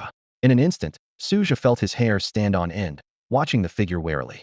However, the armored figure made no move, only slowly began to speak. Fortunate one, I have spent my life in battle, taken countless lives, with no kin left in the world, only my spear is my companion, and I have no regrets. To fall on the battlefield of the myriad races is my destiny, a fate I cannot escape. My only regret is that my life skills have not been passed on. Thanks to the fragment of the year's merit slip, I can transmit my skills from the brink of death. I only hope that you, fortunate one, never taint this supreme art.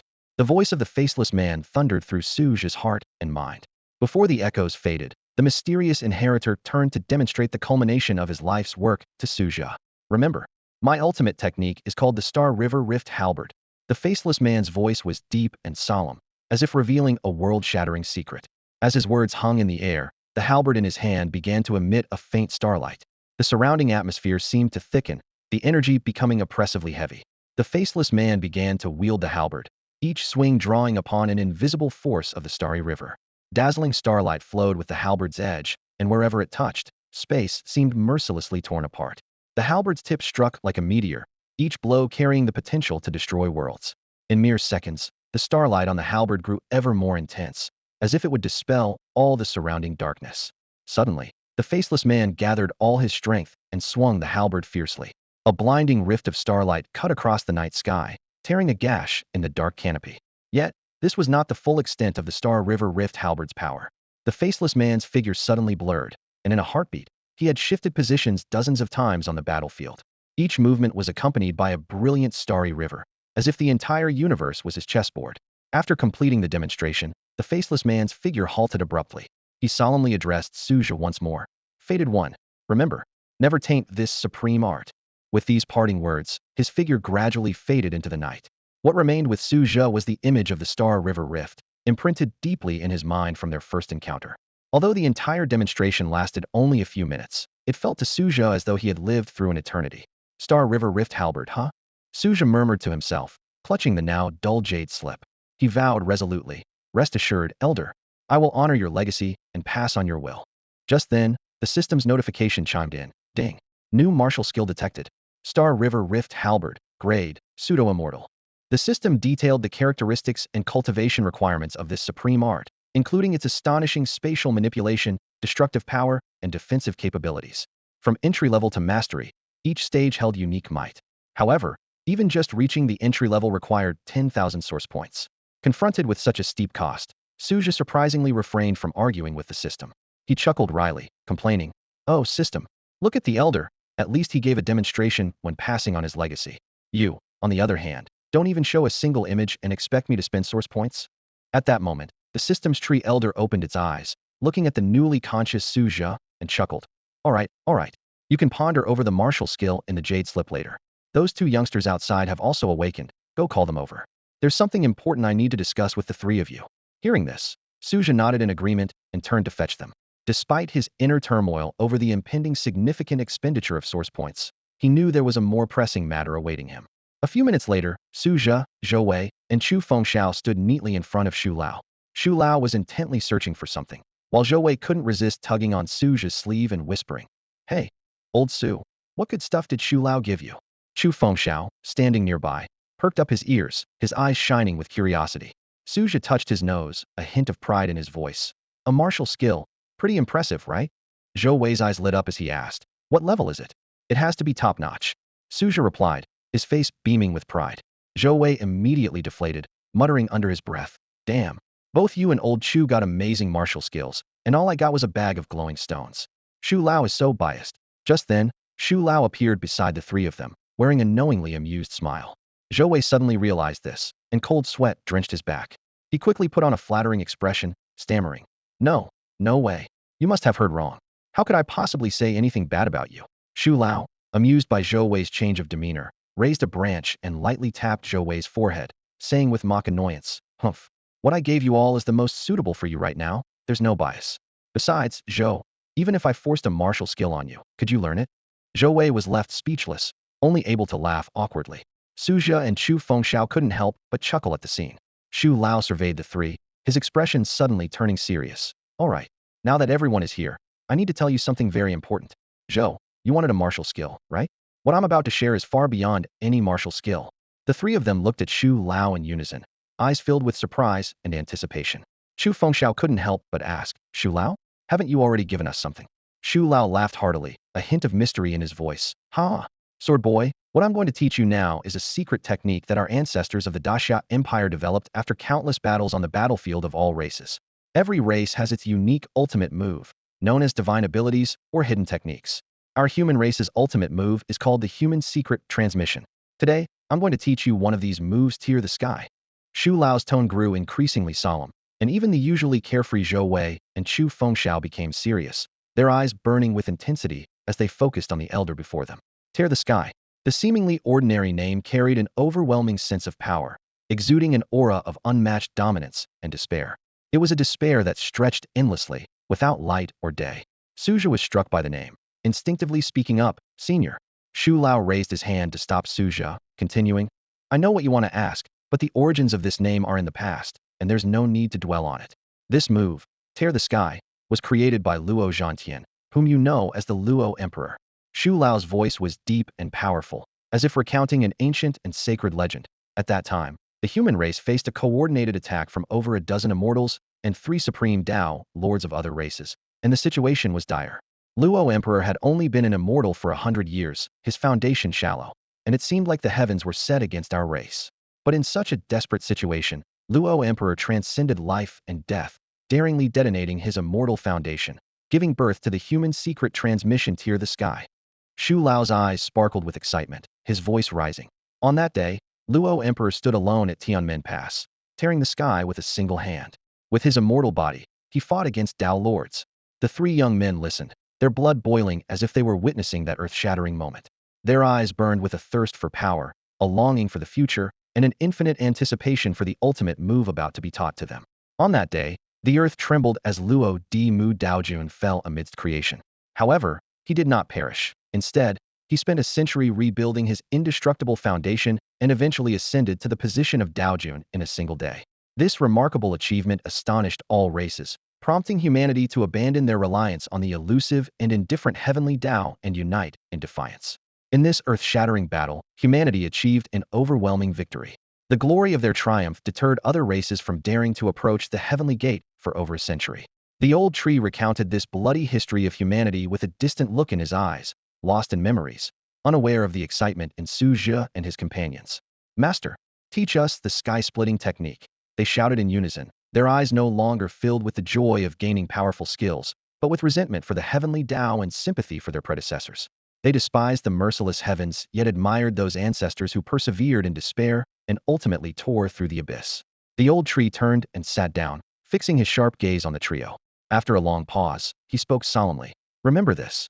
Heaven may abandon us, but humanity must not abandon itself. No matter the odds, even in the face of certain death, we must fight with all our might. The battlefield needs you. The Great Xia needs you. Humanity needs you." His words were not only an acknowledgement, but also a charge and an expectation for this generation leading the Golden Era. Meanwhile, similar scenes unfolded across the Great Xia. In an unknown location, a muscular, scarred bald man glared at a red-haired youth. "Listen, you brat with the surname Long. If I hear of you bowing to the enemy on the battlefield, I'll personally deal with you. Do you understand?" he growled. Despite his injuries, the red-haired youth stubbornly replied, "Enough with the nagging. I got it." In the underground chamber of the Tang family estate in Longdu, Great Xia, the sweat-soaked clothes of a young girl clung to her skin. The usually gentle Uncle Fu looked stern as he addressed her. "Shinua, remember, mastering our Tang family's techniques means vanquishing the enemies of Great Xia. Women can be as formidable as men. Even the red dust Dao Jun, though a woman, struck fear into all races. In a secret realm of Great Xia, a young man in white, exhausted yet resolute, held his sword tightly amidst a flurry of sword shadows. He gazed at the turbulent clouds above as a voice echoed, "Kid, consider this dragon roar breaking the ninth heaven as my farewell gift to you. Stay alive, don't die now." With those words, the clouds calmed, and the sword shadows vanished. The young man sheathed his sword and bowed deeply. Back in the giant tree's space, a gleam of light shone in the old tree's deep-set eyes as he focused on Su Zhe and his companions. They bowed again, in unison. "Master, teach us the sky-splitting technique." The old tree laughed heartily. "Huh? Very well. I shall impart to you three the secret sky-splitting technique of humanity."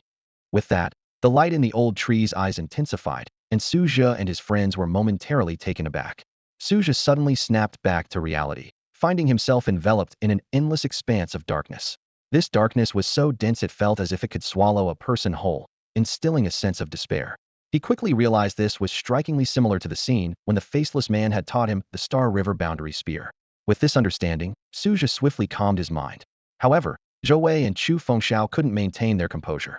Their faces were etched with fear, their eyes wide with terror, and their bodies trembled slightly, clearly startled by the sudden onset of darkness. "It's an illusion. Wake up!" Su Zhe shouted suddenly in their ears, his voice like a clap of thunder, instantly pulling them back to reality.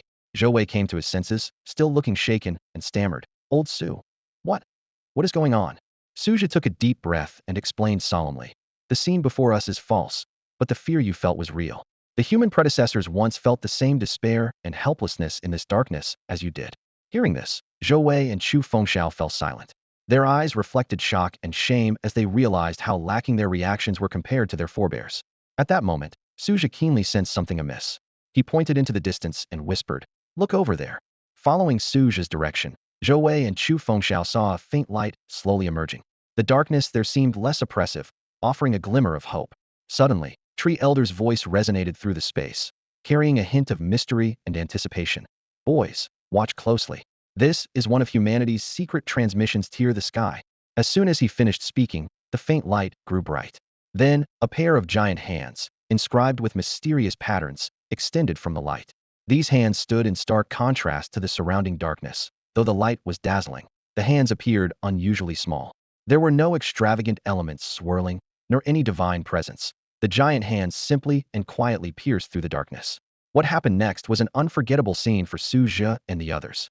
The giant hands suddenly exerted force, tearing open a massive rift in the dark space.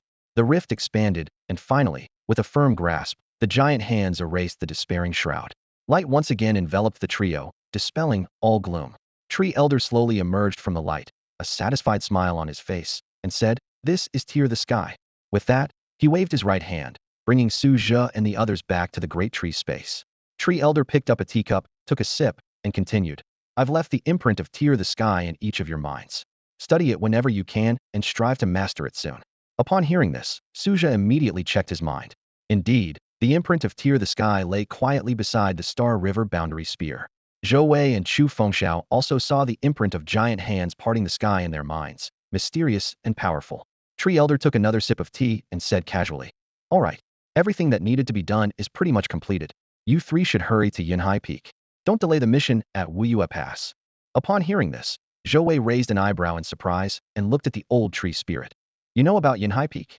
The old tree spirit stroked his beard, a glint of wisdom in his eyes. "Of course. I've been in the capital for so many years. How could I not know?" He gestured towards the distant Pansure Peak and continued, "The Pansure Peak and the little spirits on Wanmu Peak are the mountain spirits of the capital. However, now they are merely forms without spirit. The true will of the capital still slumbers on Yinhai Peak." As he spoke, the old tree spirit called over a little wooden spirit, gently stroking its round, green head. Su Zhe, hearing this, bowed his head in thought. The will of the capital. Does that mean we just need to go to Yinhai Peak to awaken the sleeping will, and our task is complete? Chu Fengxiao eagerly chimed in. Exactly. Zhou Wei, meanwhile, was petting the small mountain spirit of Pansure Peak, a trace of worry in his eyes. The old tree spirit noticed this and chuckled softly. "Don't worry. The so-called will of the capital on Yinhai Peak is actually the authority of these little spirits. Once the will returns, it won't change their essence." Hearing this, Zhou Wei's furrowed brow relaxed slightly. After all, he had risked his life to rescue this little one from a mountain giant, and he'd grown fond of it over these days. If the little mountain spirit were to change, he would truly feel uneasy. Sensing Zhou Wei's concern, the little mountain spirit from Pansure Peak snuggled into his arms, looking up at him with blinking eyes. Zhou Wei had an idea and suggested to Su Zhe, "Old Su, let's call this little one Little Stone. It pairs well with Little Wood."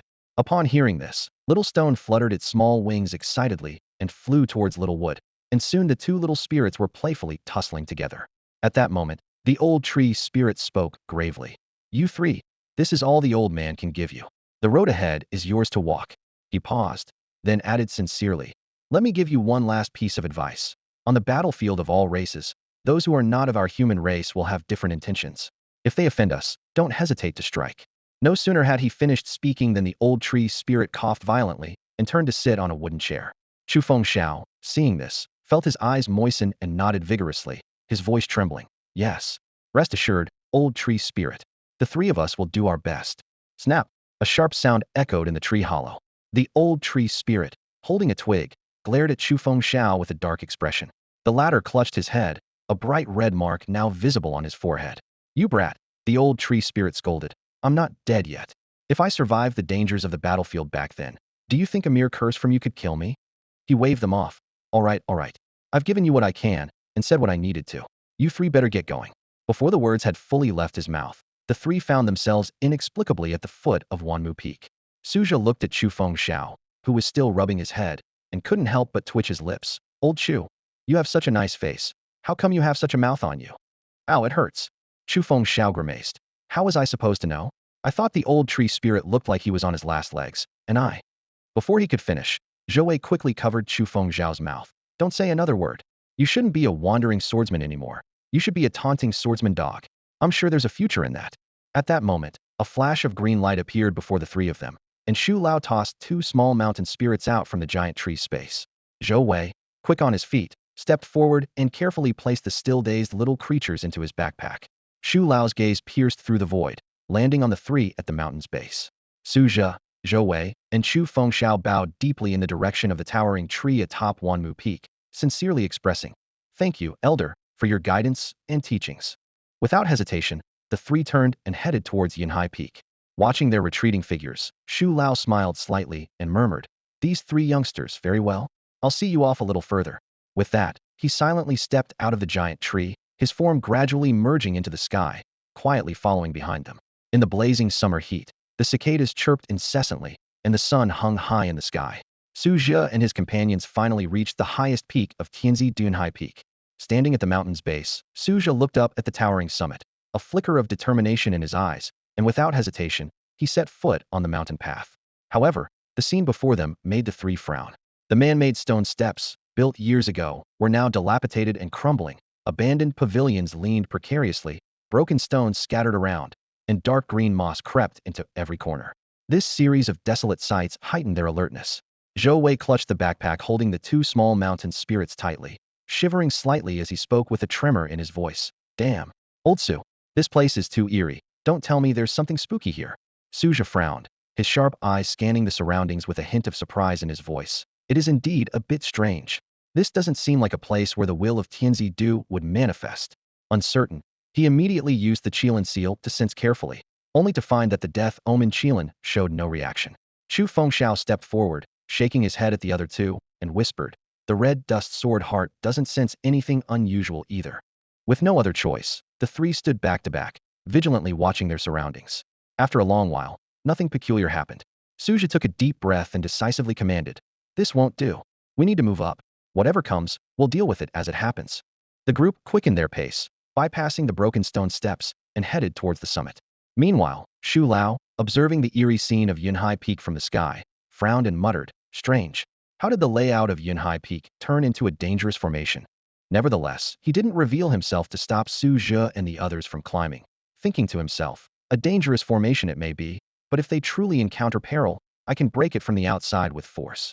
Suddenly, thunder rumbled, and the clouds surrounding Yinhai Peak began to descend, with thunder roaring incessantly within them. Seeing this, Shu Lao's expression grew more serious. "Has the weather changed?" In an instant, rain poured down in torrents. Zhou Wei hurriedly opened the small umbrella attached to his backpack, carefully protecting the two small mountain spirits. Chu Fengxiao quickly approached Su Zhe, his eyes full of concern. "Old Su, This weather is too strange. Su Zhe wiped the rain from his face, his gaze resolutely pointing to a spot not far up the mountainside. It's fine. What's there to fear? We've encountered so many challenges on our journey here. I've been paying attention, and there's no sign of the mountain spirits while manifesting along the path. Look at that mountainside, all steep peaks and cliffs, with no path to climb. I suspect the mountain spirits will might manifest there. He turned to Zhou Wei, speaking urgently. Ah Wei, we need to speed up. Halfway up the mountain, the rain poured down in torrents. Chu Fengxiao, Su Zhe, and Zhou Wei trudged forward with difficulty, finally reaching their destination. Through the curtain of rain, Chu Fengxiao suddenly patted Su Zhe on the shoulder and shouted, pointing ahead. The roar of the rain drowned out his voice, but Su Zhe followed his direction and saw a massive divine stone standing firm in the storm. The surface of the stone was etched with patterns of towering mountains, but the downpour had blurred them beyond recognition. At that moment, a system notification sounded in Su Zhe's ear. Ding. Host detected in environment. System Mission 4. Awakening the Will of the Celestial City. Rewards. 1. 5,000 source points. 2. Entry-level opportunity for any martial skill 1. Reminder. Touch the divine stone to automatically enter the trial of the will of the Celestial City. Su Zhe immediately realized that this stone was the final challenge of their journey. He signaled to Zhou Wei and Chu Fengxiao with his eyes, and the three instantly understood each other. Having survived numerous life-and-death trials, this trio had developed a strong camaraderie. Zhou Wei immediately activated the eternal radiance source within him, causing the surrounding temperature to rise sharply. Golden flames ignited, creating a dry area amidst the torrential rain. The intense temperature difference caused the rain to boil and evaporate, and through the mist, Chu Fengxiao unleashed a sword energy that carved out a rain shelter in the mountain. The three quickly entered the cave, and Su Zhe succinctly explained, that's the final challenge, the key to awakening the will of the Celestial City. Touch the stone to enter the trial. Who's going? Chu Fengxiao shook the rain from his bangs and slicked his hair back, clapping Su Zhe on the shoulder.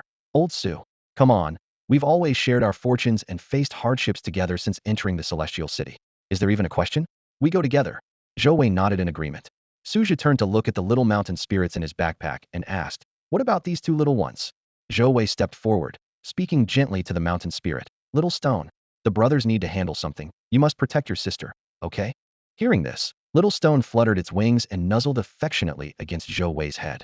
Chu Fengxiao laughed at the sight. Let's go, Zhou the babysitter. We'll be back soon.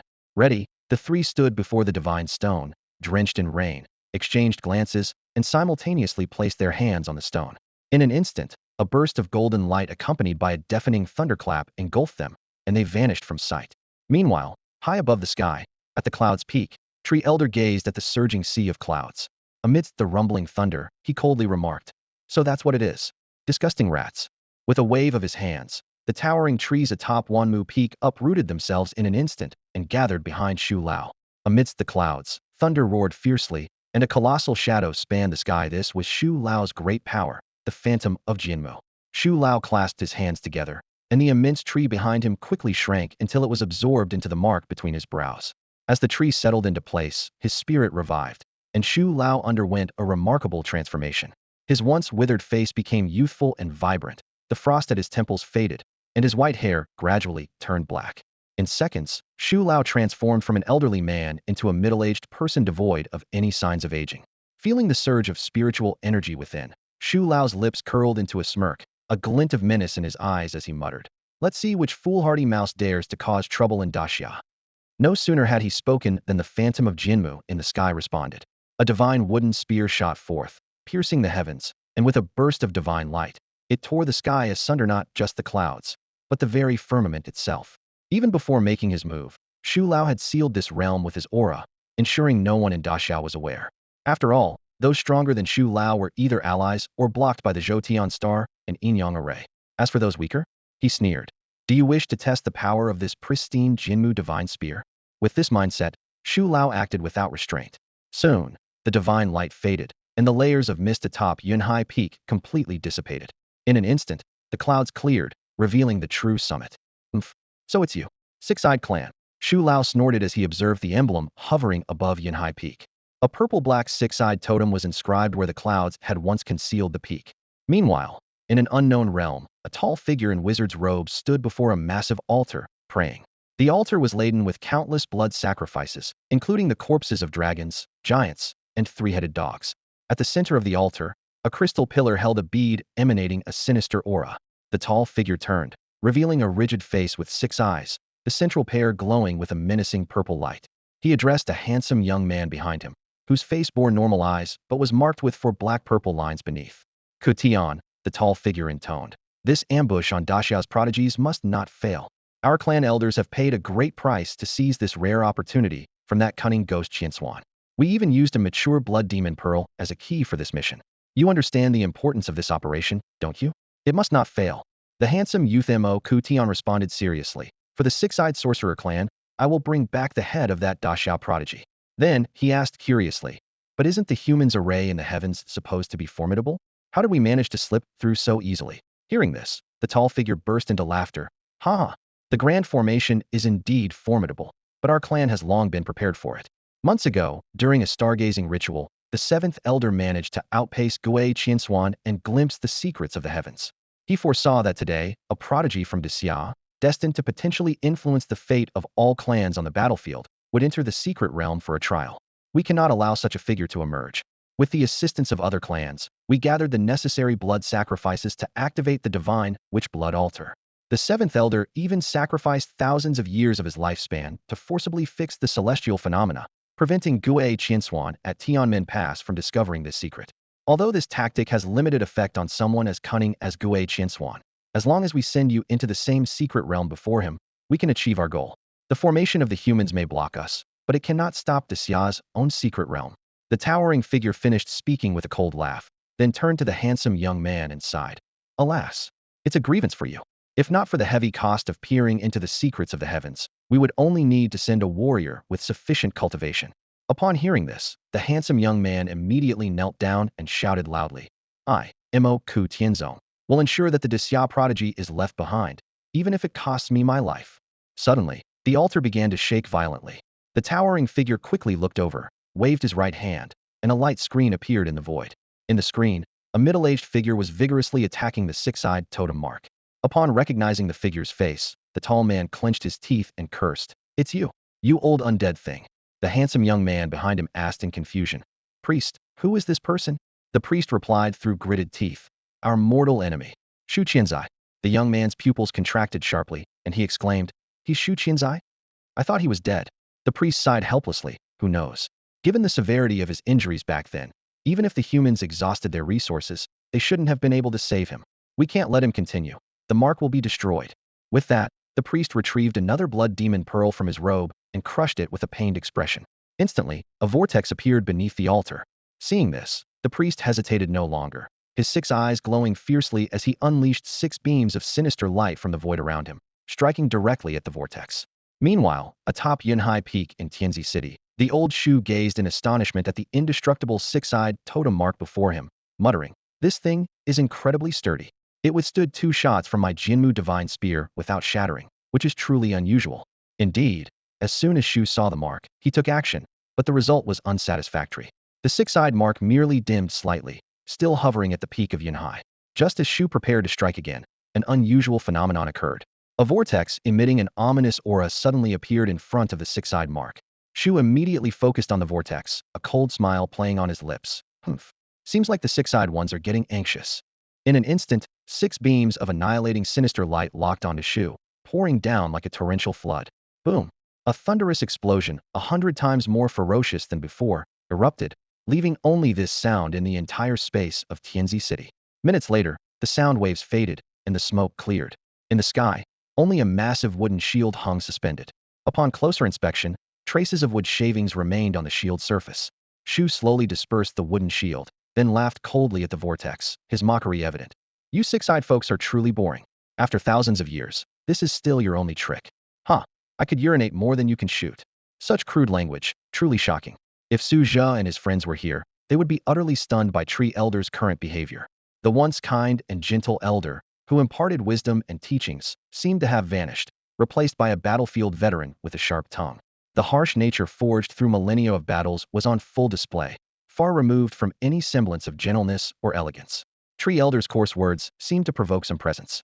The vortex before the mark remained unresponsive, an eerie silence hanging in the air. After a long pause, a grating voice emerged from the vortex. You old relic. How are you still alive? Hey, it can actually speak. Tree Elder's eyes lit up with interest. After years of slumber, His days had been filled with taking care of children and teaching students. Now, faced with a worthy opponent, he was eager to engage. He dismissed the divine spear floating beside him and initiated the conversation. Hey, you with the 6 eyes. Who's in charge now? Is it still that blind 6 eyes? With those words, the previously stable vortex began to shake violently, followed by a voice as cold as ice. Tree Qianzai? Do you want to die again? Despite the adversary's hostility, Tree Elder remained unfazed, though inwardly he scoffed. You've reached into our great Xia, and you still expect a warm welcome from this old man? Meanwhile, in an unknown space, a priest from the six-eyed shaman clan was trying to calm himself. He noticed that the crystal pillar at the center of the blood altar was fully charged, and another spatial vortex was slowly forming. The priest turned to Mo Kutian and said, Go now, Kutian. At any cost, annihilate the prodigies of Great Xia. Mo Kutian nodded silently and stepped into the vortex, disappearing from sight. Back on Yinhai Peak, Tree Elder was still examining the sudden spatial vortex. A voice echoed from within. Tree Qianzai, do you want to see your Great Xia prodigy struggling under our clan's prodigy's feet? Hearing this, Tree Elder instantly understood everything. Damn it, are they targeting Su and the others? He was inwardly anxious. As he pondered, a massive celestial screen appeared in the sky, its images flickering in and out of clarity. Tree Elder immediately halted his actions, standing beneath the sky, repeatedly murmuring, Su boy, Su boy, Su boy. He prayed silently. Please, don't let it be Zhou boy. That boy won't survive. At least Sword boy might have a chance to fight. Soon, the screen displayed a clear image. A figure was wandering aimlessly. Tree Elder watched intently until he finally recognized the facete was Su. Su Xiaozi. Haha. Hit the jackpot. Tree Lao withdrew the divine light from his hand, relaxed completely, and a playful smile appeared on his face as he fixed his gaze on the scene in the sky. The priest of the six-eyed shaman clan was puzzled by this. Why was this old man so calm? Did he really think the so-called Daxiao prodigy could rival our clan's carefully nurtured genius? Ridiculous. The priest shook his head, thinking that Tree Qianzai had lost his mind over the endless years. Tree Lao, at ease, summoned the towering tree once again. From the tree's space, he took out a set of exquisite tea utensils and a quaint wooden chair, leisurely sipping tea. Every so often, he took a light sip, his eyes full of confidence. That little six-eyed guy, how could he possibly defeat Su Xiaozi? It's in the bag. The two elders, each with their own agenda, watched their respective prodigies with sharp eyes. Meanwhile, in the trial space of will, Su Zhe was wandering aimlessly through a barren desert. At this moment, he was unaware that his trial had been secretly altered by the six-eyed shaman clan, thinking it was just part of the test. What the hell is this place? Su Zhe exclaimed as he looked around, seeing nothing but yellow sand, not a soul in sight. He cautiously moved forward in the harsh environment of blowing sand with visibility less than 3 meters. 10 minutes later, Su Zhe vaguely saw a blurred figure standing ahead. This is frustrating. I've walked this far and only now see someone, he shouted. Hey, who are you? What is this place? Before he finished speaking, the figure suddenly sprang up, rushing straight at him. Seeing this, the priest of the six-eyed shaman clan sneered at Tree Lao through the vortex. Is that all you've got? What are you pretending for? Tree Lao said nothing, his playful expression growing even more pronounced. Su Zhe instantly realized the incoming person meant harm. In this sandstorm environment, his natural spiritual resonance was severely restricted. The Qilin Seal within him sensed the pure killing intent from the opponent, and his powerful combat instincts erupted. The Qilin armor instantly attached to his arms, ready to unleash its mighty force. In an unnoticed corner, a tiny Qilin was slowly forming into a seal. Yes, Su Zhe was preparing his trump card Instant Burst Thunder. The figure moved with lightning speed, closing in within 3 meters of Su Zhe in mere breaths. Damn it, trying to ambush me? Playing this game? I'm your master. Su Zhe cursed internally. In the next moment, the two figures collided heavily in the sandstorm, kicking up clouds of dust. As the dust settled slightly, Su Zhe finally got a clear look at his opponent. A handsome face with defined features, starry eyes that seemed to pierce the soul, and 4 striking purple-black lines on his face. The opponent's right hand, in contact with the Qilin armor, was covered in purple-gold spots, exuding an extraordinary aura. Locked in a stalemate, the force of their clashes sent sand and stones flying all around. After several seconds, the handsome youth's right hand began to tremble slightly, clearly struggling against Su Zhe's Qilin might. Seems you have some skills, the youth said coldly, but today you die? Remember, the one who kills you is Mo Kutian of the six-eyed shaman clan. Hearing this, Su Zhe's anger flared. You're still getting beaten by me, and you're acting tough? He taunted back. Cut the crap. Take this Instant Burst Thunder. Before he finished speaking, the tiny Qilin burst forth, already prepared. Due to the close distance, Mo Kutian was forced to take the full brunt of the attack, being blasted several meters away by Su Zhe's strike. In the first round, Su Zhe narrowly emerged victorious. As Qilin was sent flying, he thrust his hands into the sand like sharp claws, using the powerful recoil to flip back onto his feet. Su Zhe's eyes were as sharp as swords, firmly locked onto the young man with purple markings in the distance, while his mind was in turmoil. Six-eyed shaman tribe? Outsiders. Where exactly has the stone from Yinhai Peak brought me? Is this still the Great Xia? At that moment, a system notification sounded in Su Zhe's mind. Ding! The host has encountered a top-tier race for the first time, the Six-Eyed Shaman Tribe. A system task has been issued. Defeat the third-ranked youth of the Six-Eyed Shaman Tribe, Qilin. Rewards: 1. 10,000 origin points. 2. Opportunity to achieve minor mastery of any martial skill. 1. 3. Battle formation. Fragment of the Five Saints Pagoda Song 1. Hearing the system task, Su Zhe's gaze towards Qilin grew even colder. At this moment, whether he was within the borders of Great Xia no longer mattered. At the peak of Yinhai, the old tree elder laughed heartily as he watched Qilin suffer a setback. Huh. So this is the prodigy of your six-eyed shaman tribe. Truly an eye-opener for this old man. The priest of the six-eyed shaman tribe snorted coldly. Old fool, don't celebrate too early. Now it's all about raw strength. Relying on little tricks won't keep you alive. Clearly, he was disdainful of Su Zhe's hidden Qilin Seal tactic. After a round of exchanges, both Su Zhe and Qilin were cautiously assessing each other. Qilin hadn't expected Su Zhe to have a hidden Qilin Seal up his sleeve, while Su Zhe was surprised that the young man with purple markings could take his explosive attack hidden, albeit looking a bit disheveled. For now, both sides were uncertain of each other's depths, cautiously facing off amid the swirling dust. Meanwhile, on the city walls of Tianmen Pass, on the battlefield of all races, an elderly man with white hair and a robe adorned with the yin yang symbol was observing the celestial phenomena. This man, known as Wua Pass, frowned as he gazed at the starry sky, muttering to himself, "Something's not right. Why hasn't the sky changed?" Realizing the situation was dire, Wua Pass immediately performed a forceful calculation, his eyes emitting a strange light as he spat out a mouthful of vital blood. Instantly, a beam of light shot towards the celestial dome. In a moment, the celestial phenomena shifted, gradually returning to its original state. Gazing at the obscured stars, Wua Pass, with blood on his lips, said coldly, "Such tactics. Willing to do anything to kill our great Xia prodigy?" This time, Wua Pass, was caught off guard. Suddenly, several stars at the center of the celestial curtain flickered, altering the celestial pattern once again. Wua Pass looked up, and even with his cultivation, he couldn't help but exclaim upon seeing the changed celestial pattern. What? The first clash of the era's prodigies is happening ahead of time? How can this be? After a long period of calculations, Wua Pass, with a complex expression, stared at the bottom right corner of the Great Xia map on the table where the Jiangnan province of Great Xia was located. Enough, enough, we've been played. Now it's a great trend that can't be easily changed. I need to let those old guys in the committee know immediately. After a moment of silence, Wua Pass sent a beam of light into the void. I'll take on this account, Wua Pass. Obscuring fate, disrupting destiny, you six-eyed brats have some nerve. Wua Pass gritted his teeth, his eyes glinting with a cold light. Wua Pass gazed into the depths of the Wan clan battlefield, his eyes as deep as an ancient well. The cold wind by the city wall rustled his robe, as if whispering of the storm to come. Meanwhile, in the Zijing Hall of Longdu, Daxia, 7 figures sat around a round table. Suddenly, a streak of rainbow light tore through the void, speeding towards them and finally pausing above the table. The elder in the chief seat frowned slightly, reaching out to touch the rainbow light. Wua Pass, what's he sending a message for at this time? Before the elder could finish speaking, a voice echoed in his mind. The celestial phenomena have changed. The contest of the world's prodigies is happening sooner.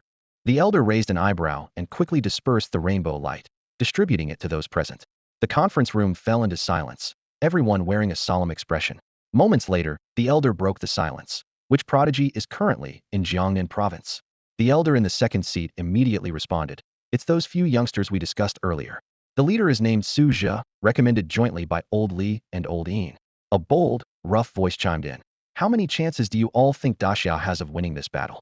The group began discussing, focusing on the formidable nature of the Six-Eyed Shaman clan and their racial talent, the Six Paths of Evil Light. Seeing this, the elder in the chief's seat smiled wryly. "All right, talking more is futile. Seeing is believing." He turned to the young man recording. "Shall Li, have them activate the Sky Mirror system and lock onto Tianzidu in Jiangnan province." Before long, a large light screen appeared above the round table. The elder pointed at the figure standing amidst the vast yellow sand in the image, smiling. "That should be the kid, looking quite spirited." At that moment, The fifth elder suddenly suggested sending a pillar of Daxia to guard the area. The chief elder, however, reminded him with a smile. Old five, have you forgotten who's still in Tanzadu? The fifth elder suddenly realized. Oh right, I was too anxious and forgot. I forgot that Shu Qianzai is still in Tianzadu. Another elder then issued a warning, suggesting that other pillars of Daxia prepare for potential unrest among the myriad clans. No sooner had he spoken than a stream of urgent reports arrived in the conference hall. Disturbances at Tianmen Pass, increased pressure at Wua Pass, several unfamiliar immortal clans appearing, requesting support. The chief elder looked at these urgent reports and couldn't help but chuckle. Huh, old four, you really are a jinx. All right, it's time to let those old folks move. Shaoli stood by the conference hall, fully focused on noting down every word spoken by the Grand Elder. His pen trembled slightly, betraying his inner tension. The Grand Elder's voice was deep and resolute. Shaoli, send the word. All the pillars of Daxia within our borders must mobilize, whether openly or covertly. Our primary task is defense. It's not yet time to attack. But be sure to remind the Guardian at Tianmen Pass. Fuzi can be firm, and we must not let the myriad races think Daxia is easily bullied. I'll give you the detailed arrangements shortly. Go quickly. Shaoli nodded solemnly and quickly left the meeting room. As soon as he stepped out, his figure vanished into thin air. Instantly, orders shot across Daxia like meteors. To the peaks of Chengtian Mountain, the vast depths of Linyuan Gorge, the expansive waves of the Yinhai, and the hidden realms of Dongtian. These normally secluded places suddenly became extraordinarily active. At Daxia's Shinwu Military Academy, Principal Li Wantue was leisurely playing chess and sipping tea with Yinshun. Suddenly, a beam of rainbow light descended from the sky, shattering the tranquil atmosphere. A hurried voice came from the light. The Daxia Committee orders Li Wantue and Yinshun to proceed immediately to the battlefield at Tianmen Pass. The situation has changed, and it's urgent. Yinshun immediately stood up, his expression serious. Let's go, oldly. A rainbow light order means it's a matter of utmost urgency. We can't delay. Before he finished speaking, Yinshun had transformed into a pillar of light shooting skyward. Li Wantue followed closely behind, leaving only the unfinished chess game and 2 steaming cups of tea. Meanwhile, at the Tang family manor in Longdu, Daxia, Uncle Fu was leisurely sitting in a rocking chair, watching Tang Shinua train vigorously. Suddenly, a beam of rainbow light streaked across the sky, landing in the center of the manor. Uncle Fu and 2 elderly men playing chess nearby immediately became alert. The rainbow light delivered a command. The Daxia Committee orders the 3 elders, Fushalu, and Tang Jun of the Tang family to head immediately to the battlefield to intercept the immortal invaders. The situation has changed, and it's urgent. Just as the 3 elders were about to move, Tang Jun's voice echoed in their ears. Uncle Fu, you 3 go quickly. Don't delay the battle. My position isn't with yours. Following their master's instruction, the 3 elders hesitated no more and shot up into the sky, heading toward Xingyuan. At that moment, outside Tianmen Pass on the battlefield, the gentle and jade-like Fuzi, dressed in white as pure as snow, was gazing at the rainbow light order in his hand. He chuckled softly, murmuring to himself, seeking heavenly secrets, altering fate, all just to outshine Daxiao in this golden era? What a grand scheme. While he pondered, the sound of war drums and bloodthirsty roars erupted from outside the pass. Fuzi sneered, already getting restless? He gently set down the Confucian scriptures in his hand, and with a thought, appeared instantly before the challenging alien forces. Looking at the aliens before him, Fuzi scoffed disdainfully, little monkeys. In front of the heavenly gate, a monumental confrontation was unfolding. A refined man in white, known as Fuzi, faced a formidable immortal from the sky-tearing ape clan. The air was thick with tension, as if an epic battle was about to erupt at any moment. Fuzi spoke coldly, his voice tinged with disdain. Have you forgotten how your ancestor was slain by the human Emperor Luo's spear? What? Have you grown bold enough to challenge me today? Hearing this, the immortal from the sky-tearing ape clan initially looked alarmed, but quickly regained composure. He retorted through gritted teeth, do you really think you're invincible? If not for my clan's other pressing matters, this pitiful gate would have been breached long ago. And you, skinned and stuffed, left to bake under the sun. Fuzi chuckled at this, then, with a thought, summoned a colossal Confucian sage manifestation behind him. The spectacle shook the entire battlefield, even breaking the formation of the allied troops from various races. With a soft utterance of suppress, the Confucian scripture in the sage's hand radiated a blinding light. The character for mountain floated out, hovering above the allied forces before transforming into a massive pillar that slammed down with immense force. A deafening roar echoed from the ranks of the allied forces. The immortal from the sky-tearing ape clan was stunned and attempted to act, only to sense a profound, abyss-like aura locking onto him. Fuzi, smiling, warned the immortal softly, don't move. or it'll be the end of you. Caught in a dilemma, the immortal suddenly witnessed a jet-black beam of magic light piercing through the battlefield, shattering the suppressing pillar. Following this, over a dozen figures descended onto the battlefield, each exuding a deep aura, revealing themselves as immortal warriors from the allied races. The leader spoke coldly. Fuzi, you've gone too far. Hearing this, Fuzi burst into laughter. Haha. The battlefield grew tense, on the brink of an even more intense battle. The scholar heard the words of the outsiders and couldn't help but burst into laughter, as if he had just heard the most absurd joke. His gaze was piercing as he surveyed the group before him, his voice dripping with disdain and challenge. Am I being reckless? Do you really think you can detain a scholar like me with just this small force? The leader of the outsiders snorted coldly and spread his hands, suddenly conjuring a massive light screen in the center of the battlefield. His tone was icy as he said, I won't argue with you. You surely already know why we're here. Come, scholar, witness how your Daxia prodigies struggle to survive. Hearing this, the scholar's eyes narrowed, and the spell in his hands slowly dissipated. The towering sage figure behind him also vanished. Just then, two beams of light descended onto the battlefield, landing beside the scholar. As the light faded, the figures of Li Wantue and Yin Shun emerged. Yin Shun respectfully bowed to the scholar, apologizing. Scholar, we apologize for our delay. The scholar, seeing this, showed a calm smile and replied, Not late, you arrived just in time. Li Wantue's attention was drawn to the enormous light screen, and he hesitated to speak. On their way there, the two had learned the reason for the various tribes' movements. They all aimed to seize the lead in this golden age through the competition of prodigies. What shocked them even more was that the Daxia prodigy in peril was Su Zhe, whom they both had recommended. The scholar gestured for Li Wantue to stay calm, then turned to face the outsiders' ranks, calling out loudly to the leader, Since you're so prepared, how about we make a wager? The leader was taken aback, clearly not expecting such a proposal. He asked skeptically, a wager? The scholar's lips curled into a confident smile as he said, That's right. If our Daxia prodigy triumphs, the land at the southwest corner of Tianmen Pass will belong to our people. Otherwise, it will be yours. What do you say? At this, everyone present held their breath. The land at the southwest corner of Tianmen Pass had always been a strategic location fiercely contested, easy to defend, and hard to attack. Over the years, countless forces had been lost in the struggle for this critical area. Clearly, the leader had the same objective in mind. After a moment of contemplation, he responded in a deep voice, Deal. Behind them, Li Wantue and Yin Shun exchanged glances and sighed helplessly. They could only pin their hopes on the battlefield within the light screen, silently cheering for Su Zhe. Come on, Su.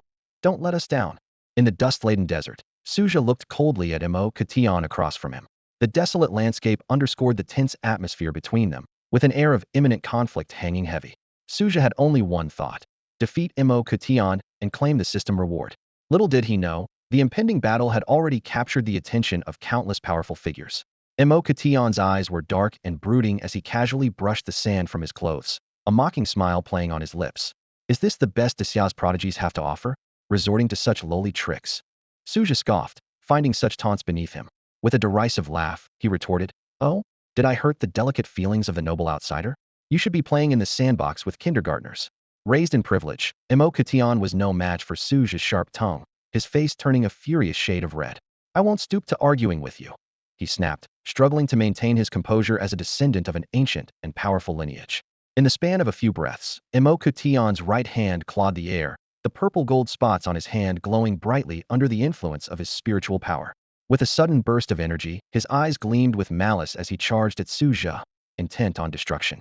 The spiritual power surge whipped up the sand into countless layers, and Mo Katian seized the opportunity to cast several spiritual crystals. Under their guidance, the chaotic yellow sand began to coalesce into imposing sand steeds. This cavalry, formed of sand, charged at Su Zhe like a formidable army under Mo Katian's lead. Witnessing this awe-inspiring scene, Su Zhe felt a trickle of cold sweat on his forehead. Yet, he did not retreat. Instead, he faced the challenge head-on, shouting, You have your sand cavalry. I have my Qilin strength. Let's fight. I'm not here for a magic show. Before his words faded, the Qilin armor on Su Zhe's arms flared with dazzling light, the divine patterns fully revealed. He swung his fist, a fierce wind carrying dust and sand, striking violently at the sand cavalry. Boom. The two forces clashed fiercely. Wherever the fist wind reached, sand steeds shattered. However, in the boundless desert, new steeds constantly reformed, creating a delicate balance with the Qilin fist wind. Under Mo Katian's careful manipulation, each destroyed sand steed drained the energy from the fist wind. Ultimately, Su Zhe's earth-shattering punch was completely exhausted. At this critical moment, Qian seized the opportunity, his right hand, covered in purple gold spots, striking fiercely at Su Zhe's chest. In that split second, a flash of ruthlessness crossed Su Zhe's eyes, and his Qilin armored arm clawed like a beast towards Qian's face. Boom. With a loud crash, both were sent flying by each other's attacks. Su Zhe landed heavily on a small sand dune, while Qian was pushed back dozens of meters, leaving a deep groove in the loose sand. Ugh. Su Zhe coughed as he struggled to his feet, thinking to himself, this guy's got some skills. The battle had only just begun, and both had already felt the formidable strength of their opponent. Above the desert, an epic confrontation was about to fully unfold. Su Zhe clutched his chest as he staggered to his feet from the sand dune. The chi of the 7 luminaries quickly circulated within him, and within a few breaths, the spot where Qian had struck him had already healed. He looked up at his opponent, seeing Qian rubbing his stinging face, a flicker of surprise in his eyes. This kid actually dared to fight back? Qian thought to himself. Isn't he afraid I'll pierce him with one strike? As his spiritual power flowed, the burning sensation on his face gradually subsided. Although this round of confrontation was brief, it left a strong impression on both of them. Without the use of martial techniques, relying solely on the basic use of spiritual power, Qian demonstrated exceptional control, while Su Zhe responded with fierce combat awareness. Heh, I didn't expect you to have some skills. Qian sneered, as his right hand suddenly glowed with a dazzling purple light. In an instant, a sword with a blade covered in black and purple patterns and a hilt engraved with a 6-side mark appeared out of thin air. But do you dare to block this sword with your arm? Before he finished speaking, Qian had already made his move. Netherworld slash, he murmured, and the purple-black sword light slashed towards Su Zhe like lightning. In this world of interwoven yellow sand and blue sky, the sword's light was particularly glaring. The sword light, accompanied by a howling ghostly sound, closed in on Su Zhe within a blink. At this critical moment, Su Zhe summoned his crimson Jiao lance, the tip instantly enveloped in white light. 1,000 army breaker, he shouted, sweeping it out. Boom. A thunderous crash resounded as the lance collided with the purple-black sword light. This time, Su Zhe was clearly at a disadvantage, being continuously forced back by the sword light. Seeing this, Qian showed no mercy, advancing with his sword. Su Zhe gripped the crimson Jiao lance tightly, feeling the slight tremor of the lance in his hand, and silently cursed. Damn. Is the crimson Jiao lance about to break? Please no. Fortune favored Su Zhe, as the crimson Jiao lance, though trembling violently, showed no other signs of damage. As Su Zhe resisted the purple-black sword light, while being wary of Qian's rapid approach, something unexpected happened. The white light on the tip of the lance suddenly grew more intense. It's the 1,000 army breaker. Su Zhe's heart leapt with joy. This 5th-grade martial technique was now displaying its true charm, the armor-breaking effect. In the next moment, the crimson Jiao lance in Su Zhe's hand sliced through the purple-black sword light as if it were tofu, cleaving it in two before it dissipated into the sands. System. Does the armor-breaking effect of the 1,000 army breaker also work on these martial techniques? Su Zhe asked excitedly. Yes, the system replied, but its grade isn't high enough, so even with the armor-breaking effect, the damage is limited. So don't think about using it to cut through immortal bodies or anything like that. Cherish life and be a good person. Su Zhe ignored the system's teasing, feeling secretly pleased. Who cares about the damage of the 1,000 army breaker? In the future, I'll just enhance the white light and use the lance directly, he mused. After all, which heavy-armored warrior wouldn't want their armor to be thick and penetrating? However, while Su Zhe was pleased, Qian was in distress. Seeing his purple-black sword light being sliced in two by Su Zhe, he exclaimed in surprise. What? This sudden turn of events not only disrupted his rhythm, but also caught Su Zhe's attention. Heh. Su Zhe laughed provocatively, assuming a battle stance, ready for the next round of confrontation. I didn't come looking for you, and yet you brought yourself to me? Su Zhe sneered, wasting no more words as he lunged toward Qian with his spear like a bolt of lightning.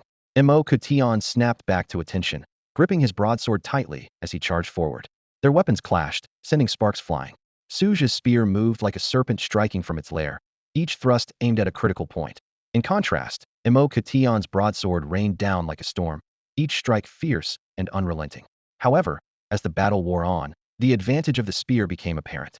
Su Zhe skillfully leveraged the weapon's length to control the fight. Despite Qian's determined resistance, he couldn't break through Su Zhe's defense and was pricked several times by the Qi Jiao spear. Though not fatal, these strikes heightened his anxiety. Sensing danger, Qian's eyes narrowed, and his broadsword suddenly erupted with dazzling violet light. Two sharp arcs of energy sliced through the air, forcing Su Zhe to retreat defensively. Seizing the opportunity, Qian quickly distanced himself to a safer position.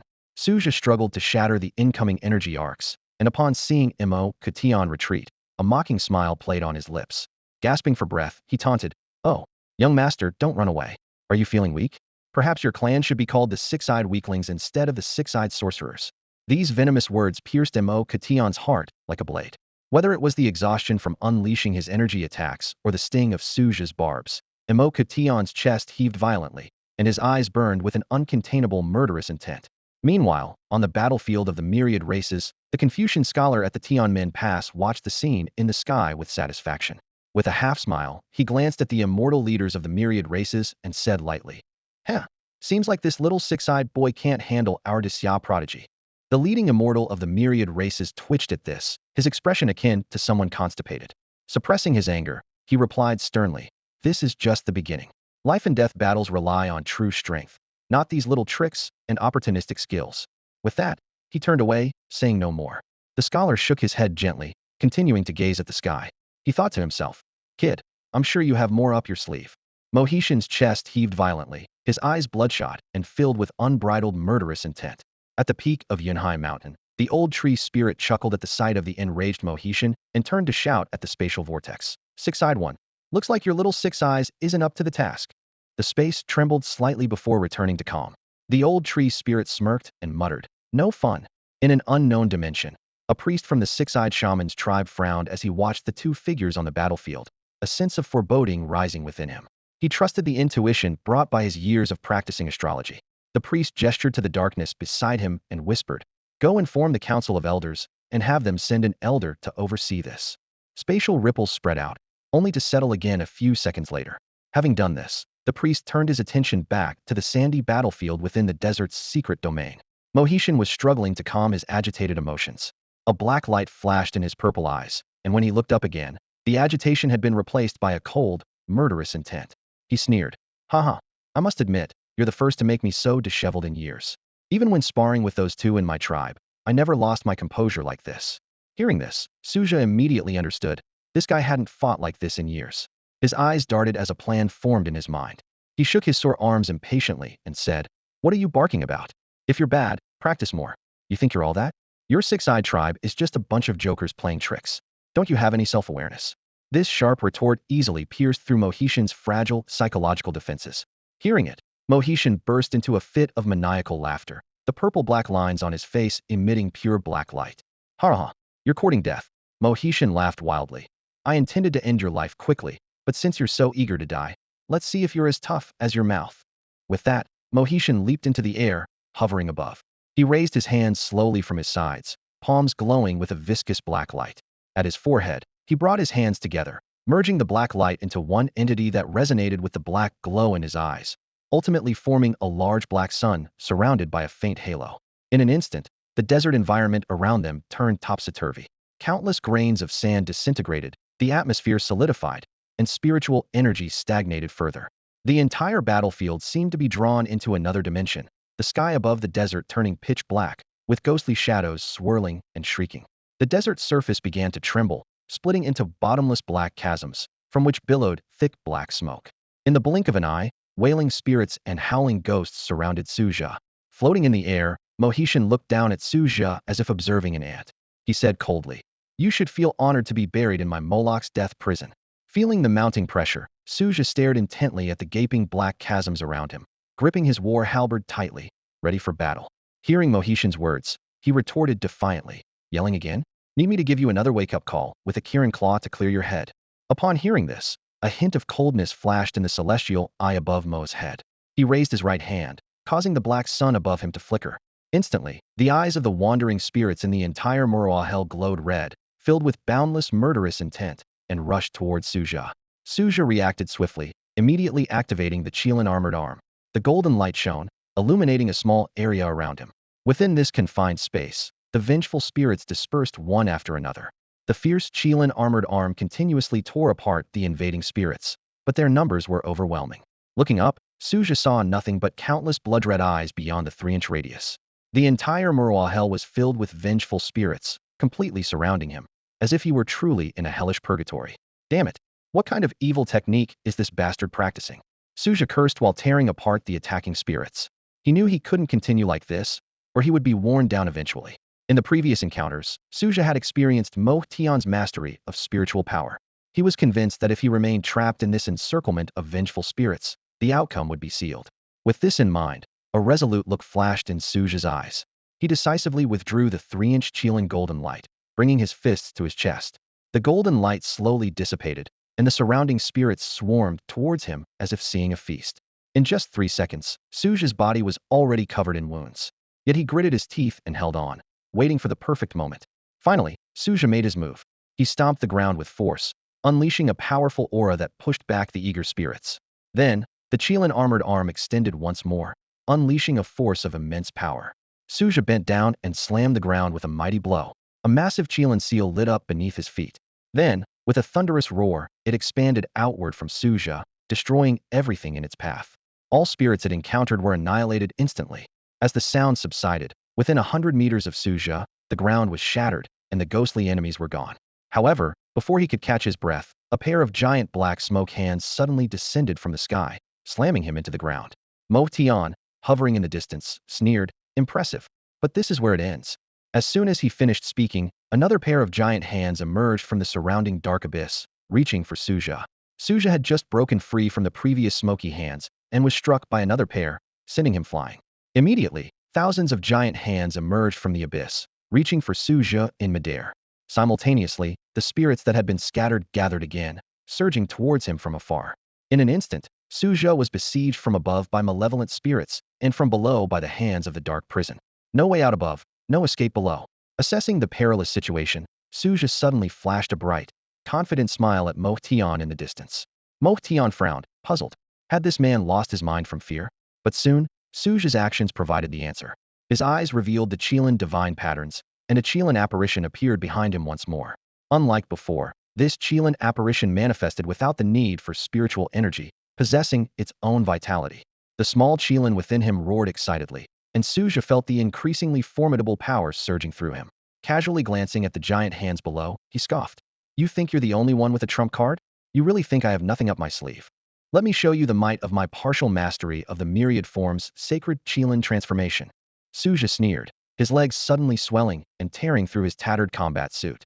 Countless shimmering golden Qilin scales wrapped around his thighs like chains, and a golden patterned Qilin armor emerged on his chest, seamlessly integrating with the Qilin armor on his arms.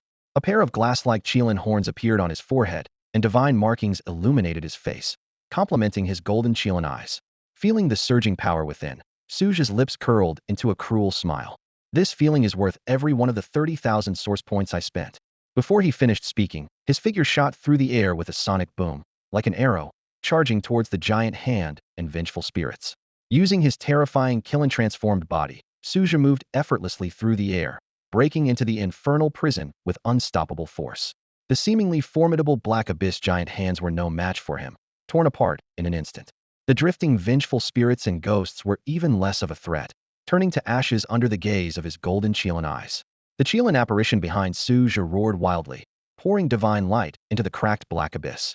In an instant, what seemed like certain death was easily reversed by him. Seeing this, Mo Tian's pupils shrank, and he pushed forward with determination to end the battle quickly.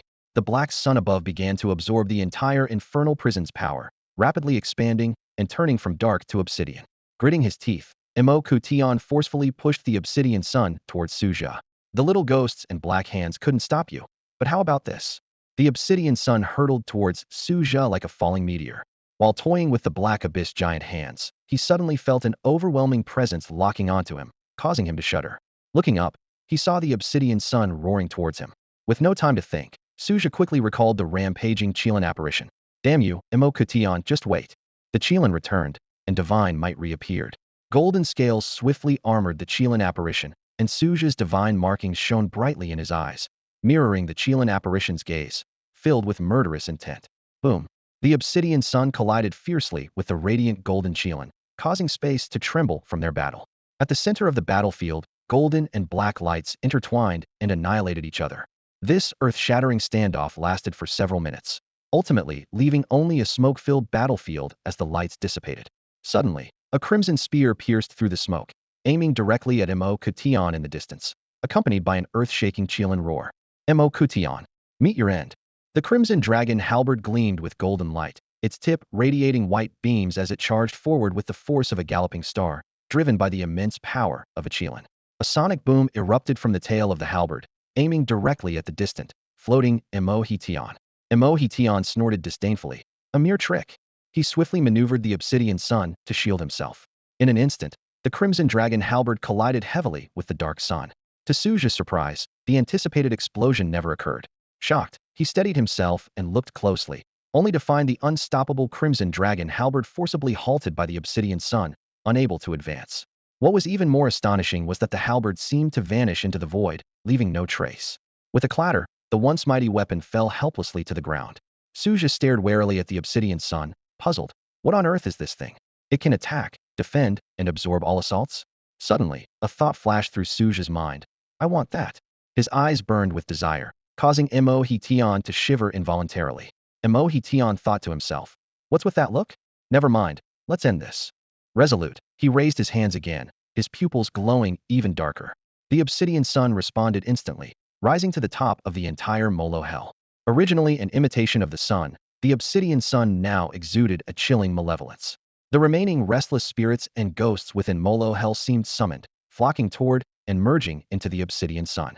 Imohition, hands trembling as he supported the sun, declared menacingly, though my black sun and Molo hell are different techniques, they share the same root and complement each other. Brace yourself for this strike. As soon as he finished speaking, the obsidian sun, now infused with the spirits and ghosts of Molo hell, slowly descended upon Su Zhe. Its pace was slow, but there was no escape for Su Zhe. Feeling the immense pressure from above, his Qilin-transformed body shuddered slightly. Looking around, he realized there was nowhere to hide from the black sun's reach. An inescapable fate? A certain death? Su Zhe gazed up at the looming catastrophe, a wild look crossing his handsome face as determination flickered in his eyes. No escape? Then I won't run. Su Zhe roared internally. I'm clad in heavy armor, protected by the Qilin. How can I retreat without a fight? If so, what kind of warrior am I? How can I slay the myriad tribes? Clenching his Qilin-clad fists, his eyes filled with madness, Su Zhe charged forward with a resolve of life and death. The Qilin apparition behind him roared in unison, its golden beast eyes mirroring Su Zhe's frenzy. In mere breaths, Su Zhe transformed into a spear, piercing the descending obsidian sunday. The overwhelming pressure distorted his features, despair akin to a mountain's weight engulfing his heart. At that moment, the long-dormant Ling Yun Tian Chung within him stirred. With his innate abilities fully unleashed, the lingering despair evaporated. When he looked again, the initial fear and hopelessness in his eyes were gone, replaced by sheer madness. To hell with it! Su Zhe shouted. The Qilin apparition erupted, quickly shrinking and merging into his meridians and dantian. Empowered by the Qilin, Su Zhe stood firm against the falling obsidian sun. With Herculean strength, even a young Qilin can achieve legendary feats. Imohition's pupils suddenly contracted, and four purple-black lines on his face flickered again. For the first time, fear appeared on the face of this alien prodigy, but it was quickly replaced by fury. He let out a long howl towards the sky and forcibly summoned the black obsidian sun, creating a new black sun suspended in the air. In the death prison of Molo, the sight of two suns hanging in the sky was terrifying. Imohition dared not delay, and with a wave of his hand, the giant hands from the black abyss surged into the newly formed black obsidian sunday. After completing this, he could no longer maintain his composure, and madness shone in his purple-black eyes as he roared. I am born of the noble six-eyed god-sorcerer clan. A natural prodigy, the protagonist of this era. And you, a mere ant of the lowly human race, dare to challenge me. Before he finished speaking, Imohition had already propelled the newly formed black obsidian sun towards Su Zhe. Su Zhe heard everything clearly from below. Bearing the pressure of the black obsidian sun, he slowly raised his head, his gaze sharp as a knife. If before he fought for the system's reward, now he was filled with the intent to kill, determined to eliminate this self-proclaimed superior being. Rage churned within him as Su Zhe withdrew his gaze, focusing on the oppressive black obsidian sunday. He let out a furious roar, gathering all his strength, and swung a mighty punch. In that short distance, the sound of multiple sonic booms erupted, as if the roar of a Qilin and the anger of a warrior resounded within. Boom! With an earth-shattering crash, his punch pierced through the first black obsidian sunday. The shattered energy exploded behind Su Zhe, causing the surrounding space to tremble violently. Unfazed, Su Zhe seized this momentum and shattered the second black obsidian sun with another punch. Boom! The even more intense explosion echoed across the heavens and earth, as the destruction of the two black obsidian suns and Su Zhe's furious punches composed a breathtaking symphony of thunderous roars. Mo Kutian was blinded by the storm created by the sound and had to shield his eyes with his hand. As the wind settled and he lowered his hand, Su Zhe's menacing Qilin-armored fist appeared right in front of him. With no room to evade, Mo Kutian had to brace himself for the impact, which sent him reeling backward. As he struck, Su Zhe roared, "Shout! Why aren't you shouting now? Weren't you so loud before? With such a foul mouth, let me help you clean it." Each punch landed with overwhelming fury. I, Su, detest two kinds of people the most. One is internet trolls, and the other is those who stop me from being a troll. I won't stop until I've beaten you. Su Zhe's verbal prowess was as relentless as his fists, and it took several heavy blows before Mo Kutian regained his senses. But it was too late. Su Zhe's arm drew back like a bowstring, and with a powerful punch, he sent Mo Kutian flying, crashing heavily to the ground in a sorry state. This series of actions left Su Zhe feeling invigorated, his mind clear. Amid this cathartic beating, his spiritual power cultivation unexpectedly broke through a minor realm, bringing double joy.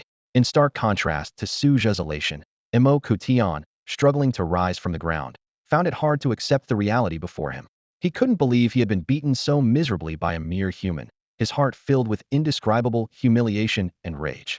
Mohitian stood there, clutching his face, his expression twisted in an almost unbelievable way. The intense shame only fueled the madness in his eyes. Finally, he slapped his chest, forcing out a drop of essence blood.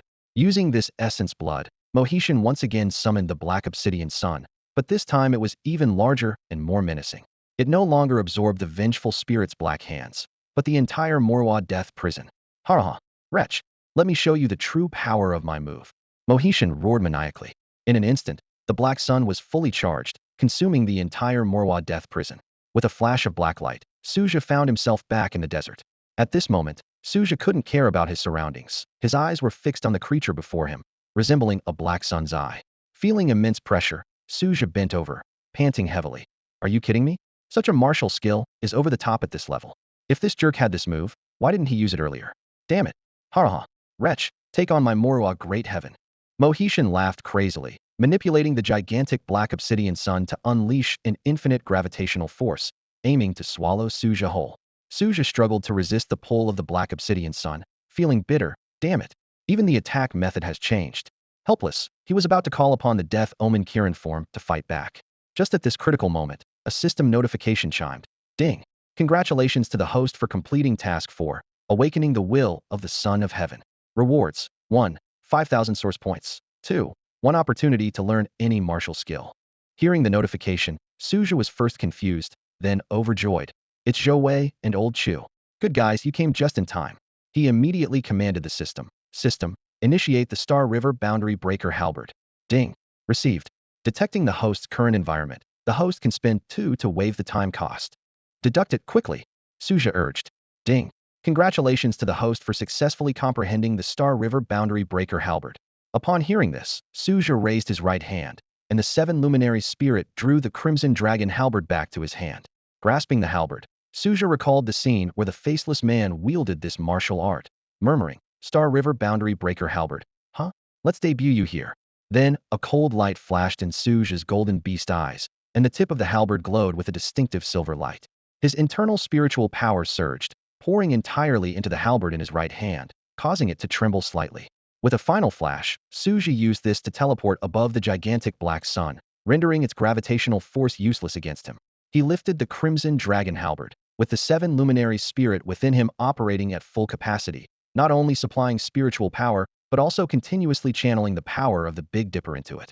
The Crimson Dragon Halberd gathered the power of the Star River, and the silver light at its tip grew even more brilliant.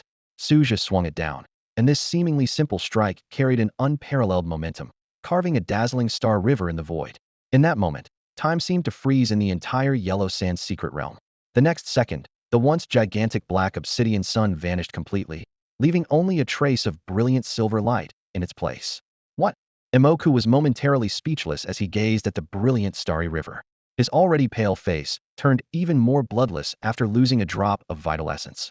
Although Su Zhe managed to wield the Star River severing halberd, his situation was far from optimistic. The power of the massive black sun exceeded expectations, causing his right hand, which gripped the red dragon halberd, to tremble violently, with blood streaming down his arm. Worse still, the red dragon halberd shattered under the immense pressure, vanishing along with the obsidian sun. In this third confrontation, both sides were left severely injured, with neither gaining the upper hand. The scene shifted suddenly to the trial space on Yunhai Peak in the heavenly capital. Zhou Wei, covered in blood, collapsed weakly beside Chu Fengxiao. With barely a whisper, he asked, "Old Chu, where do you think old Su went?" Chu Fengxiao, though in bad shape himself, mustered the strength to reply, "How should I know? But we've both passed the heavenly capital's trial.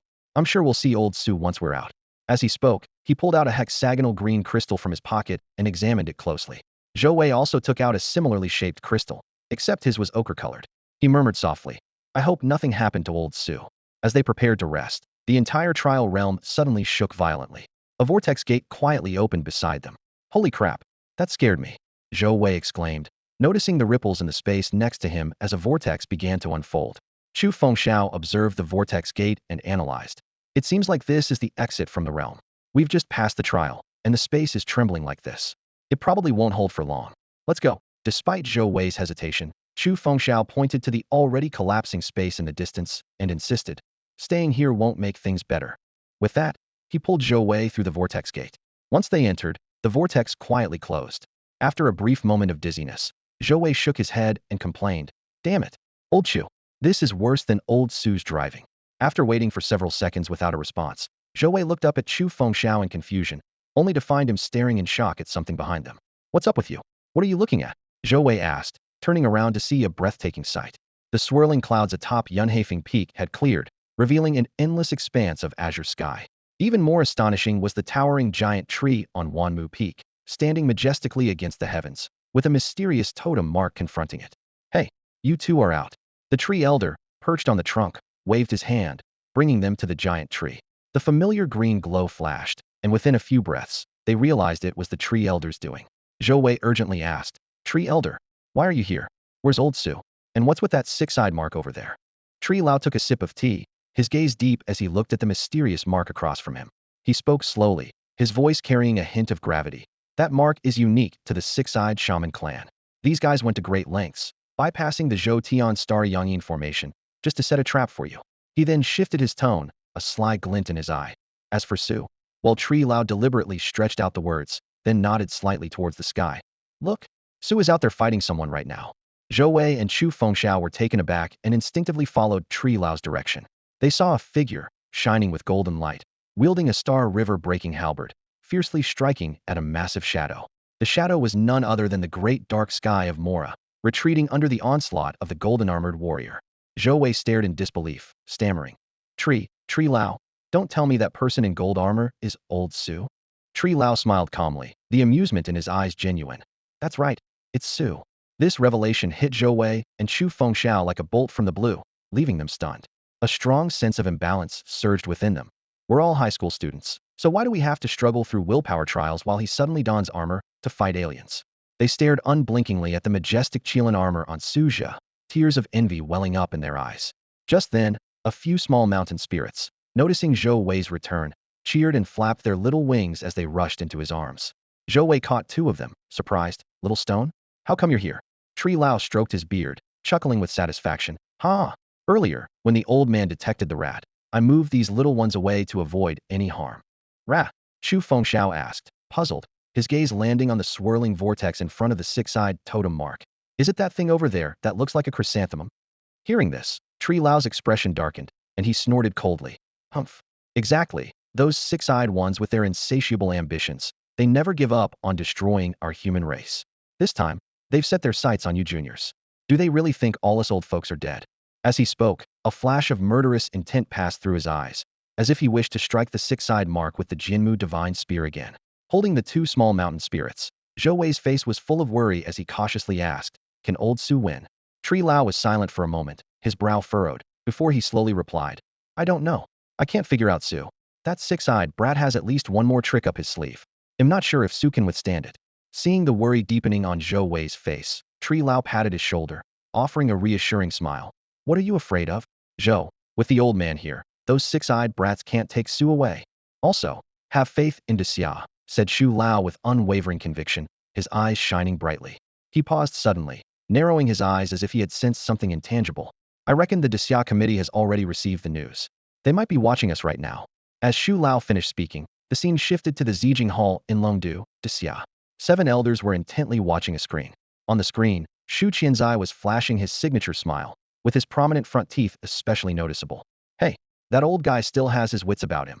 The fourth elder chuckled and teased. Sleeping for so long hasn't dulled him a bit. The third elder chimed in with admiration. Huh? Look at you, old four. If Shu Qianzai were a fool, he would have been buried on the battlefield of 10,000 tribes ages ago. He paused, recalling the earlier scene. Didn't you see his Jinmu divine spear just now? I reckon that old guy has taken that step. The only female elder, Yin Shu, interjected. All right. We're not here to sing praises for Shu Qianzai. That old guy is just like that. Her expression turned serious. The real issue is Su Zhe. The six-eyed shaman must know about the appearance of Shu Qianzai at Yunhaifeng. It's hard not to suspect they'll act desperately, so we should prepare in advance. The Grand Elder nodded in agreement. Indeed, Yin Shu makes a valid point. He turned towards the shadowy corner of the meeting room. Long E, you should go. Remember, it's best if you can stay, but if not, that's fine. Your primary task is to ensure the safety of Su Zhe's team of 3 and the Tianzi Dushan spirit. He chuckled softly. As for Shu Qianzai, that old guy won't die easily.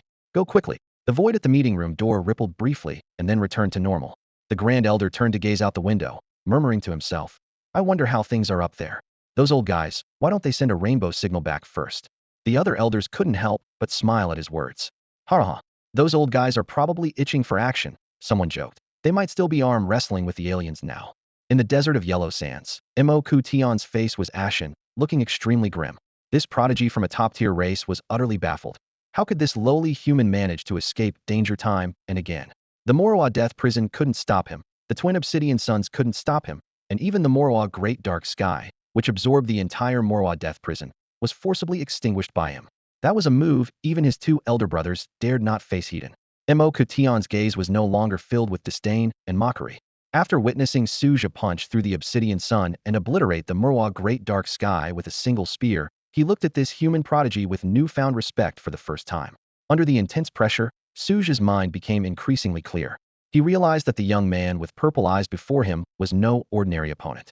Though they were of similar rank, the pressure he felt was far greater than that from the Blood Sea Rakshasa of Wanmu Peak. Recalling the initial confusion when he entered the desert of yellow sands and the sudden attack by the alien prodigy, all the doubts suddenly vanished. This must be the handiwork of the myriad races. Su Zhe mused to himself. In the Great Xia, I don't know any big shots, nor have I offended any. To make an alien prodigy take such risks and cross the Grand Formation to kill me, I must say, it's quite an honor. At this moment, Su Zhe's eyes no longer held their usual nonchalance. With a quick turn of thought, he understood the situation clearly. Just then, the system's notification chimed in. Ding. Congratulations to the host for achieving enlightenment. Detecting the host's current environment. Issuing a task. Battle of the Prodigies Beyond Fate. The system detailed the task background. A top-tier alien race, the six-eyed sorcerers, went to great lengths to deceive destiny and bypass the celestial star Yin formation to assassinate the host. This is not just the first appearance of a human prodigy in the Golden Era, but it also concerns the accumulated fortune of the human race over thousands of years. The task rewards were generous. 20,000 source points, 2 fragments of the 5 sacred pagoda song formation, and the favor of human fortune. The system reminded that defeating or killing Mo Tion of the six-eyed sorcerers would count as a successful task. Hearing the system's unusual tone, Su Zhe couldn't help but chuckle wryly. System, don't be so downcast. Cheer up. We're in a favorable position right now. Before he could finish, Mo Tion, staggering in the distance, suddenly made a move. He shouted, Human boy, I admit you have some talent as a prodigy. But, unfortunately, you'll never be among the top of this era. Being born human is your greatest misfortune. With that, Mo Tion slowly raised his hands, closed his purple eyes, and assumed a prayer-like posture, completely different from when he summoned the Moroa death prison. Seeing this, Su Zhe felt a growing unease, and the spiritual resonance within him was stirring wildly, as if warning him of impending danger. His brow furrowed. He fixed his gaze on Mo Tion not far away. In an instant, his expression turned fierce, and his golden beast eyes flashed with a formidable aura. You think you can pull off your tricks right in front of me? Su Zhe thought fiercely, deciding to strike first. Su Zhe roared, and the golden Qilin's claws gleamed as they darted towards Mo Tion like lightning. The distance of hundreds of meters closed in an instant, and the claws were about to strike Mo Tion's face. Suddenly, an eerie heartbeat sound emanated from within Mo Tion. The surrounding force field changed abruptly, and Su Zhe's attack came to an abrupt halt. The ferocious Qilin armored limb was frozen in midair, struggling slowly like a trapped beast. This familiar feeling made Su Zhe's heart sink. It was the same technique he had used earlier against Mo Luo Duantian. Now, he had become the victim of his own move. Suppressing his discomfort, Su Zhe gritted his teeth and angrily shouted, "Damn it! I want to report this. Someone's cheating, disrupting the match maliciously. How can I fight like this?" Even as he spoke, he realized he was in trouble. His plan backfired, and he had walked right into a trap. Mo Katian slowly opened his purple eyes, looking mockingly at the immobilized Su Zhe in midair. "What's wrong? Can't wait to die." Before Su Zhe could respond, Mo Katian continued, "Very well, let me show you the heritage bestowed upon my race, and let you see the difference between a lowly race and a noble one." As soon as he finished speaking, Mo Katian's eyes shone with intense black and purple light. The space around him twisted rapidly, forming a deep rift. Alarms went off in Su Zhe's mind, as if he were about to face a deluge of monstrous beasts. "Yeah, let's see how many hits your Qilin body can withstand," Mo Katian sneered. Hearing this, Su Zhe immediately channeled all his spiritual energy into the Qilin armor. The golden light intensified, divine patterns flickered, and he braced himself for the attack. In the next moment, a chaotic and violent black-purple beam erupted from the spatial rift. Su Zhe couldn't dodge in time, and had to brace himself to endure the terrifying impact. Boom! The continuous death rays sent Su Zhe flying. Seeing this, Mo Katian's right eye glowed again, launching another black-purple beam at Su Zhe in midair. Su Zhe forcefully twisted his body in the air, blocking the deadly strike with his claws. Boom! As the smoke cleared, he bent slightly, panting heavily. "What? Is this so-called divine gift of yours only this powerful? It's not even as good as that black sun before. Why don't I lend you some blood, and you can make another black sun? Your dad here would have more fun fighting that." Despite being at a disadvantage, Su Zhe didn't miss the chance to taunt, trying to provoke Mo Katian. However, after releasing the purple-black death ray, Mo Katian seemed like a different person. Facing Su Zhe's taunts, he merely smiled calmly. "Oh, not enough? How about this then?" As he finished speaking, Mo Katian's left eye emitted a burst of dark light, tearing through space in an instant. Without hesitation, he waved his hand, sending two purple-black beams crashing towards Su Zhe like thunderbolts. Su Zhe barely managed to shatter one, but before he could catch his breath, another deadly beam came at him heated. Under the relentless onslaught, even his powerful Qilin-transformed body began to falter. In the distance, the spatial rift seemed endless, continuously spewing lethal beams. With no other choice, Su Zhe braced himself against two of the deadly rays. His clawed hand transformed into a halberd, and his fearsome Qilin armor shone with even greater majesty than the red dragon. As his spiritual power surged, a brilliant silver light flashed in Su Zhe's eyes, and he shouted, "Star River Severance Halberd." In an instant, a dazzling star river appeared out of thin air. Su Zhe leveraged its power to evade the two deadly beams aimed at him, teleporting above the spatial rift. His eyes blazed with silver light as he swung the star river, cleaving the rift with his fearsome Qilin-armored halberd. With a thunderous crash, the spatial rift, which had been unleashing deadly beams, was split in two by the star river Severance halberd, vanishing without a trace in an instant. However, before Su Zhe could celebrate, two more spatial rifts appeared above him. The familiar purple-black deadly beams surged out once more, catching Su Zhe off guard. In a moment of carelessness, he was pinned down heavily onto the yellow sand by the beams. Looking up, Su Zhe saw Mo Katian gazing down at him with a mocking smile. Mo Katian's lips curled into a sneer as he taunted. "How does it feel, lowly human prodigy? I told you, as a human, you could never shine on the battlefield of the myriad races. These deadly beams are innate to my race. No practice needed, superior from the start to countless races, including yours. Lowly humans, heaven has abandoned you. You lack even racial talents." Mo Katian continued his revelation. "Let me tell you, this is the gift bestowed upon my six-eyed shaman clan by the heavens, the six paths of evil light. But you are indeed a strong ant, enduring two spatial rifts. Yet now what will you do?" Before he finished speaking, the four purple-black lines on Mo Katian's face suddenly glowed with an eerie light. Two of the lines gradually transformed into small eyes, quietly resting below his main eye. Simultaneously, the number of spatial rifts above Su Zhe's head abruptly increased to 4. In an instant, Su Zhe found himself in peril once again. A series of unexpected twists. Su Zhe collapsed onto the yellow sand, mumbling to himself. He had thought the battle was nearing its end, but to his surprise, Mo Katian still had a hidden card six-eyed evil light. Suddenly, the words of the old tree echoed in Su Zhe's mind. Every race has its unique killer move. Supernatural powers, talents, all the same. At the time, Su Zhe didn't understand, but now he was struck down by this brutal truth. So that's how it is. Blood trickled from the corner of Su Zhe's mouth, the metallic taste filling his mouth. No practice needed? Innate knowledge? Damn the way of the heavens.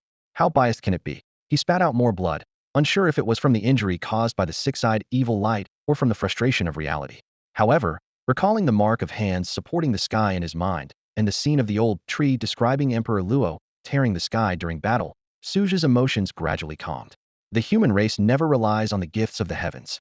With that thought, Su Zhe suddenly raised his head, his eyes showing no sign of defeat, only pride and anger. Proud of his fortune to be born into Xia, angry at the blindness of the heavens and the injustice of the way. Moku Tion's incessant cries of despicable race were oblivious to the trouble he had brought upon himself. Su Zhe listened to these taunts, laughing in extreme anger, and stared at Moku Tion with murderous intent, coldly saying, "Are you done talking? Your six-eyed evil light isn't much, is it? After all this blasting, you haven't even shattered my Qilin armor. Just for show, huh?" Moku Tion was taken aback, unable to comprehend where the collapsed Su Zhe found the audacity to provoke him. "Ignorant fool," he sneered, waving his hands as another round of deadly six-eyed evil light rained down, heavily striking Su Zhe. The terrifying heat instantly incinerated the sand and stones beneath Su Zhe, and even his Qilin-transformed body was riddled with wounds. Su Zhe twisted and turned, trying to find gaps within the dense evil light to grasp a sliver of hope. But how could Moku Tion allow him to succeed? He increased the output of his internal spiritual power, forcibly locking onto Su Zhe's evasive maneuvers. The overload caused blood to slowly seep from his four eyes. Both were struggling to hold on, but Su Zhe's situation rapidly deteriorated, with four evil lights nearly knocking him out of his Qilin form. At the peak of Yinhai, atop a towering giant tree, Zhou Wei watched the constantly dodging and bloodied Su Zhe with furrowed brows, asking the old tree beside him, "Old tree, do you think old Su still has a chance?" Anyone with a discerning eye could see that Su Zhe had been pushed to the brink by the six-eyed shaman's innate killer move. The old tree sighed, "Alas, this young Six Eyes is indeed exceptionally gifted, mastering his race's innate killer move so adeptly at a young age. I'm afraid young Su might not escape this time." As soon as he finished speaking, everyone saw Su Zhe being forcibly knocked out of his full Qilin form, leaving only a pair of battered Qilin armored arms struggling to hold on. "Does Su Zhe really have no chance?" Chu Fengxiao asked, looking expectantly at the old tree. The old tree was silent for a moment, finally speaking slowly. "The chances are slim, if not non-existent." Upon hearing this, Chu Feng and Xiao hung their heads in dismay. Just as Zhou Wei was about to speak, the ancient tree's spirit waved him off. "In a moment of crisis, I will step in to bring the young Su out," the tree spirit declared firmly. Suddenly, a chilling voice echoed from the spatial vortex in front of the six-eyed totem mark. "Ha! I think you've missed your chance, tree. 1,000 years." The tree spirit's expression changed abruptly, and with a thought, several divine spears appeared out of thin air, their presence imposing, all aimed at the vortex. "Who dares?" he shouted angrily. "Eh, it seems your mind has dulled with age. Can't even recognize my voice?" The chilling voice spoke again. The tree spirit paused, then his face darkened. "It's you, Maoan. Nearly 1,000 years have passed, and you're still not dead. Ha ha. Tree 1,000 years, you survived such severe injuries back then. How could I possibly precede you to the underworld?" Meanwhile, in front of the blood altar, a priest of the six-eyed shaman clan stood respectfully beside a frail-looking old man. This old man was none other than Maoan, the third elder of the six-eyed shaman clan, and the lifelong nemesis of Tree 1,000 years.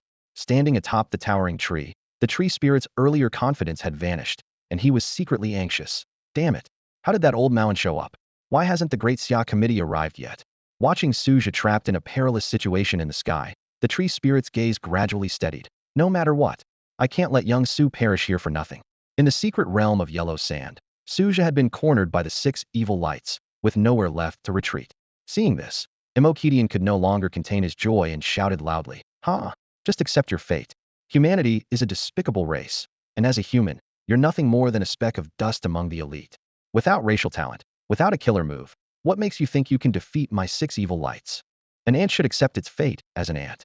Stop dreaming of shaking the great tree or overturning the heavens." As Mokishin's mocking words echoed, and recalling the tragic history of humanity told by the tree spirit, an inexplicable fire ignited within Su Zhe's heart.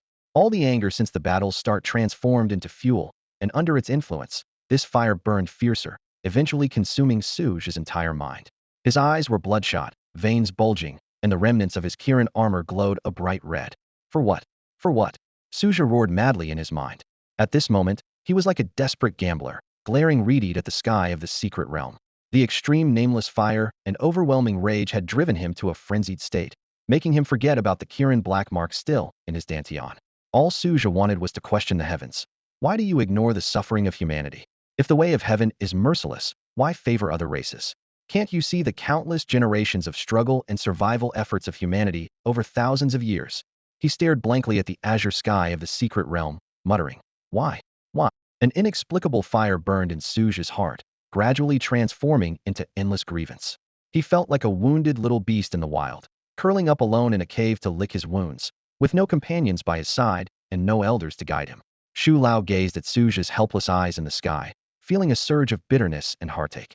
He then turned his eyes to the six-eyed totem swirling at the peak, a crazed light flickering in his gaze. Mo1, Shu Lao roared in his heart. The one thing this old man cannot bear is watching the younger generation fight desperately for the human race, while we old ones hide under the heavens, watching them bleed and die. Clenching his fist, he vowed silently, One day, I will wash the six-eyed shaman clan in blood. Shu Lao knew very well that with Mo1 present, forcing a rescue for Su Zhe was nothing but a fantasy. A wave of deep regret surged within him.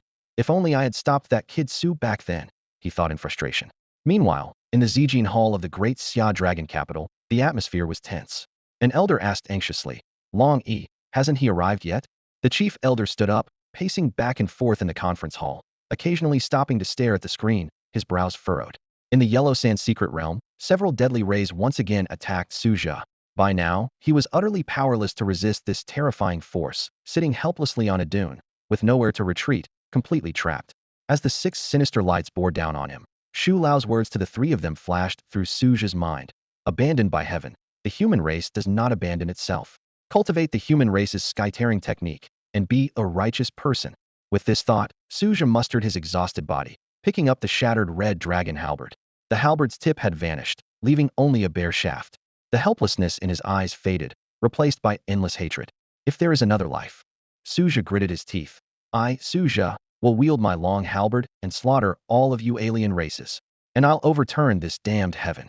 At the peak of Su Zhe's hatred, a movement stirred in the black Qilin mark on his dantian, though he was completely unaware of it. At this critical moment, a system notification sounded in his ear. Ding!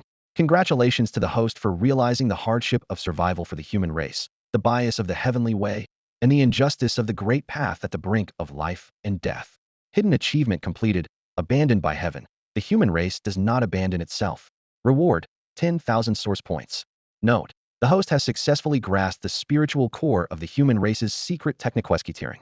You can now use source points to practice the entry-level sky-tearing, increasing by 1% for every 2,000 source points. The host currently does not qualify for the minor accomplishment in sky-tearing. Please keep striving. The system's alert jolted Su Zhe back to reality. In that critical moment, a glimmer of hope suddenly appeared. System, learn Tear the Sky immediately, and keep upgrading until it can't be improved anymore. Su Zhe urgently called out in his mind. As the six sinister beams rapidly approached, Su Zhe's eyes still burned with hatred, but even more so with a desperate will to survive. Ding! Reminder to the host. It will cost 20,000 source points to upgrade the human secret technique, Tear the Sky, to 10, achieving complete entry-level mastery. Additionally, the host can spend an extra 2,000 source points to skip the comprehension process. The system's voice resonated in Su Zhe's mind. Deduct it yourself. Hurry! Su Zhe shouted internally without hesitation. In an instant, the six sinister beams were nearly upon Su Zhe's face. At that critical moment, a Qilin roar seemed to echo within him, and the remaining Qilin armor on his arm responded, detaching and transforming into a beam of golden light that charged at the incoming beams. Boom! The two forces collided fiercely, stirring up a cloud of dust. From a distance, Imo Katian observed with disdain and shook his head. Humph, a futile struggle? He waited patiently for the moment when Su Zhe would be engulfed by the six sinister beams. However, the golden beam, being merely a remnant of the Qilin, only managed to hold off the attack for a brief moment before dissipating like snow under the sun.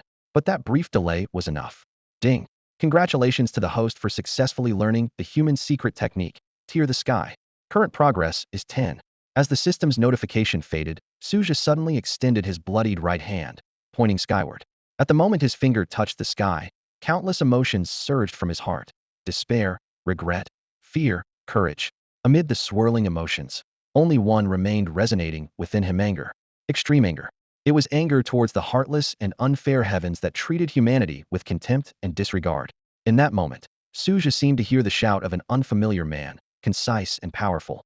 The heavens are heartless. From now on, descendants of humanity shall not worship the sky, nor accept their fate. Master my Tear the Sky technique. and stand tall and proud. All of this flashed through Su Zhe's mind in an instant. As the 6 sinister beams were about to engulf him, his raised right hand suddenly emitted a faint glow. This light was small and weak, like a lone star in the cold night, quietly flickering in Su Zhe's hand. It symbolized humanity's will to fight against all odds, and the hope passed down through generations. From afar, Imo was taken aback at the sight of this faint glow. What? What is this? He exclaimed, clearly sensing the surrounding space trembling, as if unable to withstand the power of this tiny light. Then, an astonishing scene unfolded. Su Zhe merely lowered his right hand slightly and made a gentle slicing motion towards the oncoming sinister beams.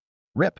The sound of fabric tearing filled the air as the 6 sinister beams were forcibly shredded by the faint glow in midair. The unleashed energy scattered wildly, raising a storm of yellow sand, creating a scene of overwhelming impact. Before Imo could react, Su Zhe pointed his right hand at him and shouted angrily, Imo, you look down on humanity, don't you? Then open your eyes wide and watch how I tear apart your ridiculous pride. Before he finished speaking, Su Zhe raised his glowing right hand, reached into the void where Imo stood, and gave a fierce tug. An overwhelming surge of spiritual energy swept through, fracturing the void with intersecting cracks. Imo found himself in this world on the brink of collapse, feeling an unprecedented threat. His pride, the Mo Luo death prison and the 6 paths of evil light, were rendered ineffective by this strike, leaving only a fate of destruction awaiting him. Mo watched helplessly as 4 spatial rifts around him were mercilessly erased, a piercing scream erupting from deep within his throat. The backlash of spiritual energy caused his 4 eyes to bleed profusely, and the ground beneath his feet trembled violently. Countless grains of sand rose like raindrops, instantly burying Mo completely. The battle came to a halt, and the faint light in Su Zhe's right hand shattered abruptly, the mysterious emotional state receding with it. A powerful wave of fatigue and terrifying injuries washed over him, leaving him collapsed on the ground. The 7 luminaries' returning spirit within him was working at full speed, healing his external wounds. Though Su Zhe remained on the ground, his gaze was vigilant, fixed on the sand dune where Imo was buried. That bastard should be dead, right? Su Zhe thought to himself. In novels, don't those disciples of great clans always have protective artifacts? What if he has one too? As if confirming Su Zhe's suspicion, the previously calm sand dune suddenly stirred. With a loud bang, Imo emerged from the sand, covered in wounds. His left hand clutched a flag exuding black energy, while his right arm was completely shattered, his legs bloodied and mangled, leaving him in a pitiful state. Seeing this, Su Zhe couldn't help but roll his eyes and remarked, Man, you're really hard to kill. Upon hearing this, Imo lifted his now disfigured face, glaring at Su Zhe with undisguised hatred, and snarled, You won't leave this secret realm alive. Facing such determination, Su Zhe was speechless once more, silently mocking. What did I ever do to you? How are you going to kill me? With that broken flag? Su Zhe taunted. Huh? Is this your trump card? Mo weakly replied. This is the sacred artifact of my clan, the 6 Paths, Divine Sorcerer, Ghost Flag. Using this sacred artifact to kill you is like using a sledgehammer to crack a nut. The earlier terrifying force had left him on the brink of death, and his only thought now was to activate the ghost flag and annihilate Su Zhe. With that, Mo struck his chest, releasing several drops of vital blood that landed on the ghost flag, which was emitting black energy. Instantly, the flag shone with black light, and countless malevolent energies emerged, forming a giant hand that reached for Su Zhe. Seeing this, a terrifying smile appeared on Mo pale face. With such a massive amount of malevolent energy, how could you possibly survive with your current cultivation level? But what puzzled Mo was why Su Zhe was smiling at him. Was it an excited smile? From the moment Mo crawled out holding the black energy-emitting flag, the Qilin black seal within Su Zhe had been restless. Initially confused, Su Zhe finally understood when he saw the giant hand formed from the dense malevolent energy, and he too became excited. Feeling the yearning from the Qilin black seal within him, Su Zhe smiled wryly. Fine, one last time to go crazy. Subsequently, Su Zhe's consciousness sank into the black Qilin treasure seal, and his darker side seized control under the influence of the malevolent energy. Throughout his body, spiritual energy was temporarily replaced by malevolent energy, and he once again entered the Qilin transformation state. This time, however, Su Zhe was entirely shrouded in darkness, the majestic Qilin's divine presence replaced by a chilling, frenzied aura. The sacred markings of the Qilin armor on Su Zhe's hands vanished, replaced by menacing black armor spikes. His eyes, once golden beast-like, were now consumed by darkness. In an instant, a new entity emerged, an entirely black death omen Qilin. In his transformed state, Su Zhe's gaze was icy, dismissing Mo Tion's stunned expression. Covering a distance of several hundred meters in the blink of an eye, he leaped like lightning to his opponent. Without hesitation, Su Zhe's claw descended, shattering Mo Tion's head in his iron grip. Flesh and blood rained down, staining the yellow sand. Mo Tion, already exhausted from previous encounters, had even been forced to spill vital blood. Now, he had no strength left to resist, with death as his only fate. This was the decisiveness of the blackened Su Zhe without hesitation, disregarding gain or loss, seemingly devoid of human emotion or thought, with only one idea in mind: to kill everything. Crucially, in the death-omen Qilin state, Su Zhe acted solely on murderous intent. Under the Qilin's influence, he was at his peak. The uncontrolled six paths divine, which ghost flags hovered in the air, unleashing their malevolent energy in the secret realm. A flash of desire crossed Su Zhe's pitch-black eyes.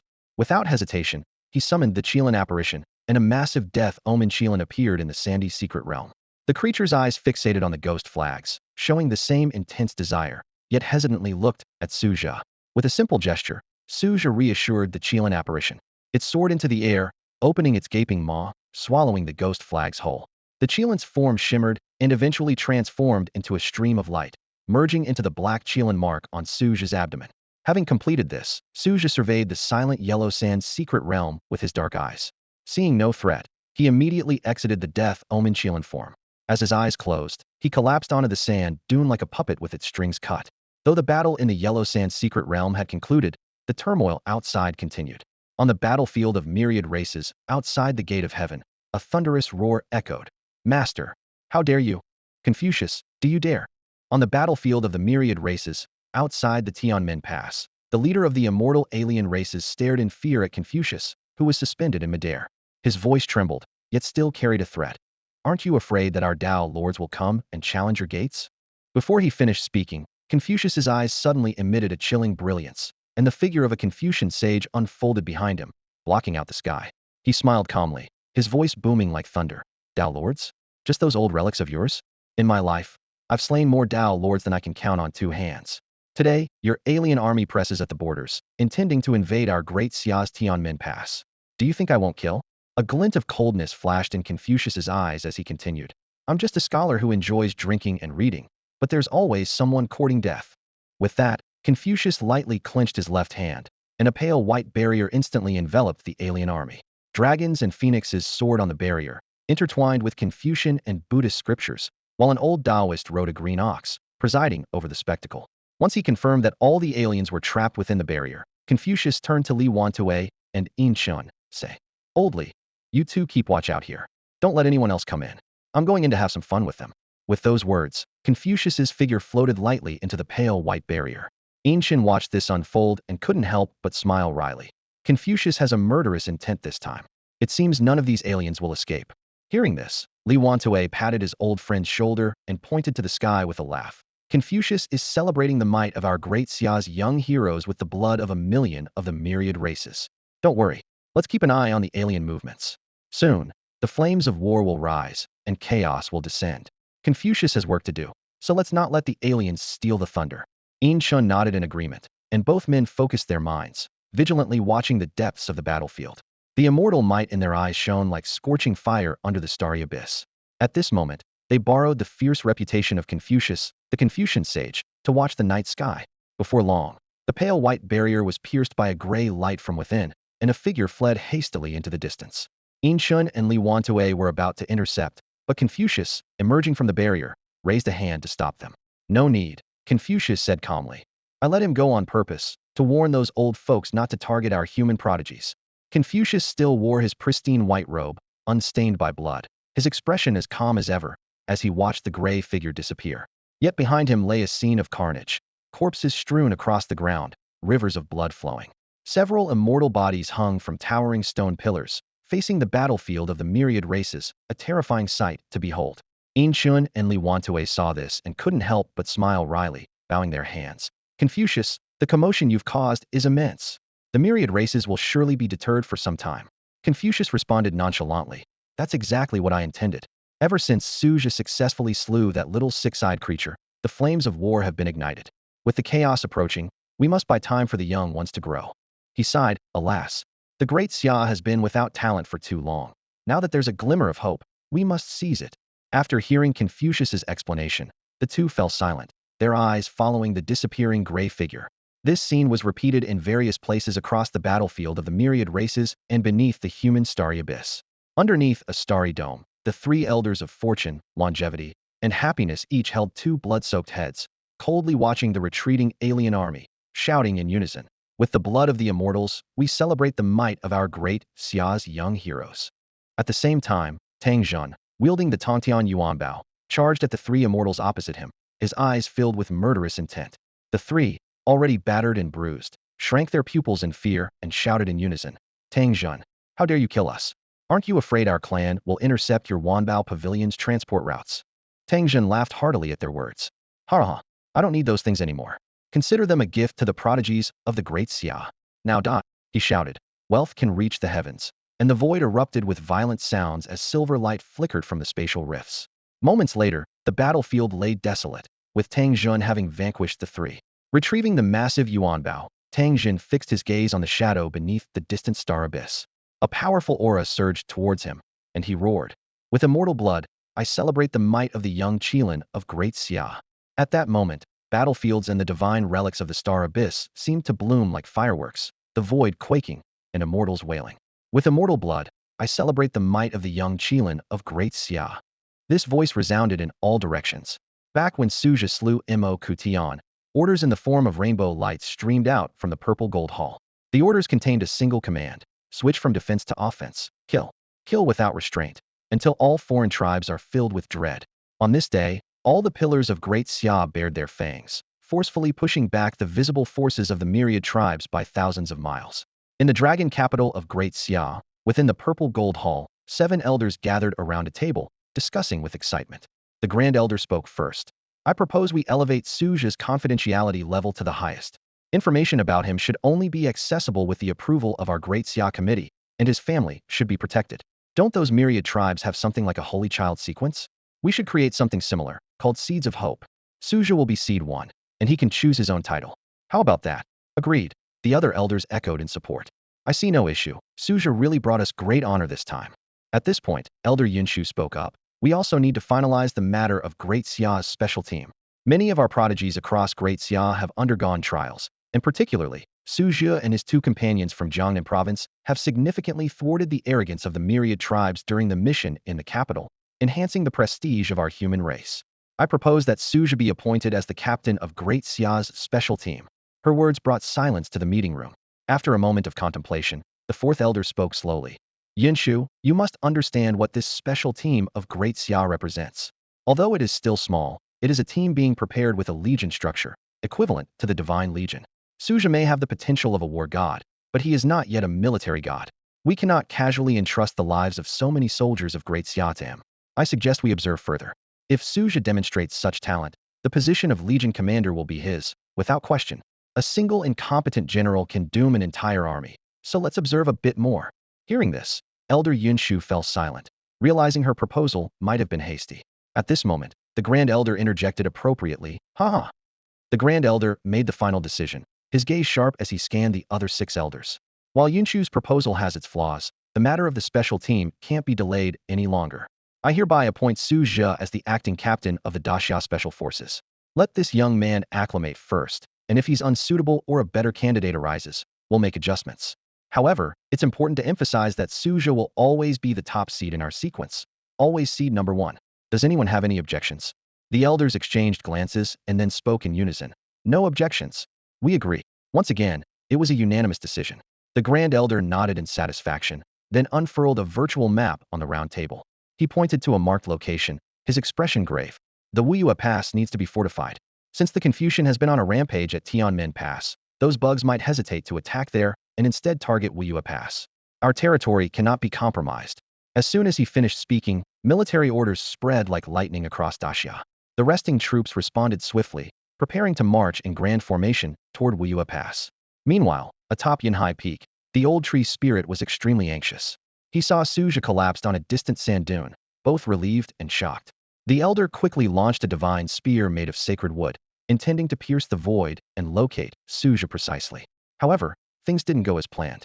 Maoan witnessed Mohation's head being crushed by Su Zhe's claw and was furious. Noticing the tree elder's actions, he sneered and grabbed with one hand. A pitch-black blood claw mark tore through the spatial vortex, forcibly detonating the divine spear. Ha ha! Mauen laughed maniacally. Qianzai, I will make this boy accompany our clan's prodigy in death. Hearing this, the tree elder's face darkened like iron. He hurled several more divine spears, but all were intercepted by Mauen. Damn it! The tree elder gritted his teeth. At this rate, that kid Su will be torn apart by the spatial turbulence. At this critical moment, a scarlet dragon-shaped aura suddenly broke through the air, striking the vortex with force. The spatial vortex, severely damaged, noticeably slowed down. Who is it? Mauen's anger mixed with shock. A figure appeared beside the tree elder, wearing the emblem of Daxia on his chest and a mask concealing his face. He saluted the tree elder and said in a deep voice, Long Yi, under the orders of the Daxia Committee, has come to protect the Daxia prodigy and the son of Heaven's mountain spirit. Seeing it was one of his own, the tree elder's spirits lifted. He urgently said, Quick, hold back that six-eyed freak. I need to rescue Su Zhe now. Long Yi nodded solemnly, the only visible irradiating intense killing intent as he fixed his gaze on the spatial vortex marked by the six-eyed totem. His stance clearly conveyed a message. Any disturbance would be met with a thunderous strike. With Long Yi's assistance, Shu Lao's actions became increasingly audacious. He unleashed a series of divine spears into the void, causing chaos in the space above Yinhai Peak. Suddenly, a sharp glint appeared in Shu Lao's eyes. Finally found it, he exclaimed, tearing apart the constraints of the desert secret realm and carefully lifting Su Zhe out with his spiritual power, placing him gently on the towering tree. Zhou Wei and Chu Fengxiao could no longer hold back and rushed forward. Seeing Su Zhe's battered and bloodied body, Zhou Wei anxiously asked, Shu Lao, how is old Su? Shu Lao injected several streams of life force into Su Zhe's body, and seeing his complexion regain a bit of color, he sighed in relief. He's fine. The kid just exhausted his spiritual power, but hasn't damaged his core.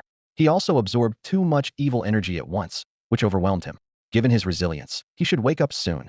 Hearing this, Zhou Wei and Chu Fengxiao felt relieved and slumped against the tree trunk, still shaken by the confrontation between Su Zhe and Mo Kutian. It was a truly awe-inspiring battle of prodigies, a clash of races where both sides fought to the death. Meanwhile, Long Yi had already destroyed the six-eyed totem mark hovering above Yinhai Peak with a punch, and even the spatial vortex created by the six-eyed shaman tribe's priest using blood demon crystals was mostly demolished. Just as Long Yi was about to strike again, Shu Lao floated beside him, placing a restraining hand on Long Yi's poised fist, and gave him a knowing look. Long Yi understood, stepped back, and closed his eyes, remaining silent. Turning to the spatial vortex, Shu Lao chuckled. Heh, old Six Eyes, got anything else to say? If this old man isn't mistaken, that little flag is your six-eyed tribe's sacred artifact, right? TSK, you really went all out to ambush our Daxia prodigy. But alas, it all ended in vain. A fool's errand indeed. Shu Lao remarked, unable to suppress his smile. Perhaps the sound of an old adversary's voice prompted a reaction. The once powerless spatial vortex stirred. Mo Wen's voice roared from within, as if Shu Lao had struck a nerve. Old fool, don't get smug. We'll meet on the battlefield again, and this time, I'll burn you to ash. But Shu Lao was right. The six-eyed shamans had indeed invested heavily in this operation. They expended 2 precious blood demon crystals and even activated a blood altar. Yet the outcome was unbearable. They lost a highly talented prodigy and the tribe's sacred artifact, the Six Paths Shaman Ghost Flag. Mo Wen certainly didn't expect the old fool to return the ghost flag. He had assumed that with the flag in hand, success was guaranteed. Who could have imagined a human could absorb the evil energy, consuming the ghost flag? It was beyond belief. These thoughts tormented Mo Wen, who couldn't accept such an absurd failure. As he prepared to unleash more threats, he noticed Shu Qianzai watching him with a mocking grin. Damn! Knowing Shu Qianzai well, Mo Wen realized the old man was plotting something. He urgently turned to the priest, shouting, Cut the spatial vortex connection now. But it was too late. A sudden beam of silver light shot down from the sky, like divine retribution, instantly freezing the space vortex. Mauen and his companions were bound by an invisible shackle, unable to move. Terrified, Mauen trembled as he spoke. Shu Qianzai, what is this infernal thing? Shu Lao finally revealed his true nature, laughing wildly. Huh? You fool, you finally fell for it. I've been enduring your nonsense for so long, but it was worth it. He turned slightly to reveal Long Yi behind him. Long Yi had opened his eyes at some point, filled with mockery, as if watching a farce. The Daxia emblem on his chest shimmered with silver light, identical to the light restraining Mauen and his companion. Seeing this, Mauen shouted hoarsely, This is your grand formation above. Don't think we humans covet that broken holy artifact. As if we don't have one ourselves. Shu Lao taunted towards the space vortex. Evil deeds will bring their own ruin. Then, He and Long Yi launched a coordinated attack into the space vortex. Jianmu Sunluo, Shu Lao shouted, while Long Yi remained silent, continuously punching. Crimson dragon shadows intertwined with Shu Lao's sacred tree shadows, piercing through the vortex, striking Maoan and his companion with precision. Boom! A deafening explosion echoed from the peak of Yinhai Mountain. As the smoke cleared, the space vortex had been completely shattered by the fierce assault. Shu Lao exhaled a breath of relief, laughing heartily. Ha! That six-eyed bastard is either dead or crippled now. How satisfying. Although Su's move was a bit shameless, it was effective against these rats. Seeing the matter resolved, Long Yi nodded slightly to Shu Lao and silently vanished into the void, swiftly departing. In an unknown space, Maoan withdrew the black-purple barrier shielding him and turned to the priest lying in a pool of blood. He quickly infused spiritual energy to barely sustain the priest's life. Looking at the destroyed blood altar, Maoan's expression darkened further. Shu Qianzai, you'll pay for this. Maoan growled through gritted teeth. Time flew by, and the sun and moon completed another cycle. By noon the next day, Su Zhe finally opened his heavy eyelids. As his consciousness returned, waves of pain coursed through his body. Hiss, damn, it hurts. Su Zhe groaned weakly. At that moment, the system notification sounded. Ding. Host consciousness detected to be awake. Commencing reward settlement for current tasks completed by the host. Congratulations on completing the task. Defeat the third seat of the Six-Eyed Shaman Tribe's Young Generation, Mo Ku Tian. Rewards. 1. Source points 10,000. 2. Opportunity for minor achievement in any martial skill 1. 3. Battle Array. Fragment of the Five Saints Pagoda Song 1. Congratulations on completing the task. The Contest of Destiny's Outliers. As the system's notification echoed in his ears, Su Zhe received an exhilarating series of reward messages. 20,000 source points, 2 fragments of the Five Sacred Pagoda Song, and the favor of human fortune. Despite the aching pain throughout his body, Su Zhe managed to pull a smile, inwardly relieved. I really gave it my all this time, but these rewards are well-deserved. Feeling satisfied, Su Zhe eagerly summoned his panel in his mind. Instantly, a detailed array of information unfolded before him. Host, Su Zhe. Cultivation level, mid-stage condensed vein realm. Talent, innate spiritual charm. Identity, student at the First Martial Arts High School in Huishi, Jiangnan Province, Daxia, member of Daxia's Special Forces. Cultivation methods, 7th generation Daxiao Martial High Spiritual Breathing Technique. 7 luminaries return to spirit, immortal entry level.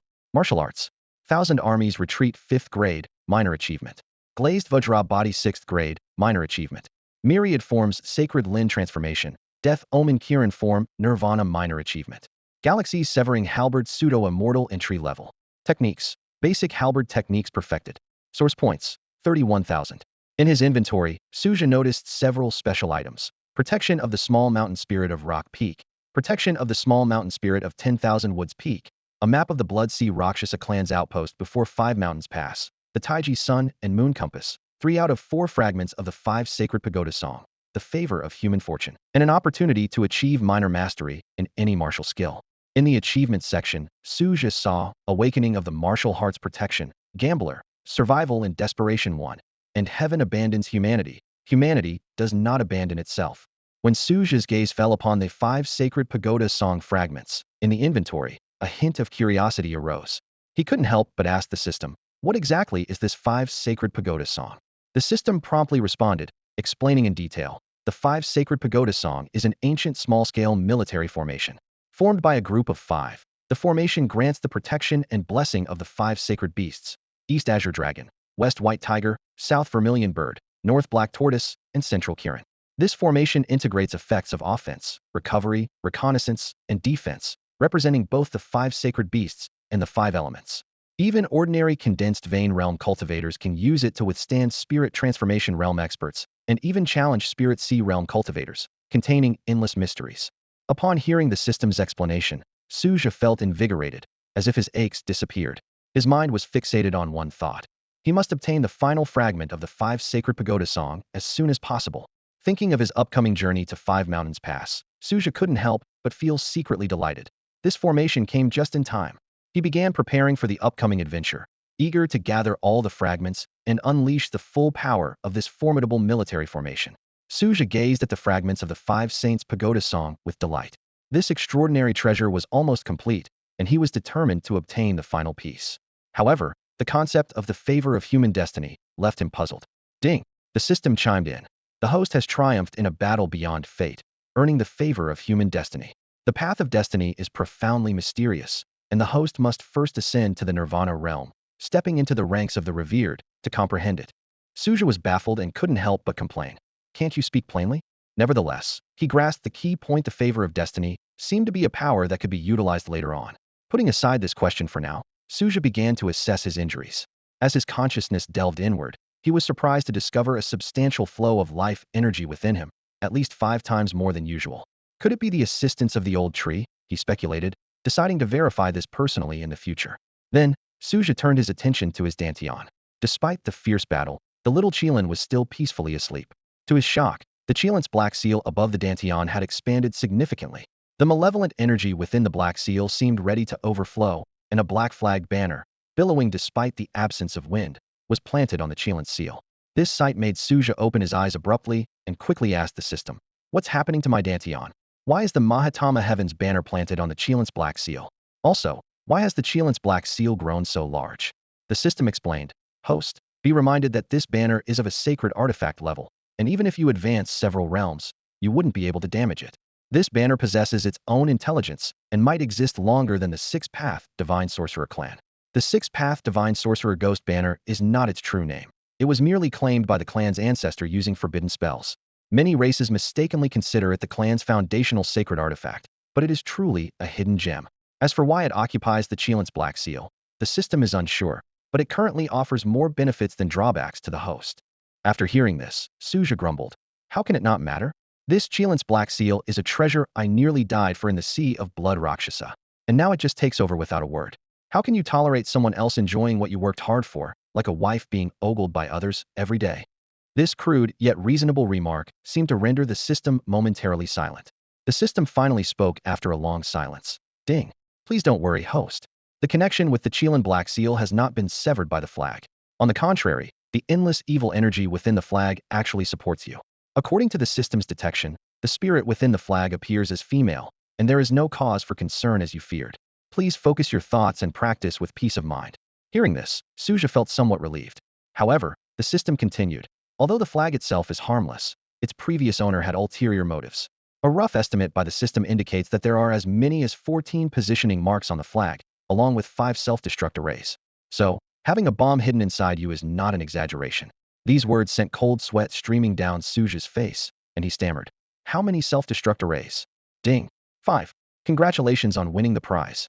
The system's response was like a bolt from the blue. Su Zhe's vision went black, and he lost consciousness instantly. When he opened his eyes again, he was furious and cursed, "Damn you, Imo-Kution. Even in death, you can't rest. I should have burned you to ashes and mixed you into a waste sand. When I meet your father, I'll throw it in his face. Let him taste his own son." After venting his anger, Su Zhe collapsed mentally, realizing that he had 5 ticking time bombs inside him. He lay quietly on the giant tree, feeling a sense of despair that overshadowed the physical pain. Seeing that Su Zhe had calmed down, the system spoke at the right moment. "Ding. There is still hope, a divine healer." This statement was like a lifeline, pulling Su Zhe back from the brink of despair. "What way? Tell me quickly." Su Zhe's eyes lit up with eagerness. The system explained, "The first method is to seek assistance from the Daxia government. With thousands of years of accumulated knowledge, they surely have a way to remove the flag, comparable to a painless procedure and trustworthy." Su Zhe, feeling like he had found a treasure, murmured to himself, Yes. Where's Old Tree? I need to find Old Tree." Although he had once faced life and death with indifference during his battle with Imo-Kution, now he felt unwilling to die in such a humiliating manner. Just as Su Zhe was about to endure the pain and get up, the system added, "Please be patient, host. There is a second method." Su Zhe was puzzled. What could be more reliable than seeking help from the Daxia government? The system elaborated, "Considering that the flag occupies the Qilin black seal, yet hasn't resisted, and it has voluntarily acknowledged you as its master, which is rare and beneficial to you. The system proposes the following plan. You can spend 10,000 source points to temporarily awaken the flag's intelligence. Then, by investing another 10,000 source points, the system can help you block all the contingencies set by the 6-eyed shaman clan on the flag. Once you grow stronger, the crisis will resolve itself. However, note that 10,000 source points will only maintain the blockage for 1 month." The system fell silent, awaiting Su Zhe's decision. Upon hearing the second option, Su Zhe calmed down, realizing how rare it was for a sacred artifact to automatically recognize an owner. Not one to be indecisive, he quickly made up his mind. "I want to become stronger, much stronger. System, deduct 20,000 source points." Su Zhe declared with determination. As soon as he spoke, the flag in his dantian began to tremble violently. Enveloped in chaotic divine light, it eventually merged into it. Su Zhe felt an inexplicable anxiety dissipate and convinced himself it was just a psychological effect. Suddenly, a faint consciousness emanated from the flag. Are you my new master? Before Su Zhe could respond, it quickly retreated back into the flag. Perplexed, Su Zhe asked, what's going on? The system explained, this sacred artifact has been dormant for centuries with the six-eyed shaman. It's quite fortunate its intelligence wasn't erased.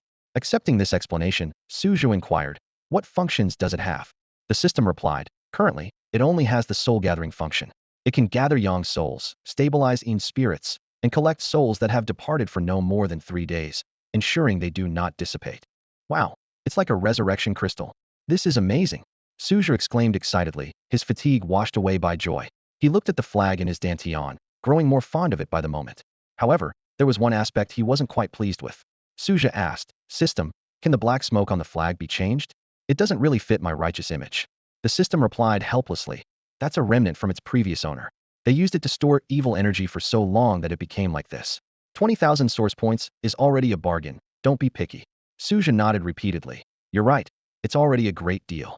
The system reminded him, remember, you need to pay 10,000 source points every month to maintain the six-path shaman ghost flag. Su Zhe immediately corrected, what ghost flag? This is my sovereign banner. The system seemed taken aback by Su Zhe's words, taking a while to respond. Whoever heard of a sovereign banner emitting black smoke? Su Zhe waved it off nonchalantly. Don't worry about it. Maybe the artifact spirit is smoking inside. He paid no heed to the system's teasing, fully immersed in the joy of acquiring such a powerful treasure. Su Zhe gazed at the Emperor's banner, watching as black smoke continuously billowed from its surface. He stroked his chin, pondering the best way to wield this powerful artifact. After much contemplation, he finally decided to take a bold approach. Who cares? If anyone dares to gossip, let them come have tea inside the Emperor's banner. This seemingly brilliant solution brought a smug smile to Su Zhe's face. He cast one last, reluctant glance at the Emperor's banner, which was mounted on the black Qilin Seal, before withdrawing from his conscious state. Meanwhile, in the ancestral land of the six-eyed shamans, a pair of blood-red eyes glowed with a terrifying light. Accompanied by a roar filled with murderous intent, the entire space shook violently, as if it might collapse at any moment. The owner of those crimson eyes roared angrily. Who dares to steal our clan's sacred artifact? However, all traces on the Emperor's banner had vanished without a trace. At the same time, Su Zhe, the mastermind behind it all, was leisurely lying atop a towering tree in the sky of Yinhai Peak, basking in the warm sunlight. As the sun climbed higher, nearing noon, Su Zhe finally managed to rise and move around after spending the morning consciously guiding life energy to heal his body. Phew, finally, I can walk. I was going stir-crazy all morning. Su Zhe muttered to himself as he staggered towards the interior of the giant tree, thinking that the old tree and others should be inside the tree space. Suddenly, a familiar voice called out, Old Su, you're awake. Zhou Wei appeared excitedly around a tree trunk corner. Just as Su Zhe was about to greet him, he noticed Zhou Wei was carrying an array of ingredients and had a large basket slung over his shoulder. Su Zhe's face darkened as he questioned, I'm not even cold yet, and you're already starting the feast? Zhou Wei chuckled awkwardly and explained, hee hee, it's just that everyone's been working so hard these days. I thought a good meal would be a nice reward. The old tree sent me down, and it took me all morning to gather these ingredients. Old Su, you must have misunderstood. At that moment, Chu Fengxiao's voice rang out from afar. I say, Ah Wei, it's almost noon. How come the feast hasn't started yet? Hearing this, Su Zhe's expression darkened again, and he gritted his teeth, saying, I, Su, have always been one to enjoy others' feasts, not the other way around. With that, he dragged Zhou Wei towards Chu Fengxiao. Soon after, inside the giant tree space, the 3 young men and an elder sat around a round wooden table, enjoying a hearty meal. 2 little mountain spirits lay at their feet, having just received a dose of life energy from the old tree, now lying on their backs, full and content. The old tree chuckled and said, Su, my boy, you really did well this time. Not only did you take down that little six-eyed shaman, but you also got your hands on the six-eyed shaman's sacred artifact.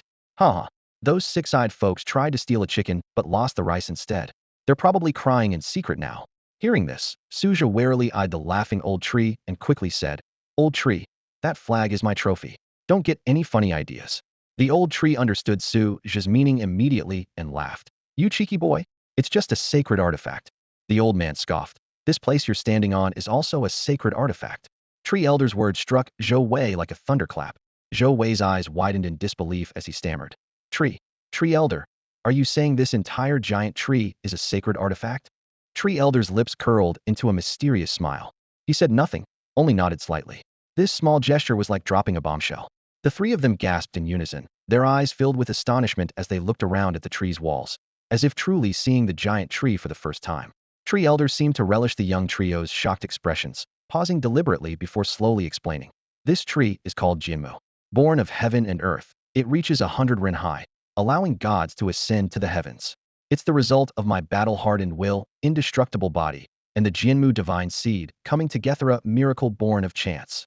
As he spoke, Tree Elder glanced down at the tea in his hand, its surface reflecting his weathered face, occasionally rippling. The three remained immersed in shock, oblivious to the subtle shift in Tree Elder's emotions. After a while, Chu Fengxiao was the first to recover, eagerly asking, Tree Elder, what exactly is a sacred artifact? Are all sacred artifacts immensely powerful? Su Zhe also looked on curiously, his eyes shining with the desire to learn. He recalled the Renhuang banner within him, pondering. Although the Renhuang banner isn't a destructive sacred artifact, its soul-gathering power is exceptionally strong. Mok Tian had awakened it with his blood, intending to use its immense malevolent energy against me. Tree Elder stroked his beard, his expression serene as he explained, not all powerful weapons are considered sacred artifacts. If that were the case, wouldn't the Longshao series of weapons developed by the Daxiao Research Institute also be sacred artifacts? He paused, then continued. In truth, sacred artifacts are the embodiment of will and determination. Take my Jinmu, for instance. Its formation is primarily due to my battle-hardened will, crystallization of my thousands of years of fighting on the battlefield of all races. The human race fights with its own hands, not relying on heaven or worshipping gods. Tree Elder's voice carried a hint of nostalgia. Back then, I was gravely injured and on the brink of death. It was my battle-hardened will that kept me alive, allowing me to merge my indestructible body with the divine Jinmu seed, ultimately forming the towering tree you see. He concluded. You could say a sacred artifact is the manifestation of an immortal's essence, energy, and spirit. Sacred artifacts are rare, and there is a vast difference in power between immortals with and without sacred artifacts. Ownerless sacred artifacts are even rarer, often left behind when their masters have long perished. Yet there will remains etched in the river of time, ensuring the sacred artifact's existence. Tree Elder gave Su Zhe a meaningful look. That little six-eyed guy used an ownerless sacred artifact against Su Xiaozi. Haha, what was thought to be a foolproof plan ended up benefiting us. With that, Tree Elder took a sip of his tea, leaving the trio deep in thought. Su Zhe understood Tree Elder's words and instinctively felt the Renhuang banner within him, silently asking, what is your will? The Renhuang banner gave no response, leaving Su Zhe to concede. Well, you're my banner now anyway. Looking up, Su Zhe noticed Tree Elder gazing at him with a teasing expression and couldn't help but ask, Tree Elder, what's up? Tree Elder burst into laughter. Ha! Su Xiaozi, I know you're thrilled to have acquired an ownerless sacred artifact, but there's something deadly on that banner. The old tree chuckled as he looked at Su Zhe, his eyes gleaming with wisdom. He knew that Su Zhe had already noticed the hidden tricks left by the six-eyed shamans on the human emperor banner. Su Zhe smiled calmly and said confidently, Old tree, you don't need to worry. I've got it under control. Hearing this, the old tree immediately flared up, angrily scolding. You brat, you're too young to understand the gravity of the situation. Hand over the banner, and I'll take it to the Great Xia Committee. Once the restrictions on it are removed, I'll bring it back to you. Don't worry, kid. I promise you, this banner is yours, and no one can take it from you. Su Zhe was taken aback, secretly impressed by the efforts Great Xia was making for its prodigies. However, he had already resolved the issue and thought to himself, it's safest to keep the treasure in one's own hands. With no other choice, Su Zhe summoned the black Qilin Seal and explained, Old tree, it's not that I don't want to hand it over. You see, my human emperor banner has already merged with my black Qilin Seal. How can I give it to you? The old tree stared at the black Qilin Seal hovering in the air, his mind in turmoil, secretly astonished. Where did the restrictions on the banner go? He glanced at Su Zhe, who was smiling, and the old, wise tree chuckled helplessly, shaking his head. All right. Since you can handle the six-eyed shaman's tricks by yourself, I won't bother with it anymore. Hearing this, Su Zhe eagerly retracted the human emperor banner, understanding that the old tree no longer intended to meddle with the matter of the unclaimed sacred artifact. Don't worry, old tree. I've got a good grasp on this human emperor banner. At that moment, Zhou Wei, who had been standing silently on the side, suddenly spoke up. Hey, something's not right. Old Su, why is your human emperor banner emitting black smoke? Is it legit? The entire room fell silent at this remark. Chu Fengxiao also looked at Su Zhe with a puzzled expression.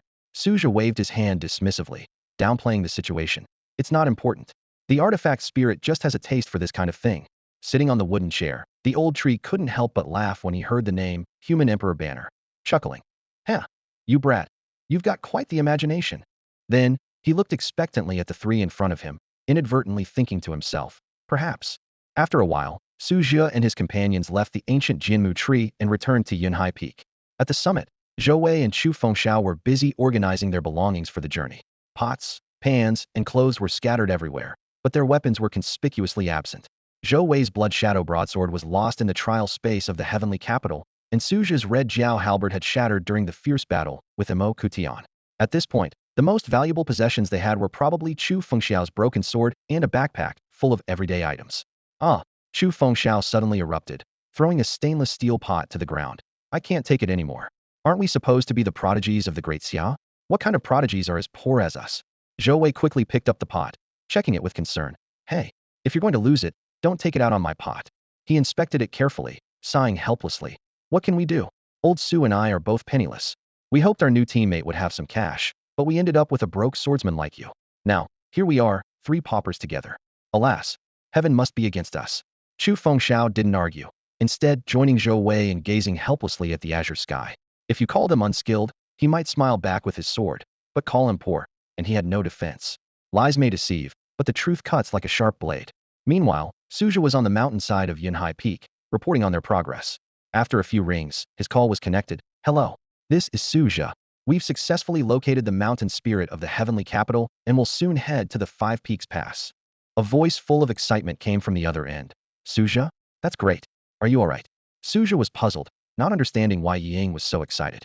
Ying quickly explained. Su Zhe, news of you defeating the prodigy of the six-eyed shaman clan in the heavenly capital has spread across the entire battlefield of all races. Rumors of a true dragon emerging from the human race are everywhere. It's greatly boosted the morale of the Great Xia's station troops. Su Zhe muttered to himself, damn, how does everyone know now? How am I supposed to keep a low profile? Ying continued, Su Zhe, the situation at the Five Peaks Pass has drastically changed, with increasing danger. Please bring the mountain spirit of the heavenly capital to the front lines immediately. Don't miss the opportunity. Su Zhe asked in confusion, why has the pressure at the Five Peaks Pass increased? He clearly remembered Ying saying the situation there was temporarily stable during their last conversation. Ying sighed and explained, Sigh? The master recently went on a rampage at Tianmen Pass, killing over a dozen immortals. Their bodies still hang before the formation at Tianmen Pass, their blood yet to cool. The alien races at Tianmen Pass are hesitant to act, so they've turned their focus to the Five Peaks Pass.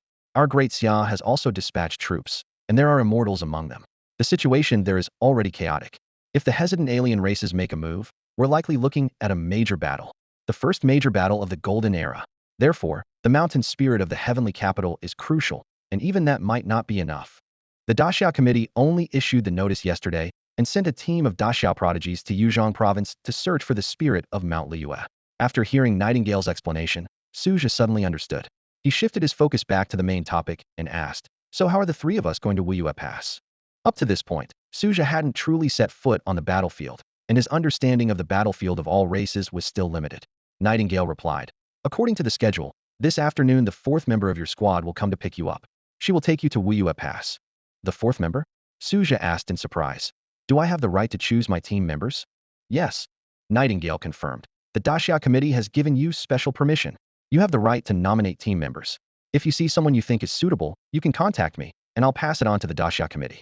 Su Zhe nodded slowly. Then his expression darkened as he said seriously, Nightingale, we three are facing a huge difficulty. It might be hard to. Hearing this, Nightingale was immediately alarmed and anxiously exclaimed, what? She knew well how important Su Zhe was to Daxia. Not only had he made history by being the first to kill a top alien prodigy at a low realm, but he was also the first to win the Prodigy War. She couldn't imagine the anger of Daxia's pillars if Su Zhe and his companions were to die. Just as Nightingale was about to notify the operations department for a rescue, Su Zhe's voice came through. The three of us are out of resources. We have no money left. It's terrifying. Wei and Lao Chu have even lost the will to fight. Su Zhe looked worriedly at Zhou Wei and Chu Fengxiao sitting on the edge of the cliff at Yinhai Peak. Their eyes were vacant, and Chu Fengxiao was still clutching a stainless steel basin tightly. Even during the fierce battles in the Huangsha secret realm and against Mokishin, Su Zhe had never felt so helpless. Back then, they had trump cards like source points and evil energy, but now these were useless in the face of their current crisis. After all, the system couldn't conjure money out of thin air. On the other end of the line, Nightingale was momentarily petrified by Su Zhe's description of their plight. The air in the office gradually solidified, and the temperature slowly dropped, as blue veins bulged on her hand gripping the phone. It was hard to imagine how disastrous it would be for anyone to provoke her at this moment. But as a top Daxiao official, she quickly regained control of her emotions. After a long pause, she said slowly into the phone, "Don't worry. Once your new team member arrives this afternoon, your predicament will be resolved." With that, she hung up for the first time, placed the phone on her desk, lowered her head, and sat quietly with a stern face. On the mountainside of Yinhai Peak, Su Zhe looked at the disconnected phone in his hand in confusion, muttering to himself, "Will we have money when the new team member arrives?" He tugged at his battle-worn uniform and inhaled sharply. Let's head down. The wind here is too strong." Approaching Zhou Wei and Chu Fengxiao, Su Zhe nudged Zhou Wei and exclaimed, all right. Stop sulking. I've already applied for funding from above, and Nightingale said that when the new team member arrives this afternoon, we'll have money." Upon hearing this, the previously dejected duo instantly perked up. Chu Fengxiao even tossed the stainless steel basin on the ground again, and they exclaimed in unison, "This afternoon? We'll have money." Their eyes gleamed with an inhuman light as they eagerly shouted, "Hurry, hurry, hurry. Old Su, let's hurry up, it's almost afternoon." Chu Fengxiao shouted urgently, pushing Su Zhe as they ran down the mountain. Zhou Wei followed closely, scooping up the two little mountain spirits playing nearby. Just after they left, the old tree emerged from the Jinmu space, standing high above the sky. With bright eyes full of anticipation, he declared, "You rascals, see you on the battlefield." Before the words even settled, he shot into the sky and disappeared. The massive Jinmu tree that blocked out the sun vanished with him. A few breezes blew by, and the heavenly capital returned to silence, as if waiting for the return of its spirit. Each strives in their own way, yet 1,000 miles share the same wind. The old tree's words seemed to linger in the air. 2 hours later, the sun blazed overhead. Chu Fengxiao stared hopelessly at the high-hanging sun, even using his broken sword as a sunshade, earning exasperated eye rolls from Su Zhe and Zhou Wei. "Aren't you afraid that Senior Qingmu will come and give you a good slap?" Su Zhe said helplessly. Weakened by the scorching sun, Chu Fengxiao muttered, "What do you know? This is called cultivating in the mundane world, carefree and unrestrained." Zhou Wei didn't join in their banter, focusing instead on playing with the two little mountain spirits. Suddenly, the roar of a car engine came from a distance. Squinting, Su Zhe saw a powerful Raptor off-road vehicle speeding towards them. "Look, the new team member is here." Su Zhe pointed in the direction of the vehicle, speaking to Zhou Wei and Chu Fengxiao. "What? The funding has arrived." Chu Fengxiao's eyes lit up, fixed on the approaching vehicle. As the Raptor came to a stop, the driver's window rolled down slowly. Su Zhe recognized the driver and couldn't help but smile. No wonder Nightingale said we'd have money once the new member arrived. It's her. The girl in the driver's seat wore a practical camouflage vest, her hair in a high ponytail, with a lollipop in her mouth. She smiled at Su Zhe and Zhou Wei and said, "Hey, long time no see." This new team member was Tang Shinua, who had just completed special training with the Tang family's 3 elders. The day after her training ended, the Daxia committee assigned her to Su Zhe's team. "Hello, Shinua." Zhou Wei greeted warmly, holding the two little mountain spirits. Tang Shinua's eyes were glued to the mountain spirits. She quickly opened the car door and called out, "Get in, we're heading to Wua Pass." As soon as the three got in, Tang Shinua floored the gas pedal. The Raptor off-road vehicle shot forward like an arrow, quickly disappearing down the road, leaving a trail of dust behind. The aircraft, swift as a raptor, sped past and left the range of Tianzi City within half an hour, entering the main route. Su Zhe gazed out the window at the rapidly passing scenery and, after a moment of silence, spoke slowly. "Miss Tang, have you also joined the special team of Daxia?" Tang Shinua turned her head and flashed a bright smile at Su Zhe. "Of course. Captain Su, please take good care of me in the future." Her tone was playful. Zhou Wei perked up upon hearing their conversation. Holding a small mountain spirit, he leaned forward to join in. "Huh? Shinua, you came a bit late. If you'd been here earlier, you could have seen the three of us showcasing our prowess." Tang Shinua's eyes twinkled with a mischievous smile behind her sunglasses. She burst out laughing. "No need. I can see your great prowess right now. TSK. Look at your ragged appearance. You must have faced quite a bit of hardship, huh?" Zhou Wei was momentarily stunned, then retreated like a startled turtle. Seeing this, Tang Shinua turned her teasing towards Su Zhe with a mischievous grin. "Wow, who would have thought our Captain Su has such a great physique?" Indeed, Su Zhe's physique was impressive. The cultivation techniques and martial skills he practiced, like the glazed Vajra body and the myriad forms sacred Lin transformation, demanded extreme physical prowess. Years of training had honed his physique: broad shoulders, a wasp waist, tall and strong, as upright as a pine tree, with an imposing aura. In response to Tang Shinua's teasing, Su Zhe retorted with a stern face, Focus on driving. Unless you want your father to find out you got fired by your captain on your first day. Tang Xinyue's smile vanished instantly. She gripped the steering wheel tightly, gritting her teeth as she said, "Fine. Su Zhe, you're ruthless." With Tang Xinyue no longer interrupting, Su Zhe leaned against the window and closed his eyes to rest, quietly channeling the life force he had yet to fully refine, mending the hidden injuries within his body. In the back seat, Chu Fengxiao noticed this and gently tugged on Zhou Wei's sleeve. Zhou Wei understood, and the two began whispering. "Hey, Wei, who is this woman?" Chu Fengxiao asked in a low voice. Zhou Wei played coy, deliberately keeping Chu Fengxiao in suspense. "Let me tell you, she's someone important." "Come on, what could her status be?" Chu Fengxiao said dismissively. "Can she conjure money? The three of us are nearly broke, and the government still hasn't approved any funding. Without money for equipment, how are we supposed to fight those alien races on the battlefield?" Looking at Chu Fengxiao's dismissive expression, Zhou Wei casually said, All right. It seems our old Chu is well informed. Even the young master of Dxia's treasure pavilion doesn't impress you." "I, Zhou Wei, am impressed." "Of course," Chu Fengxiao replied smugly. Then, realizing something was off, he tentatively asked, "Wait, which young master?" "The young master of Dxia's treasure pavilion." Zhou Wei nodded with a teasing look, feeling secretly pleased. "Keep showing off. Go on, keep boasting." At that moment, Chu Fengxiao was still in shock, his eyes wide, muttering to himself, "Wow, this isn't just funding, it's a gold mine."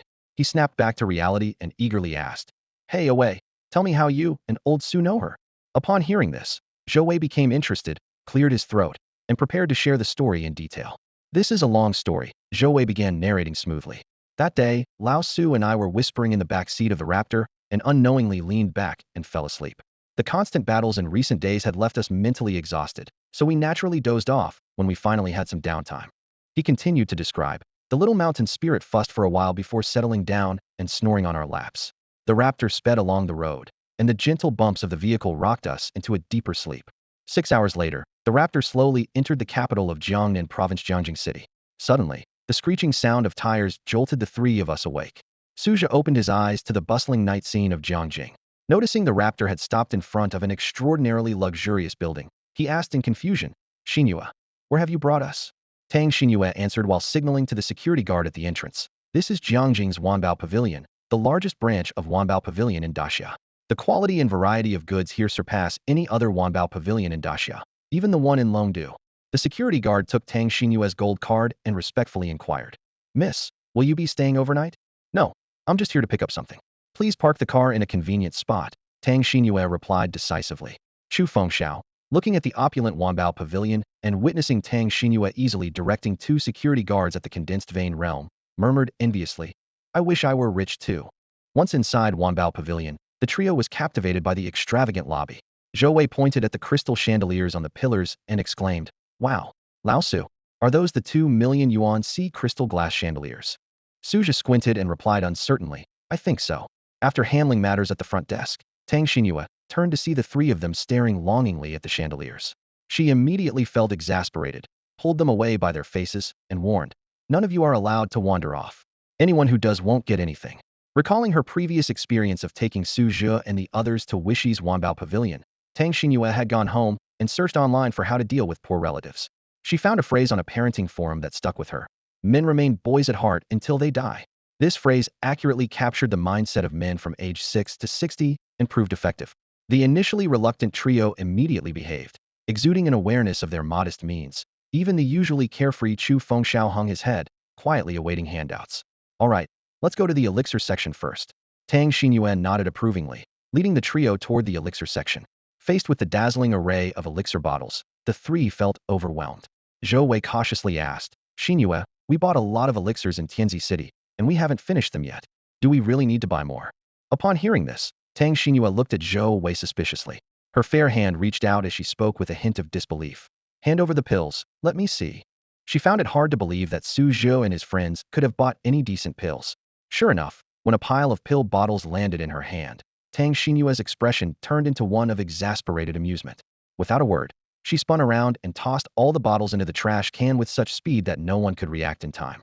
"Hey, Xinyue, what are you doing?" Su Zhe exclaimed, staring at the trash can with a pained expression. "That's such a waste." Beside him, Chu Fengxiao had already rolled up his sleeves, looking ready to rummage through the trash can.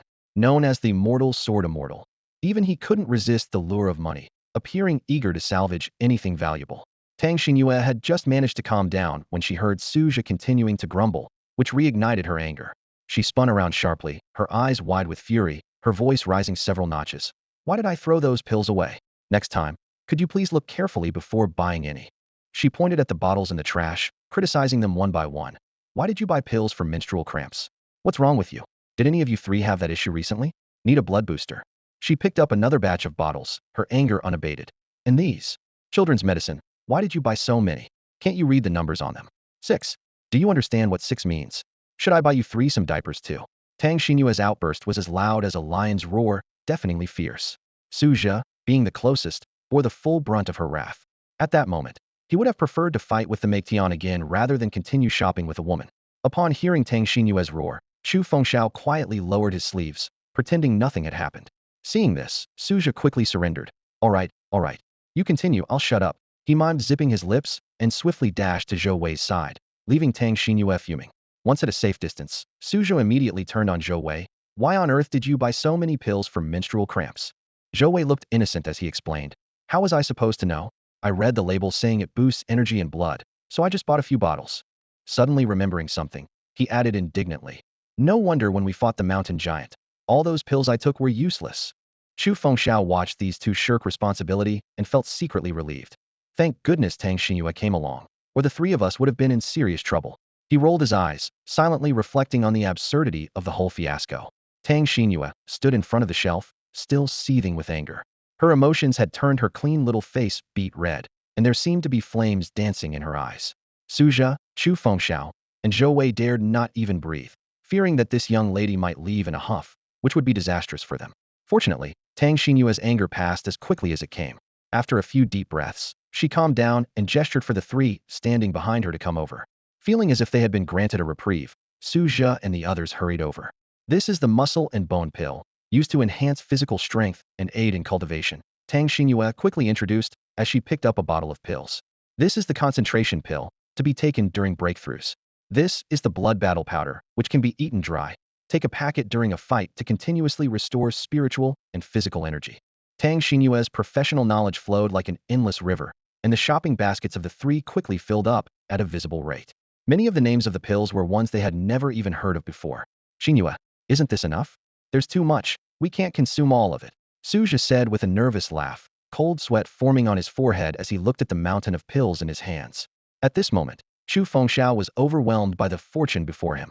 He was in a daze, thinking, when had he ever fought such a well-funded battle?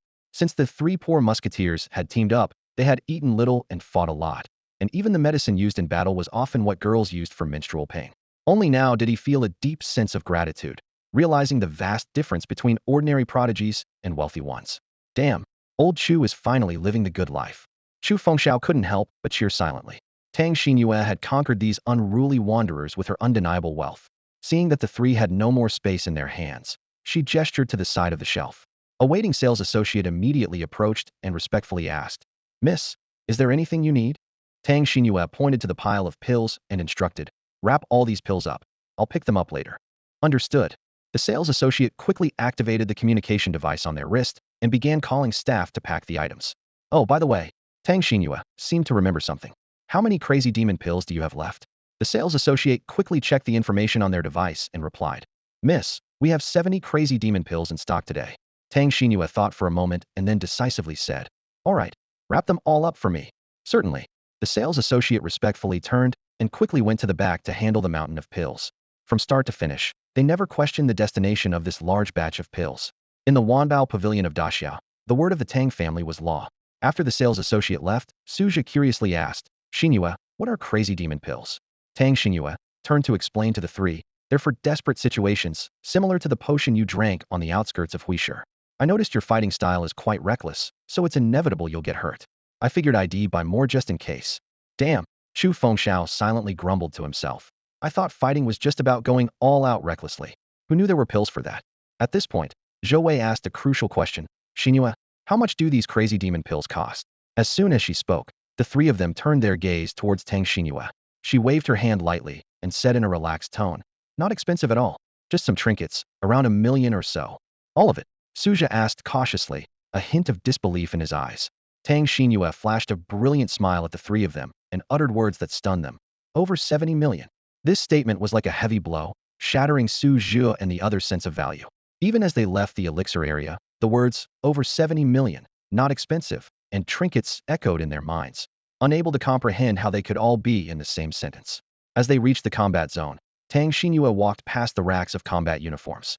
Su Zhe couldn't help but ask, Shinua, aren't we going to buy new combat uniforms?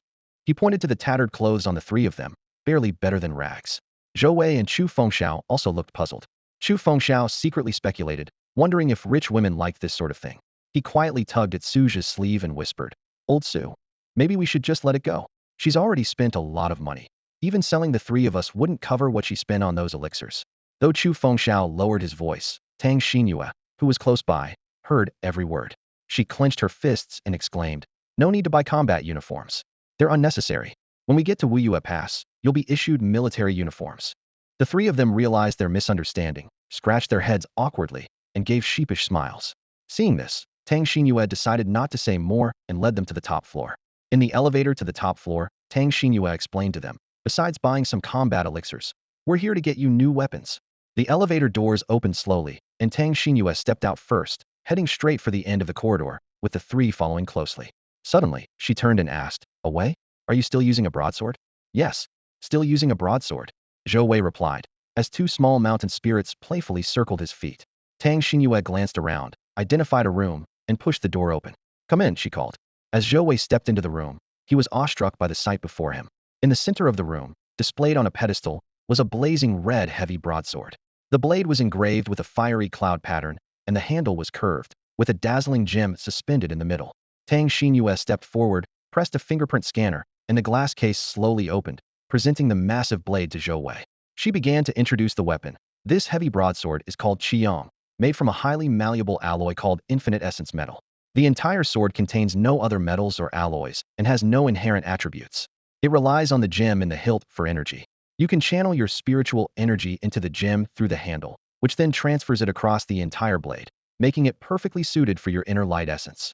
Zhou Wei stared intently at the colossal weapon in front of him, his heart racing with excitement, yet he struggled to contain his emotions. Tang Shinua noticed his hesitation and said with a hint of exasperation, we're all in this together now. More than just comrades.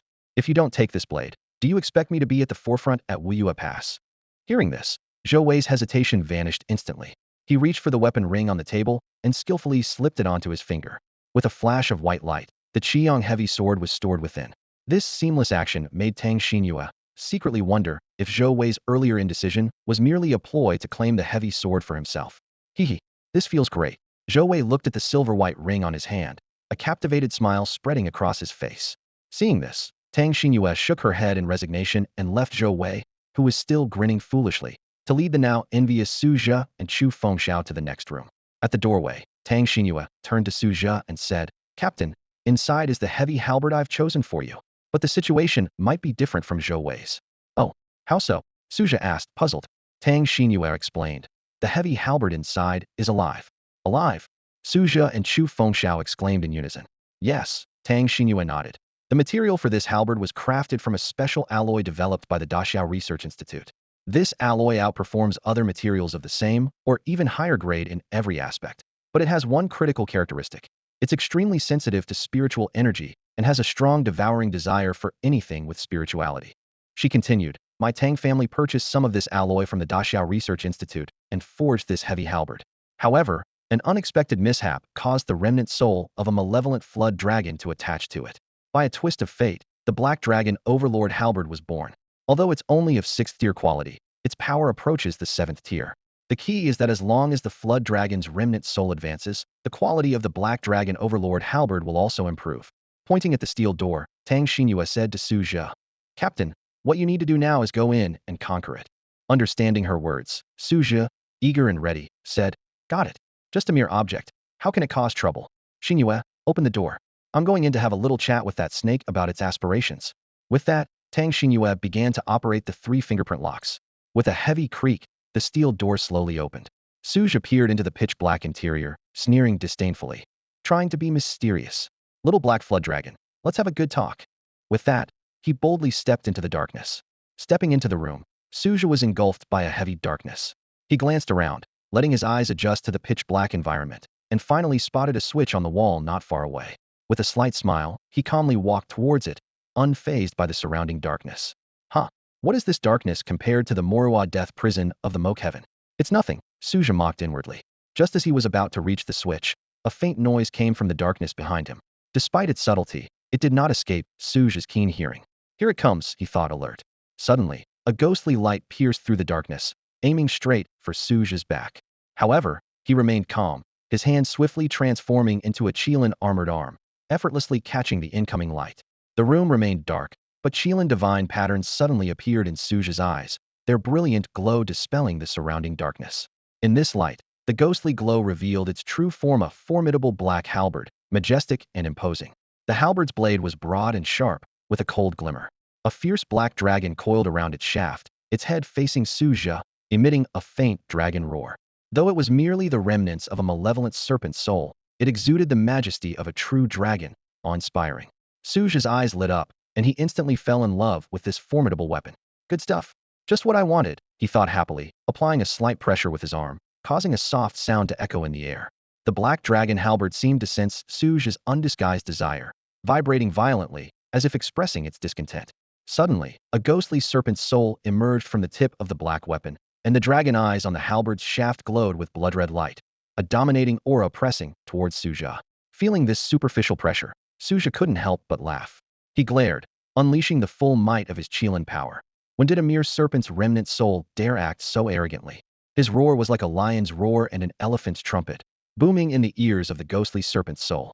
Instantly, the bluffing aura was completely shattered. In the blink of an eye, Su Zhe firmly grasped the black dragon halberd, rendering it immobile. Feeling the excellent grip and intense vibration transmitted from his Qilin armored arm, Su Zhe smiled with satisfaction. He abruptly drove the black dragon halberd into the ground, his tone full of challenge. I see you aspire to soar like the black dragon and possess the dominance to rule the lands. But trapped here, you're nothing more than a useless caged bird with a grand name. Now, I'll give you two choices. Remain here, dreaming of your oceanic conquests in this tiny room, or join me on the battlefield of myriad races across thousands of miles, achieving greatness and becoming a true black dragon spirit. Choose for yourself. I've taken a liking to you, but you're not irreplaceable. You have 10 breaths to decide, or stay here. As soon as he finished speaking, Su Zhe widened his golden beast-like eyes, staring intently at the black halberd embedded in the ground. 10 breaths passed quickly, and seeing no response from the halberd, Su Zhe sighed in feigned disappointment, pretending to turn away. At that moment, the ghostly serpent's soul could no longer maintain its pride as a spiritual weapon, leaping up to block Su Zhe's path. Seeing this, Su Zhe was secretly delighted. Gotcha, treasure. Su Zhe put on a look of impatience and coldly scolded. Get lost. I, Su, don't need any weaklings by my side. His extreme verbal artistry, combined with a bit of playing hard to get, completely manipulated the naive remnant soul of the black dragon. Sure enough, the black dragon's remnant soul got anxious upon hearing this, circling Su Zhe like a devoted follower, desperately pleading to be accepted. Seeing this, Su Zhe felt secretly pleased. Gotcha, didn't I? Outside the room, Chu Fengxiao and Tang Shinua were waiting anxiously at the door. Suddenly, there was a creaking sound, and the heavy steel door slowly opened. Su Zhe walked towards them with a relaxed demeanor, extending his weapon storage ring on his right hand, and casually said, "Piece of cake." Hearing this, Tang Shinua rolled her eyes. Seeing that Su Zhe had also subdued the black dragon overlord halberd, she turned to ask Chu Fengxiao, "You're a swordsman, right? Do you have any specific requirements for your lifebound sword?" Chu Fengxiao scratched his head and replied, "I cultivate the sword heart, unlike those ice-cold folks from Tianshu Mountain, so I don't have any special requirements for my lifebound sword." Tang Shinua thought for a moment and said, "Then we'll just get you a high-quality sword." Chu Fengxiao, feeling a bit embarrassed, took out a broken sword from his back and said, "Miss Tang, could you repair this sword? While I don't have special requirements for a lifebound sword, I still hope to continue using this one." Tang Shinua looked at the ordinary 3-foot broken sword with confusion, saying, "This sword doesn't seem special, just average." Su Zhe interjected to explain, "Ahem, Shinua, see if there's any way to fix it. This sword holds great significance for Old Chu. It developed its own spirit during some fierce battles in the capital, and there's a powerful being dormant within it." Tang Shinua suddenly understood and assured, "I see. No big deal. I remember there's a mystical item here that can repair this broken sword. It's fortunate that it's a sword. If it were another weapon, I wouldn't have a solution. Also, since we're comrades now, you can just call me Shinua like the captain does." Hearing there was a solution for the broken sword, Chu Fengxiao was overjoyed and repeatedly thanked her. "Thank you. Thank you." Shinua. Without delay, Tang Shinua led the two back to fetch Zhou Wei and headed to the innermost room. Upon opening the door, they were greeted by a mountain of densely packed items. Tang Shinua turned to Su Zhe and the others, saying, "Wait here. I'll go find it." The three nodded. Shortly after, Tang Shinua emerged with a stone covered in mysterious spiritual patterns and tossed it to Chu Fengxiao. She explained, "This is the sword fusion inkstone. You can grind the materials for the sword into spiritual powder on it, then place your sword on it to slowly grind it. Judging by the length of your sword, it'll probably take about a month. Later, you can go down and get a spare sword to use in the meantime." This straightforward method of sword repair was a treasure to Chu Fengxiao, who carefully placed the inkstone in his arms. At this moment, Su Zhe spoke up. "Shinua, have we got everything we need? We need to hurry to Wua Pass." Tang Shinua nodded seriously and said, "Almost. Once we grab the remaining items, we'll head out." With that said, the three of them took the elevator down to the first floor of the Wanbao Pavilion. In the lobby, the manager of the Wanbao Pavilion in Jiangjing City, Uncle Zheng, was earnestly advising Tang Shinua. Tang Shinua, feeling overwhelmed, waved her hands repeatedly and said, "I know, Uncle Zheng. Besides, I'm going with my teammates this time, and with the captain looking after us, nothing will happen." Upon hearing this, Uncle Zheng's face turned stern. "Shinua, the battlefield is no child's play. You need to curb your temper when the time comes. Even if something happens, don't drag your teammates down with you." Then he turned to Su Zhe, his smile returning. "Captain Su, my Shinua has been spoiled since she was little. Please take good care of this young girl at the Wua Pass." As he spoke, he took out a spatial ring and attempted to hand it to Su Zhe. Su Zhe quickly waved it off. "I can't accept that. Shinua is our comrade. On the battlefield, we share the same hardships and support each other." Tang Shinua, seeing this, rolled her eyes and quipped, "Uncle Zheng, you're doing it again." With that, she grabbed Su Zhe's arm and headed towards the raptor at the entrance. Once in the car, she waved her hand and said, "You should get some sleep. It's getting late." Then she hit the gas pedal, and the raptor swiftly drove towards the center of Jiangjing City. In the car, Zhou Wei and Chu Fengxiao stared in disbelief at the spatial rings on their fingers, surprised that they were each given one just for picking something up from Uncle Zheng. Chu Fengxiao was secretly pleased. "Wow, it's great to benefit from a wealthy teammate." Zhou Wei was equally delighted. Suddenly, Zhou Wei noticed the antics of two little mountain spirits and frowned. "Little stone, little wood. Don't bully the new friend." The two mountain spirits had been perched on a little golden pig that was squealing nonstop. Hearing Zhou Wei's words, they reluctantly flew away, and the pig quickly jumped onto Zhou Wei's lap, burying its head. Su Zhe laughed at the sight. "Haha, Shinua, you have quite the taste. While most people keep cats or dogs, you have a pig." Tang Shinua, driving, sighed in exasperation. "I didn't want to keep it either, but my dad insisted I take this piggy bank along, saying it would be useful. Don't be fooled by its appearance. I have to feed it a big chunk of gold every day." Ugh. Su Zhe couldn't help but think that the wealthy indeed lived differently, keeping a gold-eating pig. Soon, the raptor stopped at the entrance of the Jiangjing City Martial Arts Bureau. Once out of the car, Tang Shinua gestured for Su Zhe to present the credentials Nightingale had given them earlier. The guard saluted after seeing the credentials and allowed them through, leading the group unhindered to the massive spatial rift. Tang Shinua pointed at the rift and said, "Wua Pass is right on the other side." Before she finished speaking, she had already stepped into the spatial rift. Seeing this, Su Zhe quickly followed. After a long bout of dizziness, Su Zhe opened his eyes to a scene of a blood-red sunset and smoke from beacon fires. This was the Grand Pass of Wua Pass. Tang Shinua approached Su Zhe and pointed to the massive spatial rift behind them. Her eyes sparkled with excitement as she began to explain the origin of this peculiar phenomenon. Actually, the battlefield of 10,000 races and Blue Star are two continents far apart. Tang Shinua's voice was filled with awe. But thousands of years ago, after the human powerhouses like Emperor Luo and Master Fu cleared the aliens from Blue Star, an immortal being deliberately tore open this stable spatial rift for the Daxiao army's use. She continued to explain that each provincial capital has a direct spatial rift to the battlefield of 10,000 races. She pointed to the ground. The one in Jiangjing, the capital of Jiangnan province, leads directly to Wua Pass. Su Zhe suddenly understood, and his gaze fell once more on the intimidating spatial rift. He murmured, "Then the direct passage to Tianmen Pass should be in Longdu, right?" Tang Shinua nodded silently, a mysterious smile playing on her lips. Suddenly, a bout of retching interrupted their conversation. Zhou Wei, regaining his composure, looked up to see Su Zhe and Tang Shinua, standing as usual, and asked in surprise, "Old Su, why are you okay? Don't you feel nauseous?" Su Zhe felt clear-headed, experiencing no discomfort from passing through the rift. He shrugged, indicating he had no idea why. Zhou Wei then glanced at Tang Shinua, who was also unaffected. She covered her mouth with a light laugh and explained, "I've been coming here with my father since I was a child, crossing it dozens of times a year. I'm used to it. She looked at Zhou Wei's pale face and comforted him. Your reaction is normal. When the immortal beings created these rifts, they directly pierced through the chaotic spatial currents, connecting Blue Star and the battlefield of 10,000 races. It's bound to be a bit turbulent. Tang Xinyue's expression turned serious. As for why they did it this way, you can probably guess. The older generation fought hard on Blue Star and deeply understand that time is life. So they risked crossing the chaotic currents rather than taking a longer route to avoid delaying military opportunities. At this point, Tang Xinyu seemed to recall her own embarrassing first crossing of the rift and shivered involuntarily. Seeing this, Su Zhe quickly redirected the conversation back on track. Ahem, let's go hand in our mission, he said, reaching out to pull up Chu Fengxiao, who was still collapsed on the ground. Chu Fengxiao slowly got to his feet. As a high-attack, low-defense swordsman, he clearly struggled with the turbulence of the spatial currents. The three of them then picked up the still dizzy Shan Ling and Xiao Zhu and walked away from the rift area. About half an hour later, under Tang Xinyue's guidance, the group arrived at the base of the Wua Pass city wall. Seeing the imposing and towering wall, the three newcomers, Su Zhe included, couldn't help but express their amazement. Tang Xinyue smiled and explained, despite how grand these walls look, they were actually built in just 1 day and 1 night. 1 day and 1 night. The three were shocked, incredulously touching the simple stone bricks on the wall. That's right. Tang Xinyue nodded.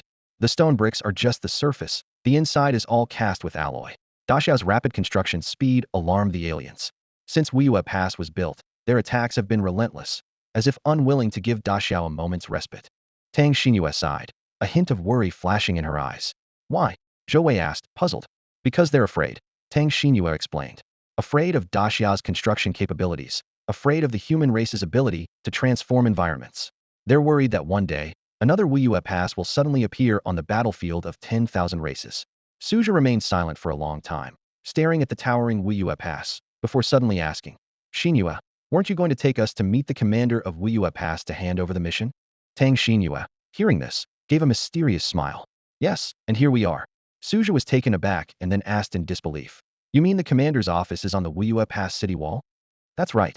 Tang Xinyue confirmed, her eyes shining with pride. But isn't this the front line? What if something goes wrong? Su Zhe's voice was filled with shock. Upon hearing this, Tang Xinyue sighed deeply, her gaze becoming profound. She slowly recounted the tradition of Wua Pass. When Wua Pass was first established, the myriad races gathered with unprecedented ferocity, determined to wipe this fortress off the map. At that time, the morale of the Great Xia army was low. In this critical moment, the 5 commanding generals did something astonishing. They moved their offices to the city wall and challenged the myriad races. If you want to flatten Wua Pass, you'll have to step over our corpses first. Tang Xinyue's voice trembled slightly as she continued. In the end, Great Xia emerged victorious. Wua Pass became like a nail, firmly lodged in the weak point of the myriad races, diverting at least 40% of the firepower away from Tianmen Pass. However, the victory came at a great cost. All 5 generals perished in battle, their bodies never recovered. After hearing this, Su Zhe and his 2 companions looked solemnly at the city wall before them, a deep sense of respect welling up within them. Moments later, the group, accompanied by the small mountain spirit, ascended the steps to the wall. At the central position, they saw a large complex of buildings. Tang Xinyue pointed there and said loudly, "That's the place." Without hesitation, Su Zhe led the group forward quickly. However, as they reached the entrance, they were stopped by the guards on duty. This is a military zone of Wua Pass. Unauthorized personnel are prohibited from entering, the guard shouted sternly. Upon hearing this, Su Zhe immediately retrieved his identification from his pocket and handed it to the guard. I am the head of the Great Xia Special Unit handling the mission related to the spirit of Tianzi. This is my ID, and we need to meet with the commander to submit the mission results. The guard took the ID, carefully compared the photo, and used a scanner to thoroughly check Su Zhe. Zhou Wei and the others underwent the same procedure. Finally, the guard returned the ID with respect and saluted them. Apologies. We must be stringent during these special times, the guard explained, then called over another guard. A Guang, escort these comrades to the commander's office and ensure they arrive personally. Yes, the guard named a Guang responded, nodding to Su Zhe and the others before leading the way. They proceeded without hindrance and soon arrived at a modest office door. A Guang pointed to the room, saying, "This is the commander's office. Marshal Guan Yu is on duty today. You may go in directly." With that, he turned and left decisively. The 4 exchanged glances for a moment, and Su Zhe took a deep breath, summoning the courage to knock on the door. "Come in," a strong voice called out. Su Zhe pushed the door open, revealing a simply arranged room. A man with slightly graying temples but still handsome features sat behind a desk, wearing a gentle smile on his face. Su Zhe stepped forward. Su Zhe stood proudly in front of Marshal Guan Yu, straightening his back as he introduced himself. Yes, my name is Su Zhe. Behind me are my teammates, Zhou Wei, Chu Fengxiao, and Tang Xinhua. The success of this mission relied on our mutual trust and cooperation. Hearing this, Marshal Guan Yu raised an eyebrow slightly. He thought to himself that, as far as he knew, Tang Xinhua joined Su Zhe's team only after obtaining the spirit of Tianzidu and did not contribute significantly to this mission. However, he didn't mention it, instead giving Su Zhe a meaningful glance with a slight smile. Not taking all the credit. That's good, he praised inwardly. Ha ha, excellent. Marshal Guan Yu laughed heartily. This success is also thanks to the cooperation and help of your teammates. You are all exceptional talents that appear once in a century or even a millennium in Daxia. Especially you, young Su. That battle was brilliantly fought, giving those outsiders a good lesson. He patted Su Zhe on the shoulder. You can just call me Marshal Guan Yu. In response to the marshal's praise, Su Zhe humbly lowered his head and softly replied, just lucky. Ha!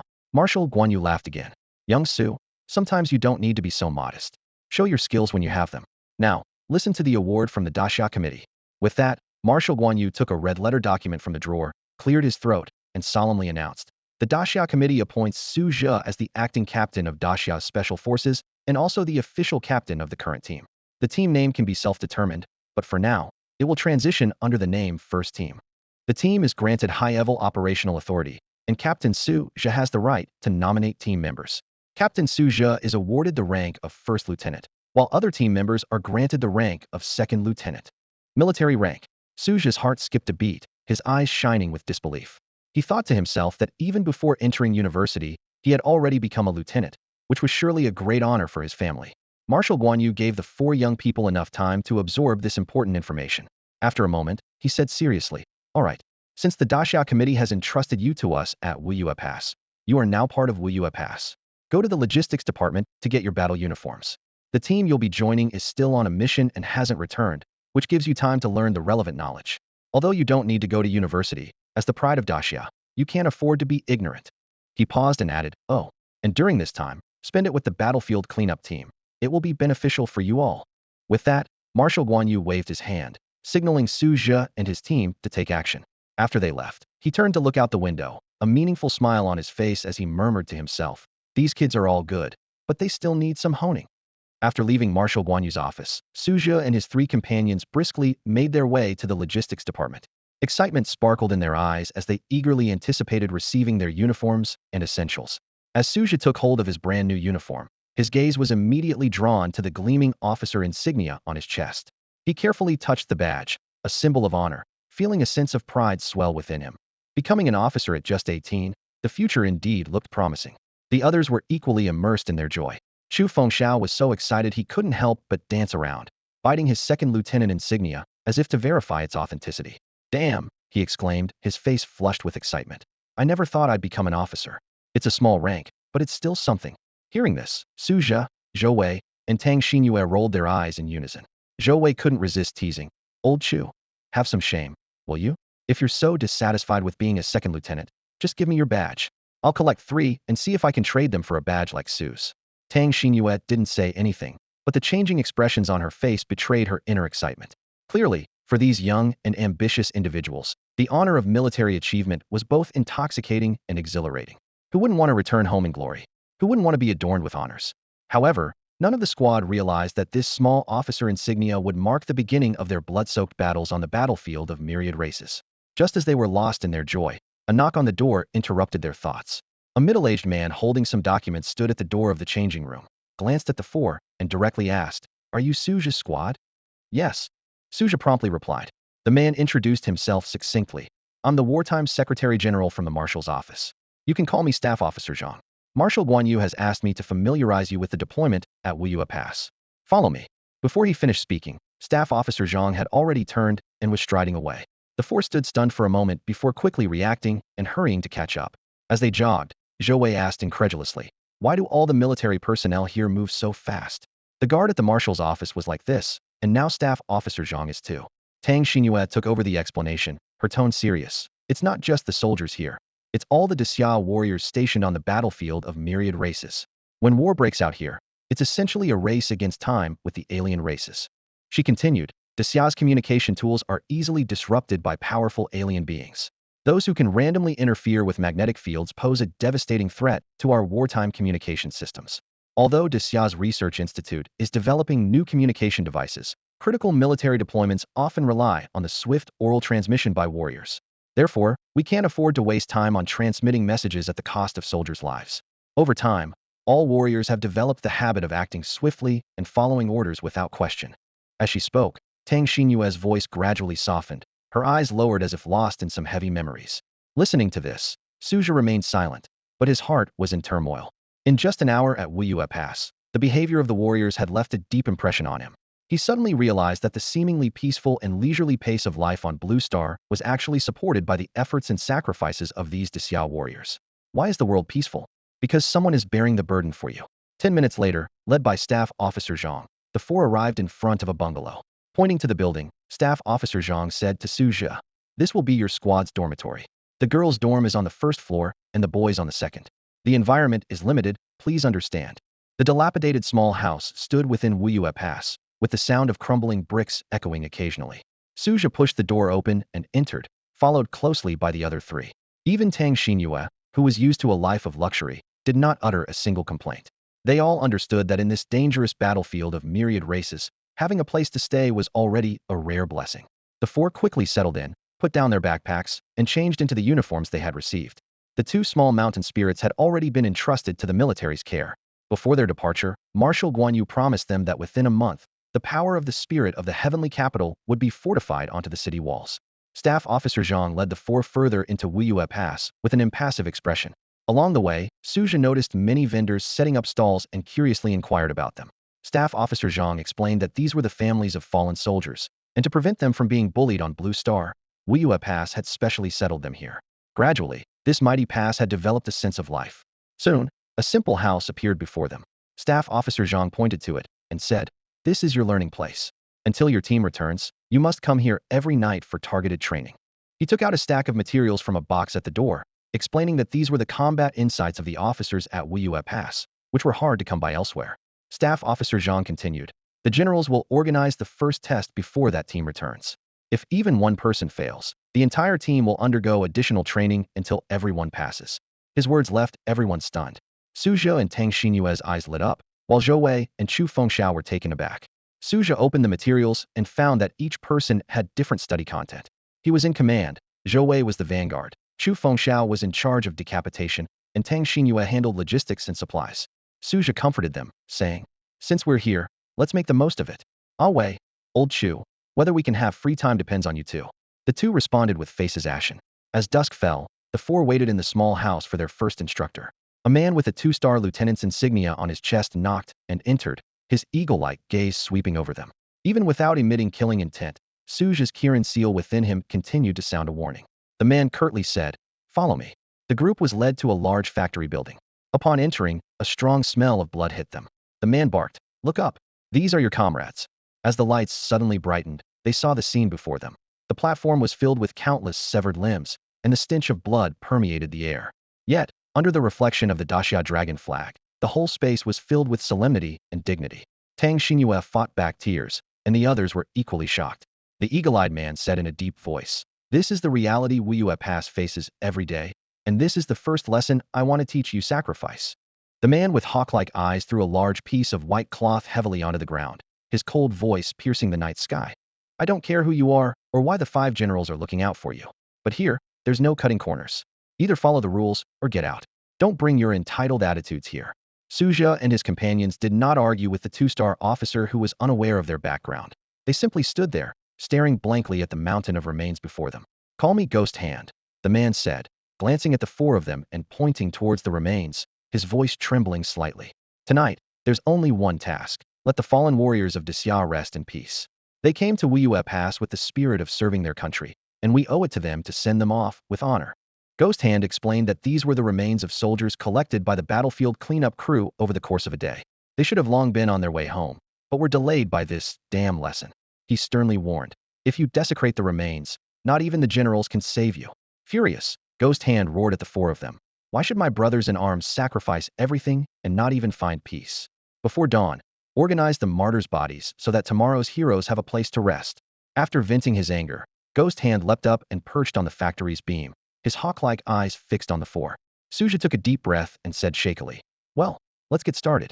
He stepped forward, lifting a severed arm, carefully sensing the energy fluctuations to locate the remaining remains.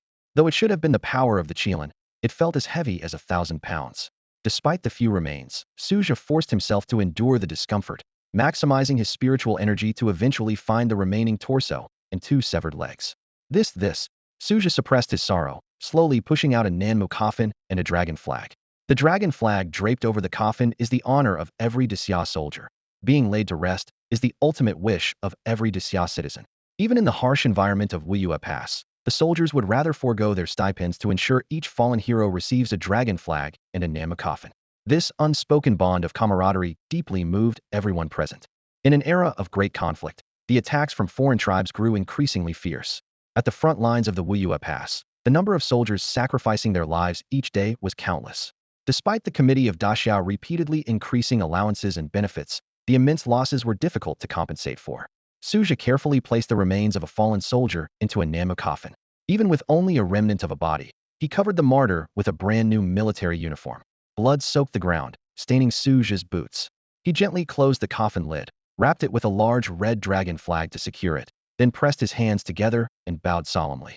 With each step, Su Zhe left a bloody footprint, bowing reverently with every move. The other members of the team, seeing this, were moved to tears and followed his example, carefully gathering the remains of the fallen. Even Chu Fengxiao, normally the most lively among them, pursed his lips and conducted the solemn ritual with great seriousness. From the beam above, the lurking ghost hand observed the scene, his eagle eyes narrowing before he exhaled a relieved breath. He had feared that the bodies of his comrades might be dishonored, but seeing the reverence in the eyes of Su Zhe and the others, his heart was finally at ease. He knew well that actions could be feigned, but genuine emotion in one's eyes was hard to fake. 3 hours later, Su Zhe and his team had properly placed the remains of most of the martyrs. Just as 3 men were pushing out a new batch of coffins, Zhou Wei noticed Tang Shinua, standing still, holding a severed arm in her hands. "Shinua, what's wrong? Let the martyr rest in the coffin," Zhou Wei asked, puzzled. Tang Shinua's hands trembled violently, tears welling in her eyes. Her voice choked with emotion. This severed arm, has no spiritual power fluctuations."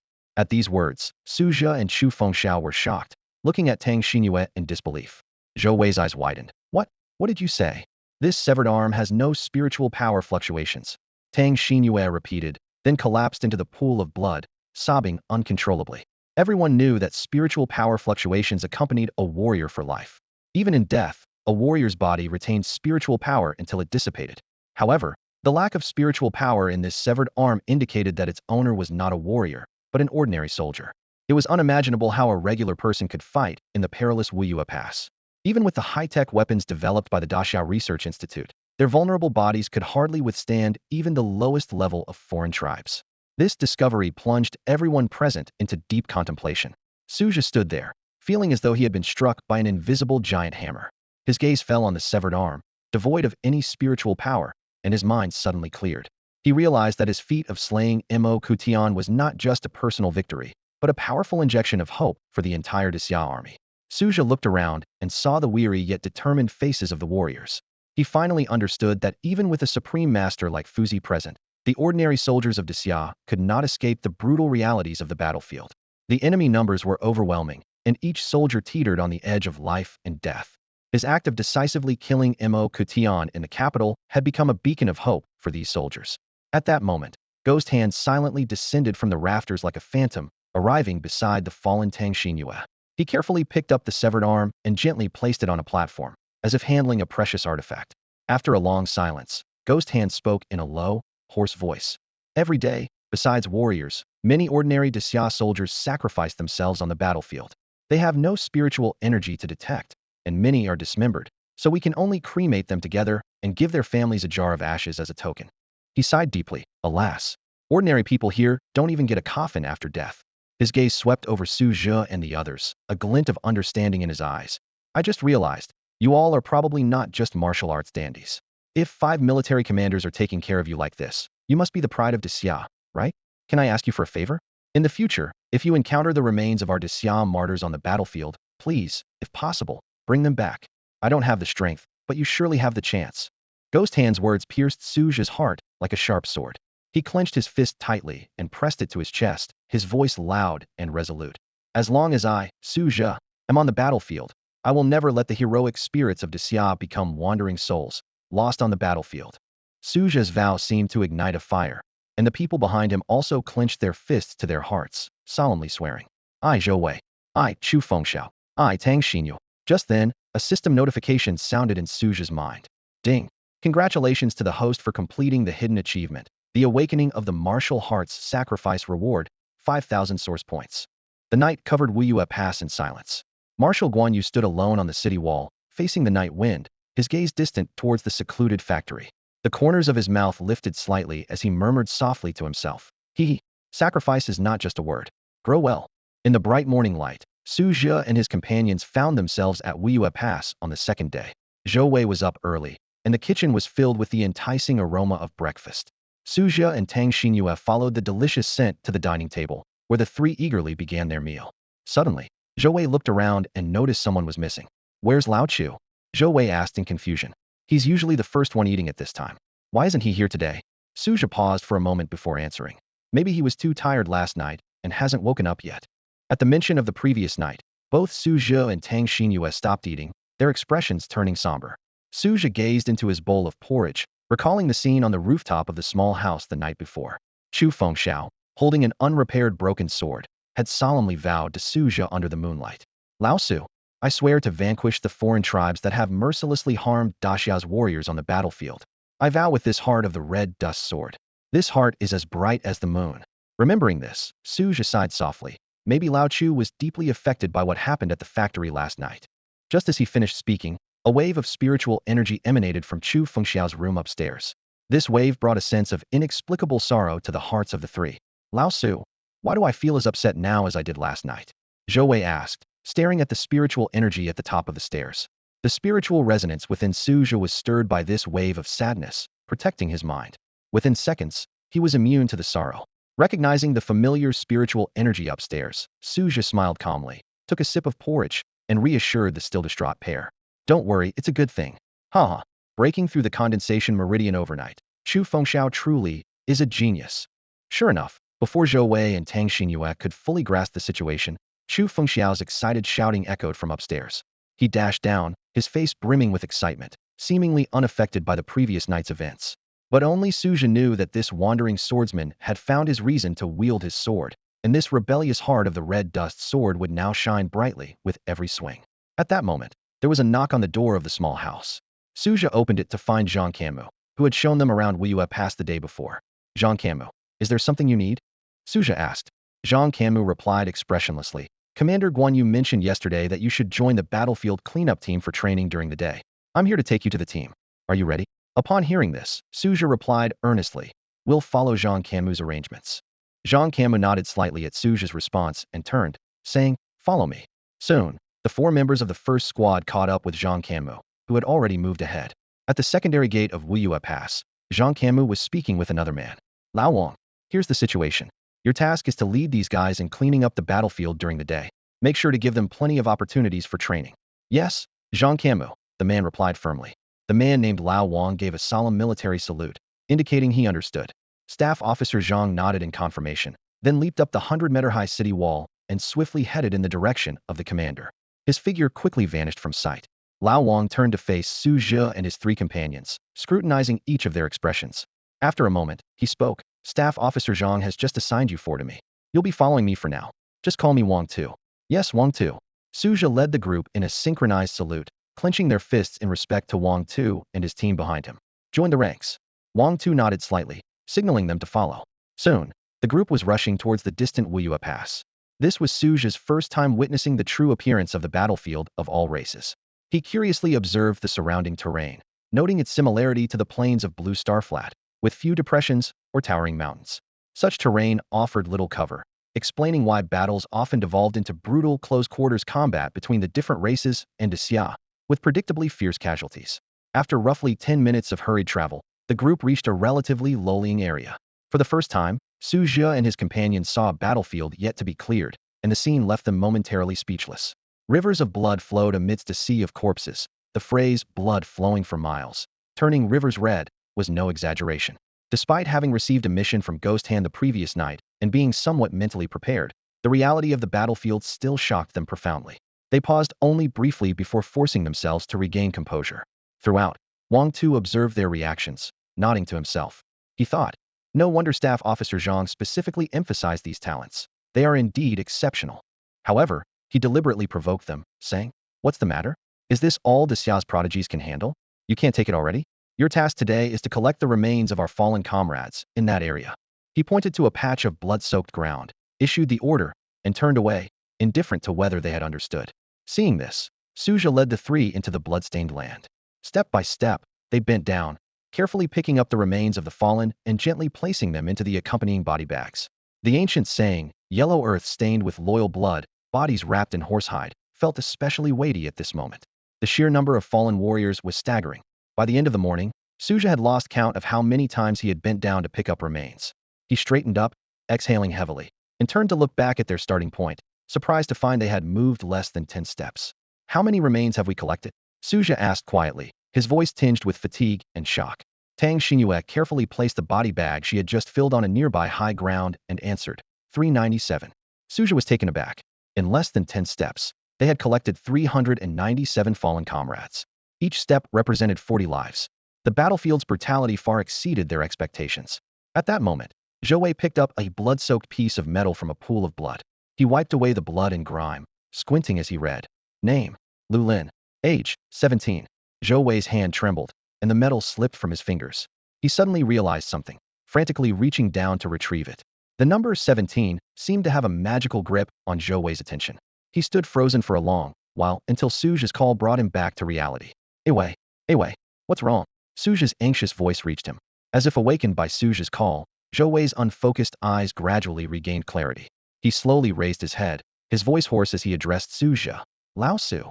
This young martyr, only 17 years old, was brutally dismembered by foreign invaders before even reaching adulthood. Zhou Wei's voice shifted from a low murmur to an enraged shout, finally erupting into a heart-wrenching scream. Ever since arriving at Wua Pass, Zhou Wei's mental state had been in decline.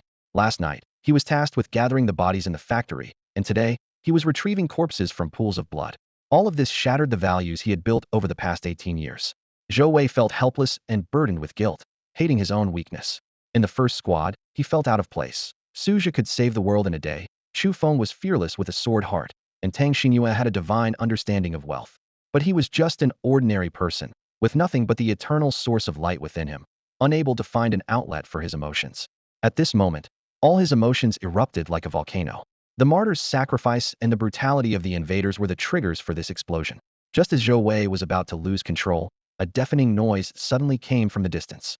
A small squad of invaders, riding bizarre mounts, charged towards their position. Although they were just a small group wandering the battlefield, they posed a lethal threat to the battlefield cleanup team, which was not part of the main Xia forces. Su Zhe quickly scanned the area and spotted at least a dozen ordinary soldiers with no cultivation, making the situation extremely dire. The invaders were grotesque, sparse hair, protruding philtrums, deep-set eyes, and waxy pale faces. Their mounts were equally repulsive and nauseating. Not good. Alarm bells rang in Su Zhe's mind. However, Zhou Wei, consumed by rage, had already lost all sense of caution. He summoned his red sun and charged towards the enemy like an arrow released from a bowstring.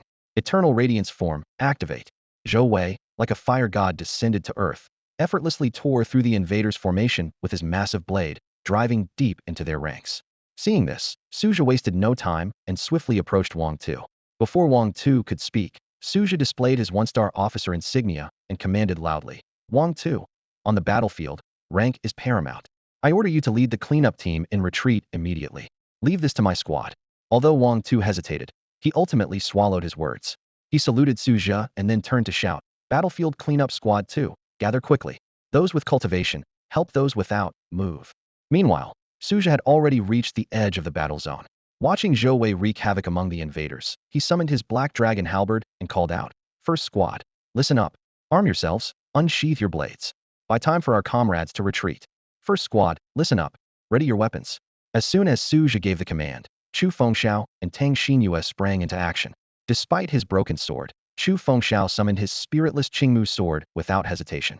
The intent of the red dust sword swirled around him, and the blade remained incredibly sharp. Tang Shinua flicked her wrist, and a string of glowing purple coins appeared before her. Her hands quickly formed seals, her bright eyes fixed on the approaching enemy squad. The three of them, weapons in hand, charged towards the enemy like arrows released from a bow. Su Zhe quickly assessed the battlefield and made a decision. Old Shu, go assist away. I'll take down their leader. Shinua, hold our rear and secure our retreat. Got it, they responded in unison. The trio, like fierce dragons crossing a river, followed the path opened by Zhou Wei and pierced deep into the enemy formation. Su Zhe felt a surge of confidence. For against 400, we've got the upper hand. With a sweep of his black dragon halberd, Su Zhe easily cut down the advancing foes. His sharp gaze soon locked onto the totem flag fluttering at the back of the enemy ranks. Huh, found you. Channeling his inner energy, the black dragon halberd burst into brilliant white light. Su Zhe's muscles tensed, like a drawn bowstring, and he hurled his weapon towards the flag. Break through the army, he roared. Boom. The halberd carved a terrifying path through the air with a deafening explosion. This lethal move demonstrated a military technique that conventional martial arts couldn't match. With its powerful armor-piercing effect, the black dragon halberd carved a bloody path through the encircling enemies. Su Zhe shouted again, his blood boiling, as golden light enveloped his arms, accompanied by the roar of a Qilin, armored arms. The fearsome armor spikes became merciless reapers on the chaotic battlefield, claiming the lives of any who survived the initial assault.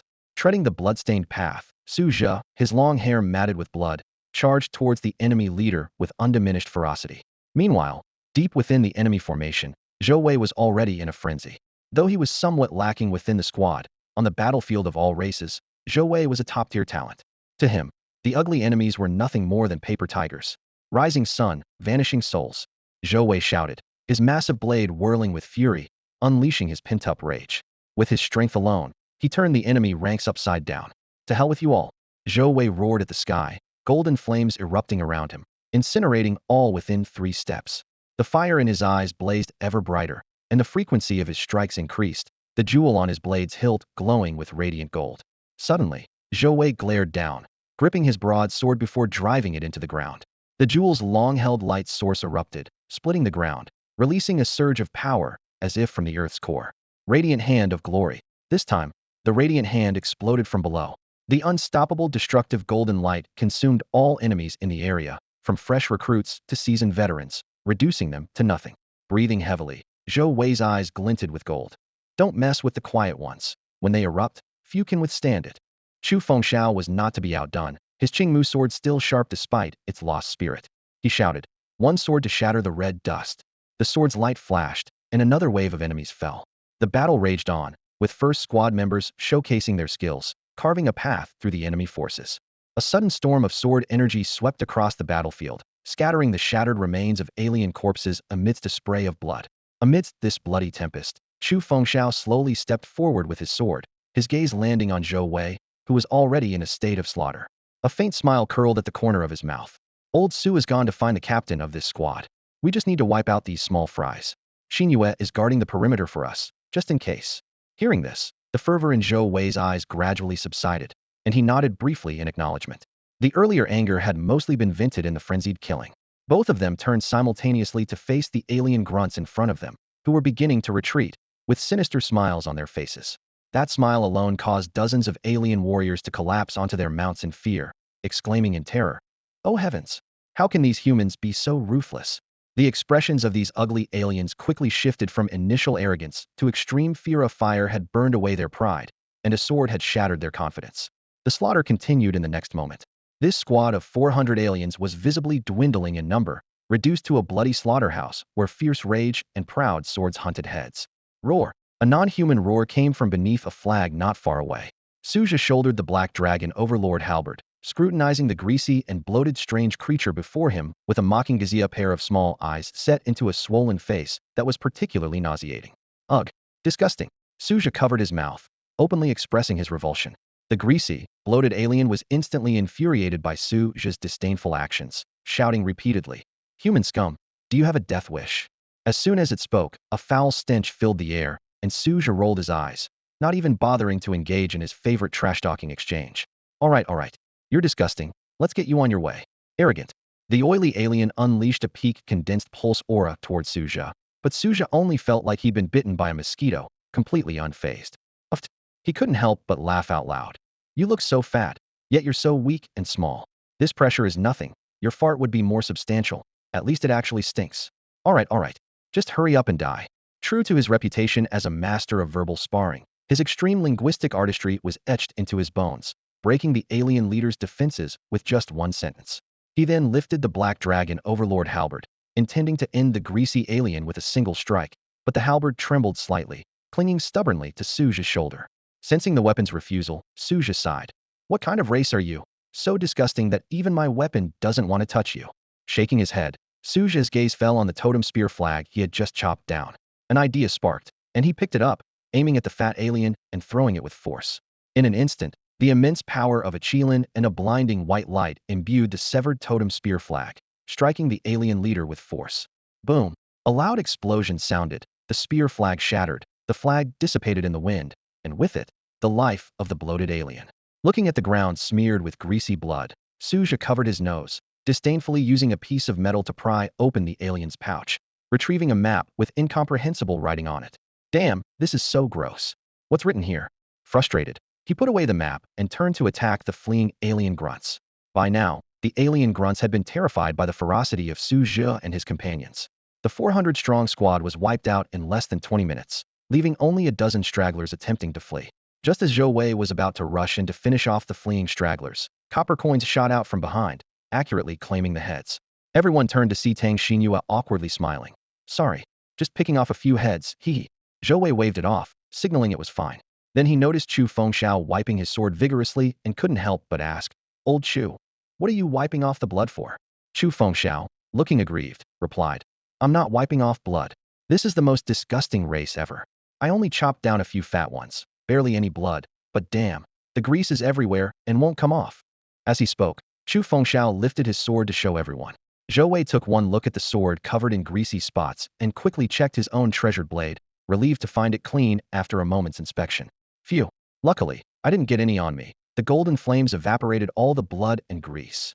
Tang Shinua, standing nearby, then spoke up. This horribly ugly and disgusting race is the Ri-Gui clan. They've been active on the Wua Pass battlefield for years. Despite their lack of strength, they are opportunistic and sycophantic, cozying up to many major clans and constantly harming our Daxiao warriors. You could say those clans want the whole blue star, but this disgusting race is just plain psychopathic. It was clear Tang Shinua had done her homework. Seeing the others' confusion, she took the initiative to explain. The Ri-Gui clan, huh? Truly disgusting. Chu Fengxiao continued to wipe his sword, cursing as he did. At this point, Su Zhe remembered the map he had seized and handed it to Tang Shinua. Shinua, I got this map from the alien captain. Can you make sense of it? Tang Shinua took the map, pulling a circular drone from her spatial ring. The drone scanned the map and projected a virtual 3D image from the interface below. I bought this with a hefty sum, Daxiao's black technology. It can record and analyze battlefield situations in real time. Looking at the map's layout, she continued. This seems to indicate a Ri-Gui clan camp. As for the writing, it means this. Tang Shinua tapped in the air, and translated text was projected next to the virtual map. On the battlefield, many corpses, go find them. And then, Tang Shinua read aloud, her teeth gritting as she spat out the last word, fertilizer. Upon hearing this, the air pressure around the fort dropped rapidly. Su Zhe's eyes filled with rage as he gritted his teeth. These beasts, how dare they? Then, bowing his head to calm himself, he spoke coldly. Shinua, does it say how many are in their camp? What's the highest cultivation level? Tang Shinua thought for a moment. Given the camp's size, it can't exceed 2,000 people, and according to previous intelligence from our predecessors, a Ri-Gui clan camp of this scale shouldn't have anyone beyond the peak of the spirit transformation stage. Hearing this, a chillingly sinister smile spread across Su Zhe's face. Peak spirit transformation? Perfect. Then, addressing the first squad, he spoke solemnly. Everyone, I want to cause some major trouble. The consequences could be severe, and this mission is definitely dangerous. If you disagree, I'll go alone. If you don't agree, I'll go by myself. As soon as Su Zhe finished speaking, the three of them turned their eyes to him, filled with shock. Old Su frowned deeply and asked in a serious tone, Are you sure? Chu Fengxiao paused from polishing his sword, stood up, and looked at Su Zhe solemnly. Su Zhe nodded firmly, then turned to gaze at the lowlying land not far away that had yet to be cleared. His voice was icy. I'm sure.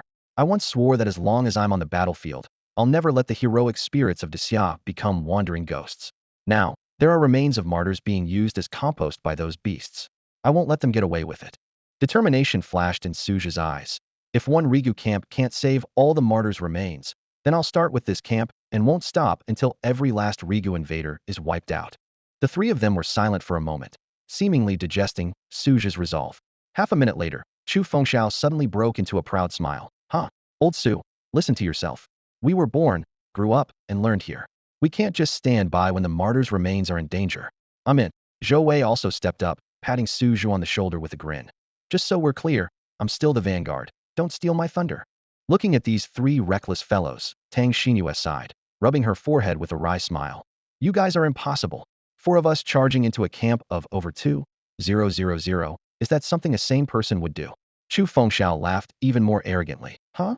We dared to take on opponents at the peak of the condensation stage when we were just in the gathering stage. What's a mere camp of 2,000? Tang Shinua pretended not to hear Chu Fengxiao's boasting, put away her drone, and turned to Su Zhe. Captain, it's nearly 100 miles to that Riga camp. Just on foot, it'll be slow. Su Zhe looked at Tang Shinua with hopeful eyes, so bright, she couldn't keep hers open. With a sigh, Tang Shinua waved her hand. All right. Stop looking at me like that. I'm going crazy. She then summoned a golden pig, tossing it a gold brick.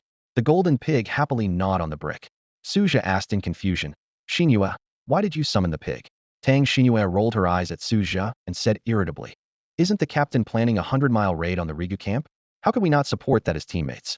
Here, this is how we'll get there quickly. She pointed to the pig happily munching on gold. Hearing this, Zhou Wei squatted down and scratched the pig's belly. The golden pig rolled over comfortably, letting out a few contented snorts. Looking at the seemingly harmless golden pig, the three skeptically glanced at Tang Shinua, clearly meaning, are you kidding us? Tang Shinua stopped teasing them, gently stroking the pig's back, and said softly, Piggy, we need you to carry us for a bit, okay? The golden pig seemed to understand, swallowing the last bit of gold and nodding. Suddenly, a golden magic circle appeared under its hooves. The pig stood within, snorting as the light from the circle grew brighter, and it began to grow until it could carry all four of them. Stunned by the sight of the giant golden pig, Su Zhe stammered. Shinua, was that gold you fed the pig made of feed? Su Zhe stammered as he explained. It's real gold, okay? It's just that this is Piggy's ability financial conversion. The more money you feed it, the more it can help in critical situations. I only found out by reading the instructions my dad gave me. No sooner had he finished speaking than he pulled out a small drone from his backpack and began to clumsily fiddle with it. Seeing this, Tang Shinua frowned and asked, what are you doing now? Su Zhe looked bewildered, and Tang Shinua explained with exasperation. Of course, it's to leave a message for the reinforcements from Xia, so they know what happened. Seriously, Captain, can't you guys be more mindful? Hearing Tang Shinua's complaint, Su Zhe, Zhou Wei, and Chu Fengxiao immediately fell silent. Chu Fengxiao, trying to appear nonchalant, looked up at the sky, whistling and chuckling. We're all rough around the edges, not too concerned with such things. Su Zhe awkwardly agreed, attempting to brush it off.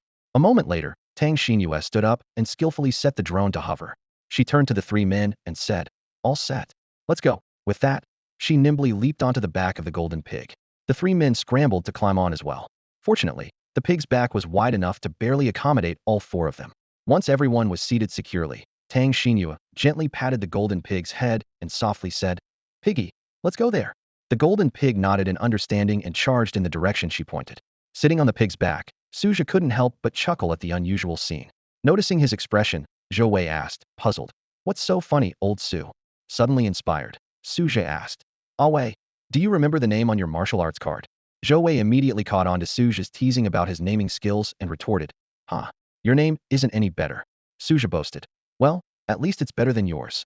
Wild-born knight. Ha ha. With that, he couldn't hold back any longer and collapsed on the pig's back, laughing heartily.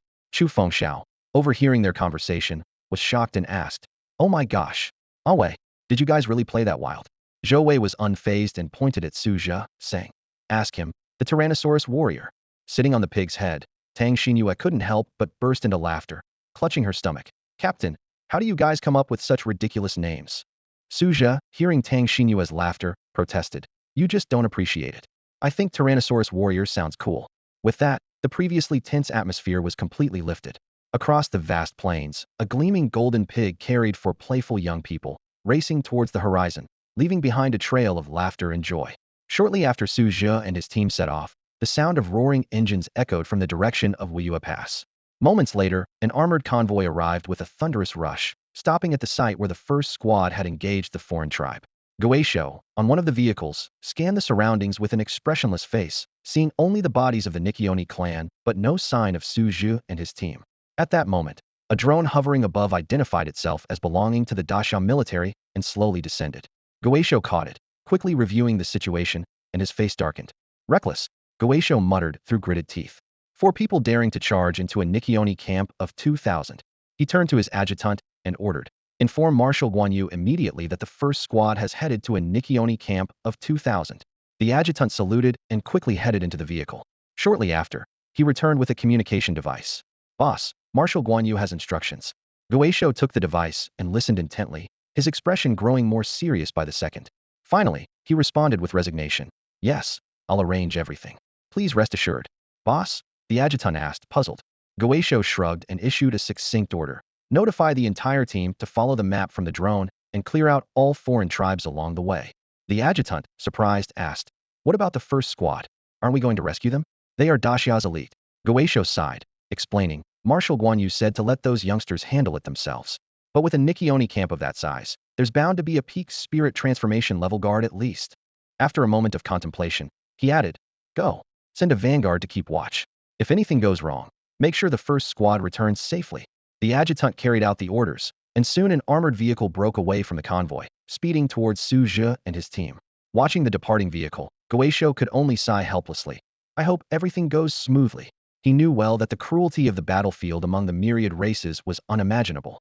For Su Zhe's team of 4 to pierce through a Nikioni camp, the odds were overwhelmingly against them.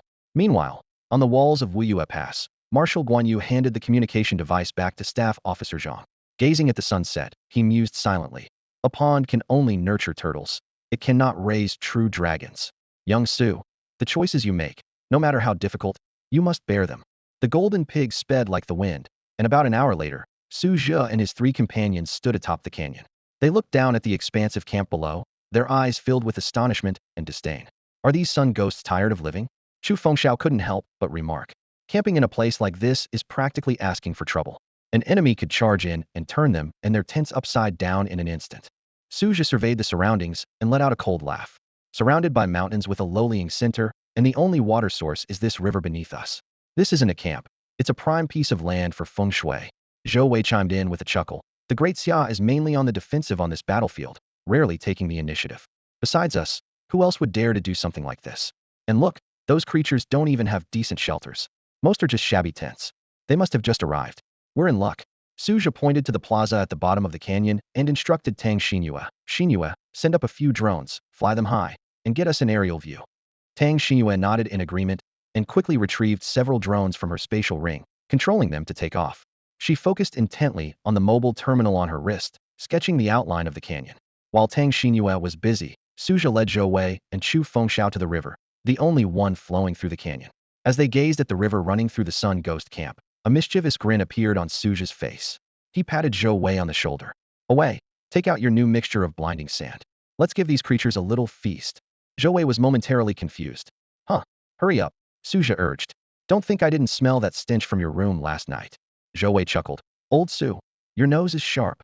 With that, he pulled out various bottles and jars from his spatial ring. "This is Dungstone powder. This is forbidden magic goldstone powder." Chu Fengxiao watched from the side, and soon, the 3 men were crouching by the river, pouring mysterious substances into the water one bottle after another. 10 minutes later, Tang Shinua finished drawing the aerial view of the camp. She turned around to find no one beside her and asked in confusion, "Huh? Where did everyone go?" Following the traces, she arrived at the riverbank and saw the 3 men laughing somewhat maniacally. She was speechless. As she approached to see what was going on, an indescribable stench hit her nose. She wrinkled her delicate nose and asked, "Captain, what are you guys doing?" "Hey, Shinua, is the aerial view ready?" Su Zhe asked, his nose stuffed with a wad of white cloth. "It's ready," Tang Shinua replied. "Captain, what are you pouring into the river?" Chu Fengxiao looked up and explained, "Huh? We were just passing the time and thought we'd give those creatures below a little extra on their menu." Tang Shinua picked up an empty bottle from the ground, curiously asking, "What was in this bottle? The smell is so strange." Zhou Wei opened another bottle and said without turning around, "Dungstone powder." Tang Shinua was about to take a closer sniff when she heard Zhou Wei's answer. She immediately dropped the bottle and, with a dark expression, shouted at the 3, "Why are you pouring this stuff into the river? The sun ghosts would eat real dung, let alone Dungstone powder. This won't have any effect." Hearing this, the 3 men widened their eyes in shock. "What? They'd eat real dung?" Chu Fengxiao stared regretfully at the empty bottle on the ground, repeatedly lamenting, Damn it. They got away with it. His voice was filled with disappointment and unwillingness. Seeing the shocked expressions of the three, Tang Shinua sighed softly and took a jar from her spatial ring, handing it to Su Zhe. These are top-grade laxatives from the Wanbao Pavilion, she explained. This whole jar could even take down someone at the Yinhai stage. It's more than enough. Su Zhe took the jar, frowning slightly as he asked in confusion, Shinua, why do you carry laxatives with you? It's normal for a Wei to have his little quirks, but you, as a girl, why are you playing with laxatives? Watching Su Zhe hand the jar to the eager Chu Fengxiao while still chattering away, Tang Shinua rolled her eyes and tossed the mobile terminal to Su Zhe, exasperated. Why so many questions? I was at the Wanbao Pavilion in Jianjing City getting something, and saw these in the miscellaneous section, so I bought a few jars. Now they're coming in handy. This is the aerial view of the camp I just sketched. See how we can get in. Su Zhe opened the mobile terminal and carefully examined the camp's layout. After thinking for a moment, he smiled. Get in? Why do we have to fight our way in? Huh. Tang Shinua was momentarily puzzled. At this moment, Zhou Wei and Chu Fengxiao, having finished pouring the laxatives, came over to Su Zhe. Looking at the virtual map in Su Zhe's hand, they were both bewildered. Zhou Wei asked in confusion, Old Su? If we're not attacking this camp, why are we here? Su Zhe pointed to the large tent in the center and said with determination, Of course we won't attack Hedon. For against 2,000? Are you out of your mind? That's the largest tent with the totem flag, where the leaders of the Rigizu must be. I plan to sneak over and take them out. He turned to Zhou Wei, continuing to assign tasks. Away, go set their granary on fire. In this day and age, they still have a wooden granary? Light it up and burn something else while you're at it. Remember, make a commotion. Then, Su Zhe looked at Chu Fengxiao with a serious expression. Old Chu, your task is the toughest. You need to use absolute strength to kill the reacting aliens, setting an example. We can't let those small fry regroup and form a circle around us, or it'll be hard to escape. Finally, he said to Tang Shinua, Shinua, just stick with Wei. We'll do this a few times, and as long as we wipe out the mid to high levels, the rest are nothing to worry about. Su Zhe's eyes shone with confidence. But don't be afraid. Even if we get surrounded, I'm absolutely confident I can lead you all out. So, any objections? As soon as he finished speaking, the atmosphere in the team became tense yet exhilarating, with everyone making final preparations for the imminent action. Su Zhe glanced around at his team of three, each one showing a mix of tension and determination. The four of them were about to assault an alien camp with 2,000 occupants, a task far beyond the realm of boldness from skill. Zhou Wei took a deep breath, his face flushed as he shouted to Su Zhe, No objections, Old Su. We'll do it your way. Su Zhe nodded, his gaze sweeping over each person. All right, get ready. XINU. How long until the laxative takes effect? Half an hour. Tang Shinua quickly replied. Su Zhe checked the time on his terminal and said slowly, It's about 40 minutes until nightfall. We'll move as soon as it gets dark. Yes, the three replied in unison, a hint of anticipation mingling with the tense atmosphere. As night fell silently, the canyon was shrouded in deathly silence. Su Zhe led the team of four, crouching low as they climbed over the fence, finding the entrance unguarded. A slight smile curved his lips. Looks like the laxative worked. It's a dirty trick, but very effective. As they stepped into the camp, a nauseating stench hit them. All four instinctively covered their noses, trying hard to suppress the urge to retch. Zhou Wei frowned and whispered, Damn it, Old Su. With this stench, can we even set a fire? I'm afraid we might blow ourselves up. A determined look flashed in Su Zhe's eyes. Burn it. We have the right timing, geography, and people on our side. Don't waste it, hurry up. He urged Zhou Wei. As soon as you light the fire, I'll go in and confront the alien leader. Remember, the fire needs to be fierce. Zhou Wei nodded firmly and stealthily headed toward the granary with Tang Shinua. Watching them disappear into the darkness, Su Zhe turned to Chu Fengxiao and whispered, Old Chu, it's going to be a tough night. Make sure to swiftly deal with any aliens that react. Got it, Old Su. Don't worry. Chu Fengxiao's eyes gleamed with battle spirit. Meanwhile, on a mountain peak above the canyon, a team in camouflage quietly observed the alien camp below. They watched the first team's every move without saying a word. Suddenly, a voice with a hint of surprise broke the silence. Captain, these kids have some ideas, huh? The brawny man leading the group chuckled. Heh, having ideas isn't enough. It still comes down to real strength. He turned to someone behind him and instructed, Hammer, keep an eye on the surroundings. If anything goes wrong, we'll pull these kids out. Got it, Captain, understood. Hammer replied forcefully. Inside the camp, clouds obscured the moonlight, and dark currents swirled in the shadows, danger lurking everywhere. Su Zhe and his team's operation was about to unfold, setting the stage for a thrilling battle. A sudden threat emerged. Su Zhe focused intently, his gaze sharp as he stared at the distant granary. About 10 minutes later, wisps of black smoke began to rise from the granary, resembling a giant black serpent slowly extending its tongue. In an instant, the entire camp was like a startled beast, restless and uneasy. The granary's on fire. A sharp cry pierced the silent night sky, like a thunderclap exploding within the camp. At that moment, a system panel suddenly appeared, issuing a new task. Ding. Environmental changes detected. System task issued. Retrieve the relics of the Great Xia martyrs. Destroy the Ri Gui clan's camp. Rewards. 1. Fragment of the Five Saints Tower Song 1. 2. Source point rewards based on achievements. Su Zhe frowned slightly, weighing the situation in his mind. Destroy the entire camp? This was somewhat different from his original plan, but not a big deal. As long as the operation went smoothly, it would only take a little more time. While contemplating, a group of short-statured Ri Gui clan patrol soldiers hurried towards the granary, carrying a few water buckets and makeshift firefighting tools. Chu Fengxiao, seeing this, sneered disdainfully. Why do I feel like this Ri Gui clan is still stuck thousands of years ago, with no technological advancement at all? All their talent points are in taste. The fire raged more fiercely, not only consuming the granary, but also spreading like a hungry beast to the surrounding areas.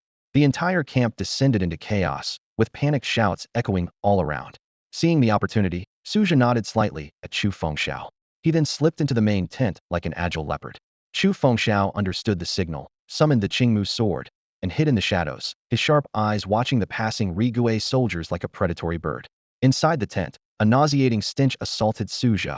He fought back the discomfort, locking his gaze on the corpulent, intoxicated foreign leader slumped in the main seat. The leader seemed to sense the commotion outside and kicked over the table and chairs in front of him, cursing, "What's all the noise? Do you want to die?" As the camp leader staggered towards the tent entrance, he bent down to pick up a spear from the ground.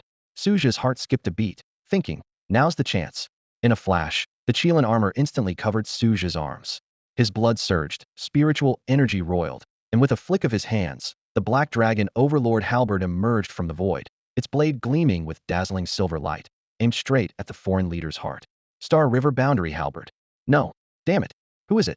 A flash of fear crossed the leader's face, but as a peak spirit transformation realm warrior, he reacted swiftly.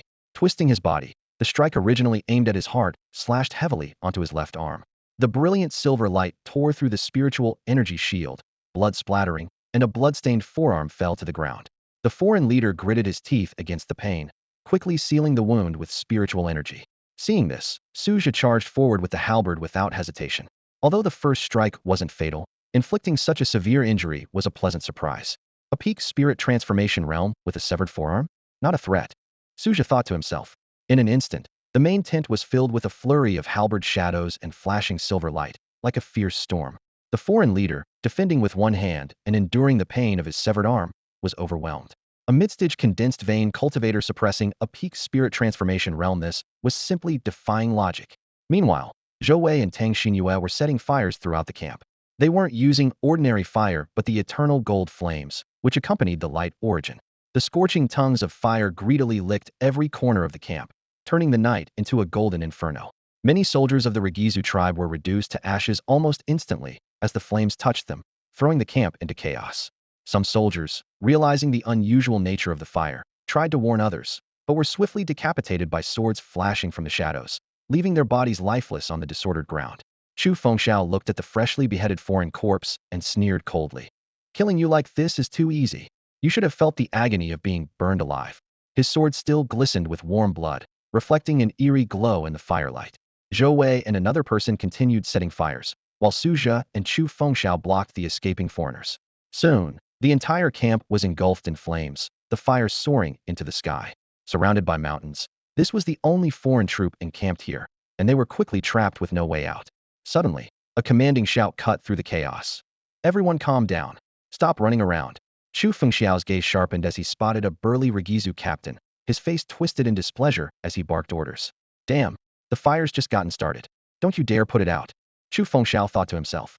He quickly attacked, sending a wave of sword energy at the captain, then followed with several strikes, beheading the soldiers drawn to the commotion. Ensuring no one was watching, he carried his Qingmu sword and entered the captain's tent. Who are you? The Rigizu captain roared, a grotesque scar across his chest. Seeing a human wielding a sword, he sneered. What's this? A few human pests causing trouble. He seemed to gather his strength, revealing his peak condensed vein cultivation. Chu Fengxiao raised an eyebrow and mocked. Stop pretending. Your legs are shaking. What? Didn't scare you to death? The captain's expression changed drastically, and he shouted.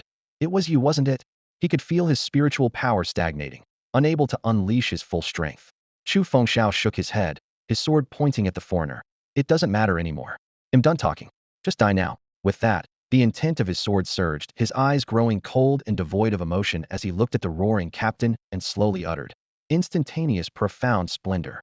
A subtle, unassuming beam of light shot from the Qingmu's sword, silently claiming the captain's life in the dark tent. Chu Fengxiao flicked his blade, sending droplets of blood cascading like raindrops. He cast a cold glance at the headless body, then turned to head toward another gathering point. The silent sword strikes acted like fuel, intensifying the blaze. By the time Chu Fengxiao had killed the third Regizu captain, the camp was in ruins. The ground was littered with charred bodies, many headless. The once rotten stench had intensified under the searing heat, as if the fire had cooked everything to its core.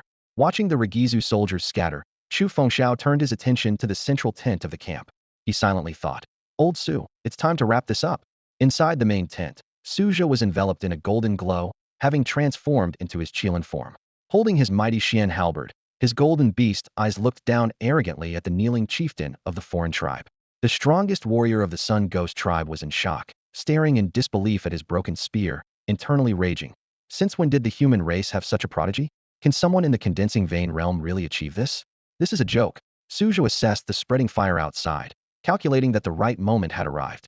He glanced down at the tribal leader, who lay beaten like a dog, and grinned with a murderous glint in his eyes. Just as the leader was about to plead for mercy, Su Zhe beheaded him with a swift strike. With a thud, the corpulent body collapsed heavily to the ground. Su Zhe looked disdainfully at the fallen figure, shook off the blood from his black dragon dominator halberd, and turned to leave. Outside the main tent, the raging fire had already shattered the morale of the Sun Ghost tribe. Zhou Wei and his two companions didn't even need to hide, openly intercepting the fleeing enemies at the camp's entrance. Spotting Su Zhe emerging from the tent, Zhou Wei shouted, "Old Su, over here." Su Zhe nodded in acknowledgement and said in a deep voice, "Hurry, kill as many as possible before the rain starts." "Rain?" Zhou Wei asked, puzzled. "Old Su, there's no rain tonight. Have you been addled by the smoke here?" Su Zhe pointed to the sky and explained, "The fire is so intense, and with the mountains surrounding us, all the heat is rising upwards. Look at those clouds gathering." Hearing this, Zhou Wei looked up and indeed saw a large mass of dark clouds slowly descending, pressing down toward the ground. Su Zhe, wielding his black dragon dominator halberd, joined the fray, cutting down the foreign warriors like a wolf among sheep. After about 10 minutes, thunder roared in the sky, and as Su Zhe predicted, a heavy rain began to pour, washing over the camp. The thunder rumbled loudly, marking the end of the massacre with a resounding final note. Boom! The torrential rain poured down like a waterfall, washing over the battered and worn-day Ghost Tribe camp. The smoke, stench, and blood were driven into the ground by the downpour. As the rain intensified, Su Zhe and his companions ceased their killing spree. They swiftly leapt onto the camp's watchtower, looking down upon the chaotic battlefield. The rain extinguished the raging flames, and some surviving day Ghost soldiers were jolted awake by the deluge. They knelt in the muddy ground, grateful to have survived the inferno. However, their brief joy was soon overshadowed by fear. "We're doomed," a day Ghost soldier cried out in terror. "The captain and the others have been killed, their heads chopped off." At that moment, another day Ghost soldier burst out of a tent, panic-stricken and trembling, shouted, "I just want to find the leader, but he's already been beheaded, lying dead in the main tent." This statement was like a heavy blow, shattering the last hope of the surviving day Ghosts. They felt as though they had fallen into an icy abyss, their bodies rigid with shock. "What nonsense are you spouting?" A burly day Ghost stepped forward, grabbing the messenger by the collar and reprimanding him harshly. "The leader is so powerful, how could he die in his own tent without a sound? I'm telling the truth, go see for yourselves." The face of the day Ghost being grabbed was filled with fear. Clearly, the fire set by Su Zhe and his team had not only destroyed the camp, but also burned away the courage of these foreign soldiers. Zhou Wei stood on the watchtower, looking down at the panicked and defeated remnants below, a lingering sense of satisfaction from the arson on his face. He turned to Su Zhe and whispered, "Hey, old Su, they're panicking. Should we wrap this up?" Standing at the highest point of the watchtower, Su Zhe silently activated the spiritual energy within him, as well as the Qilin Black Seal. Sensing that there were no more high-ranking day Ghosts left in the camp, he nodded. "It's time. I'll wait. You and old Chu head down to finish this. I don't see any dangerous opponents left. Even if there are a few strong ones remaining, after all that laxative, they'll be done for. Hurry it up." With that, Zhou Wei and Chu Fengxiao dove down like hawks, commencing the final slaughter. Su Zhe turned to Tang Shinua, his expression serious. "Shinua, you need to find the remains of our fallen heroes now. Then prepare a report on this operation. If we go back and Commander Guan Yu wants to hold us accountable for acting on our own, we'll have something to make up for it. At the very least, we won. I think even if they want to hold us accountable, it won't be too severe. Tang Shinua looked at her captain speechlessly, unable to resist retorting. Captain, who was so confident before we set out? Now you're chickening out. Ahem. Su Zhe coughed, feigning seriousness as he urged. That's beside the point. Hurry up. Rolling her eyes at Su Zhe, Tang Shinua leapt into action, beginning to search for the remains of the great Siam martyrs in the rain. Su Zhe remained on the watchtower, awaiting the system's rewards. Half an hour later, Zhou Wei pulled the Qiyong sword from the last day ghost's body, and the system's notification sound arrived as expected. Ding. Task completed. Rewards issued. 1. Fragment of the Five Saints Pagoda Song 1. 2. No survivors in day ghost camp. 7,000 source points. Following this, another notification sounded. Ding. Detecting the host has collected all fragments of the Five Saints Pagoda Song. Congratulations on synthesizing the battle formation. Five Saints Pagoda Song. Su Zhe was overjoyed and immediately commanded. System. Open the panel. Ding. The system responded promptly. Su Zhe stood on the watchtower, frowning slightly as he scrutinized his attributes panel. The chaotic list of martial skills and attributes made him realize it was time to settle down and reflect. His gaze lingered on the opportunity to master any martial skill, contemplating how to make the most of this valuable chance. The Xinghe Duanjie halberd can reach the minor completion stage, and Xianjun Bai can be perfected, Su Zhe thought to himself, weighing various possibilities. Just then, Zhou Wei and Chu Fengxiao's excited shouts interrupted his thoughts. The two of them, out of breath, ran to the base of the watchtower, waving items in their hands. Old Su, come see what we found. Zhou Wei's voice was filled with excitement. Su Zhe nimbly flipped down, landing in front of them. He took the item from Zhou Wei's hand and examined it closely. Away, where did you find this scroll? Su Zhe asked curiously. Zhou Wei couldn't wait to explain. In the main tent. Lao Chu and I passed by while clearing out the camp and decided to take a look. Lao Chu found it on the main seat, and it's covered in dense lines that made us dizzy. Su Zhe unrolled the scroll, and sure enough, it was as Zhou Wei described, filled with intricate lines. After observing for a while, he speculated, it might be some sort of map. But these lines are drawn so strangely, twisting and turning, it's hard to make sense of them. He closed the scroll and decided, forget it, let's wait for Shinua to come back. She can scan it with the drone, and we should be able to figure it out. 20 minutes later, after the three had turned the camp upside down, Tang Shinua finally arrived. Her face was grim, her voice carrying suppressed anger. I found them. The remains of the great Xia warriors are all in the ditch behind. This news hit the three like a bucket of cold water, instantly extinguishing their victorious joy. Zhou Wei couldn't help but curse. Those beasts. Su Zhe remained calm, gesturing for everyone to settle down. Alas, it is what it is. Let's first collect the martyrs' bodies. We've avenged them. Now we can't leave them exposed to the elements. The number of bodies wasn't large, reminding Su Zhe of the alien squad they had annihilated in the lowland before. It must have been them who plundered the martyrs' remains. In less than half an hour, the first team had carefully collected all the martyrs' remains, placing them in body bags. Chu Fengxiao looked at the black body bags scattered on the ground, worried. How are we going to carry so many? The space rings can't hold them all. We can't just pile them up and take them, can we? Su Zhe patted Chu Fengxiao's shoulder and decisively ordered. Of course not. Shinua, ride the pig back and call for help. The rest of you stay here and guard. He suddenly remembered something and added, oh, and leave the drone. We still needed to scan something. Recalling the hasty scroll, Su Zhe frowned slightly and said, Tang Shinua, hand me that piece of high-tech. Understanding the urgency, Tang Shinua quickly retrieved a drone from her spatial ring and handed it to Su Zhe. Without a word, she mounted her little pig and dashed towards Wua Pass, leaving a trail of dust behind. Su Zhe took the drone and, following the steps Tang Shinua had shown him earlier, carefully replicated the scroll's contents onto the device.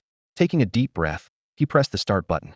The red light on top of the drone blinked a few times before suddenly projecting a virtual map and several lines of text. Su Zhe widened his eyes, studying it carefully, and then excitedly pointed at a red dot on the map, saying, look, this is our current location. According to the text, the scroll actually shows the positions of all the Sun Ghost camps within 1,000 miles of Wua Pass. Zhou Wei and Chu Fengxiao were stunned, staring at the virtual map, speechless. Although they hadn't received formal military training, they understood the importance of this defense map. Old Su, are we about to achieve something big? Zhou Wei asked, his voice trembling. Su Zhe didn't answer immediately, continuing to study the map intently. After a moment, he slowly spoke. It seems so for now, but what happens next is uncertain. The two sensed that Su Zhe had more to say and quickly pressed him. Old Su, what do you mean? Tell us. Su Zhe circled an area on the map with his finger, tapping it heavily as he explained. Look, there are 3 Sun Ghost camps in our region. They are far from the main base of the Sun Ghost tribe. and the distances between these three camps are not close either. With this, Zhou Wei and Chu Fengxiao understood Su Zhe's implication. Zhou Wei tentatively asked, "Old Su, are you suggesting we hit them again?" Su Zhe nodded, smiling. "I suspect that once we return, Marshal Guan Yu will keep a close eye on us and won't let us out easily. We'll be stuck inside Wua Pass, waiting for our squad to return and then facing exams. So why not seize this opportunity for one more big score? After all, when you're already in deep, another scratch doesn't hurt. What do you think?" At the mention of exams, Zhou Wei and Chu Fengxiao shivered in unison, then firmly replied in unison, "Let's do it again." Once again, it was proven that when three bored men gather, one will inevitably come up with a crazy idea, and the others will wholeheartedly support it. While three monks might struggle to find water, three men will never run out of things to do. Just then, a system notification popped up. Ding! Host detected in a special environment. Issuing a temporary mission. Blitz the aliens within 2 days. Rewards will be granted based on the outcome of the battle. Gazing at the task on the panel, Su Zhe's eyes sparkled with excitement as he muttered to himself, 2 days? That's plenty. Meanwhile, poor Tang Shinua was still racing towards Wua Pass, worried that trouble might find Su Zhe and the others in her absence. Little did she know, the aliens wouldn't come to them. Instead, these three men were secretly plotting to strike at the heart of the alien stronghold. "Hey, Lao Su, what about Shinua?" Zhou Wei's voice was filled with anxiety. "Didn't she go to Wua Pass to find help? Once the troops arrive, how are we supposed to slip away?" Hearing this, Su Zhe furrowed his brows. His gaze swept across the camp and finally landed on the drone hovering in the air. Suddenly, a gleam flashed in his eyes, and he said with determination, "Today, nothing can stop us from launching a surprise attack on the aliens. Let's go. Away, Lao Chu, pack up, we're leaving now." The three of them quickly sprang into action, searching the camp for essentials. Soon, they had stored all the items, big and small, into their space rings. Su Zhe continued, "Let's hide out in the back mountain. From there, we can see the entrance and guard the martyr's remains. I'll leave a message for Shinua, and she can slip away quietly when the time comes." The three exchanged a knowing glance, then swiftly leaped towards the back mountain. They hadn't been there long when they saw an armored vehicle crash through the wall of the Regizu camp like a beast. Immediately after, Tang Shinua jumped down from the vehicle with a golden pig in her arms. It turned out that this was a vanguard team dispatched by Guisho to protect Su Zhe and the others. They had been observing from the mountaintop and witnessed the first squad, with only 4 members, destroy a Regizu camp with a scale of 2,000 people. They were so stunned their jaws almost dropped.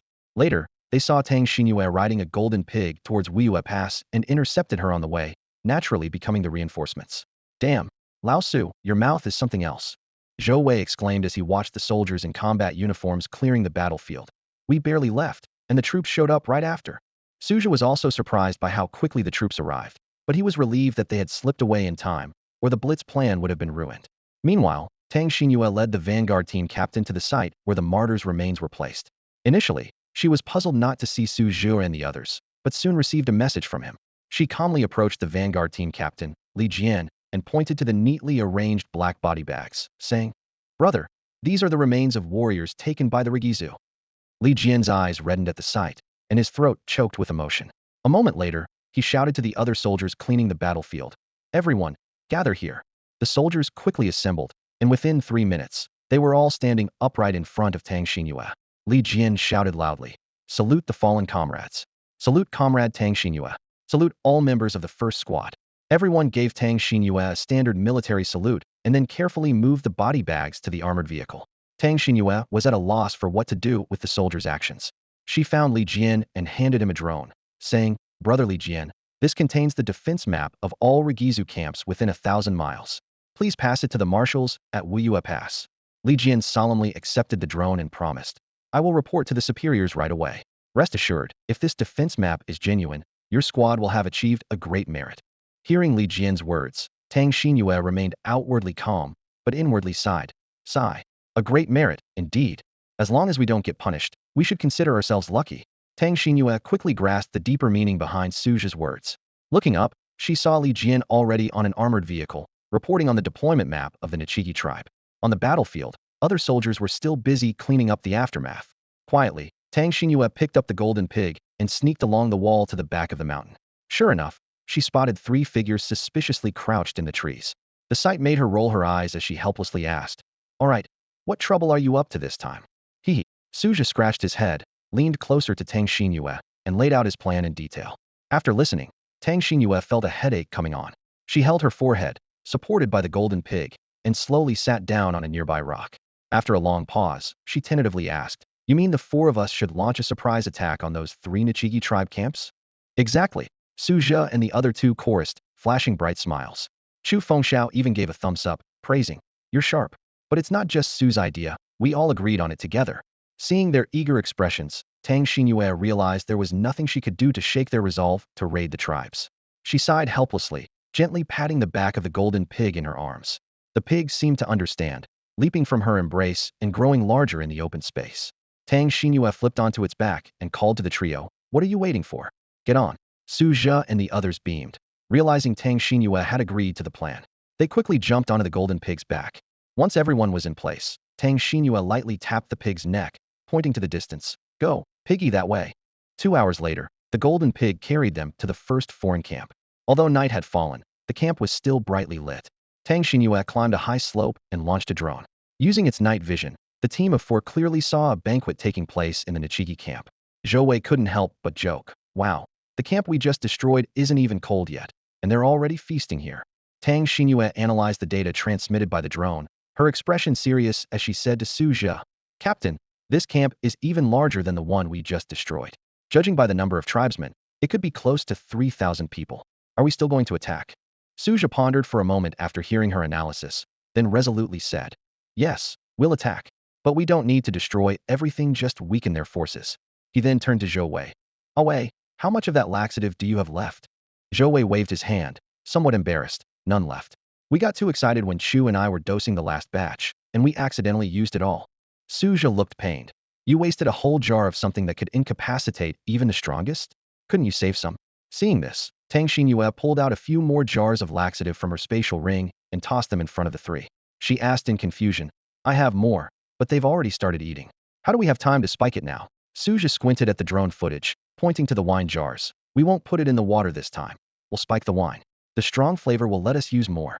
Having made up his mind, Su Zhe decided to have Tang Xinhua keep watch outside. "Xinhua, you stay here on lookout. This time, we'll take out the camp leaders and then make a quick escape," he whispered.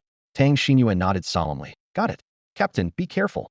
The night was as dark as ink, providing perfect cover for the trio's actions.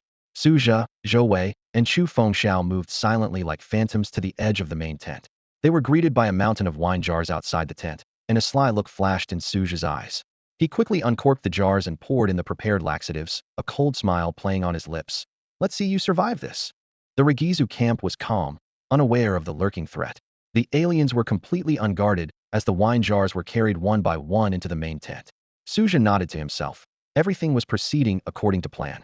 At that moment, Su Zhe summoned the Black Dragon Overlord Halberd and turned to Zhou Wei and Chu Fengxiao, whispering, "Only kill those sitting at the front.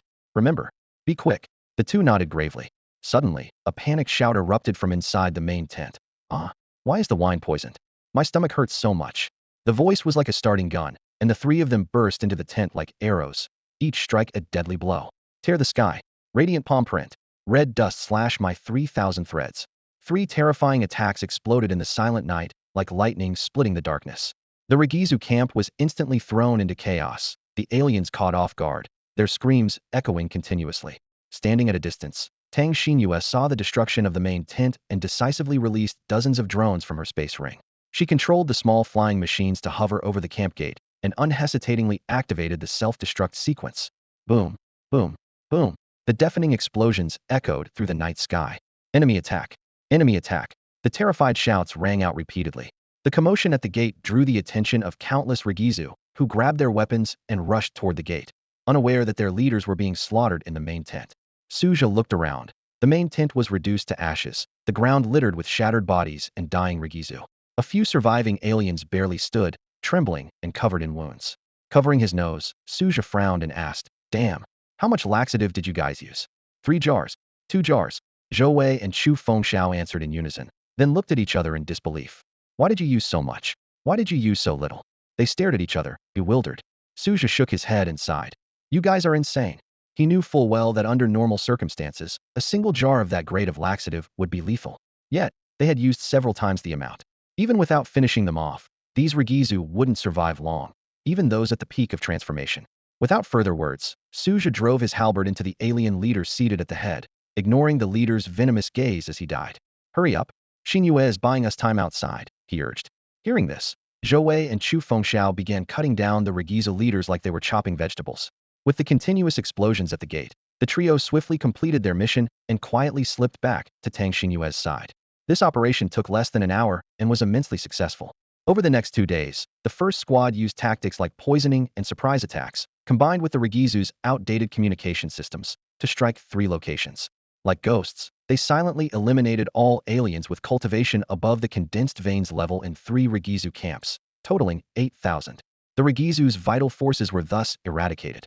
2 days later, the first squad, riding on golden pigs, gathered in front of a virtual map projected by drones to tally the results of their blitz operation. Su Zhe pointed at the map, unable to hide his excitement. All 3 Sun Ghost camps have fallen, leaving only the old, weak, and sick. We've wiped out all their fighting forces. Zhou Wei chimed in. It's all thanks to Shinua bringing enough laxatives. Otherwise, we couldn't have broken through their defenses with just a few of us. Su Zhe nodded in agreement. Indeed, we got lucky this time by obtaining the Sun Ghost's defense map, giving us an information advantage. We might not be so lucky next time. He paused, then added. But overall, this blitz plan was a great success. We even managed to take down several peak Sun Ghost leaders. Hearing this, Zhou Wei and the others couldn't help but smile with excitement. Even Tang Xinhua, who was initially hesitant, couldn't hide her joy. Normally gentle, she became increasingly fierce during the blitz, and by the time they reached the last Sun Ghost camp, she was in a frenzy. Her string of 5 Emperor coins was soaked in blood, and if not for Su Zhe and the others holding her back, she might have charged into the Sun Ghost's encirclement on her pig. Just then, a system notification sounded in Su Zhe's ear. Congratulations to the host for completing the temporary mission. Blitz the foreign race within 2 days.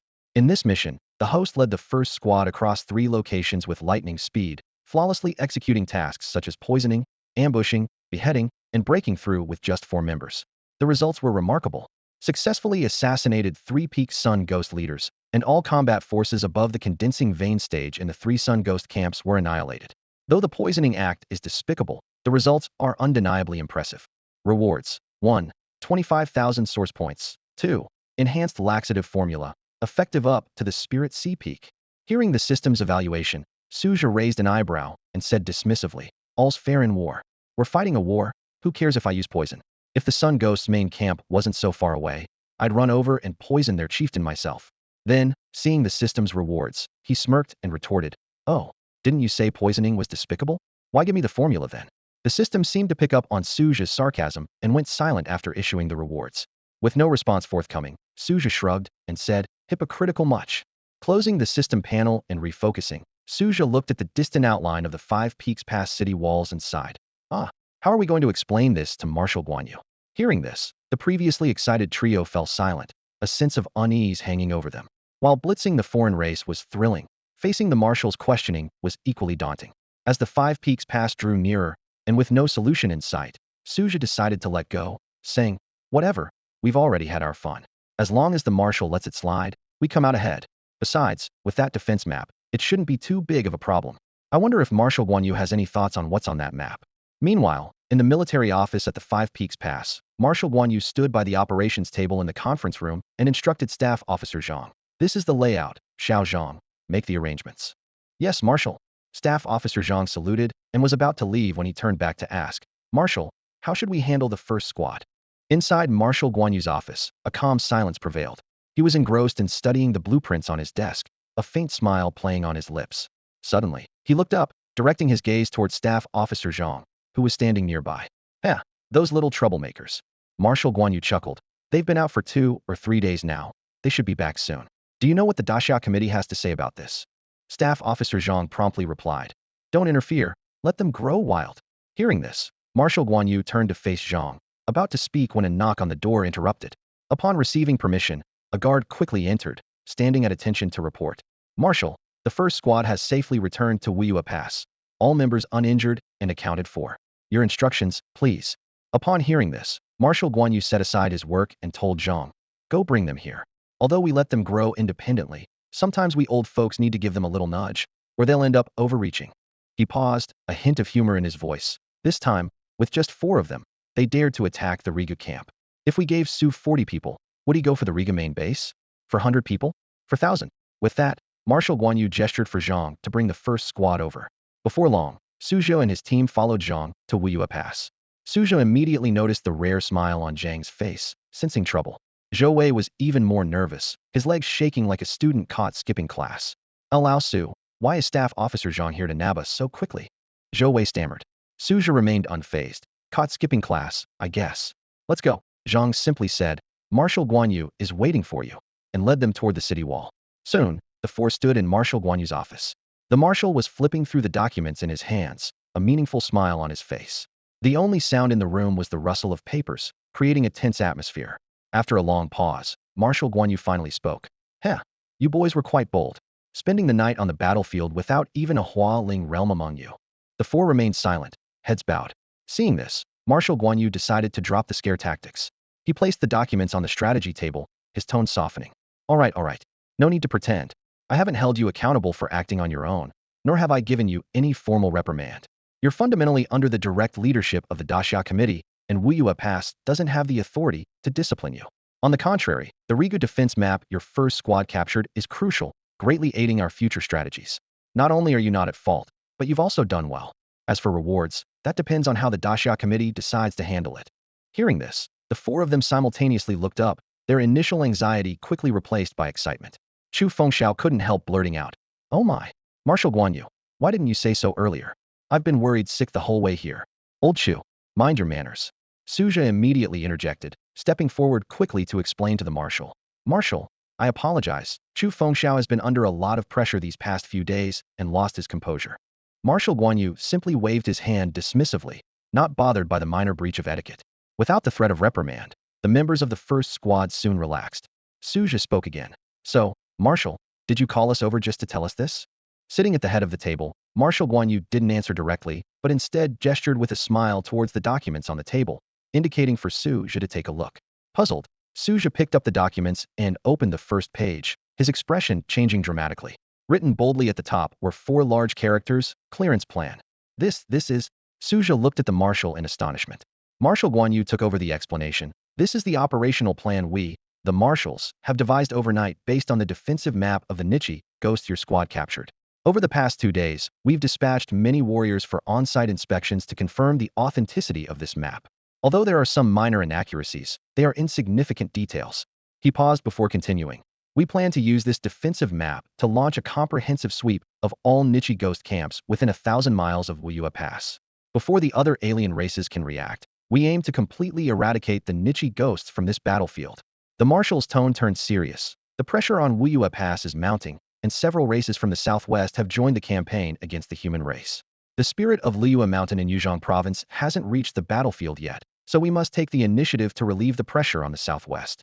Even without this defensive map, we would still have to fight this battle. But now that we know the Nichi ghost troop deployments, we can minimize the sacrifices of the Daxia warriors. Hearing these words, Su Zhe and the others were stunned as they looked at the middle-aged man with graying temples before them. They never imagined that with just a defensive map, Marshal Guan Yu would dare to proactively clear the Nichi ghosts' territories. What shocked them even more was that a large-scale war was about to erupt in just 2 short days.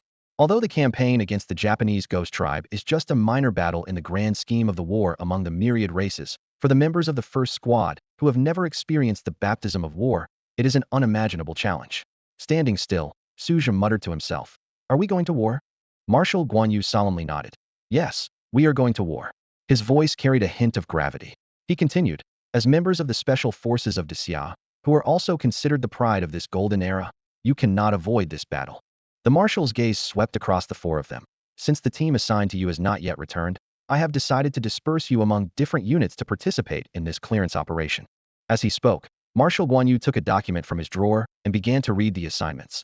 Team leader Su Zhe is responsible for intercepting reinforcements on the battlefield, member Zhou Wei for leading the charge, member Chu Fengxiao for the decapitation of the alien tribe leader, and member Tang Shinua for logistics. Specific team arrangements will be communicated before departure. The 4 were trying to digest this sudden task when Marshal Guan Yu changed the subject. However, you have something even more important to do right now. What else is there? Su Zhe asked in confusion. At this moment, Marshal Guan Yu showed a mischievous side. With a slight smile on his lips, he said leisurely, You rascals, don't you know you've skipped classes for 2 days? You have 3 days to make up all the missed lessons and pass the exam in 3 days. Otherwise, while everyone else is out fighting, you'll be left behind at Wua Pass because you failed the exam. Wouldn't that be embarrassing? These words hit the four like a bolt of lightning, leaving them stunned. Zhou Wei and Chu Fengxiao's faces visibly turned anxious. Being caught for skipping classes and having to catch up in 3 days was a nightmare for students who struggled academically and for those who loved to gamble. With no other choice, the four left the office with their heads hanging low. Watching their dejected figures, Marshal Guan Yu's face returned to a gentle smile. Being old and wise, he knew exactly how to make these young men remember the lesson, offering a reward before the punishment, a tactic that never failed. After leaving Commander Jun's office, Zhou Wei and Chu Fengxiao seemed dazed, their steps heavy. They wandered aimlessly around the perimeter of the squad like lost souls. Even when they reached the small house, they hadn't snapped out of it. As Su Zhe pushed the door open, the two continued to walk mechanically outside. Seeing this, Su Zhe frowned and pulled them back inside. What's up, guys? It's just an exam, right? Where's all that energy you had when you were chasing the alien race in their camp yesterday? Zhou Wei finally lifted his dull eyes, looking at Su Zhe with a resigned expression. Old Su, it's easy for you to say. You and Shinua are academic stars, of course you're not worried. But for me and old Chu, we're just average students. We can handle fighting aliens, but exams make us anxious. Chu Fengxiao turned his gaze towards Su Zhe, his eyes vacant. This once proud wanderer, who neither envied immortals nor revered gods, was now subdued by Commander Guan Yu. He muttered to himself, 3 sentences and my rebellious spirit is gone. Su Zhe felt a pang of sympathy under their resentful stares, but he pretended to be indifferent and dashed upstairs. He left them with a careless remark. If you're bad at it, practice more. If it really doesn't work out, Shinua and I will go, and you two can stay here and babysit the little pigs. This simple statement shattered Zhou Wei and Chu Fengxiao's mental barriers. Their previous reluctance to study vanished, replaced by a determination not to be outdone. At that moment, Tang Shinua, who had been standing by, added fuel to the fire with a teasing tone. Come on, think about it. When someone asks about your first battle on the battlefield of all races, you don't want to tell them you were stuck here babysitting, do you? Her words electrified Zhou Wei and Chu Fengxiao. They grabbed a bag full of photocopied study materials and rushed into their rooms, silently vowing to become learned men and never suffer from ignorance again. Tang Shinua stood aside, a satisfied smile on her lips, watching their energetic retreat. Then she turned and went to her own room. After 2 days of nonstop action, she needed a good rest. In his room, Su Zhe sat on his bed and opened the system panel, carefully reviewing his status. Host, Su Zhe. Cultivation, Midstage Condensing Vein Realm. Martial Skills. 1000 Army Deflection 5th Grade, Minor Success. Glazed Diamond Body 6th Grade, Minor Success. Myriad Beasts Sacred Qilin Transformation. Deadly Omen Qilin Form, Nirvana, Minor Success. Galaxy Severing Halberd Pseudo Immortal, Entry Level. Source Points, 48,000. Items. Protection of the Small Mountain Spirit of Rock Peak. Protection of the Small Mountain Spirit of 10,000 Trees Peak. Map of the Bloodsea Rakshasa Clan Stronghold at 5 Peaks Pass. Inyang Universe Compass. Battle Formation. Song of the 5 Sacred Pagodas.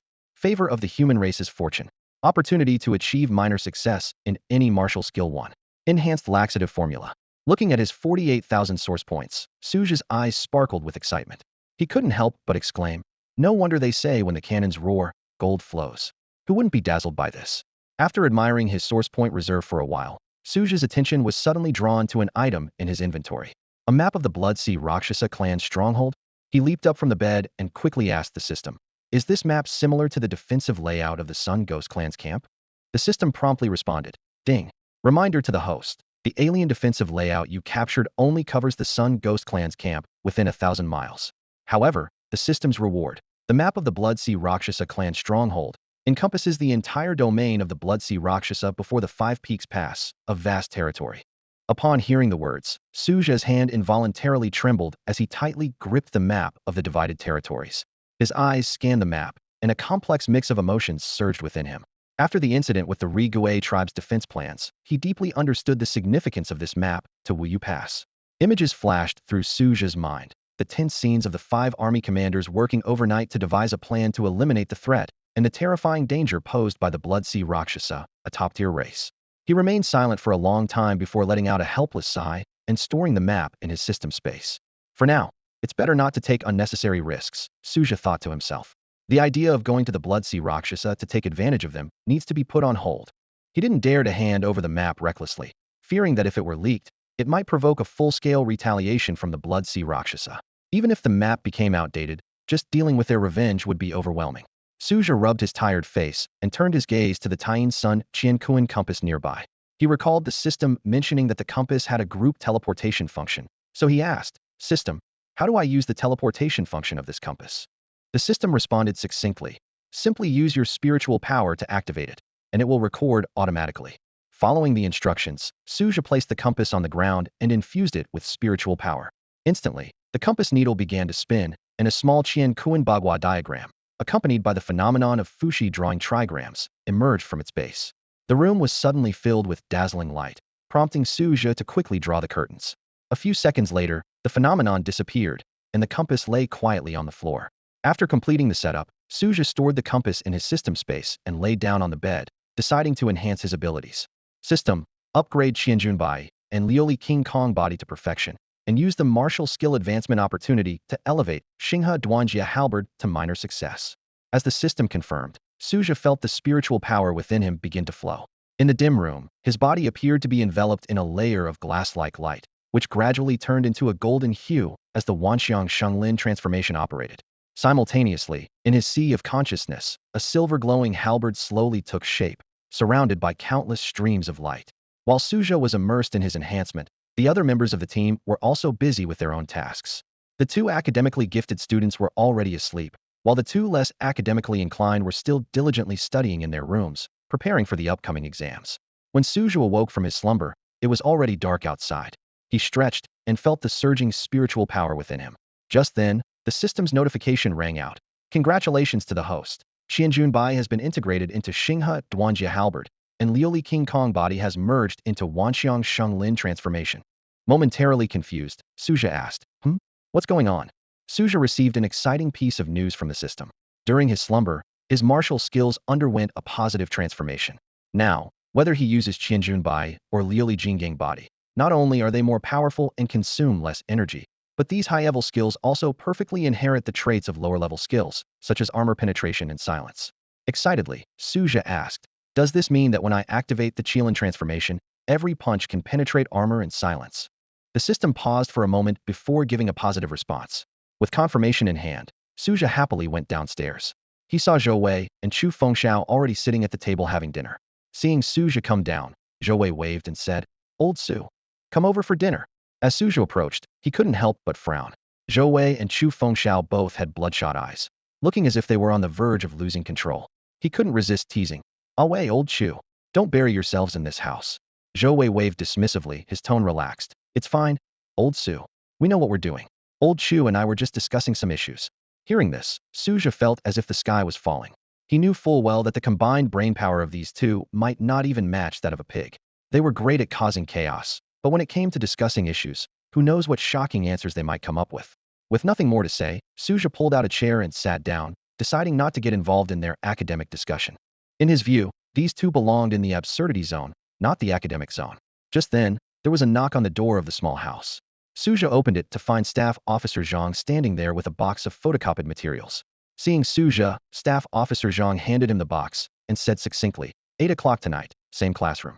Remember to attend class. With that, he turned and left. Looking at Staff Officer Zhang's hurried appearance, Su Zhe guessed he had taken time out of his busy schedule to deliver the materials. Su Zhe glanced at the hurried figures on the walls of Wua Pass and sighed softly. Sigh. It seems the cleanup plan is about to begin. He slowly closed the door, his mind filled with thoughts. That's all for today. Thank you so much for watching.